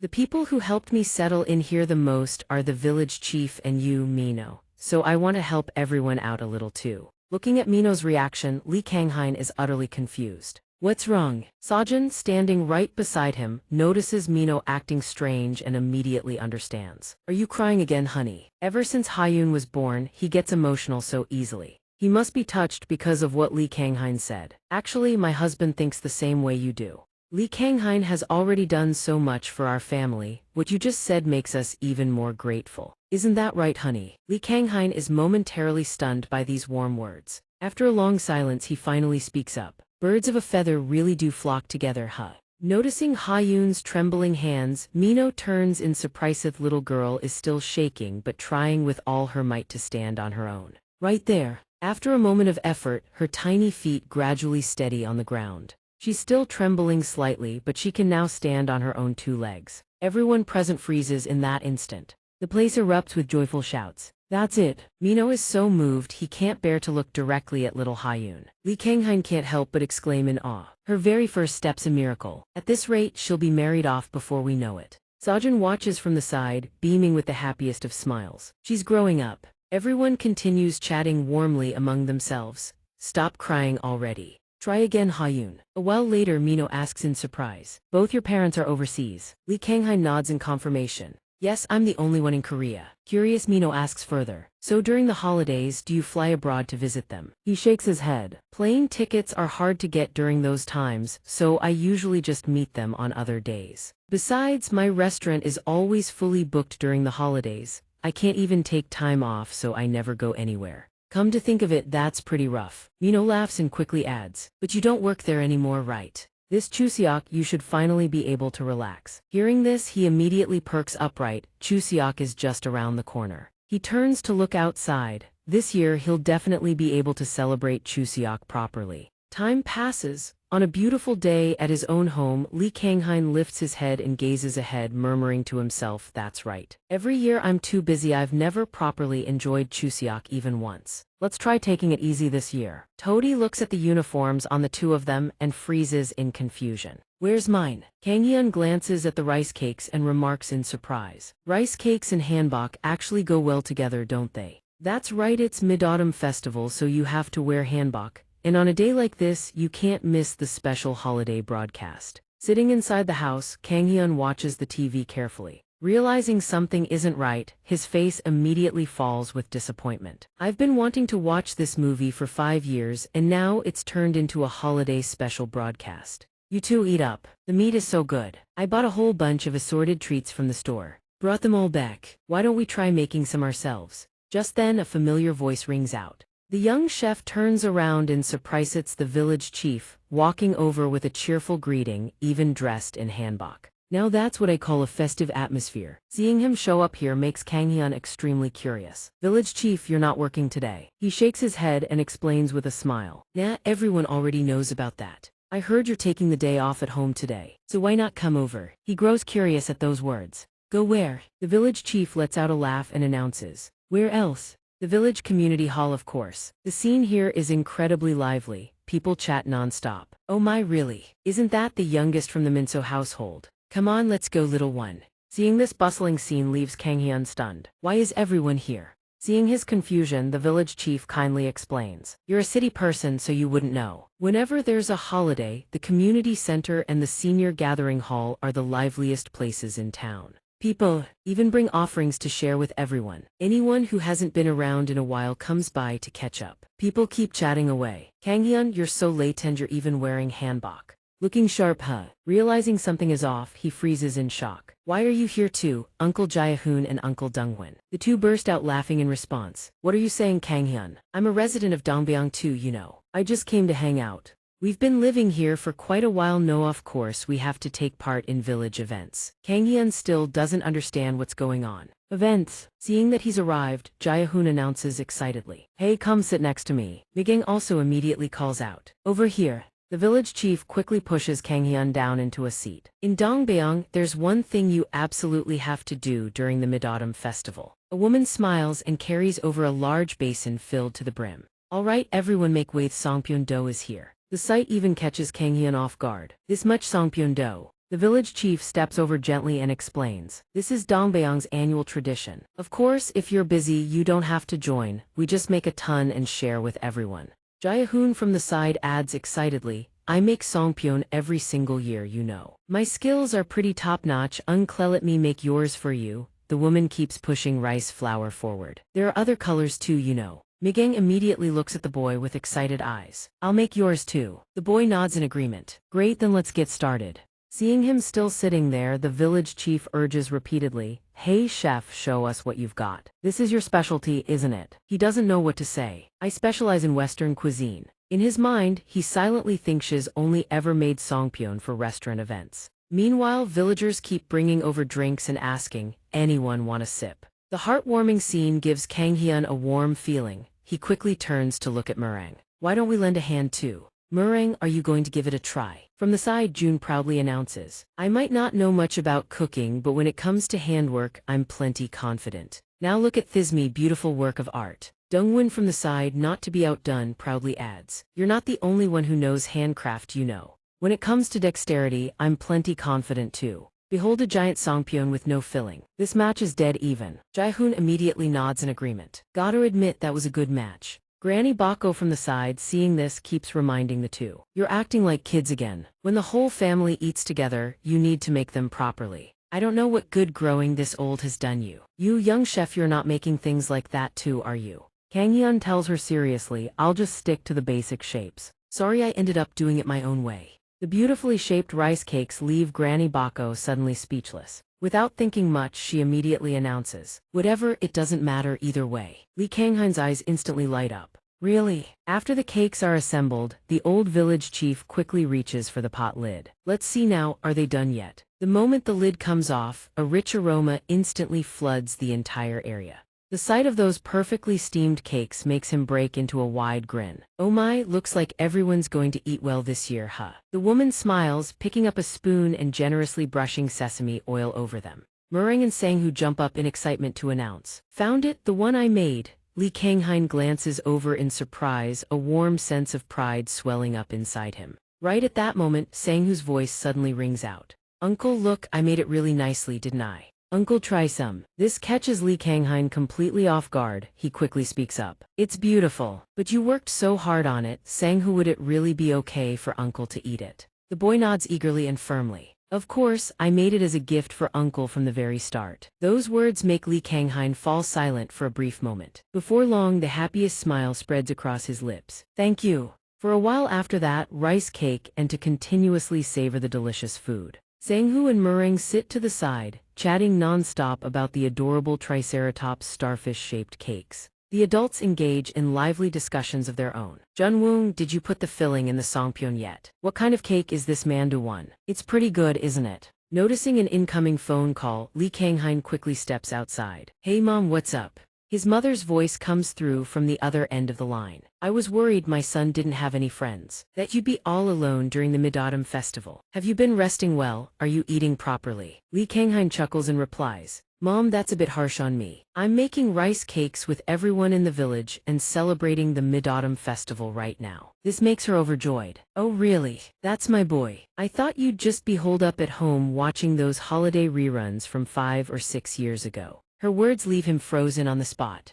"Mom, did you install a camera to spy on me at home?" He quickly shakes his head. "Not at all. I'm having a wonderful time enjoying the Mid-Autumn Festival. Resting alone is fine, sure, but right now." Sang-hoo and the others burst outside, shouting at the top of their lungs, "Uncle, watch me fly my kite." Donghua boasts proudly from the side. "Back in the day, Uncle was a total pro at flying kites, you know." Lee Kang-hyun looks up in surprise, watching the image of everyone still playing and laughing. "Rice cake, don't bite so hard." A happy smile unconsciously spreads across his lips. Remembering something, he quickly speaks into the phone. A different kind of liveliness has its own charm too. Time passes, the scene shifts deep into the forest where hushed voices echo through the trees. "Grand Elder, should we invite Lee Kang-hyun to the coming-of-age ceremony this time? The spirit coming of age, right?" Emmy chuckles and voices her thoughts. "Yes, haven't you already been meaning to invite him for a while now?" The elder makes no effort to hide his surprise. "It seems you trust that human more than I do." He ponders. She quickly shakes her head, explaining, "He's no ordinary human." The young girl standing nearby has overheard every single word. As expected, she really has changed.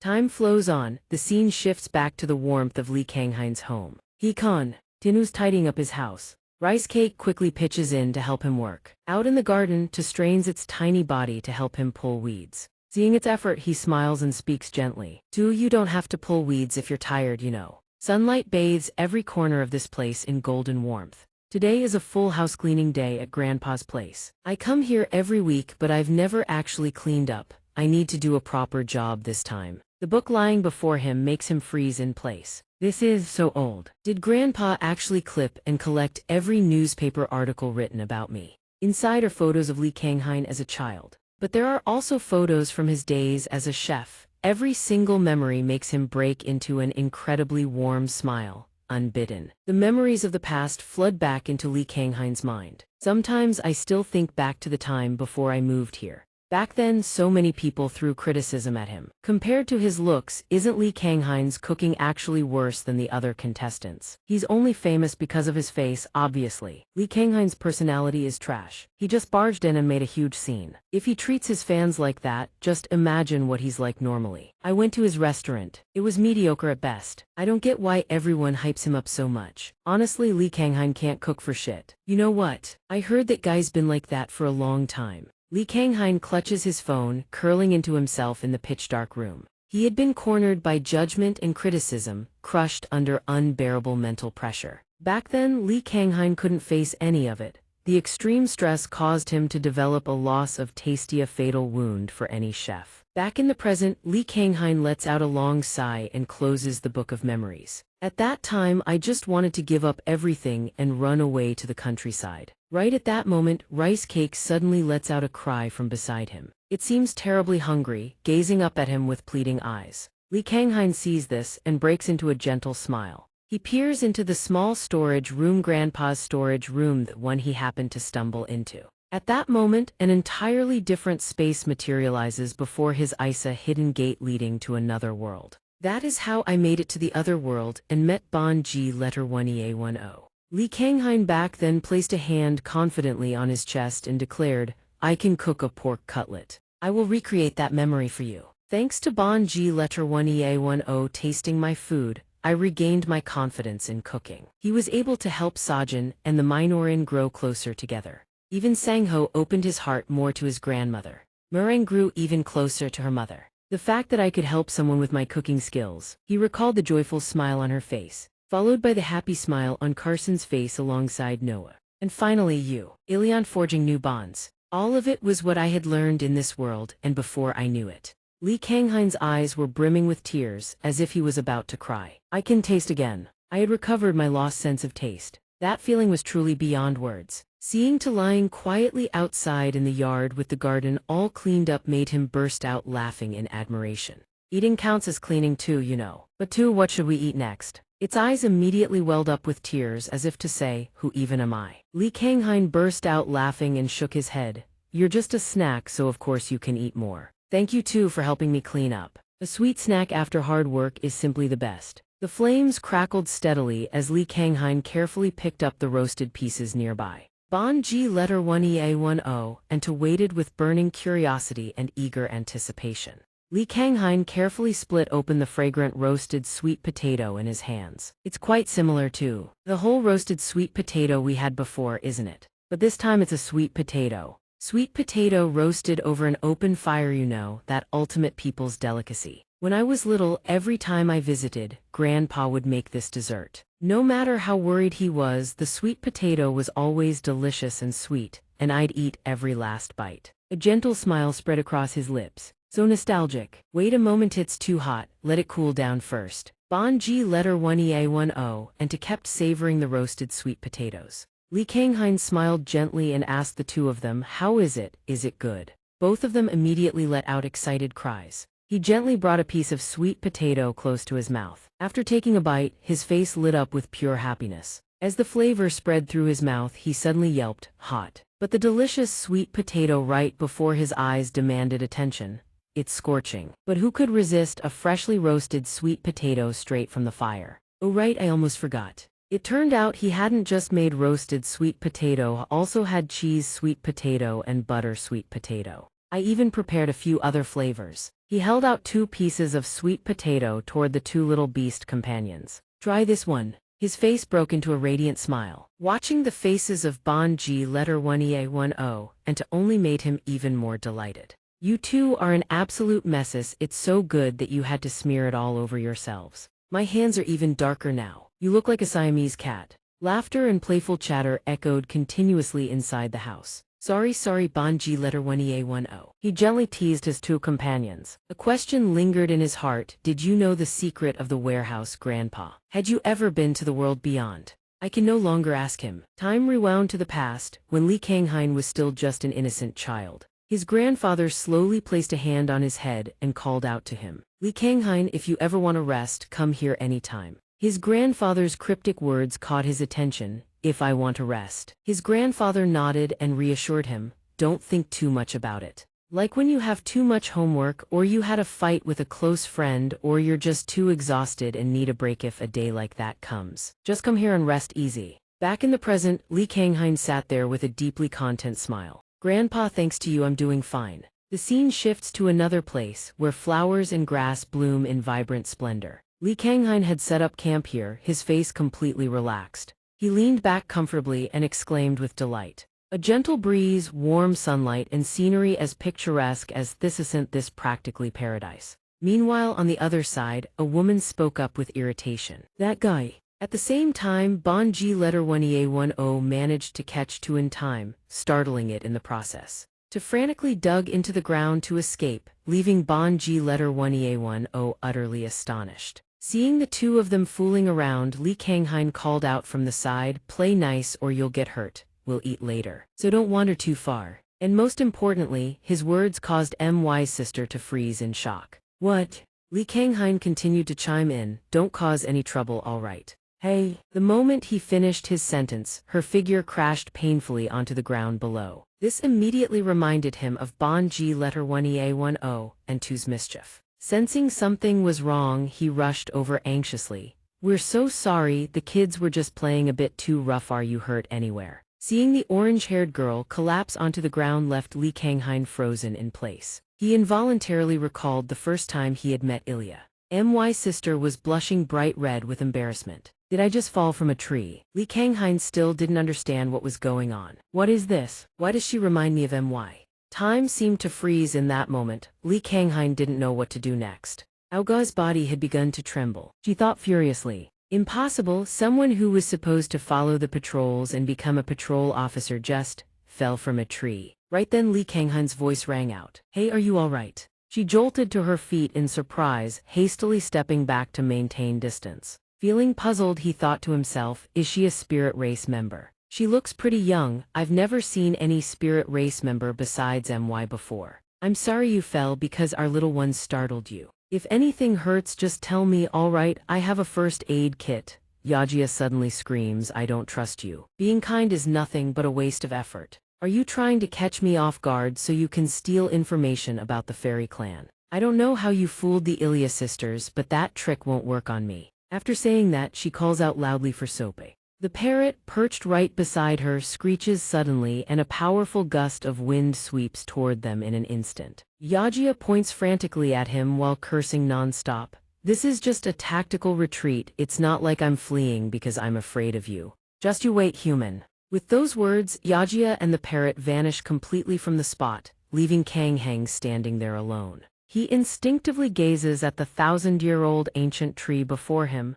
Leaves swirl endlessly into his face and he catches one in a daze. Recalling her words from moments ago, he stands frozen in bewilderment. Shortly after, the Ilya sisters appear at another location deep within the forest. Anai speaks up with a helpless sigh, informing them that it was Xianxia. That name surprises Kanghain. Come out. She nods and recounts, that girl is like a little sister to me. I can't believe she left the village on her own. Nothing happened, did it? Kanghain quickly shakes his head in reply, not at all. Anai's expression grows contemplative as she recounts everything that transpired. Those who live solely within the village tend to be extremely wary of other races. Xianxia is one of them. If she was rude to you, please let me know. Kanghain immediately shakes his head and explains. Not at all. It was our fault. Rice Cake had been tied to the signboard. It's my fault for teasing too much. Even Rice Cake couldn't escape its fate and I was the one who helped it along. Hearing his words, Anai lets out a sudden sigh. That's good then. I was only worried she'd leave a bad impression since the two of you will meet again.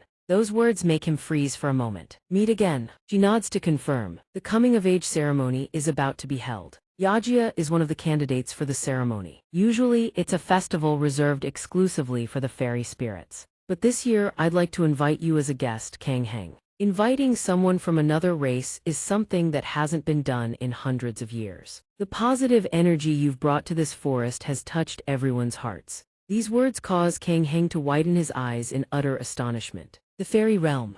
I truly wonder what kind of place that is. At that very moment, a small hand suddenly reaches out and blocks Anai's hand. Right at the critical moment, No suddenly appears, carrying Mona in his arms. We're going too. His sudden appearance causes Anai to yank her hand back. I never said I was inviting you. He looks at her with a judgmental gaze. So you want Kang Heng to go alone? No one is more stubborn than you fairy spirits. He needs bodyguards in case something happens. So it's best if it's us beast folk who are friendly with humans, participating as a bodyguard. Mona kept chirping excitedly beside him, as if confirming the accuracy of it all. Anai didn't think much of it, simply turning her head to fire back a retort. Let me ask the elder and see, but he probably won't agree. It seemed No didn't care much about any of this. Then make him agree. Those words left her completely speechless, at a loss for anything more to say. This beast of a person. Kang Heng listened quietly from the side, lost in silent thought. I want to go to the fairy village. The two of them still wouldn't stop bickering. That's for me to decide, just to prove it already. He unconsciously recalled Yajia's figure from their first meeting. But the protagonist of the coming-of-age ceremony didn't seem to like him very much. Is it really okay to go? At the same time, Anai spoke up with an irritated question. If you're not allowed, will you just give up? No, and Mona still refused to give up. We'll decide that for ourselves. Time pressed onward, and the scene shifted to late night deep within the forest. Anai found herself with a splitting headache, sighing heavily as she mulled it over. She couldn't believe the Grand Elder actually gave his permission. This left No immensely pleased with himself. What a flexible leader he is. She reminded them with a hint of annoyance. Stay close and follow carefully, don't get lost. Everyone gradually ventured deeper into the territory of the fairy clan's village. Moreover, Kang Heng walked while scanning his surroundings. Perhaps because the canopy was so dense, sunlight could not penetrate down here. His footsteps were remarkably steady as he advanced slowly forward. But what he didn't know was that the moment he appeared, he had already become the center of attention for countless creatures lurking nearby. They all stared at him with eyes that glowed bright. An awkward smile crept onto Kang Heng's face. This place feels kind of strange, doesn't it? If I were here alone, I'd probably be terrified. Maybe it's thanks to the wolf's heart that I'm still all right. Right at that moment, Mona suddenly started barking incessantly, sensing that someone was watching. Seeing this, No spoke up to caution them. Calm down. Kang Heng silently glanced at the two of them. Turns out he wasn't the only one feeling a chill down his spine. While all three were still bewildered, Anai turned around with a smile and explained. This forest was deliberately designed this way so that no intruder could easily trespass. So you'll find some rather unique flora and fauna around here. Spotting a small creature on the ground below, Kang Heng was filled with surprise. How adorable. Without thinking much of it, he immediately reached his hand out toward the small beast. Come here, little one. A second later, its mouth stretched wide open to roughly a meter across, poised to snap down on him. Seeing the situation turn dire, Anai rushed forward and yanked him back.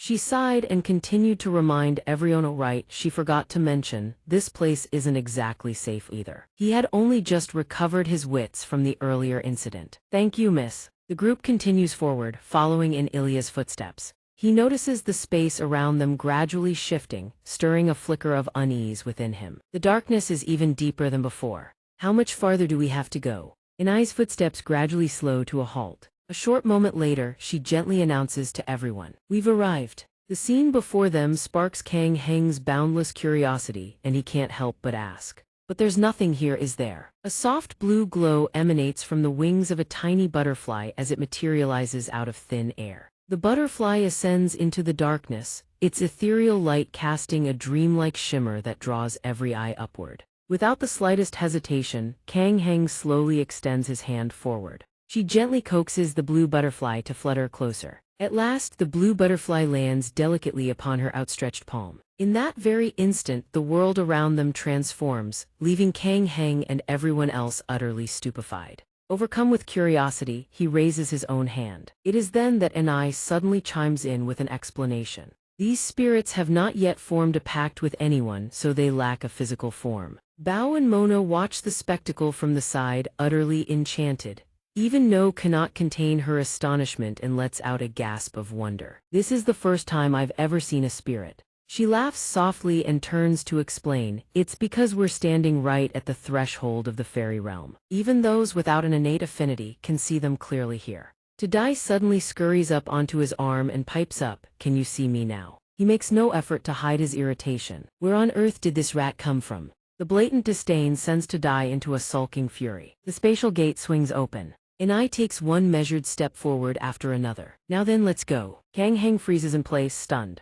A fairy figure appears right before his eyes. A radiant smile blossoms across her face as she announces, "Welcome to the fairy village." The moment they step through, an impossibly vast landscape bathed in golden sunlight unfurls before their eyes. Kang Heng cannot contain his shock, his jaw drops open in sheer amazement. So this is the fairy village. Off to the side, Ao watches the group's arrival with undisguised displeasure. Her face is tight with barely concealed fury, yet there is nothing she can do. Time passes as everyone remains absorbed in exploring the sprawling village. Inai steps inside the hollow of an ancient tree and announces, "Elder, I've brought the guests." Curious, Kang Heng parts the massive leaves and follows her inside. Purple butterflies take flight into the air, catching his attention. Seeing that his dear friends have arrived, the old man swiftly offers a warm greeting. "Making it all the way here must have been quite the journey, hasn't it? I am the elder of this village." Kang Heng startles slightly and hurriedly speaks up. "Greetings." Though in the back of his mind, he silently wonders is an elder the same as a village chief. The old man breaks into an incredibly warm and gentle smile. "Welcome everyone." That smile from the elder eased much of Hai Un's anxiety. For some reason, just seeing him was enough to put her at ease. No, standing right beside her, immediately bowed her head in deep reverence, deeply honored to be in the presence of the fairy tribe's leader. "This is my gift." Tu Ka stood stunned. The werewolf tribe's chief had brought larvae from the Mio-Tan mountain range. Seeing this, Kang Hai Un was taken aback, while the elder beside her watched with intense curiosity. "Mio-Tan larvae, what a precious gift. Look how healthy they are. Put them in there and they'd still be wriggling away, wouldn't they?" Kang Hai Un's voice came out slow and halting. "I also have a gift." Seeing his strange demeanor, Anai tilted her head in surprise and spoke up. "Kang Hai-un, why are you standing so far away when you talk?" His voice grew increasingly stammered. "It's nothing, I'm just a little surprised, that's all." He accepted the small pouch, leaving the village chief visibly astonished. "What is this?" Kang Hai-un smiled and spoke with heartfelt sincerity. "They are rose seeds. Your Excellency, Anai told me that fairy spirits are very fond of growing flowers. They may go by another name here. Where I come from, they are called roses." This left the elder utterly astonished. "But why do you insist on standing so far away? This old man can barely hear you." Gazing at the gift in his hand, a contemplative look surfaced on the elder's face. "Roses, you say?" He slowly closed his eyes, as if focusing his senses to perceive the rose seeds resting in his palm. A familiar fragrance drifted through the air, and the elder's eyes snapped open. The space around them shifted at once, a vast, expansive realm unfurled before the elder's eyes. When he looked again, the entire landscape was blanketed in roses. A gentle breeze swept through. His eyes widened with unmistakable disbelief. "These are roses." Blooming roses in full splendor burst into his vision. Returning to reality, the elder appeared to treasure this gift beyond measure. He lifted his gaze toward Hai-un, who still shrank back in fear of the worms. "A flower that even someone as old as this one has never known." He spoke with deep reverence, addressing everyone present. "Thank you all for your wonderful gifts. There is still some time before the coming-of-age ceremony begins. Why not take a stroll around the village in the meantime? The festival is in full swing after all." Kang Hai-un perked up the moment she caught this piece of news. "The village festival continues. There are plenty more delights to see, so feel free to explore at your leisure." The scene shifts to the festival grounds outside, where the atmosphere buzzes with lively excitement. Kang Hai-un cannot hide the smile spreading across her face. "I've never seen a festival like this before." Anai, standing right beside her, smiles gently and explains, "This is a festival for the children who are about to come of age." She turns back eagerly and calls out to No. "Where should we go first?" No, he doesn't seem to care much. "Anywhere is fine." His hand suddenly lands on Mona's head. Seeing her act so mischievous, he reminds her sternly, "Don't forget what the village chief told you. If any trouble happens here, it's on you." "Mona." Cassandra's terrifying words flash through her mind. "My daughter, I trust you." Anai sees Mona suddenly behave and lets out a surprised laugh. "Good, no children getting lost today." A familiar figure flits past, piquing Kang Heng's curiosity. Anai continues to remind everyone, "How about we start from the front? The fairy festival has plenty to see." Just as she says, Kang Heng is utterly thrilled when he spots the spirits soaring through the sky. Brimming with Anai's infectious excitement, the group continues exploring. Everyone tries on masks, laughing and joking with boundless energy. A while later, Kang Heng sits down at a table to rest.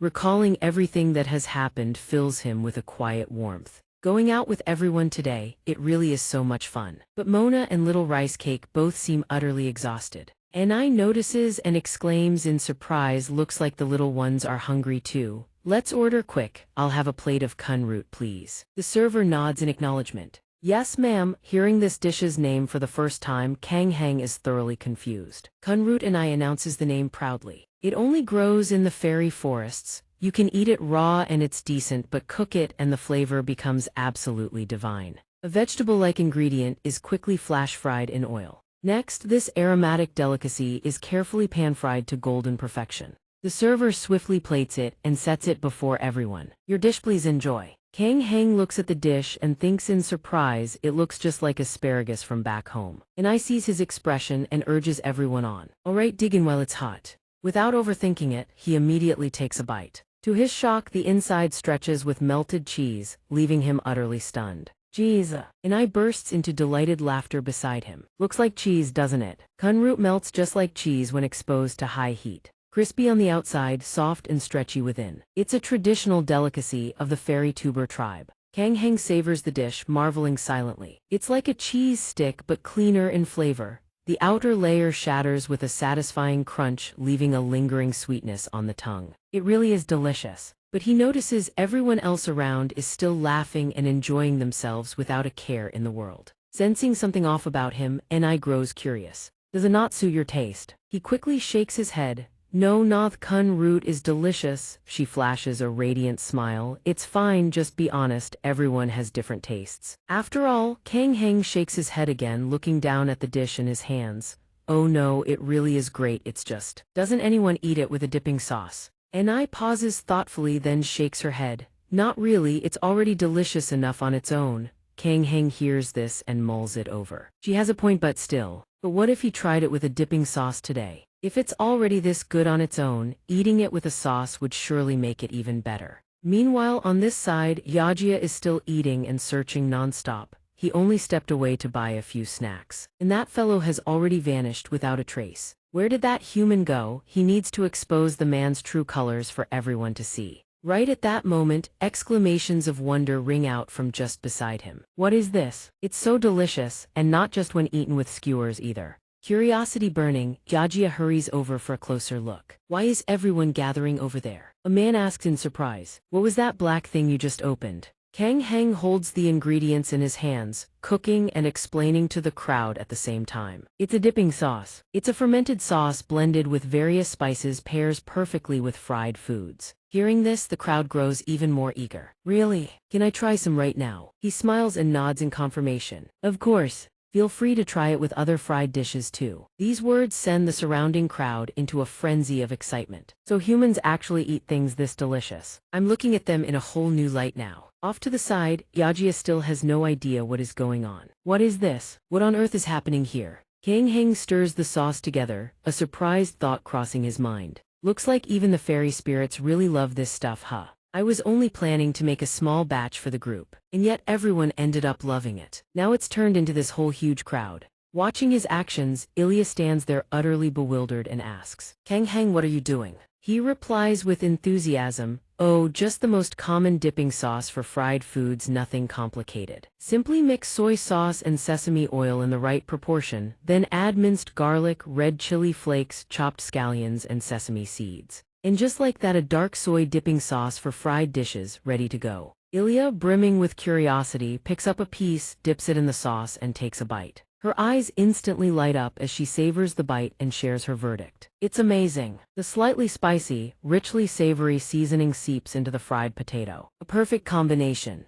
Seeing this, the fairy folk beside them rush to make their requests. Boss, add another serving of potatoes on skewers for me. Me too. I want to eat it with that sauce. This one is really quite good. Anai is still happily chatting away with Kang Heng. What about the one next to it? That's my special sauce. The crowd showers him with non-stop praise. Thanks to you, we all get to enjoy something like this. All of this fills xianxia, watching from the side with utter indignation. The crowd continues to chatter animatedly among themselves. What's going on over there? Looks like that human is doing something over yonder. If we don't hurry, it'll all be gone. Let's you and I go check it out. Is this it? Let's order more food to dip and try. Emmy is startled by the sudden commotion. The crowd is rushing over. Mo is so furious that even No jumps in to stop him. They're not here to attack you, calm down. He immediately pushes Kang Hyun aside with a warning. Kang Hyun, step back, it's too dangerous. Leave this to us, just wait nearby. All right, a little bewildered, but he nods in agreement. Ye is pretty curious about this place. He immediately starts looking around.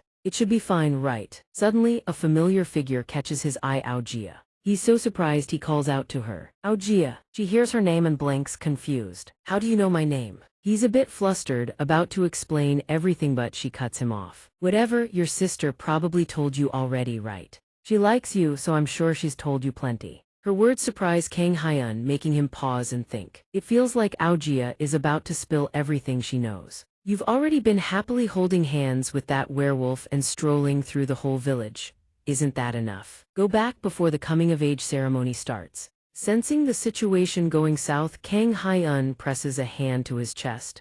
Aojia, I know you don't like me, but can we talk for a moment? I want to be friends with you. His words trigger an explosive reaction. I don't want to be friends with you, not now, not ever. Aojia. Her intensity leaves him completely at a loss. She's still fuming, wondering why he keeps doing this to her. If it weren't for him, tears stream down her face without stopping. She stands there and screams right then and there. I was supposed to be the one enjoying the festival with my sisters Ilya. Hearing this, Kang Hyun freezes on the spot. Aojia is still furious, crying as she recounts everything. Today is my coming-of-age ceremony, but all she could pay attention to was you. Clearly, you matter more to her than I do. Kang Hyun hears these words and is stunned into silence. Aojia, you really love your sister, don't you? He speaks up suddenly. I'm sorry. His words freeze her in place. Kang Hyun continues, speaking from the heart. Today is such an important day for you, and I went and ruined it. I didn't realize you dislike me that much. His smile makes Aojia suddenly feel incredibly awkward. He's actually apologizing. A human. Why do humans only care about themselves? Hyun's eyes slowly turn sad as he says, but I don't think Ilya cares about me more than she cares about you. Going back in time. Ilya continues to tell the story of AA was an incredibly talented child. I'm not saying this just because she's my precious little sister. She's genuinely fit to be the next patrol captain, so Aojia will definitely pass the coming-of-age ceremony. It's just that she's never left the forest, so her worldview is still limited. That's why the moment anyone brings up humans, Aojia shuts down immediately. So could you meet with Aojia at least once? I really want her to know that humans like you exist in this world. Hearing what Kang Hyun just said, Aojia is still partially skeptical. She really said that? He nods to confirm. He thinks that's why Emmy invited him to the ceremony. Her eyes immediately turn thoughtful. She doesn't know what to say, but suddenly she squeezes her eyes shut. Sensing something is off, Aojia spins around and bolts in the opposite direction, leaving Kang Hyun standing frozen, completely at a loss. Didn't expect the girl to hate me that much, now what? Right at that moment, Emilia A raises her voice and calls out. Kang Hyun, it's time to go. He nods in understanding, coming right now. Her face breaks into a radiant smile as she announces, we better hurry and grab front row seats to watch Aojia. Sometime later, sunlight bathes everything in this place. The village chief steps forward in front of all the villagers and begins his announcement. Before the coming-of-age ceremony begins, our children will perform a dance to demonstrate their growth. Please give them a warm round of applause and watch closely. The young Fae quickly take their positions for the performance. Some show off incredible spirit summoning skills, while others display exceptional magic abilities. On the other side, Aojia is still standing there completely motionless. She squeezes her eyes shut, lost in thought. Humans are selfish, cruel creatures. The drums suddenly thunder to life and the little parrot's wings slowly spread wide. Her eyes flutter open, scanning everything around her. Conflicting thoughts race through Aojia's mind. Don't let a human sway you, it's definitely just a trick to make you drop your guard. Wind begins to swirl in the air above, and Aojia's feet slowly lift off the ground. Without a hint of hesitation, she leaps high into the air before everyone's admiring eyes. Her mind still floods with her own thoughts. But what if she really did say that? She summons every ounce of strength and hurls a dart forward. A brilliant emerald light erupts from the spot. Everything looks absolutely stunning. Kang Hyun and everyone watching break into admiring smiles. High above, Aojia steals a glance at his smile. What if that human was telling the truth and I'm the one who misunderstood? Unfortunately, one small misstep sends her tumbling down. Everyone gasps in alarm. Go now. Emmy doesn't hesitate as dashes forward at full speed. Kang Hyun whips his head around and shouts his companion's name, panic in his voice. Titty clamps its eyes shut with a cry and the ground instantly surges upward under its control. Emmy's hands slowly reach toward Aojia's falling body. Thankfully, with everyone's help, Aojia is finally safe. Everyone rushes over to Ayala, their faces tight with worry. Are you okay? Ayala, you still alright? The scene just now leaves her so mortified she slaps both hands over her face. But that was so embarrassing. Sometime later, while Ayala rests, Yulia walks over with a kind word. Your coming-of-age dance was beautiful, Ayala. Must have been quite a shock, huh? Take a moment to rest. She stays quiet, lost in thought, saying nothing after everything that happened. Jiang Zian and Yulia exchange a silent glance, as if signaling each other. She must be really upset. You think so? After a moment of thought, Yulia gently places her hand over Ayala's. Ayala, was there something wrong with your dance? Don't worry, everyone makes mistakes. Dwelling on it only makes things worse. Don't be so hard on yourself. Ayala finally speaks, her voice trembling through gritted teeth. It's not that, I'm not embarrassed about that. Curious, Yulia presses further. Then what is it? Unable to hold back any longer, Ayala suddenly bursts out in front of everyone. I'm sorry for dumping all my anger on you. Jiang Zian. And he didn't even get mad at me. How can a human be that kind? The two of them freeze, stunned. Tears keep streaming down Ayala's face. I thought you were avoiding me because of him. Everyone always says you can't trust humans. And even Tadian, my coming-of-age day, all you cared about was him. The words hit Yulia like a jolt. That, Yulia falls silent, visibly shaken. Without a second of hesitation, she rushes forward and wraps Ayala in a tight embrace. I'm so sorry. I had no idea you felt that way. I made you feel so alone all this. Time passes and she can't hold it in anymore. Ayala suddenly breaks down, crying like a child. Don't apologize, it was all my fault. She jumped to conclusions, but Yulia keeps soothing her without pause. There. Jiang Zian knows exactly what he needs to say standing before her. I owe you an apology too. Ayala. Sometime later, the lights of Myeonghu illuminate the place. Seeing that Ayala has finally stopped crying, Yulia asks gently, feeling any better? She nods like a little kid, confirming she's okay. Yulia takes one look at her little sister's puffy face and can't help but laugh, teasing her. Someone's hungry now after all that crying, huh? You really are just a kid. Jiang Zian steps forward right away with an offer. If you're hungry, let me cook something for you. There's a dish I've been wanting to make for you for a while now. The scene shifts outside. Jiang Zian focuses intently, kneading the dough. Once the dough is ready, he carefully cuts it into strips. Everyone at the tables outside is still eagerly waiting.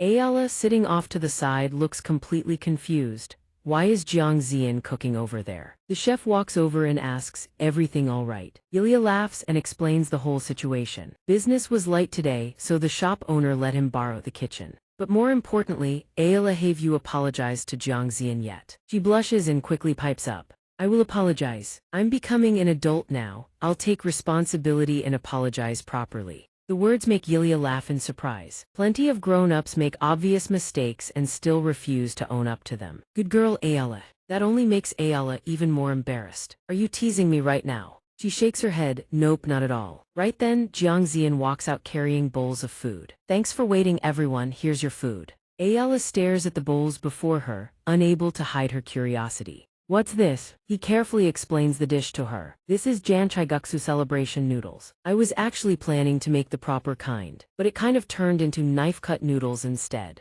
Back home, whenever there's something to celebrate, everyone eats noodles together. Traditionally, the strands should be thinner, but I had to work faster today. I wanted to celebrate your coming-of-age day with this meal. The words leave Ayala stunned. For me. Yulia remembers something and quickly urges her on. Try it, Ayala. Jiang Zian's cooking skills are the real deal. Meanwhile, off to the side, someone is still throwing a fit because Mona can't eat carrots. Ayala slowly picks up a few noodles with her chopsticks. She brings them to her mouth, tasting with an expression full of curiosity. The moment the first taste hits, her eyes light up. What is this? It's so good. Seeing her light up like that puts a smile on Jiang Zian's face too. If you like it, that's all that matters. Right at that moment, another group of people shows up. They make their way toward Jiang Zian, calling out, "Hey, human. What'd you make this time? Smells amazing. That sauce from earlier was incredible too. Can I try some? You selling this? I'll take some. Yulia quickly jumps in to explain. Everyone, I'd love to share. But Jiang Zian, learning from the crowd's situation earlier, already planned ahead with Yulia in mind. There are extra portions ready. Come on everyone, line up, there's plenty. The crowd lights up with excitement. Hooray! When he returns to the kitchen, the rice cake and other extras have been completely devoured. Panic flashes across Jiang Zian's face. He quickly dumps flour into a bowl. Give me 30 minutes. 30 minutes, that's it. We need to prep the dough first. Hurry up. The stunt he just pulled makes even Emmy burst out laughing in surprise. Look at him squirm. Looks like Kang Hyun's going to be stuck cooking for a while. Once we're done eating, let's go explore the rest of the festival together. Seeing that she noticed him makes Aura light up with happiness. She quickly reaches out, grabs her hand tight and nods eagerly. Yes. Time flies by and before long it's deep into the night. Moonlight spills into the room. Kang Hyun, Bonji letter 1EA10 and Tidi are all still sound asleep, completely clueless about what's going on. Strange sounds drag him out of his sleep. Still groggy, he stumbles outside, eyes half open. Who is it? He spots Aojia standing there and he can't hide the shock on his face. Aura. Before he can even react, she cuts straight to it. I came to say goodbye before I leave. He jolts. Leave? Where are you going? Aojia explains her plan. I'm leaving the forest to explore the wider world. It's the final step in the coming-of-age tradition. Kang Hyun can't hide the worry written all over his face. When will you come back? She answers with a serious look. It might take a while, or maybe I'll be back sooner than you think. Remembering something, she quickly holds out a small bag. Here, this is for you. Kang Hyun takes the bag, completely puzzled. He stares at it blankly, turning it over in his hands. This is so sudden. Aojia's voice rings out. Because I realized something, not all humans are like the ones in the books. Someone like you, Kang Hyun, can actually exist. If I'd never met you, I probably never would have figured that out. Looks like I still have a long way to go before I can be like Sister Ilya. So on this trip, I'm going to learn everything I possibly can. Thank you. A radiant smile spreads across Aojia's face, tinged with pure warmth. Seeing her this happy puts a smile on Kang Hyun's face too. See you again, Kang Hyun. He nods knowingly and waves goodbye. Safe travels. Quick, go. After she disappears from sight, he slowly heads back to his room. Take care of yourself out there. A strange scent jolts Bonji letter 1EA10 awake. Food? Kang Hyun chuckles and shakes his head. These aren't for Yao, but hold on, what's this gift? He spots what's inside, and his eyes widen in confusion. Are these seeds? Aojia's gift still has Kang Hyun scratching his head. The next morning, Emmy sees the seeds and recognizes them immediately. Sacred tree seeds, traditionally given only to children coming of age. So she just gave it to you just like that. Kang Hyun stares at the seed in his hand, looking a little bewildered. But isn't this supposed to be really valuable? She nods in confirmation. It is, but just keep it. Aojia must have known that too. Plant it properly and let it grow to will take care of whatever comes up. Hearing that, he shoots a bewildered glance at the little creature. To will take care of what exactly? The village chief bursts into a surprised laugh after hearing the whole story. I never thought Aojia would give a gift to a human. That's good news, isn't it? Honestly, I only invited you here out of curiosity. I've always wondered what kind of being stands at the crossroads between humans and beastfolk, outside their conflict. And now I'm glad I followed that curiosity. Next time I'd love to hear your story. Would you like to come back? Kang Hyun nods firmly. Of course. Yes, sir. No immediately pipes up from the side. Then I'll have to come along too. The village chief lets out another surprised laugh. Of course, beastfolk are always welcome here. We'll be waiting for your next visit, Kang Hyun. Kang Hyun. Once they get back, to keeps messing around in the plant pot. Kang Hyun sneaks a glance at it and thinks to himself, Aojia gave me this seed, and I've already planted it in the pot.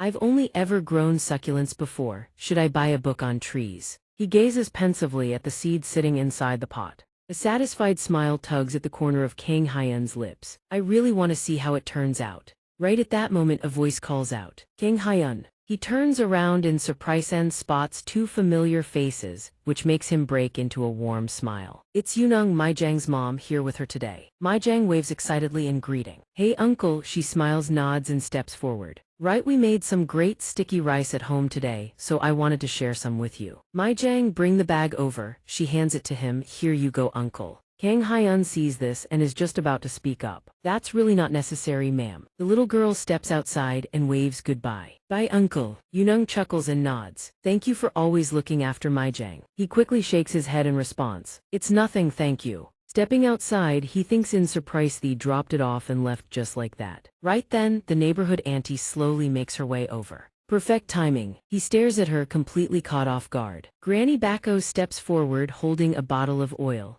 Do you have enough sesame oil for cooking? Use this. Her gesture leaves Jiang Zian utterly bewildered. Huh, just dropping this off for you, gotta run. Granny Bacco hurries off before he can even respond. We've got plenty at home. Everyone's behavior baffles Jiang Zian, but the villagers just keep piling gifts on him. He's grateful, sure, but this is way too much. The village chief smiles and offers an explanation. I was just passing through planning to parade my pumpkins around the whole neighborhood, you know. He immediately fixes the chief with a deeply suspicious look. You weren't actually planning to give me one, were you? The old man keeps right on bragging. This year's pumpkin harvest was a total jackpot. He nods, eyeing the pumpkin in the chief's hands. Yeah, it's huge and rock solid. Without a second thought, the village chief shoves the pumpkin straight into his arms. Here, just take one. Back in the kitchen, Jiang Zian stares at the mountain of gifts on the counter, utterly helpless. Chief, I really am grateful, but everyone's being way too generous. I've got my pride too, this can't keep going on. Tu and Rice Cake watch him from the side, eyes full of anticipation. Planning to make something. Let us watch. He suddenly plunges his knife straight into the massive pumpkin. A thrilled grin spreads across Jiang Zian's face. Today, he's giving back everything he's received. Something about his expression spooks Rice Cake and Tothy bolt outside. Jiang Zian stays behind in the kitchen, hands already moving. He sets the pumpkin seeds aside, snack time for till later. His hands work carefully, cutting the pumpkin into thick, even chunks. Some pieces get coated in batter, slow and deliberate. The softer bits go straight into a massive pot for soup. His hands never stop, but a quiet, happy smile settles on his face. Sometime later, Jiang Zian's voice rings out through the house. Done.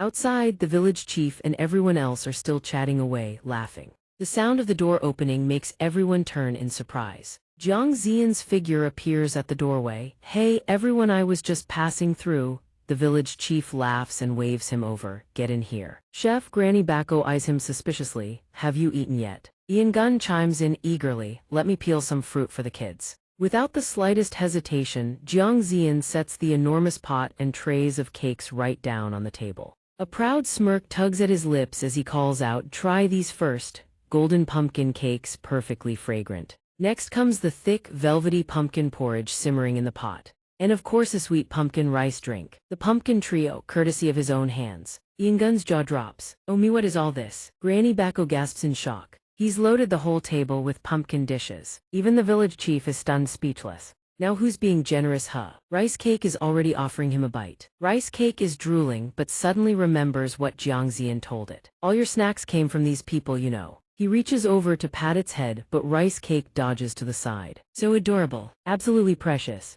Am I seeing things? Meanwhile, Granny Bacco is still marveling. It's been ages since I've had pumpkin porridge. Ian Gunn is completely stunned. How did a cake end up in my hand? I never picked it up. The first bite hits her, Sensesh freezes, eyes wide with disbelief. She immediately weighs in on Jiang Zian's pumpkin porridge. The pumpkin flavor is so rich and the natural sweetness makes it absolutely divine.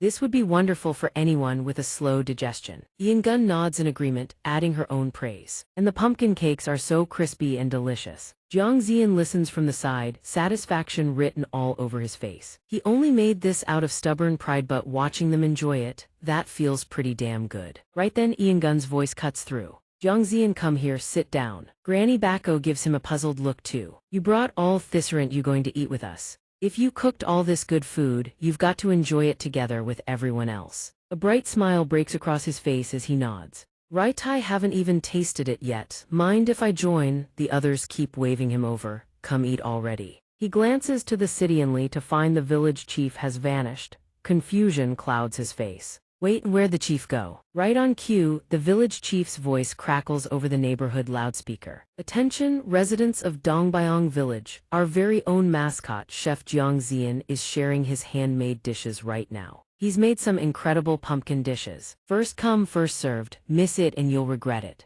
Trust me, every single dish is pure heaven. Jiang Zian's face burns with embarrassment. The scene shifts back to Jiang Zian's familiar home, where a potted plant sits by the window. The soil lies still as if the seed inside is deep in slumber, but then, after a few quiet minutes, a tiny sprout breaks through. After all that time and care, a small seedling finally emerges. The scene cuts to a vast, open road, a black car speeding along the highway. The driver sneaks a glance at his passenger in the rearview mirror. First time I've ever had a TV personality in my car. You're the one from those cooking shows, right? Heading back to your hometown. Dejin shakes his head calmly. No, I'm just here to visit an old junior. Before long, Dejin arrives at the storefront where Jiang Zian runs his business. A sign hangs on the door, clear as day, closed this morning. He stares at the sign, thrown off. Taking a day off, should I give him a call? What are these footprints? Inside Jiang Zian's restaurant, a phone starts ringing. True to the stereotype of a strong, independent man, Jiang Zian didn't bring his phone.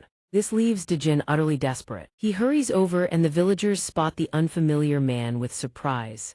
Are you a customer? The man shakes his head. No, I'm a friend of Jiang Zian's. The villagers' eyes widen. Oh, you mean the chef? He's over at the farm helping out today, so he's not selling anything. The words hit Dejin like a truck. He freezes on the spot. Jiang Zian working at a farm. The villager points ahead. Right over there, go check it out. The man is stunned. Since when did that kid care about anything besides cooking? Is he going for the whole farm-to-table thing now? In his head, Dejin pictures Jiang Zian doing everything by hand, refusing to let anyone else touch it.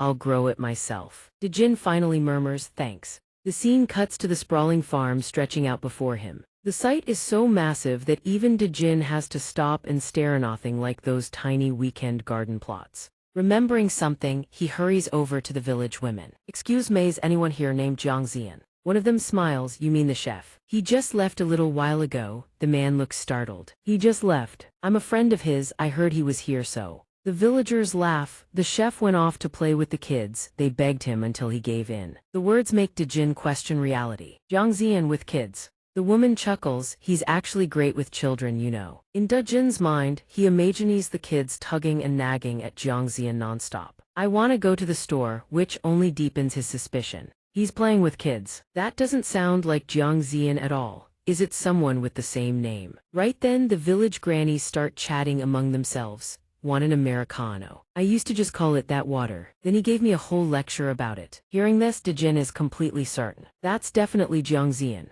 The man stands rooted to the spot, eavesdropping on everyone's conversations. If we'd known you were coming, we would have tried to refuse when he offered to help. But we do love that chef of ours. Look at how much he's helped us get done. Such a hardworking young man. Let me grab some of the cabbage we just harvested. Today gonna make a quick salad. He helped the Miho family last time too, right? The guy's heart is just too good. But if you need directions to the big supermarket, I can draw you a map. Dejin still can't believe it. Jiang Zian. The scene shifts to the enormous supermarket. Sanghao beams excitedly, recounting what he knows. Uncle Jiang Zian just bought us ice cream and left. He said he'd play with us next time. Not finding Jiang Zian leaves, Dejin's slightly disappointed. Again, what's he so busy with? Wait a minute, are you dressed like that? Turns out the kid is still in character, playing the role of a baby. The boy looks surprised. Because I'm still playing the baby. Who are you, mister? Mirang, playing the mom, quickly chimes in, saying how babies aren't allowed to talk. Myroi, playing the older sister, continues. Babies can only go goo goo gaga. The boy is speechless. Sorry. Goo goo.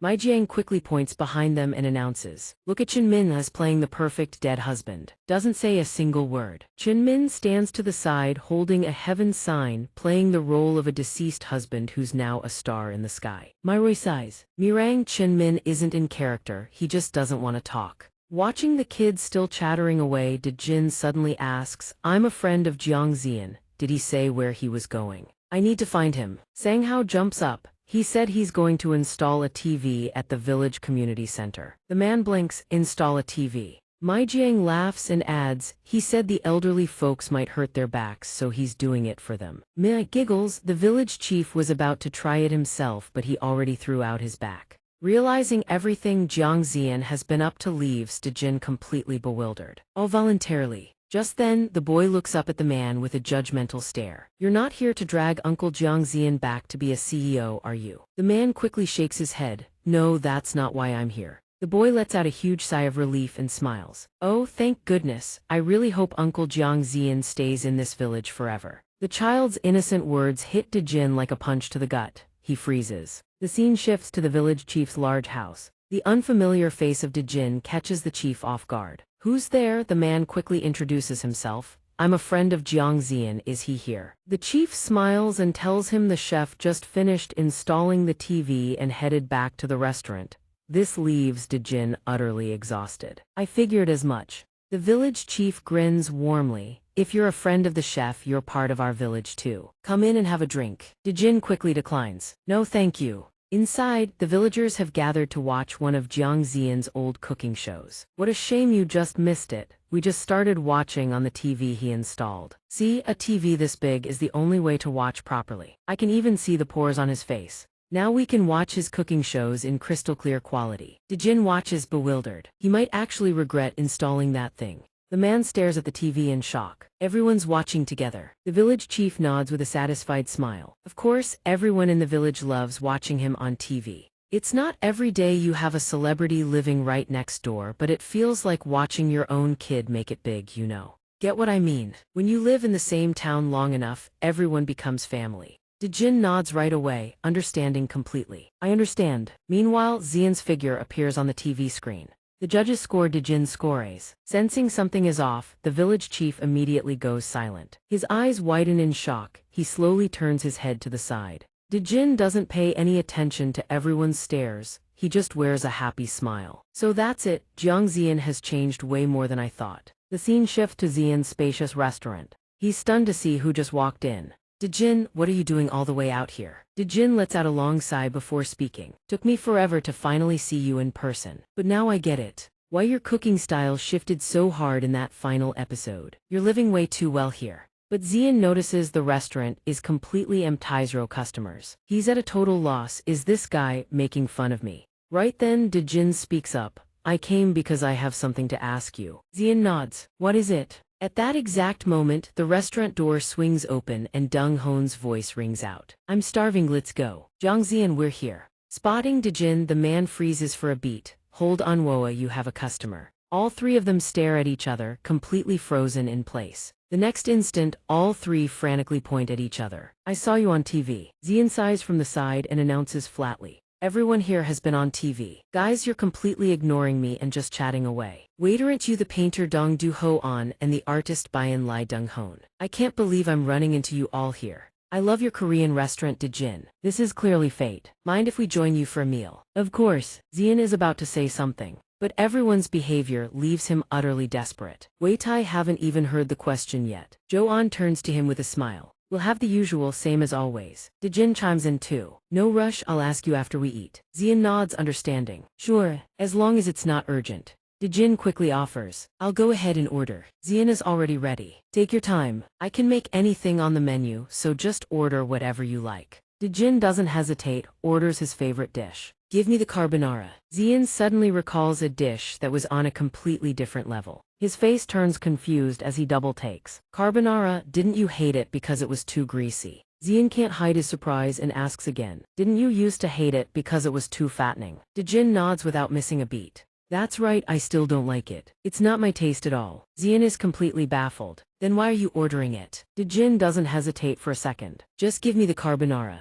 Xian is speechless. "I'll never understand this guy. Carbonara has that bold, intense cheese flavor. Koreans have pretty mixed feelings about this dish." Xian's expression turns thoughtful as he silently recalls. Back when Jiangxian was still a top-tier chef, Dejin once declared that his carbonara was the best. "The winner of this round is Chef Li Jiangxian." Those words shocked him completely back then. "My dish actually won. You didn't look even slightly pleased when you tasted it." Dejin keeps his stern expression and says exactly what he feels. "You think just because you made it, every judge has to love it. I've never liked Italian recipes, especially that pungent smell of cheese." Xian doesn't hesitate to state what he knows. The defining feature of carbonara is the harmony between pecorino romano, egg yolk, and freshly cracked black pepper. You can taste and judge carbonara without actually liking it. Before he can finish, his teammate rushes over and clamps a hand over his mouth. "Just say yes and accept it." Back in the present, Xian lets out a weary sigh. "That's what Hong Dejin said back then. I really was rude and immature back then." He reaches over and picks up the block of cheese from the table. All the ingredients are already prepped and ready. Xian's face lights up with determination. Let's cater to his tastes and see how it goes. Time passes. He brings the dishes out to the dining area, and only now does he notice this table has some legendary guests sitting at it. All big names. Donghua sighs, "Come on, we're just a bunch of famous old guys, that's all." "My bet." Xian is startled and quickly chimes in. "Don't say that." Jo-an is beaming with excitement on the side. "My Bimoto dish." At the same time, the aromatic carbonara is laid out before Dejin. Seeing this dish look a little different, the uncle can't hide his surprise. Jiang Zian calmly turns his head and explains to the uncle, "I added a bit of garlic to the classic recipe." Hearing this, the uncle doesn't hesitate for a second. He picks up his fork. Then he slowly brings it to his mouth to taste. After savoring the flavor, Dejin finally speaks up. "It's good, I like it." This makes Jiang Zian incredibly happy. "That's great to hear." The uncle continues, cutting him off. "However, this isn't exactly a recipe improvement. Normally no one adds cream or garlic. Didn't you prefer sticking to traditional Italian recipes?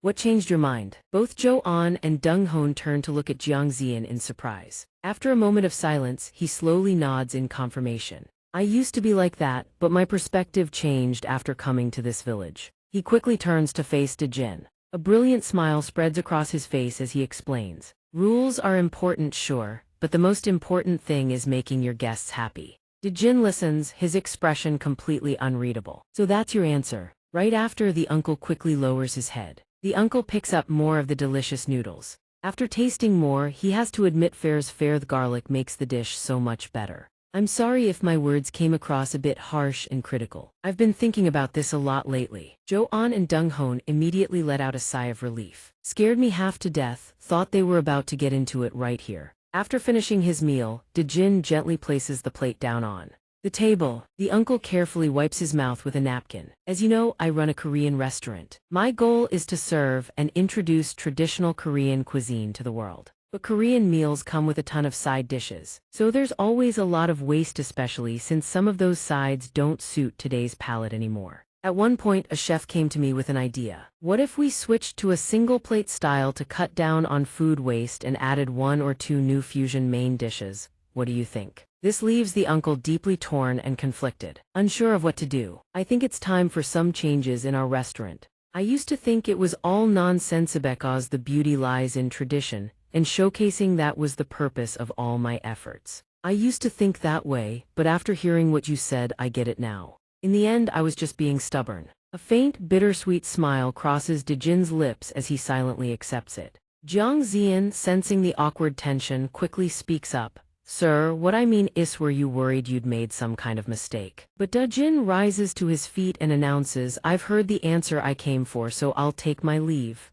The words hit Jiang Zian like a truck. "What? Already?" The uncle looks at him. "What do you plan to do with a guest who's already finished eating?" He pauses. "Thank you for the meal, it was delicious." Jiang Zian is about to say something more. Just then, Donghua slowly sets his plate down on the table as well. He looks at Dejin, who's about to leave, and calls out, "Hey, we haven't even had a proper chat yet, why the rush to leave? Why don't you come over to my place?" Both Jiang Zian and the uncle are completely taken aback. "I have something I want to show you. You should come along too." Jiang Zian looks around the place and can't help but speak up in amazement. "You found yourself a pretty nice spot, huh?" Dejin keeps making observations. "Impressive. But what did you want to show us?" Donghua suddenly walks over to the piano. While everyone is still confused, he slowly sits down on the bench. His familiar hands glide slowly across the keys. Before anyone can react, familiar, pleasant melodies begin to fill the air. Everyone silently falls into the music. "So that's what this is, playing piano for us. So melodious, it's really beautiful." Jo-an suddenly feels incredibly curious and speaks up. "But I've never heard this song before. Who wrote it?"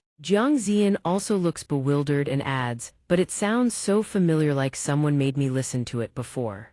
Suddenly, he recalls the words of an old friend, "Stream our latest single." Jiang Zian is still confused. "What's streaming?" He stares in disbelief. "No way." The familiar sounds ring out. "Who's by your side, girlfriend? Let's fight. The winner gets to be your girlfriend. Turn this place into a Roman arena. This is our battle to the death." Donghua is still humming the melody. "Give up, girlfriend," Jiang Zian asks in surprise. "This is a pop idol song." Dejin, standing beside them, still has no idea what's going on. Jiang Zian, wide-eyed with recognition, quickly explains. "There's an idol group called xianxia." Donghua pays no mind to anyone, completely lost in his own music. The melodies shift one after another under his fingers. This catches him completely off guard. He's switched to another one. Jo-on suddenly recognizes it. It's the Three Bears. The familiar melody of a childhood song fills the room. Three bears living in one house: Papa Bear, Mama Bear, Baby Bear. Donghwa's eyes suddenly widen with an eerie intensity. As the piano melody plays, a different image takes shape.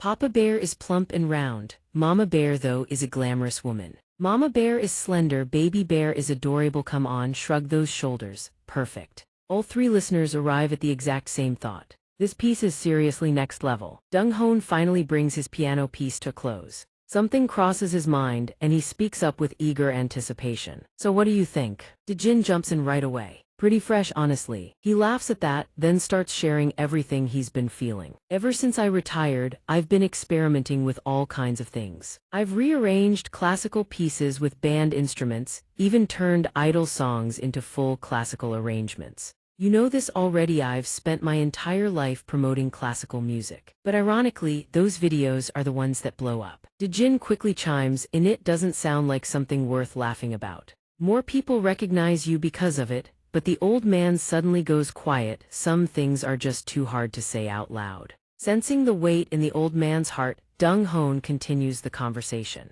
It is pretty sad when you think about it. I kept pushing forward at full speed, never once looking back at what I was aiming for. That makes him realize a mistake he's been making all along. In that moment, Donghua feels the full weight of his own loneliness. But when I looked to the side, there was a whole new path waiting there. And it wasn't just new, it was wider, leading to places even further away. Maybe that's just what happens when times change. But I can't help feeling a little emptiness inside. Looking back, though, I realize the road I walked is exactly what paved the way for all these new paths. And because of that, I can start something new in my own style. So I hope you don't take it too hard. What you've built, Mr. Dejin, isn't going to crumble. I hope you can enjoy the fact that now you get to build something even newer. It seems Dejin has fully understood what Donghua meant. A gentle smile spreads across the old man's face. So that's why you called me here to give me a whole life lesson. Thanks, I feel a lot better now. After a moment of silence, Jo-on speaks up, sounding impressed. Come on, retirement turned you into a total nerd, but that performance, seriously amazing. That only makes him even more pleased with himself. A real senior carries themselves with this kind of dignity. My butterfly. Donghua sees this and snaps back with irritation. Who says you're my senior? That won't do, Mr. Dejin. It's time for the active generation to show its strength. How about we cook something so mind-blowing that the old guy has to admit we're the real seniors? And while we're at it, we raid his wine cellar. Hearing this, the old man smiles and nods in agreement. Sounds good. I'm not one to back down from a challenge. Xianxia watches the lively conversation in silence. As time passes, everyone gathers around the table, chatting nonstop. Dinner, prepared by some of Korea's most renowned chefs. Looking forward to it. Feel free to use everything in the kitchen. Xianxia carefully slices peppers into perfectly even cuts. On the other side, Dejin works through the market-bought meat in steady rhythm. Both are completely absorbed in their own tasks. In the blink of an eye, the fragrant dishes are laid out across the table. One taste and Donghua can't hide his astonishment. These flavors are absolutely on another level. Jo-on nods in agreement. Even simple recipes have turned into works of art. Slow down, you two, you're about to eat the chef's share. Dejin brings out the plates of food and announces with a smile. Don't worry, you haven't even brought out half the dishes yet. A menacing grin spreads across Xianxia's face. Everyone eat to your heart's content. Donghua feels a slight twinge of worry. Sounds promising but also kind of terrifying. Donghua keeps savoring every bite. Looks like you're going all out tonight. You bet. Tonight I'm stretching my stomach to the max. Who knows when I'll get stuffed like this again. Come sit over here, you two. Let's enjoy this together. Time jumps ahead to the next morning. Xianxia slowly wakes up. I think I overdid it with the food yesterday. Originally planned to grab breakfast before heading out camping, but I'm still way too full. Guess I'll just go. Something feels off. Xianxia's worry kicks in immediately. The plant path jumps to his feet and fills the watering can. He rushes outside, eyes full of anticipation. The seeds I planted must have sprouted by now, right? Must be because it's a tree from another world growing way too fast. Seeing the bewildered looks on Rice Cake and Two's faces leaves him completely confused. What are you two doing out here? Xianxia freezes on the spot. The world tree stands right before his eyes and a fruit has already grown on it. He's utterly baffled. What the? Yesterday it was just a sprout. This is fine. Rice cake and Tadai seem to be getting incredibly excited. Jiang Ziyan is still silently observing, muttering to himself, this is still way too absurd. But it's a tree from another world, guess it doesn't need to make sense. He recalls Yilia's instruction, something about planting it properly on the tree and using the fruit would be really beneficial for too. He's surprised as he thinks it over. It's planted properly, sure, but I haven't done anything and it's already grown this much. That's really strange. On the other side, Tadai is still happily gazing at the world tree pot when a particular fruit on the tree catches its eye and it goes completely still. Jiang Ziyan meanwhile keeps murmuring to himself, forget it, if I'm not sure, better not risk it, I'll just bring it to Yilia and ask. When he looks again, Tu has already devoured the entire fruit. The sight sends a jolt of panic through him and he shouts, "Duh!" The little thing is still hopping around playfully like nothing happened. Yilia's expression turns contemplative as she stares at the spot where Tu just ate the world tree's fruit. What now? Jiang Ziyan is still panicking under his breath. Wait, it seems she's figured something out. I panicked and only managed to grab Tu before rushing here. I didn't have time to bring the sacred tree. He nods hastily in agreement. Yes, Emmy, go ahead. Thomas observes the situation for a moment before commenting. It's all right, but it doesn't look like anything's changed, does it? Kang Hyan nods in confirmation. Tu seems fine, but she suddenly presses both hands against its cheeks and asks, that's strange, why does it still look the same? This leaves him confused. What's wrong? She keeps studying the situation. The sacred tree's fruit has the power to help spirits evolve. He finds it completely baffling. Evolve? Emmy smiles, nods, and turns her gaze back to her little companion. That's right. So when a spirit eats the fruit, it grows stronger and takes on a more evolved form. We figured Tadai would be the same after eating it, maybe even evolve into a long-haired hamster. But even if the appearance hasn't changed, it should still be stronger, right? How about we test it out? When spirits evolve, they sometimes gain new abilities. Maybe Tu's earth and fire powers have gotten stronger. The thought makes Kang Hyun eager to find out what Tu is capable of now. I knew it, Golem. Tadai's amazing. Tadai immediately clenches its fists with fierce determination. It channels every ounce of its strength and summons Earth right in front of them. Emmy's face lights up with a delighted smile. See, told you. Kang Hyun's eyes fill with anticipation too. That's Tu's upgraded power. But when they see the little dirt sculpture shaped right in front of them, everyone freezes on the spot. He's just worried it'll be sad. Kang Hyun quickly starts clapping. That's how it should be. Yi, standing right next to him, frantically signals saying that will only make it sadder. Tu's mood has already plummeted into freefall. Yi stares at the scene and thinks to herself in quiet surprise. Could it have de-evolved? Precision control might still be a bit tricky for now. Noticing its sadness, Kang Hyun smiles and walks over, calling out gently. Is Tadai disappointed because it didn't turn out the way you hoped? Seeing that he understands, Tu gives a listless nod to confirm. He gently pats its head and speaks in a soothing voice. Honestly, you ate it and didn't get sick. That alone makes me happy. This could be your chance to grow even stronger. But the most important thing is that you're healthy and not in any pain. And honestly, Tu's already pretty amazing.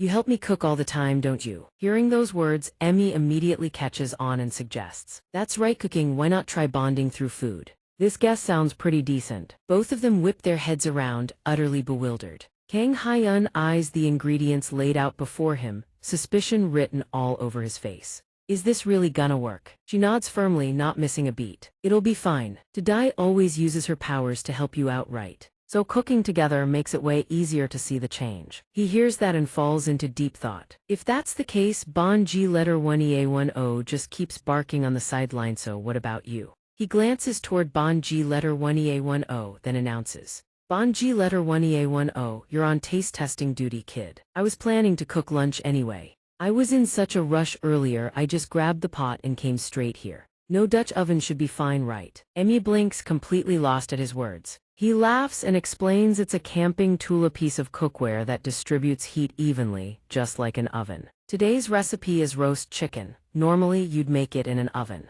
Kang Hyun chuckles as he walks them through the dish. But if you manage the moisture and heat properly, a regular pot works just fine.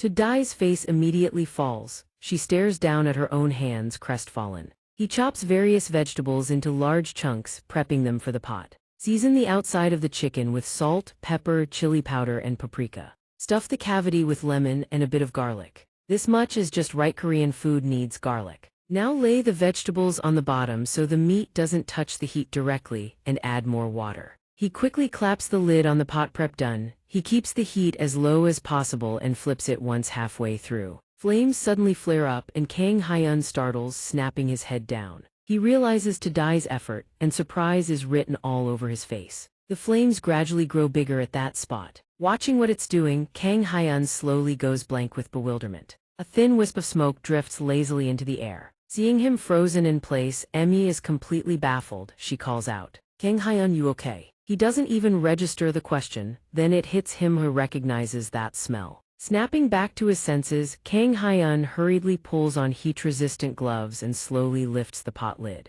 A gorgeous roast chicken oven required appears right before everyone's eyes. Every pair of eyes widens with anticipation. Even he looks stunned, like he can't quite believe it. Is it done? Not only is it fully cooked, the outside is crispy like it just came out of an oven. Emmy gasps, her voice ringing with amazement. Look at that color. He tears off a piece of chicken to check, perfectly moist inside. Looks like it just rolled out of a convection oven. Emmy lights up with a delighted laugh. Oh, I get it. No, so Dai's gotten stronger. She's been developing in sync with you, Kang Hyun, so no one even noticed. He hears that and whips around toward Dai, stunned. In sync with me. She nods with absolute certainty. Definitely wants to help you out. Those warm words leave Jiang Zian suddenly speechless. After that, everyone settles down right by the riverbank to enjoy the food. Yilia happily digs into the grilled chicken on her plate. This is grilled chicken. Simple but packed with flavor. So delicious. And this skin crispy yet chewy. I'm obsessed. Crispy on the outside, juicy on the inside. I could eat this forever and never get tired of it.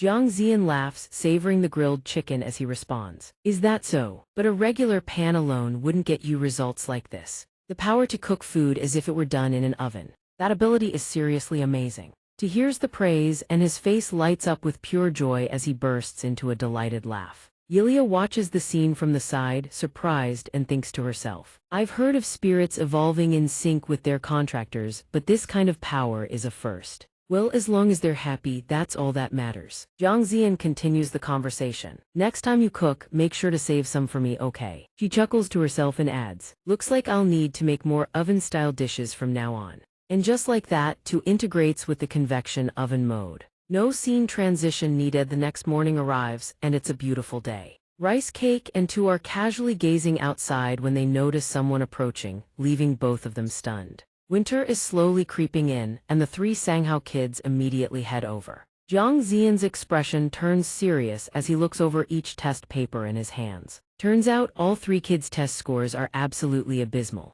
The more he thinks about it, the more unbelievable it seems to Jiang Zian. Weighties this out of 30 points. A few scores that are even colder than the freezing air outside. Jiang Zian continues staring at the coffee cup on the table. In elementary school, playing matters more than studying, but what you learn as a kid becomes common sense for the rest of your life. Are scores like these really okay? Sanghao's face immediately turns awkward as he blurts out, I was too busy practicing soccer moves with Chi On Min and forgot. What should I do? With English scores like these, I can't go to America, right, uncle? There's no way I can go to America, is there? Mijing also chimes in dejected. I don't even dare show these to mom. Jiang Zian sighs and tries to comfort them. It's not the end of the world. Miroy and the other kid meanwhile stay completely calm. True, not being great at Korean doesn't mean you can't live well in Korea. He turns around and reminds the little girl. But out of all the subjects, Korean is probably the most useful in everyday life. So you kids want me to tutor you? All three immediately nod in confirmation.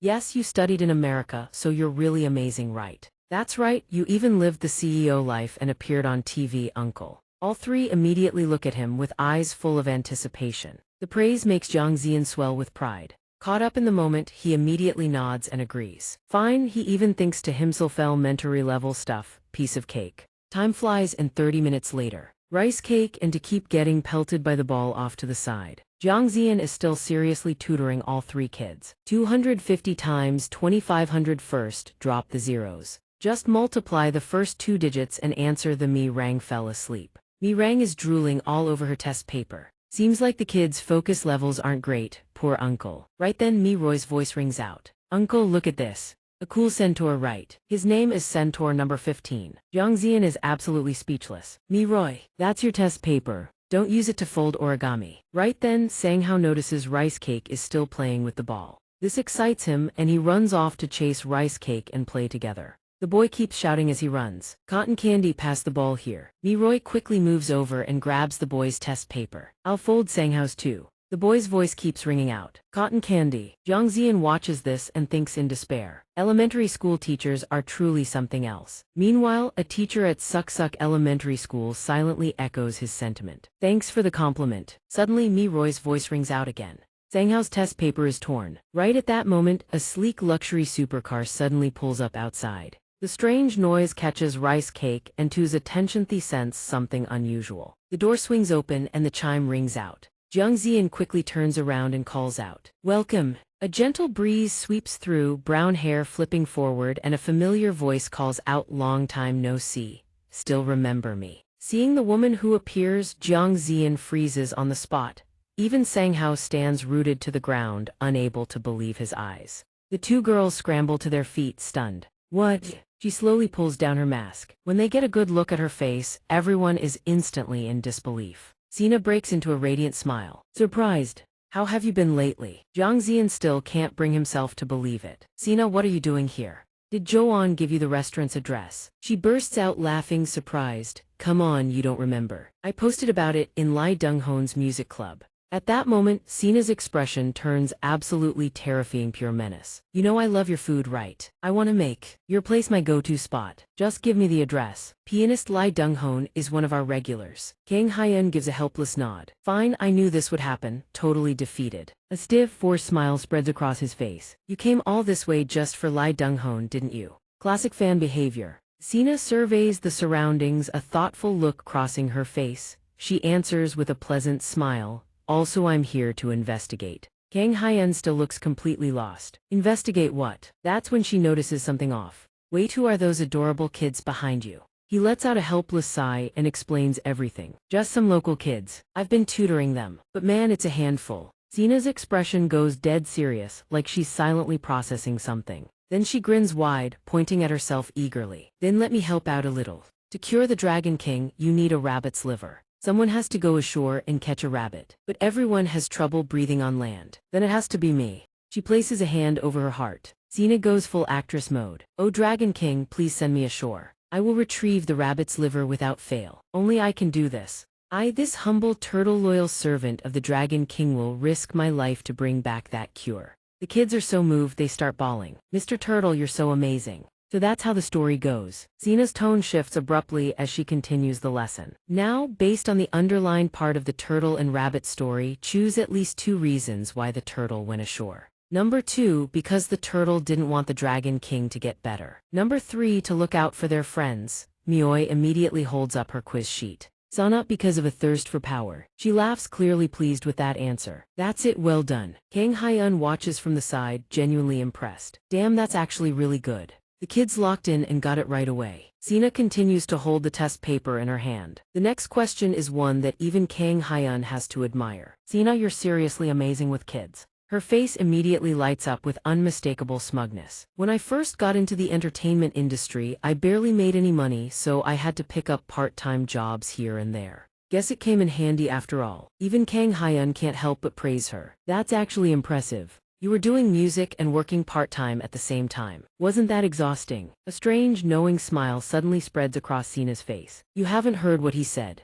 Over on this side, Mai Jiang is still looking completely lost. "What music?" Jiang Ho immediately chimes in to explain. Sina Noon is an actress. She stretches casually and fills Kang Hyen in on everything. "If you don't ask, he won't say a word. You two are honestly hilarious." Those words make Kang Hyen flinch. "Hilarious?" Sina's voice suddenly cuts in. "Kang Hyen, I just tutored those kids for you. How about you thank me with a proper meal?" The moment Kang Hyen registers her words, he glances around and catches the kids all staring at him with big, hopeful eyes. He doesn't even think twice, he nods immediately. "Of course, you guys are eating too." Time ticks by as Kang Hyen slowly pours oil into his pot. Then he carefully heats it up. He gently lays the noodles onto a plate, his mind quietly working through something. Sina doesn't look too well. "What's wrong?" Right then Tu's voice calls out. He turns in surprise. Tu is still signaling frantically. "All done." He nods in understanding. "Toy, sorry about the wait." "Your turn, kid." He slides the prepared portion in front of it. Every seasoning has been measured with precision. the spices drift down into the pot below one by one. When the timing is right, Kang Hyun gently places the lid on. He turns to his teammate and gives the cue. Diddy seems to understand its job now. It quickly wraps itself around the pot and activates its ability. A short while later, he announces with a grin. Done. Over on this side, Sina is still drilling the kids through their lessons. Kang Hyun's voice rings out and everyone turns to look. Take a break, everyone, time to refuel. The sight of fresh, steaming noodles laid out before them lights up every face. What's that smell? It's pizza. Golden, fragrant flatbreads sit perfectly arranged on the table. Mirang couldn't wait, immediately picked up a slice of pizza to try. The cheese sauce makes the pizza taste so much better. The little girl's eyes light up instantly. The cheese look it stretches. Miroy, sitting right next to her, chimes in with a flushed, delighted face. This isn't just pizza, it's 10 times better. Sanghao grabs his head in worry, thinking hard. No way, pizza is threatening hamburger's top spot. The praise from everyone makes to super excited. Jiang Zian quickly reminds them, there's more, keep eating.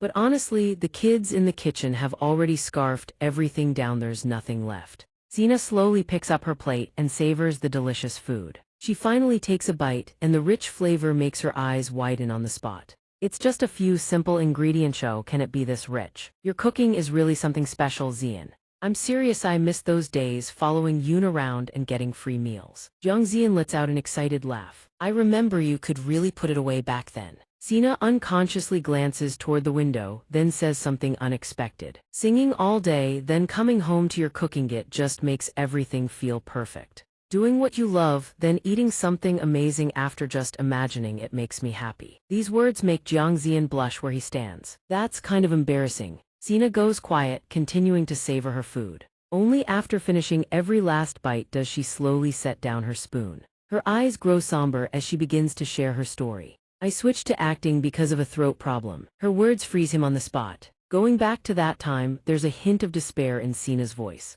I developed vocal cord nodules. At first I thought it was just a cold. I never expected it to steal my voice entirely. I tried every treatment people recommended, even went through rehabilitation, but it never fully recovered. What's done is done. My voice is way better now than it was back then. Mirang and Miroy look completely puzzled. What are vocal cord nodules? Beats me. Sina continues her story, and that's when I discovered my talent for acting. So I let go of my singing dreams. But then I got cast in a film where the character actually sings. It's a great opportunity, the director wants me to do it. But my manager and the staff don't seem to want me to take it. Because of my voice, whose advice should I follow? If you were me, what would you do? Jiang Zian, would you listen to the director or the staff? I don't know how much my voice can handle, so I'm not sure either. But then Jiang Zian speaks up. What about you? Sina Senato, you want to do it? His words catch her off guard, her expression turns blank. Want to? He cuts her off before she can even finish. Is that the right answer to this problem?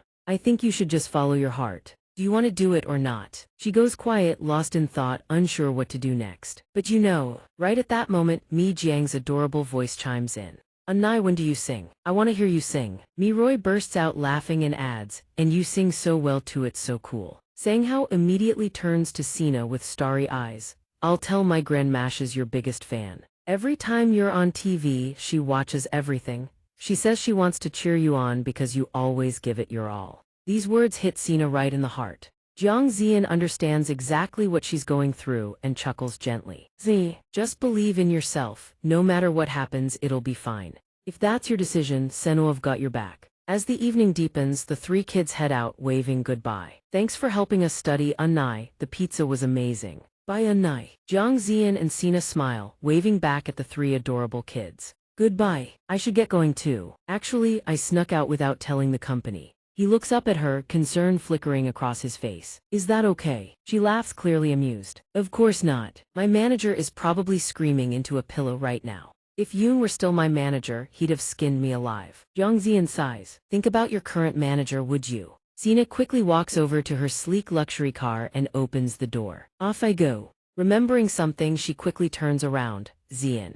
The real reason I came today is because I thought we were alike. Our situations are so similar. If that sounds weird, I'm sorry. Jiang Zian shakes his head thoughtfully. Well, you're not wrong, don't worry about it. Sina stands there for a moment, thinking, then she speaks. I came here wanting to hear your opinion. But I realized this isn't about getting someone else's advice. I've already decided to just go for it. Thank you, I'll come visit again next time. Jiang Zian nods understandingly. Drive home safely. It's like a storm has just passed through. Similar, huh, she's not wrong. They both had to give up what they loved. He found his way out through rice cakes. He wants to help her too, but he can't keep relying on those kids. He's been in that same difficult position before. Jiang Zian unconsciously recalls the face of his kind senior. Donghua had helped him so much. The dishes that helped him regain his sense of taste, none of it would have been possible without those fresh, fragrant fruits. It hits Jiang Zian like a bolt of lightning. Has just realized something important. Jiang Zian stares at the blueberries sitting in the bag. Got it. Thank you, Mr. Xianxia. I'll repay you with premium Korean beef later. This is the same fruit that healed Li Yunwen's wrist, so it'll definitely work. The problem is how to get her to eat it. The rice cake on the side is so terrified of the smell it covers its nose. Jiang Zian, meanwhile, is quietly calculating. Turning it into pills would probably be the easiest. But since she works outdoors a lot, something portable and easy to eat would be better. He quickly sets the fruit down on the counter, lost in thought. Something. Jiang Zian opens the fridge, searching for something. Anything that sparks an idea. Rows of sauces and condiments immediately catch his eye. Is there anything useful in here? Neatly stacked containers sit on the upper shelf. His eyes suddenly widen like he's just realized something. He spots the side dishes he'd been soaking and prepping earlier. Pickles. He quickly grabs a carefully preserved jar of pickles. Right, preserve it. If he turns it into fruit syrup, it'll be way easier to eat. First, to cut the fruit smell, soak it in lemon juice for about 10 minutes. Then scrub the surface with baking soda and slice it into even pieces. Next, mix with sugar at an 11 ratio. Finally, to further mellow the smell, place everything in a glass jar along with a few slices of ginger. And just like that, the fruit syrup infusion is done. Meanwhile, while Sina is still in the middle of practice, a message comes through. Seeing a message from Jiang Zian throws her completely off guard. Jiang Zian, her face is a picture of pure confusion. What's going on? His message pops up on her phone. Hello, I have a fruit that's great for the throat, so I've turned it into fruit syrup. I'd like to share some with you. Could you send me your work address? I'll express ship it over. Or the studio address works too. The message leaves Sina utterly baffled. Fruit syrup reply comes in right away, catching Jiang Zian's attention. She replied. He reads through each of her incoming messages, pensive. My company doesn't accept food deliveries. Just send it to my house. I love fruit syrup, by the way. Thank you. The address is. After reading through the messages, he pauses, surprised. She just hands over her home address like that. Is that okay? Jiang Zian hesitates, eyeing the successfully made syrup jars. But should he send all of them? One jar will last her a good while, the other two send them to the village elders. Sometime later, the village chief happily carries a jar of the syrup around, showing it off. Ever since the chef started mixing it with liquor, I've been strong as an ox. The villagers chatter among themselves. It's a bit strong, one says, but this is still medicinal wine, right? Once the medicine kicks in, the aches just disappear. I swear my back feels so much better now. That's just your back. Me knees are better, and my shoulders feel looser than ever. You don't believe me? Watch this. And according to the story that circulated that day, the village chief plowed the entire field by himself. After receiving the package from Jiang Zian, Sina opens the box in surprise. She holds the syrup jar in her hand, utterly bewildered. So this is the fruit syrup. I wasn't planning on accepting anything, but he really does care. That's so thoughtful. But the smell is a bit strong, and what kind of fruit is this anyway? It's not unbearable though. Let me try a little. Without hesitation, Sina quickly drops a few slices of the fruit into her cup. She then opens the accompanying drink to give it a taste. Her face fills with curiosity as she slowly pours the liquid into the syrup cup. Once it's fully steeped, she slowly brings it to her lips and takes a sip. A burst of flavor spreads through her mouth. Sina loves it so much she lets out a laugh. Tastes way better than it smells. When you're low on sugar during work, you've gotta make yourself a fresh cup. So sweet. The smell is still a bit strong though. But right then, she suddenly sets the syrup cup down, spotting Jiang Zian's note. Curiosity getting the better of her, she quickly picks up the note to read. His handwriting is neat and careful. Remember to keep it in the fridge. Drink 1 cup a day. I'm really looking forward to hearing you sing, Sina. His warm gesture fills her with a cozy glow. Lost in thought, she quietly reflects on the syrup. Maybe it's just the placebo effect, but my throat really does feel better. Not overthinking it, Sina makes her decision on the spot. She quickly picks up her phone and makes a call. Hello, director, I have something I'd like to discuss. Is now a good time? The scene shifts to a lush, comfortable forest. A pair of large hands slowly grips a tree branch. The muscular rabbit is still going at it, hammering its jacked body through rep after rep. There isn't an ounce of fat on it, but it still trains like a maniac. Seeing such a terrifyingly buff rabbit sends shivers through every creature nearby. Giant Duo, standing to the side, mulls it over before speaking up. Normally, Jiang Zian would be here by now. We usually hold training right after lunch. But I've got something going on during that time now. Can we switch up the training schedule? The rabbit doesn't think twice, it nods in agreement right away. Sure. He breaks into a relieved grin. Thanks, man. He's improved a ton in training lately too. He sighs and adds, ever since he got the wolf's heart, the kid's made insane progress. The two of them keep chatting away enthusiastically. Exactly all that training wasn't for nothing, I agree. I think he'll be having a real sparring match with the knight soon. Emmy sits off to the side, completely dejected, rooted to one spot. Joan watches her strange behavior, utterly baffled. Wait, why are you just standing there like that? Patrol duty. She stands there, slumped with exhaustion, and lets out a sigh before voicing what's been eating at her. Why has Kang Hyun studied both swordsmanship and martial arts, but he couldn't care less about our Fey archery? He's a warrior at the very least. He should show a little curiosity about it. People literally fight each other just for the chance to learn it. I was actually planning to teach him how to communicate with the spirits too. Joan watches from the side, surprised, and thinks to himself, silently, looks like someone's feeling left out because nobody bothered to teach her anything. Classic feeling forgotten energy. I get it. He doesn't overthink it, and immediately chimes in. It's just that he's better at martial arts than archery, that's all. He quickly slaps a hand over his mouth. It's not that Hyun doesn't care about archery, but you've seen it yourself. Swordsmanship and martial arts alone already drain him dry. Kang Hyun is a warrior, sure, but he's still green. His stamina can't keep up, so any combat training just wears him out more. Those words actually make Emmy blink in surprise before nodding in agreement. Right, if his stamina's already shot, it'll be hard to learn anything new. Joan nods, chiming in with a reminder. So don't overthink it. She hears that and breaks into a terrifying smile. Fine, then I'll just teach him something that doesn't drain stamina at all. Meanwhile, on the other side, Kang Hyun feels something is off and glances over his shoulder. Why do I suddenly feel a chill down my spine? Sometime later, the scene before them has turned into complete chaos. The muscular rabbit stands there catching its breath after a long training session.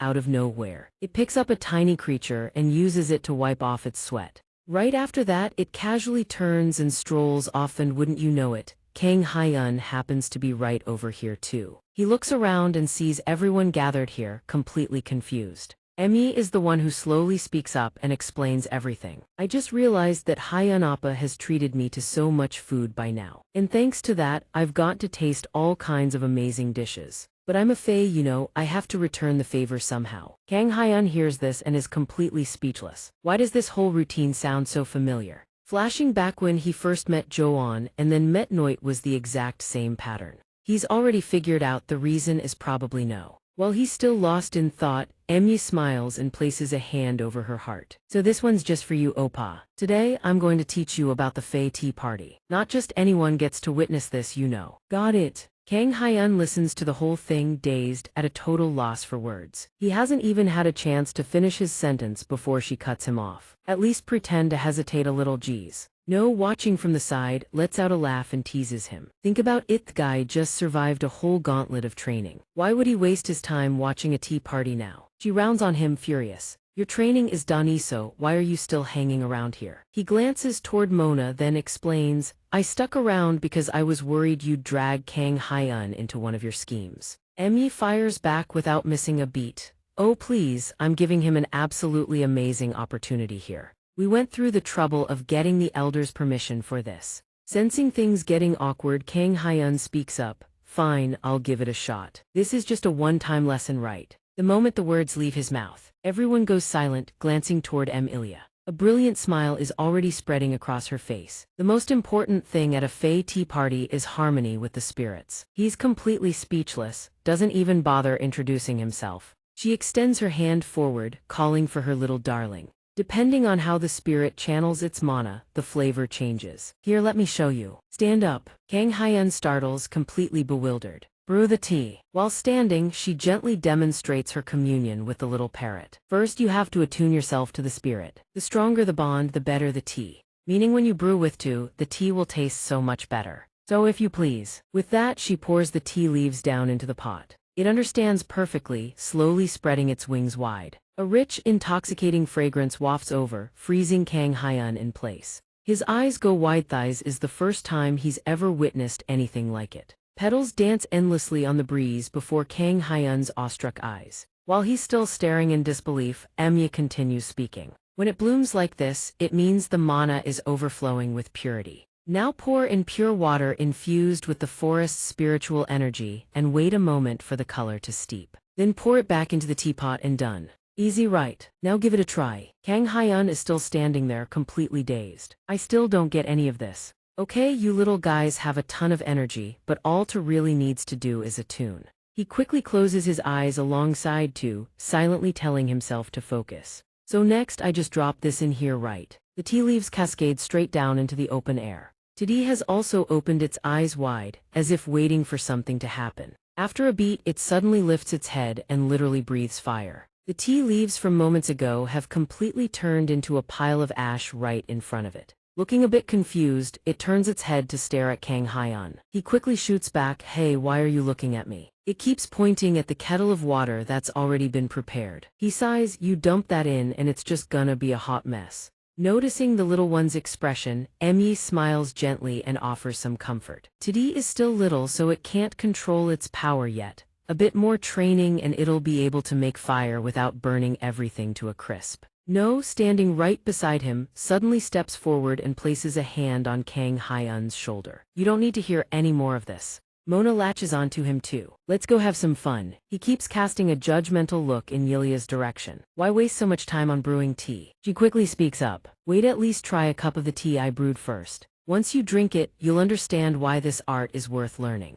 After waiting for the tea to cool, everyone finally takes a slow sip to savor the flavor. Jiang Zian's eyes widen in disbelief. He never expected the flavor to be this exquisite. As usual, he smiles softly and comments, "Delicious, slightly bitter, but the aftertaste is incredibly rich. For some reason, my mind actually feels sharper too." The praise makes Yilia burst out laughing, absolutely delighted with herself. That's because the elf tea ceremony extracts 100% of the tea leaf's properties. "Hey, you should say something too, you know." No, standing off to the side, voices his disappointment. "You're making such a big deal out of this. I thought it'd be amazing, but turns out it's just fancy water." Mona doesn't want to drink this stuff either. Food. Their behavior leaves her utterly exasperated. She can't believe they can't even detect the tea's flavor. "These hopeless people," Jiang Zian quietly glances at him. "Beastmen don't drink tea. What a waste, can't even enjoy something this good." No keeps pestering rice cake. "Kid, just drink it."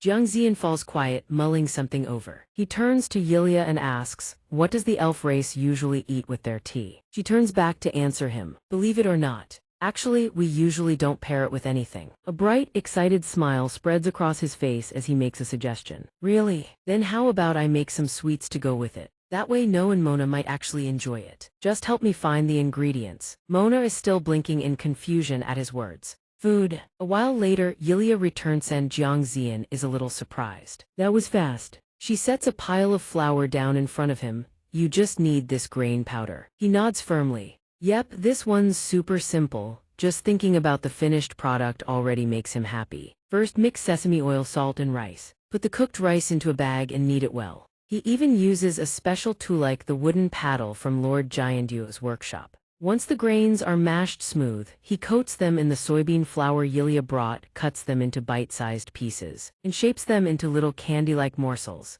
It doesn't quite look like store-bought rice cakes, but for something made from leftover rice, this is pretty impressive. Noticing all the spirits rushing over to fight for a piece, he quickly reacts. Hey, everyone, calm down." Jiang Zian keeps holding the kids back from their squabble. "You have to share one piece each." At the first taste, Yilia's eyes widen in surprise. "So the flour I gave you was for this? It's so fragrant and sweet. The texture is soft and stretchy, it melts right in your mouth. You barely even need many ingredients. So how does it taste this good?" Meanwhile, Rice Cake and Mona are still fighting over the food.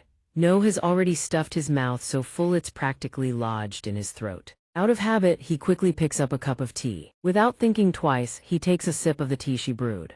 The flavor absolutely explodes on his tongue, and his eyes fly open in disbelief. That's refreshing. The bitterness of the tea has been completely overtaken by a lingering sweetness. I thought it was pretty bitter before, but now it's a pleasant, well-balanced bitterness. Jiang Ziyan walks over with a smile and asks, Yilia's tea tastes better now, doesn't it? He has no choice but to nod in agreement. Not bad, the words make Jiang Ziyan genuinely happy to hear. Z, you just weren't used to it, you might end up craving it later. Hearing this exchange, Yilia can barely contain her joy. Told you. My tea is obviously rich and full-bodied. No stubbornly fires back. Admit Itiyu could only drink it because Zian's food balanced it out. She's absolutely furious at his stubbornness.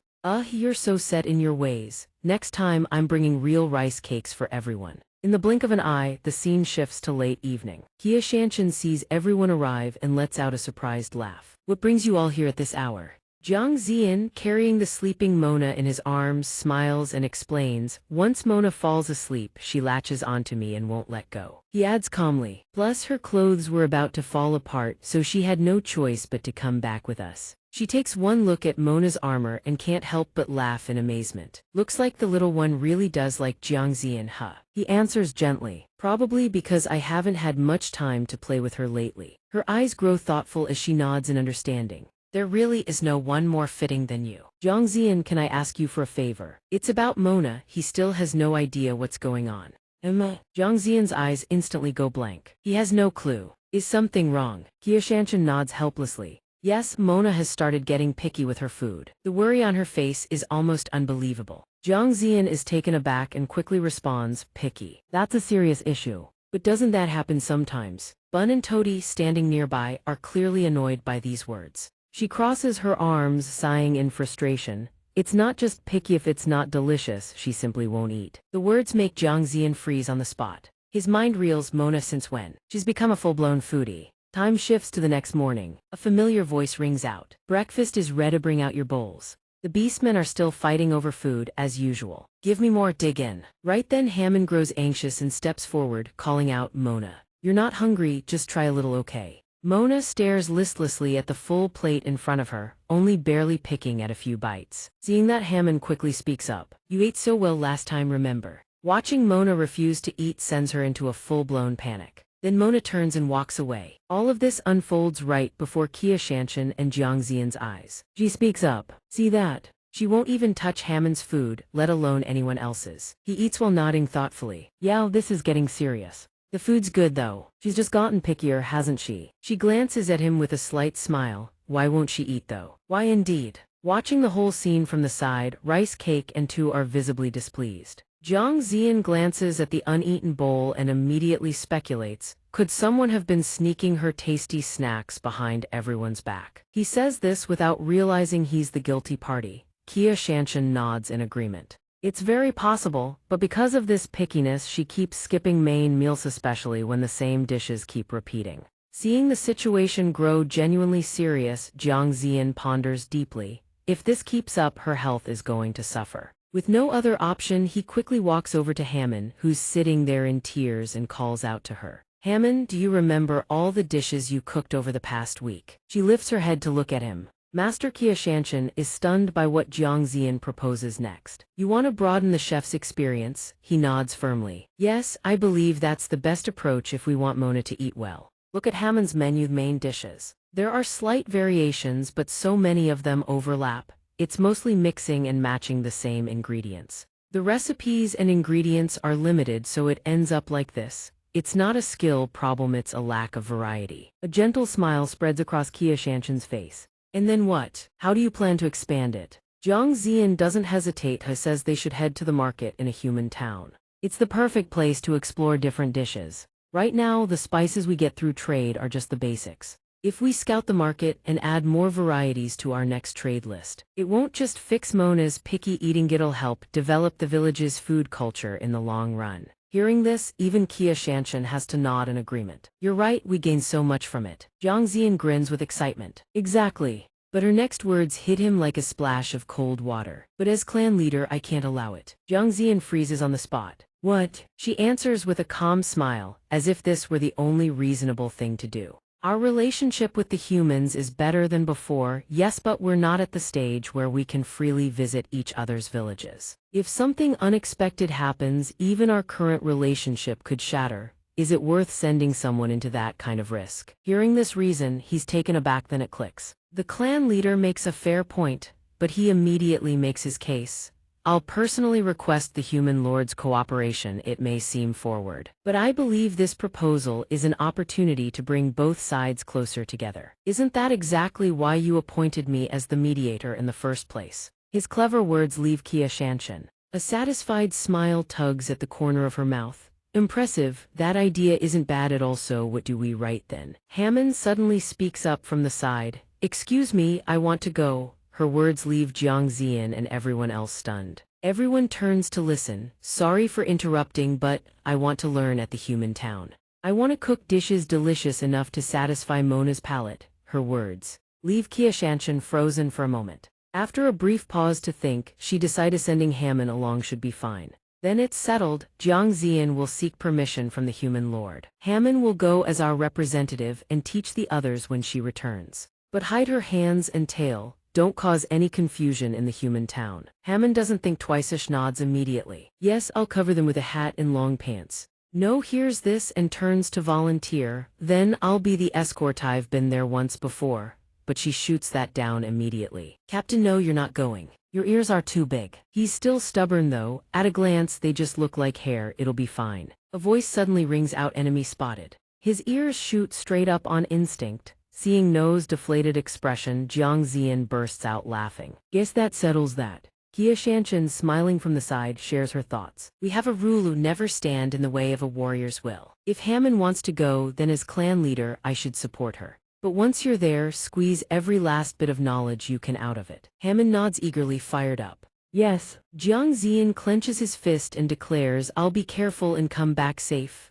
Mona rushes forward and wraps her arms around his leg, freezing him in place. Seeing this, she immediately puts her foot down. Mona, I haven't given you permission to go anywhere. But the child's eyes are full of pleading. I want to go too. Her expression turns fierce in an instant. Do you have the resolve of a warrior? That look makes Mona freeze instantly. Her mind flashes back to the happy meals she shared with Jiang Ziyan. He would always take Mona out to eat at all sorts of different places. Next, let's try that restaurant over there. Rice Cake, watching from the side, can only look on in despair, begging to come along. The jealousy is eating them alive. The food. After a long silence, Mona finally speaks up, voice trembling. I'll go. The words catch Jiang Ziyan off guard. More voices chime in, one after another. Me too, I'm going. The excitement makes xianxia break into an enthusiastic laugh. She grins wide with approval. Go then, that burning hunger for more, that's the spirit of a true warrior. Off to the side, No looks a little disappointed. What about me?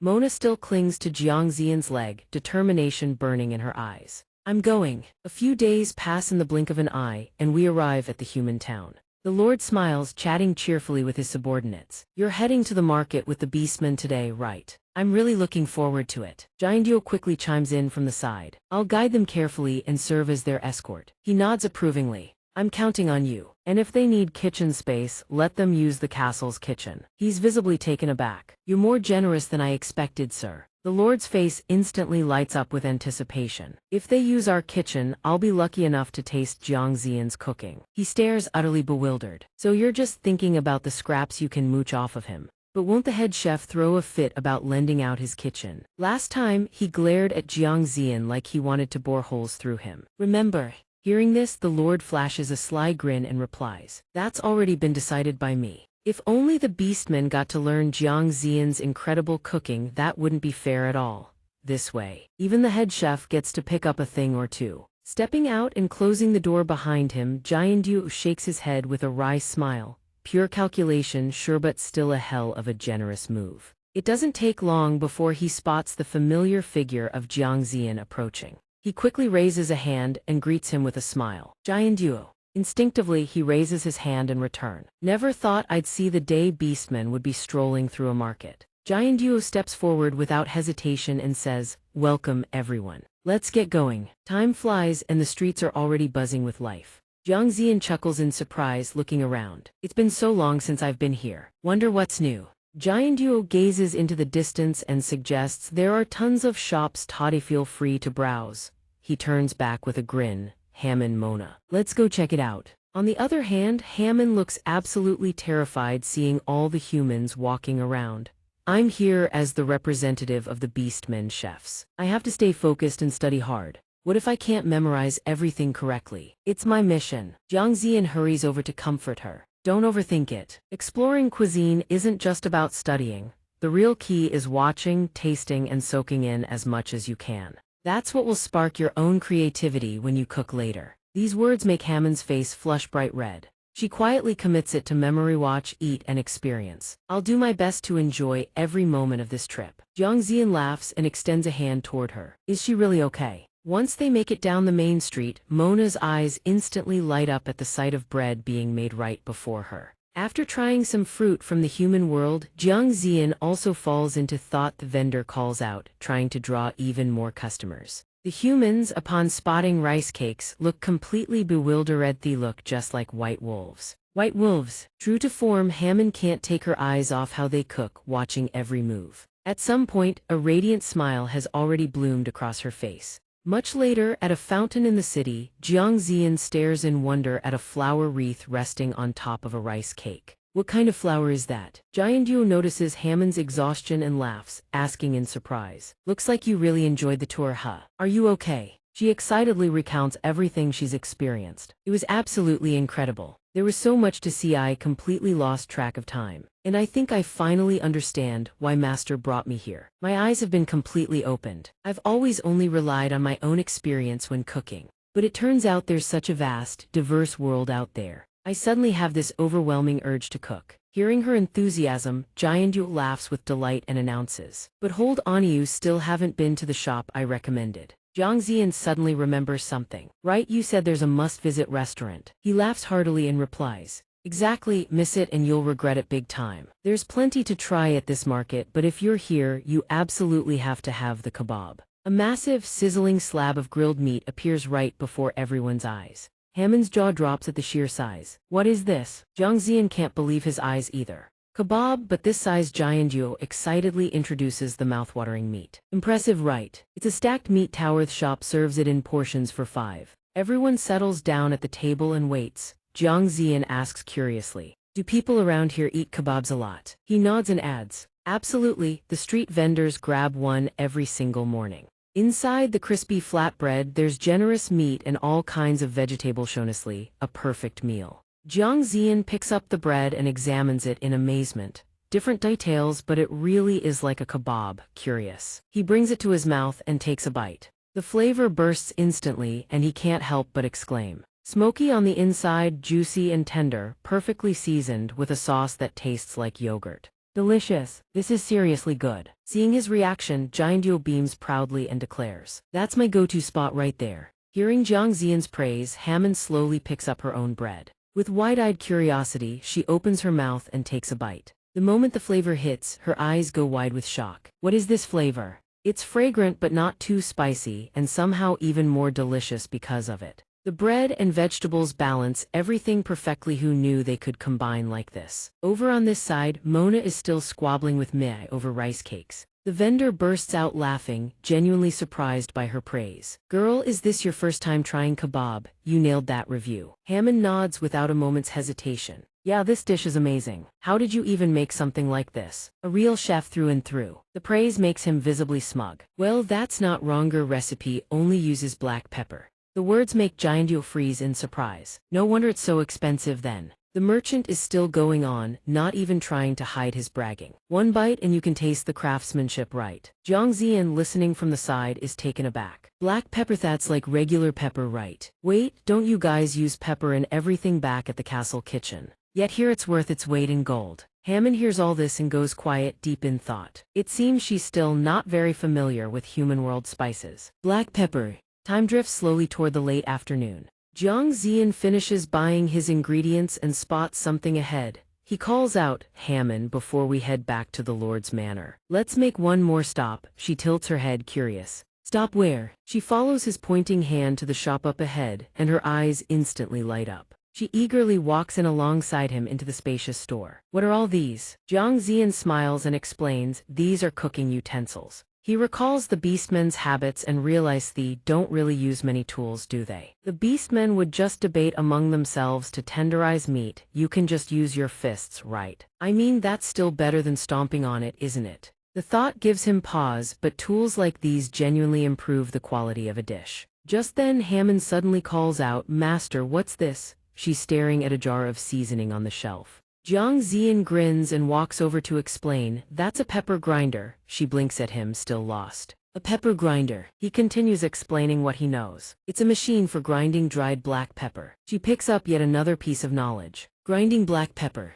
Actually, I was about to ask earlier, have you ever eaten black pepper before? The question leaves Jiang Ziyan thoroughly confused. Sensing something is off, he quickly asks, your people don't eat this. She pauses, then shares what she knows. It's way too pungent, so we've never thought to use it as food. We just scatter it at the entrances to our storages to keep wild animals away. Jiang Ziyan sighs at that. What a waste. Hammond's expression shifts to one of contemplation. A waste? But there are tons of black pepper trees behind our village. Jiang Ziyan hears this, and the gears immediately start turning. Right, who was told earlier that this stuff is expensive here. The merchant and Jiandu were haggling nonstop just now, and the price was absurd. Exactly. A plan begins to form in his mind. If we play this right, both humans and beastmen could benefit. The excitement spreading across his face confuses Hammond. But before she knows it, she's smiling too. I don't really get it, but he's definitely onto something. Jiang Ziyan speaks up again, but let's set that aside for now. The fact that beastmen have been using the king of spices as nothing but floor decoration all this time, that's unforgivable. The words leave her staring blankly. King.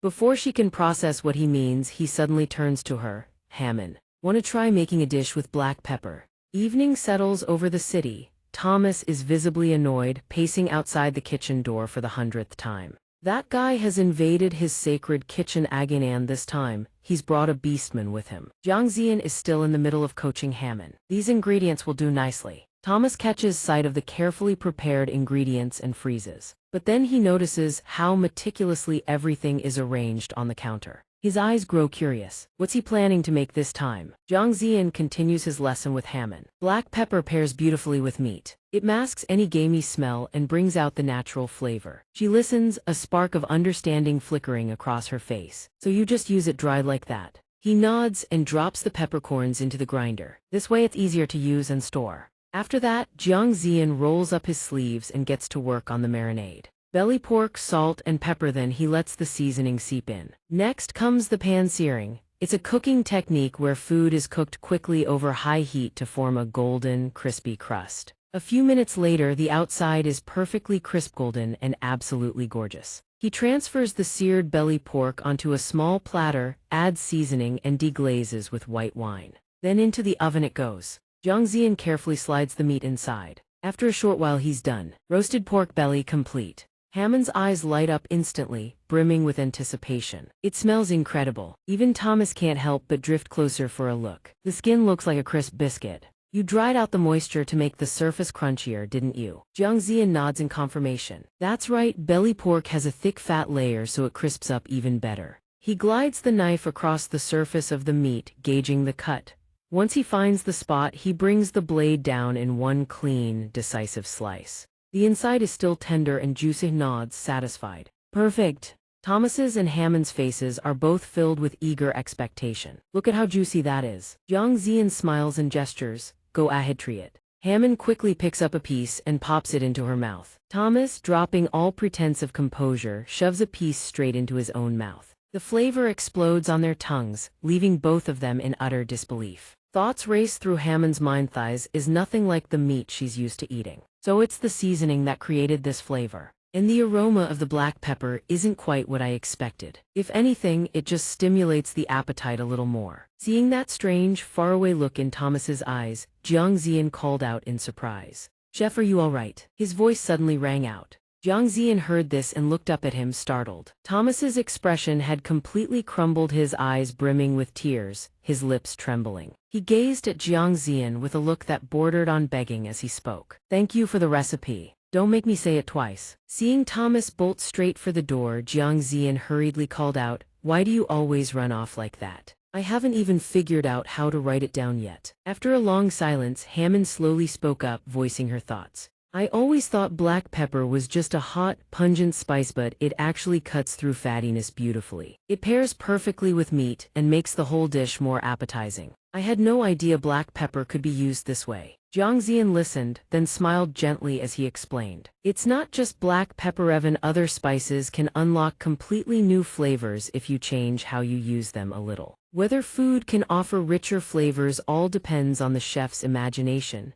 Right then, Hammond suddenly called out to him, Master, could you teach me that recipe? I want to try adapting it myself, tweak it a bit to suit the kids' tastes. Jiang Ziyan heard this and agreed without a second thought, nodding right away. Sure, I'll teach you the base recipe, feel free to adjust it however you like. Hearing his agreement, her face lit up with a brilliant smile. Thank you so much. Time slipped forward and night fell deep over the village. A few more days passed. A mountain of black pepper had been sliced by the beastmen, countless piles stretching out endlessly. A woman hurried over and reported, Chieftain, we've finished harvesting the black pepper. Xianxia heard this and nodded with approval. Well done. If I'd known black pepper was such a treasure, I would have been harvesting it ages ago. Just then, a beastman came running over excitedly. Chieftain, look at this human's press machine is incredible. We can brew ale so much more easily now. And this pot is super sturdy too. Seeing everyone so thrilled, a gentle smile appeared on Xianxia's face. She thought breaking Mona's picky eating habit would be enough, but she never expected them to bring gifts this generous. She watched silently, taking in the smiles on everyone's faces. Hey, have you tried cooking with black pepper yet? Yeah, just a little, it's absolutely amazing. All of this made her think quietly to herself. Black pepper, once nothing but a nuisance for the village, had become their most valuable trade commodity.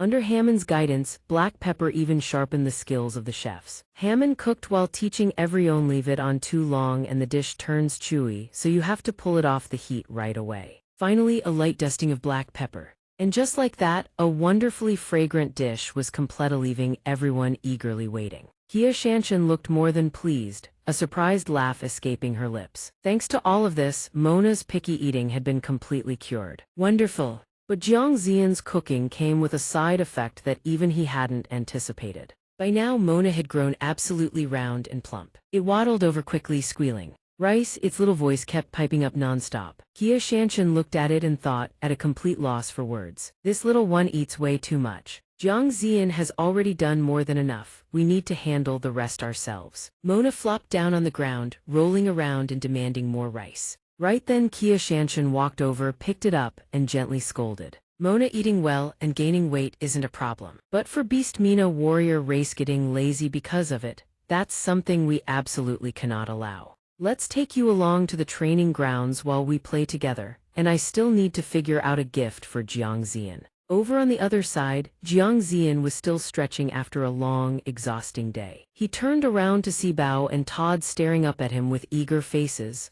Even bone-tired, you can't skip dinner. Both of them nodded excitedly in agreement. And so, he headed straight to the kitchen to start cooking. Black pepper, always an indispensable seasoning. But Jiang Ziyan suddenly paused, his hand hovering over the pepper jar without picking it up. A pensive look crossed his face as something quietly crossed his mind. Without overthinking it, he reached for a different jar sitting beside it instead. Might as well switch things up once in a while. And so, Jiang Ziyan quickly ground the black pepper down for the marinade. The luscious salmon fillets had soaked up just the right amount of seasoning. He carefully pan-seared the 2 large salmon fillets. The rich aroma wafted through the entire room, leaving Rice Cake and Todd practically vibrating with anticipation. In no time at all, his pan-seared salmon was done. He savored a bite and smiled, thanks for the meal. As always, Jiang Ziyan lifted a piece to his own lips to taste what he'd made. The flavor melted on his tongue, and he broke into a delighted laugh. It really does go with everything. Next time maybe I should teach her a fish dish.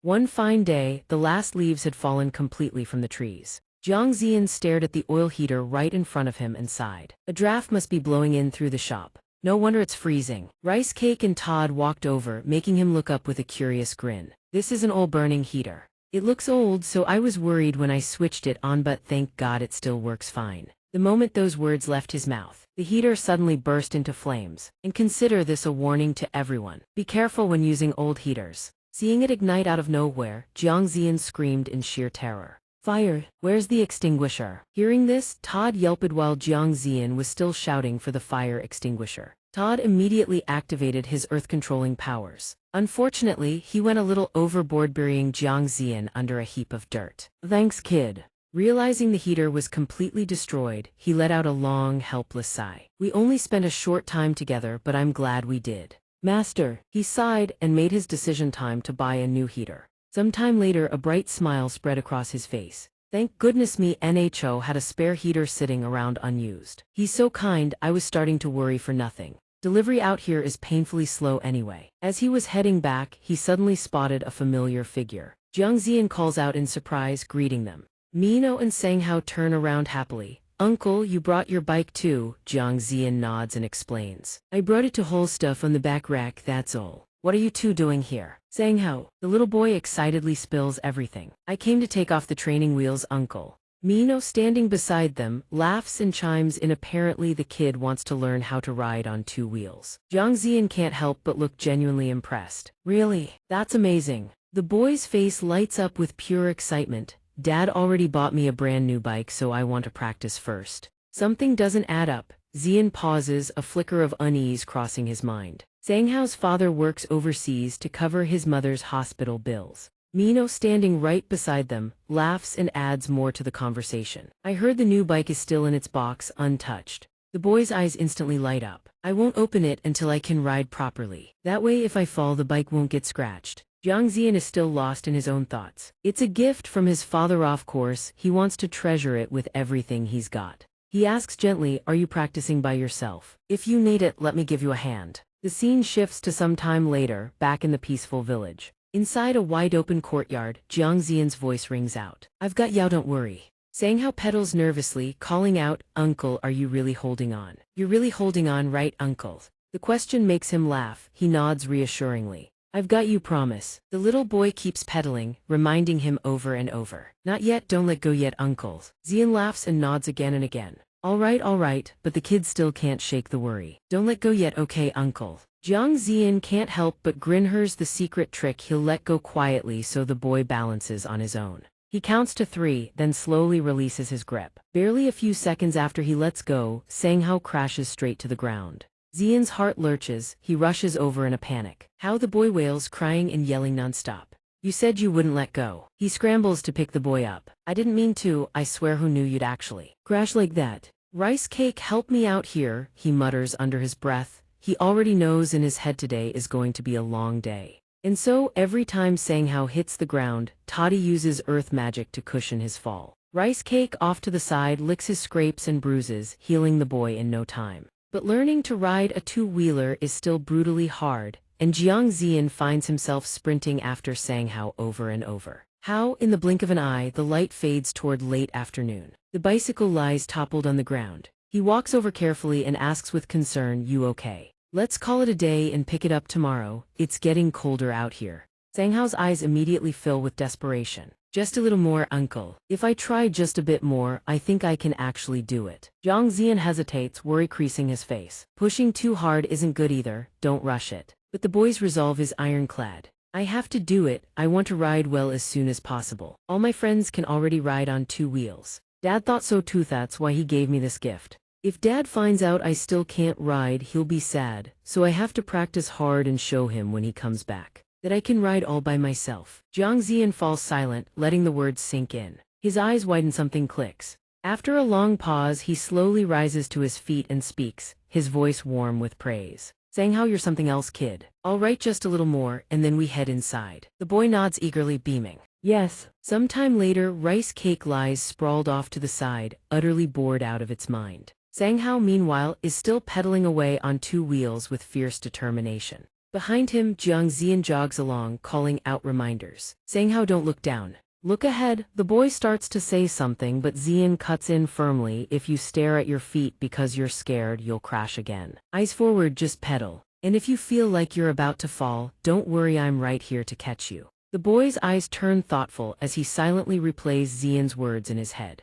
Look ahead. Sanghao suddenly lifts his head, and there it is, the sun slowly sinking below the horizon, filling the sky with golden light. The breathtaking view stops him in his tracks, his eyes wide with wonder. His voice comes out shaky, barely a whisper. Jiang Ziyan smiles softly. He listens quietly. Sang Hao speaks up, his voice steadier now. Uncle, I think I can do it. Hearing those words, Ziyan slowly lets go. His gaze follows Sang Hao, filled with quiet hope. After all that effort, the boy finally rides on 2 wheels. After coasting a good distance, he gradually brings the bike to a stop. Time seems to freeze, they turn and look at each other. Sang Hao's eyes light up almost in disbelief. You saw it right, uncle, you saw it. Jiang Ziyan can't help but laugh, genuinely proud of what the kid just pulled off. Of course I saw it. They rush toward each other and slap a high five. You did it. Jiang Ziyan keeps cheering him on. You're a genius, kid. Right then, a familiar voice rings out. Sang Hao. The boy startles, snapping to attention. Yes. The old woman stands there, a gentle smile on her face. The call goes out, dinner's ready. You should stay and eat too, chef. The invitation catches Jiang Ziyan slightly off guard.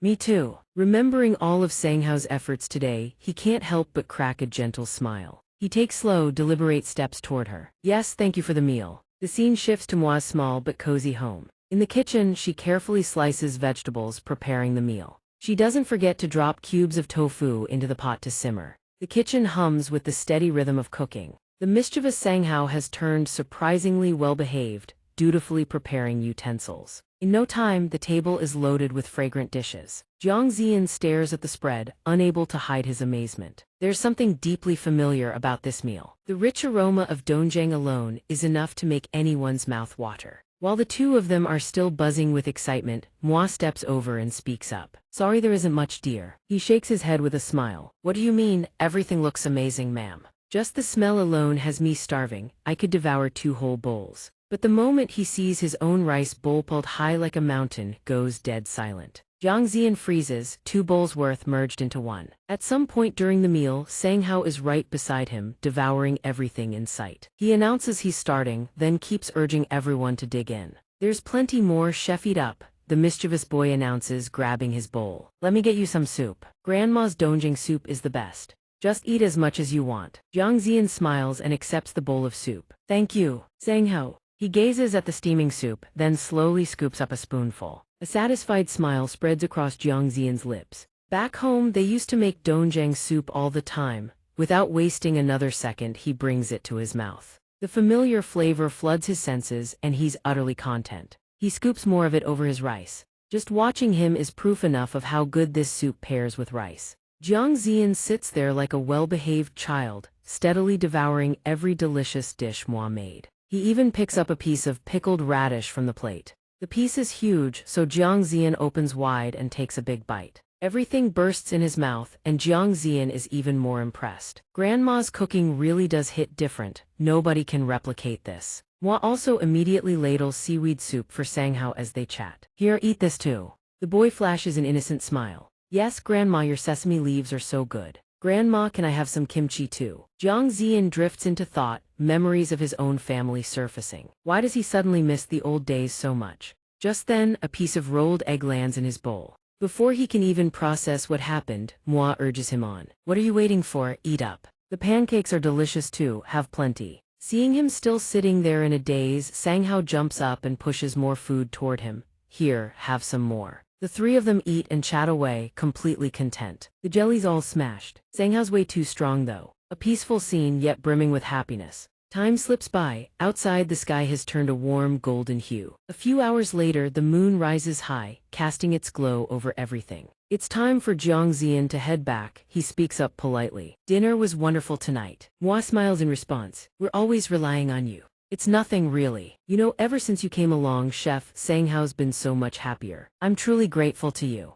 He answers a little embarrassed. Honestly, it's Sang Hao who keeps me happy too. Mua chuckles pleased. That's good to hear. Oh, speaking of which, your parents live abroad, don't they? Jiang Ziyan nods. Yes, my family's all abroad. Her expression turns pensive. So you probably don't see them very often, do you? He nods again. I keep in touch sometimes, but it's been a while since we've actually met. I wonder if everyone's doing okay. In a blink, the scene shifts to a vast airport terminal. Crowds of people wait around. Stepping off the plane is a woman who radiates authority. She sets her suitcase down, looking around with excitement. It's been forever since I've been back to Korea. Li Shixian smiles, pushing her sunglasses up. Almost 10 years, huh? Her gaze drifts when she suddenly notices something. Her phone has been buzzing nonstop in her pocket. She picks up and a smile slowly spreads across her face. Mom, I know. I'm heading straight to his place. It's in Dongbikong, right? Grandma and Grandpa's old house. I know the way, Mom. You worry too much. We talked last time and everything was fine. Just then, the bus announcement chimes in. The bus is about to depart. Li Shixian hurries. I'll call you when I get there. She hangs up, ready for the next leg of her journey. Realizing the bus is about to pull away, Li Shixian sprints after it. Wait time getting on. The scene shifts back to Jiang Ziyan's familiar home. Outside in the yard, Rice Cake and Tu were still happily playing around. Tu's face was lit up with excitement, laughing and frolicking nonstop. Right then, Rice Cake caught a strange scent. It whipped around, alert, scanning the area which sent to tumbling backward. The sight of Li Shixian's car pulling up caught it off guard. She arrived at Jiang Ziyan's house completely baffled. It was supposed to be right here. This is a restaurant, why isn't there even a sign?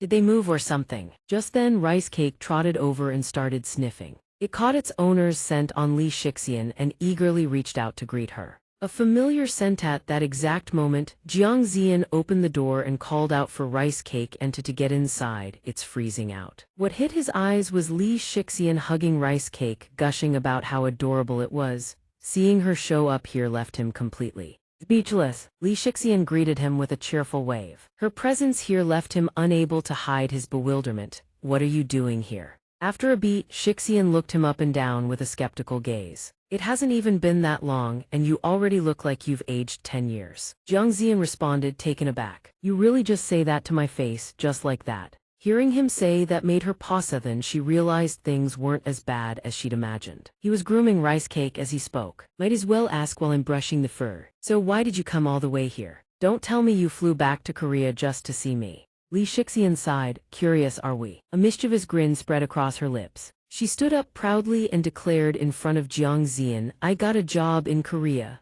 Her words left him unable to hide his shock. A job? She nodded with absolute certainty and continued, and it's at a 5-star hotel, no less. His eyes turned puzzled. So you really became a pastry chef? Li Shixian nodded proudly. Of course, that's been my dream since I was little. Just you wait, I'll become a genius pastry chef, more famous than even you. Jiang Ziyan heard this and couldn't help but let out a sigh. Time really flies. Feels like just yesterday you were jumping up and down because you managed to bake cookies. Back then, Li Shixian kept shoving cookies in his face, showing off nonstop. Look, I made these. She sighed and grumbled.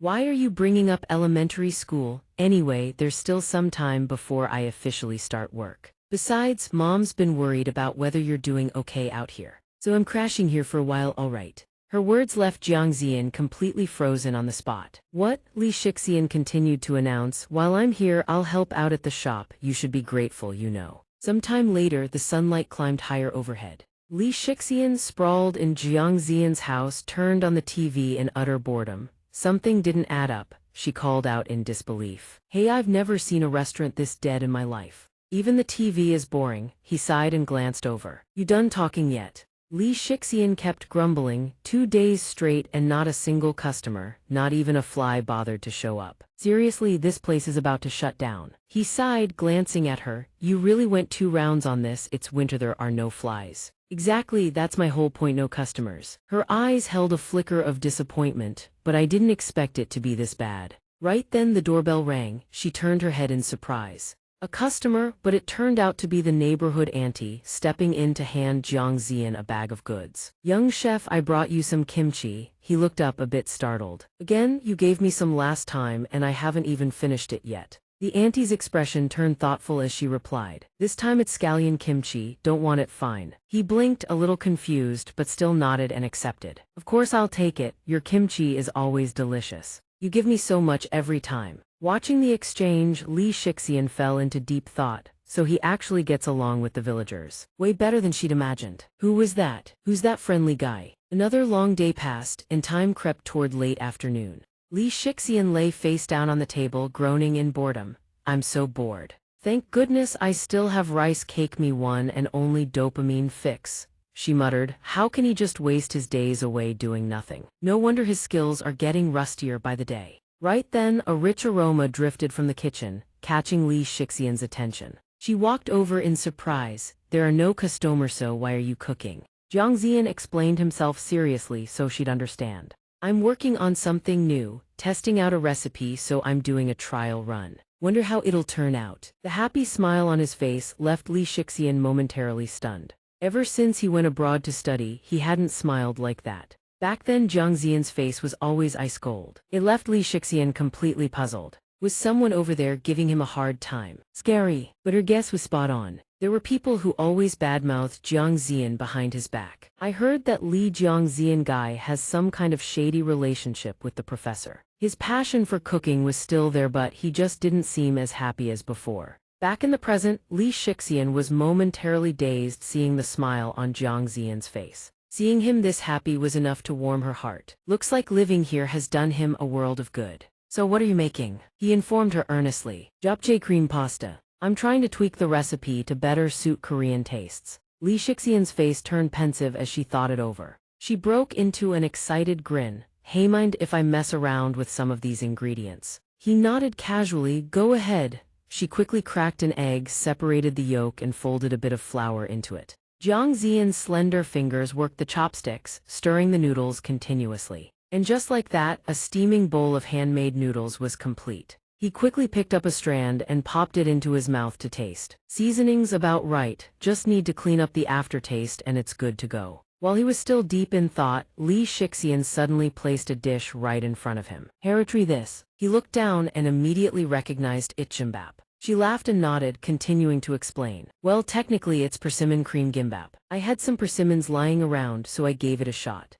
Jiang Ziyan's face went completely blank, still not understanding what was going on. Why'd you suddenly make this? She grins proudly. I thought it'd complement what you're making. I improvised so it's a little rough around the edges. Jiang Ziyan taps the spoon against the crispy sugar shell, cracking it open and slowly lifts it to his lips. His face is pure anticipation as he tastes something his sister made with her own hands. The moment the flavor blooms across his tongue, he freezes then stares back down at the dish. Sure enough, the tartness of the persimmon cuts right through the richness of the cream and the heat of the pepper.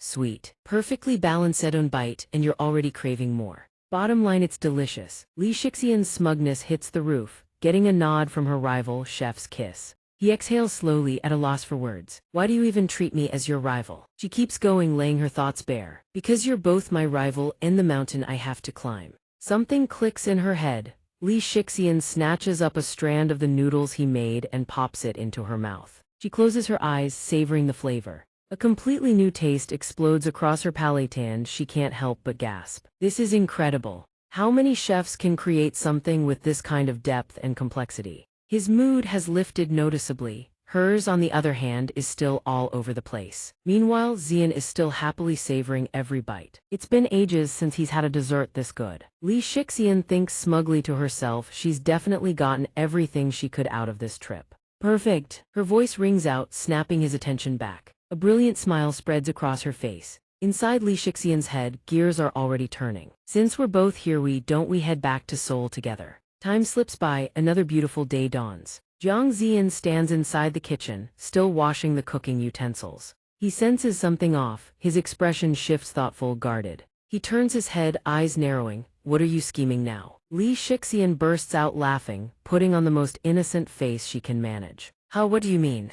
I can always tell every time you make that face you're up to something. She shakes her head. That was only when we were kids, but inside. She's already mapping out her strategy. Take it slow, plant the seed, and make him want to go back to Seoul on his own. Thinking this, Li Shixian suddenly speaks up. Hey, you know there's really nothing around here, right? Jiang Ziyan blinks at her. What are you even talking about? She grins, launching into a smug list of everything that's missing. You can barely meet up with friends out here. No internet cafes, no movie theaters, nothing fun to do. If we were back in Seoul, it wouldn't be like this, right? But the thing is, Jiang Ziyan doesn't play games, doesn't watch movies, and doesn't really have friends. He nods slowly, thoughtfully. I guess so. Li Shixian catches it immediately. Something's off. You're wrong. You're going about this the wrong way. She still has no idea what he means. And just like that, attempt number 1 failure. Some time passes. Li Shixian tries again. Hey, don't you remember?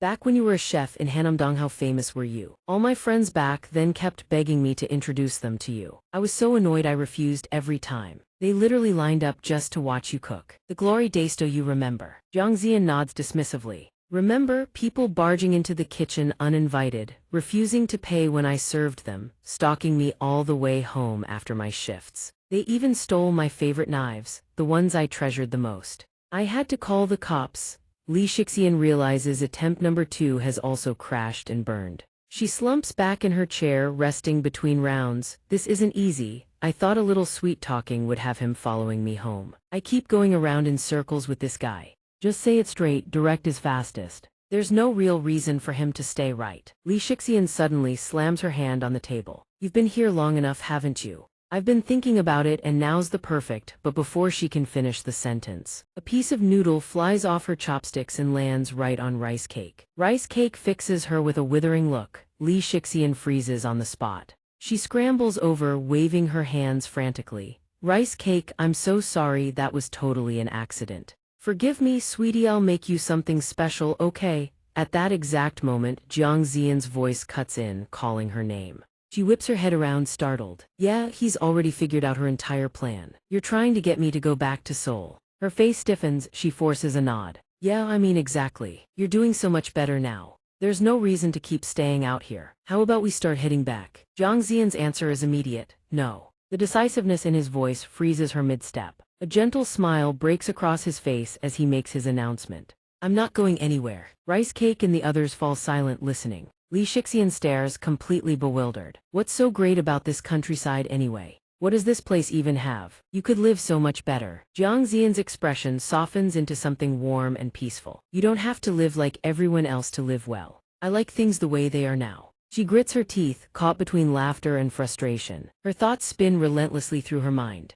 I know you've been through a lot, but she leaps to her feet and snaps. You're planning to hide out here for the rest of your life. Isn't that just running away? You're wasting your talent in this rundown little kitchen. It's honestly disgraceful, she realizes. She went too far, the words hang in the air. Li Shixian freezes. The look on Jiang Ziyan's face makes her instinctively take a step back. She didn't mean to say anything that harsh. Her voice falters, unable to face him. She squeezes her eyes shut and bolts for the door. Jiang Ziyan calls out, hey, where are you going? But Li Shixian is already outside, slamming the door behind her. Don't come looking for me. Her strange behavior leaves him standing there, completely lost. He replays her words in his head and lets out a heavy sigh. Disappointing, huh? Maybe she has a point in a way. She's still young, still full of fire. The world hasn't beaten it out of her yet. When she comes back, he'll talk to her then. The scene fades into late evening. Back inside the house, Jiang Ziyan's anxiety skyrockets when he realizes Ziyan's car still hasn't returned and her phone just keeps ringing. The phone screen shows the call connecting, but he has no idea what else he could even say to this little sister of his. She already left, and now she won't even pick up the phone. When it gets dark, how the hell is she supposed to find her way back? No choice. Let's go. What about Rice Cake? All three of them rush outside in a flash. Ziyan and his two companions fan out, calling her name as they search through every narrow alley and back road. Shixian, if you can hear me, answer. He even passes by factories still lit up and running through the night. Shixian, where the hell did she go? His face twists with worry. He remembers back in the day whenever she threw a fit, she'd storm out of the house and he'd be the one running himself ragged trying to find her. Are you even coming back to eat or what? Back then at least it was near home. She doesn't know a single road here. Right then, Rice Cake suddenly perks up like she's caught onto something. She quickly points ahead. This way. Jiang Ziyan startles, then swings his flashlight in the direction Rice Cake indicates. Straight ahead, the familiar silhouette of grandfather's old house comes into view. Rice Cake and to rush inside first. The sight of Shixian's familiar shoes by the door makes Rice Cake bark excitedly, announcing the find. Jiang Ziyan slowly steps inside, his flashlight beam cutting through the dark. Her figure sits curled up in a corner, utterly still, not a sound, not a movement. He seems to understand something and lets out a long sigh before speaking. So that's what this is. Out here, aside from Grandpa's house, what other place would you even know? Why are you sitting here like this? You look so pitiful. At least turn the lights on. Shixian's voice comes out small and stumbling. The main breaker. He breathes a quiet sigh of relief, a weight lifting from his chest now that he knows she's safe. I don't know where the main circuit breaker is, so I couldn't turn the lights on. And my phone died too. She suddenly speaks up. Ziyan goes quiet, listening. What? She finishes the rest. I'm sorry, Opa. The words hit Jiang Zian like a freeze frame had just stands there, completely stunned. Xixian immediately bursts into tears, repeating over and over, I'm sorry. Right now, she looks exactly the way Xixian did when she was little. The sight is so unexpected that Jiang Zian can't help either bursts out laughing. Turns out he doesn't care about any of the things she said to him. You really haven't changed one bit since elementary school, huh? She keeps scolding him. Stop laughing. And that's a wrap, folks. If you want to keep following this story, smash that subscribe button right now. Give that like button a little tap too if you don't mind. Thanks for watching all the way to the end. Tangled love.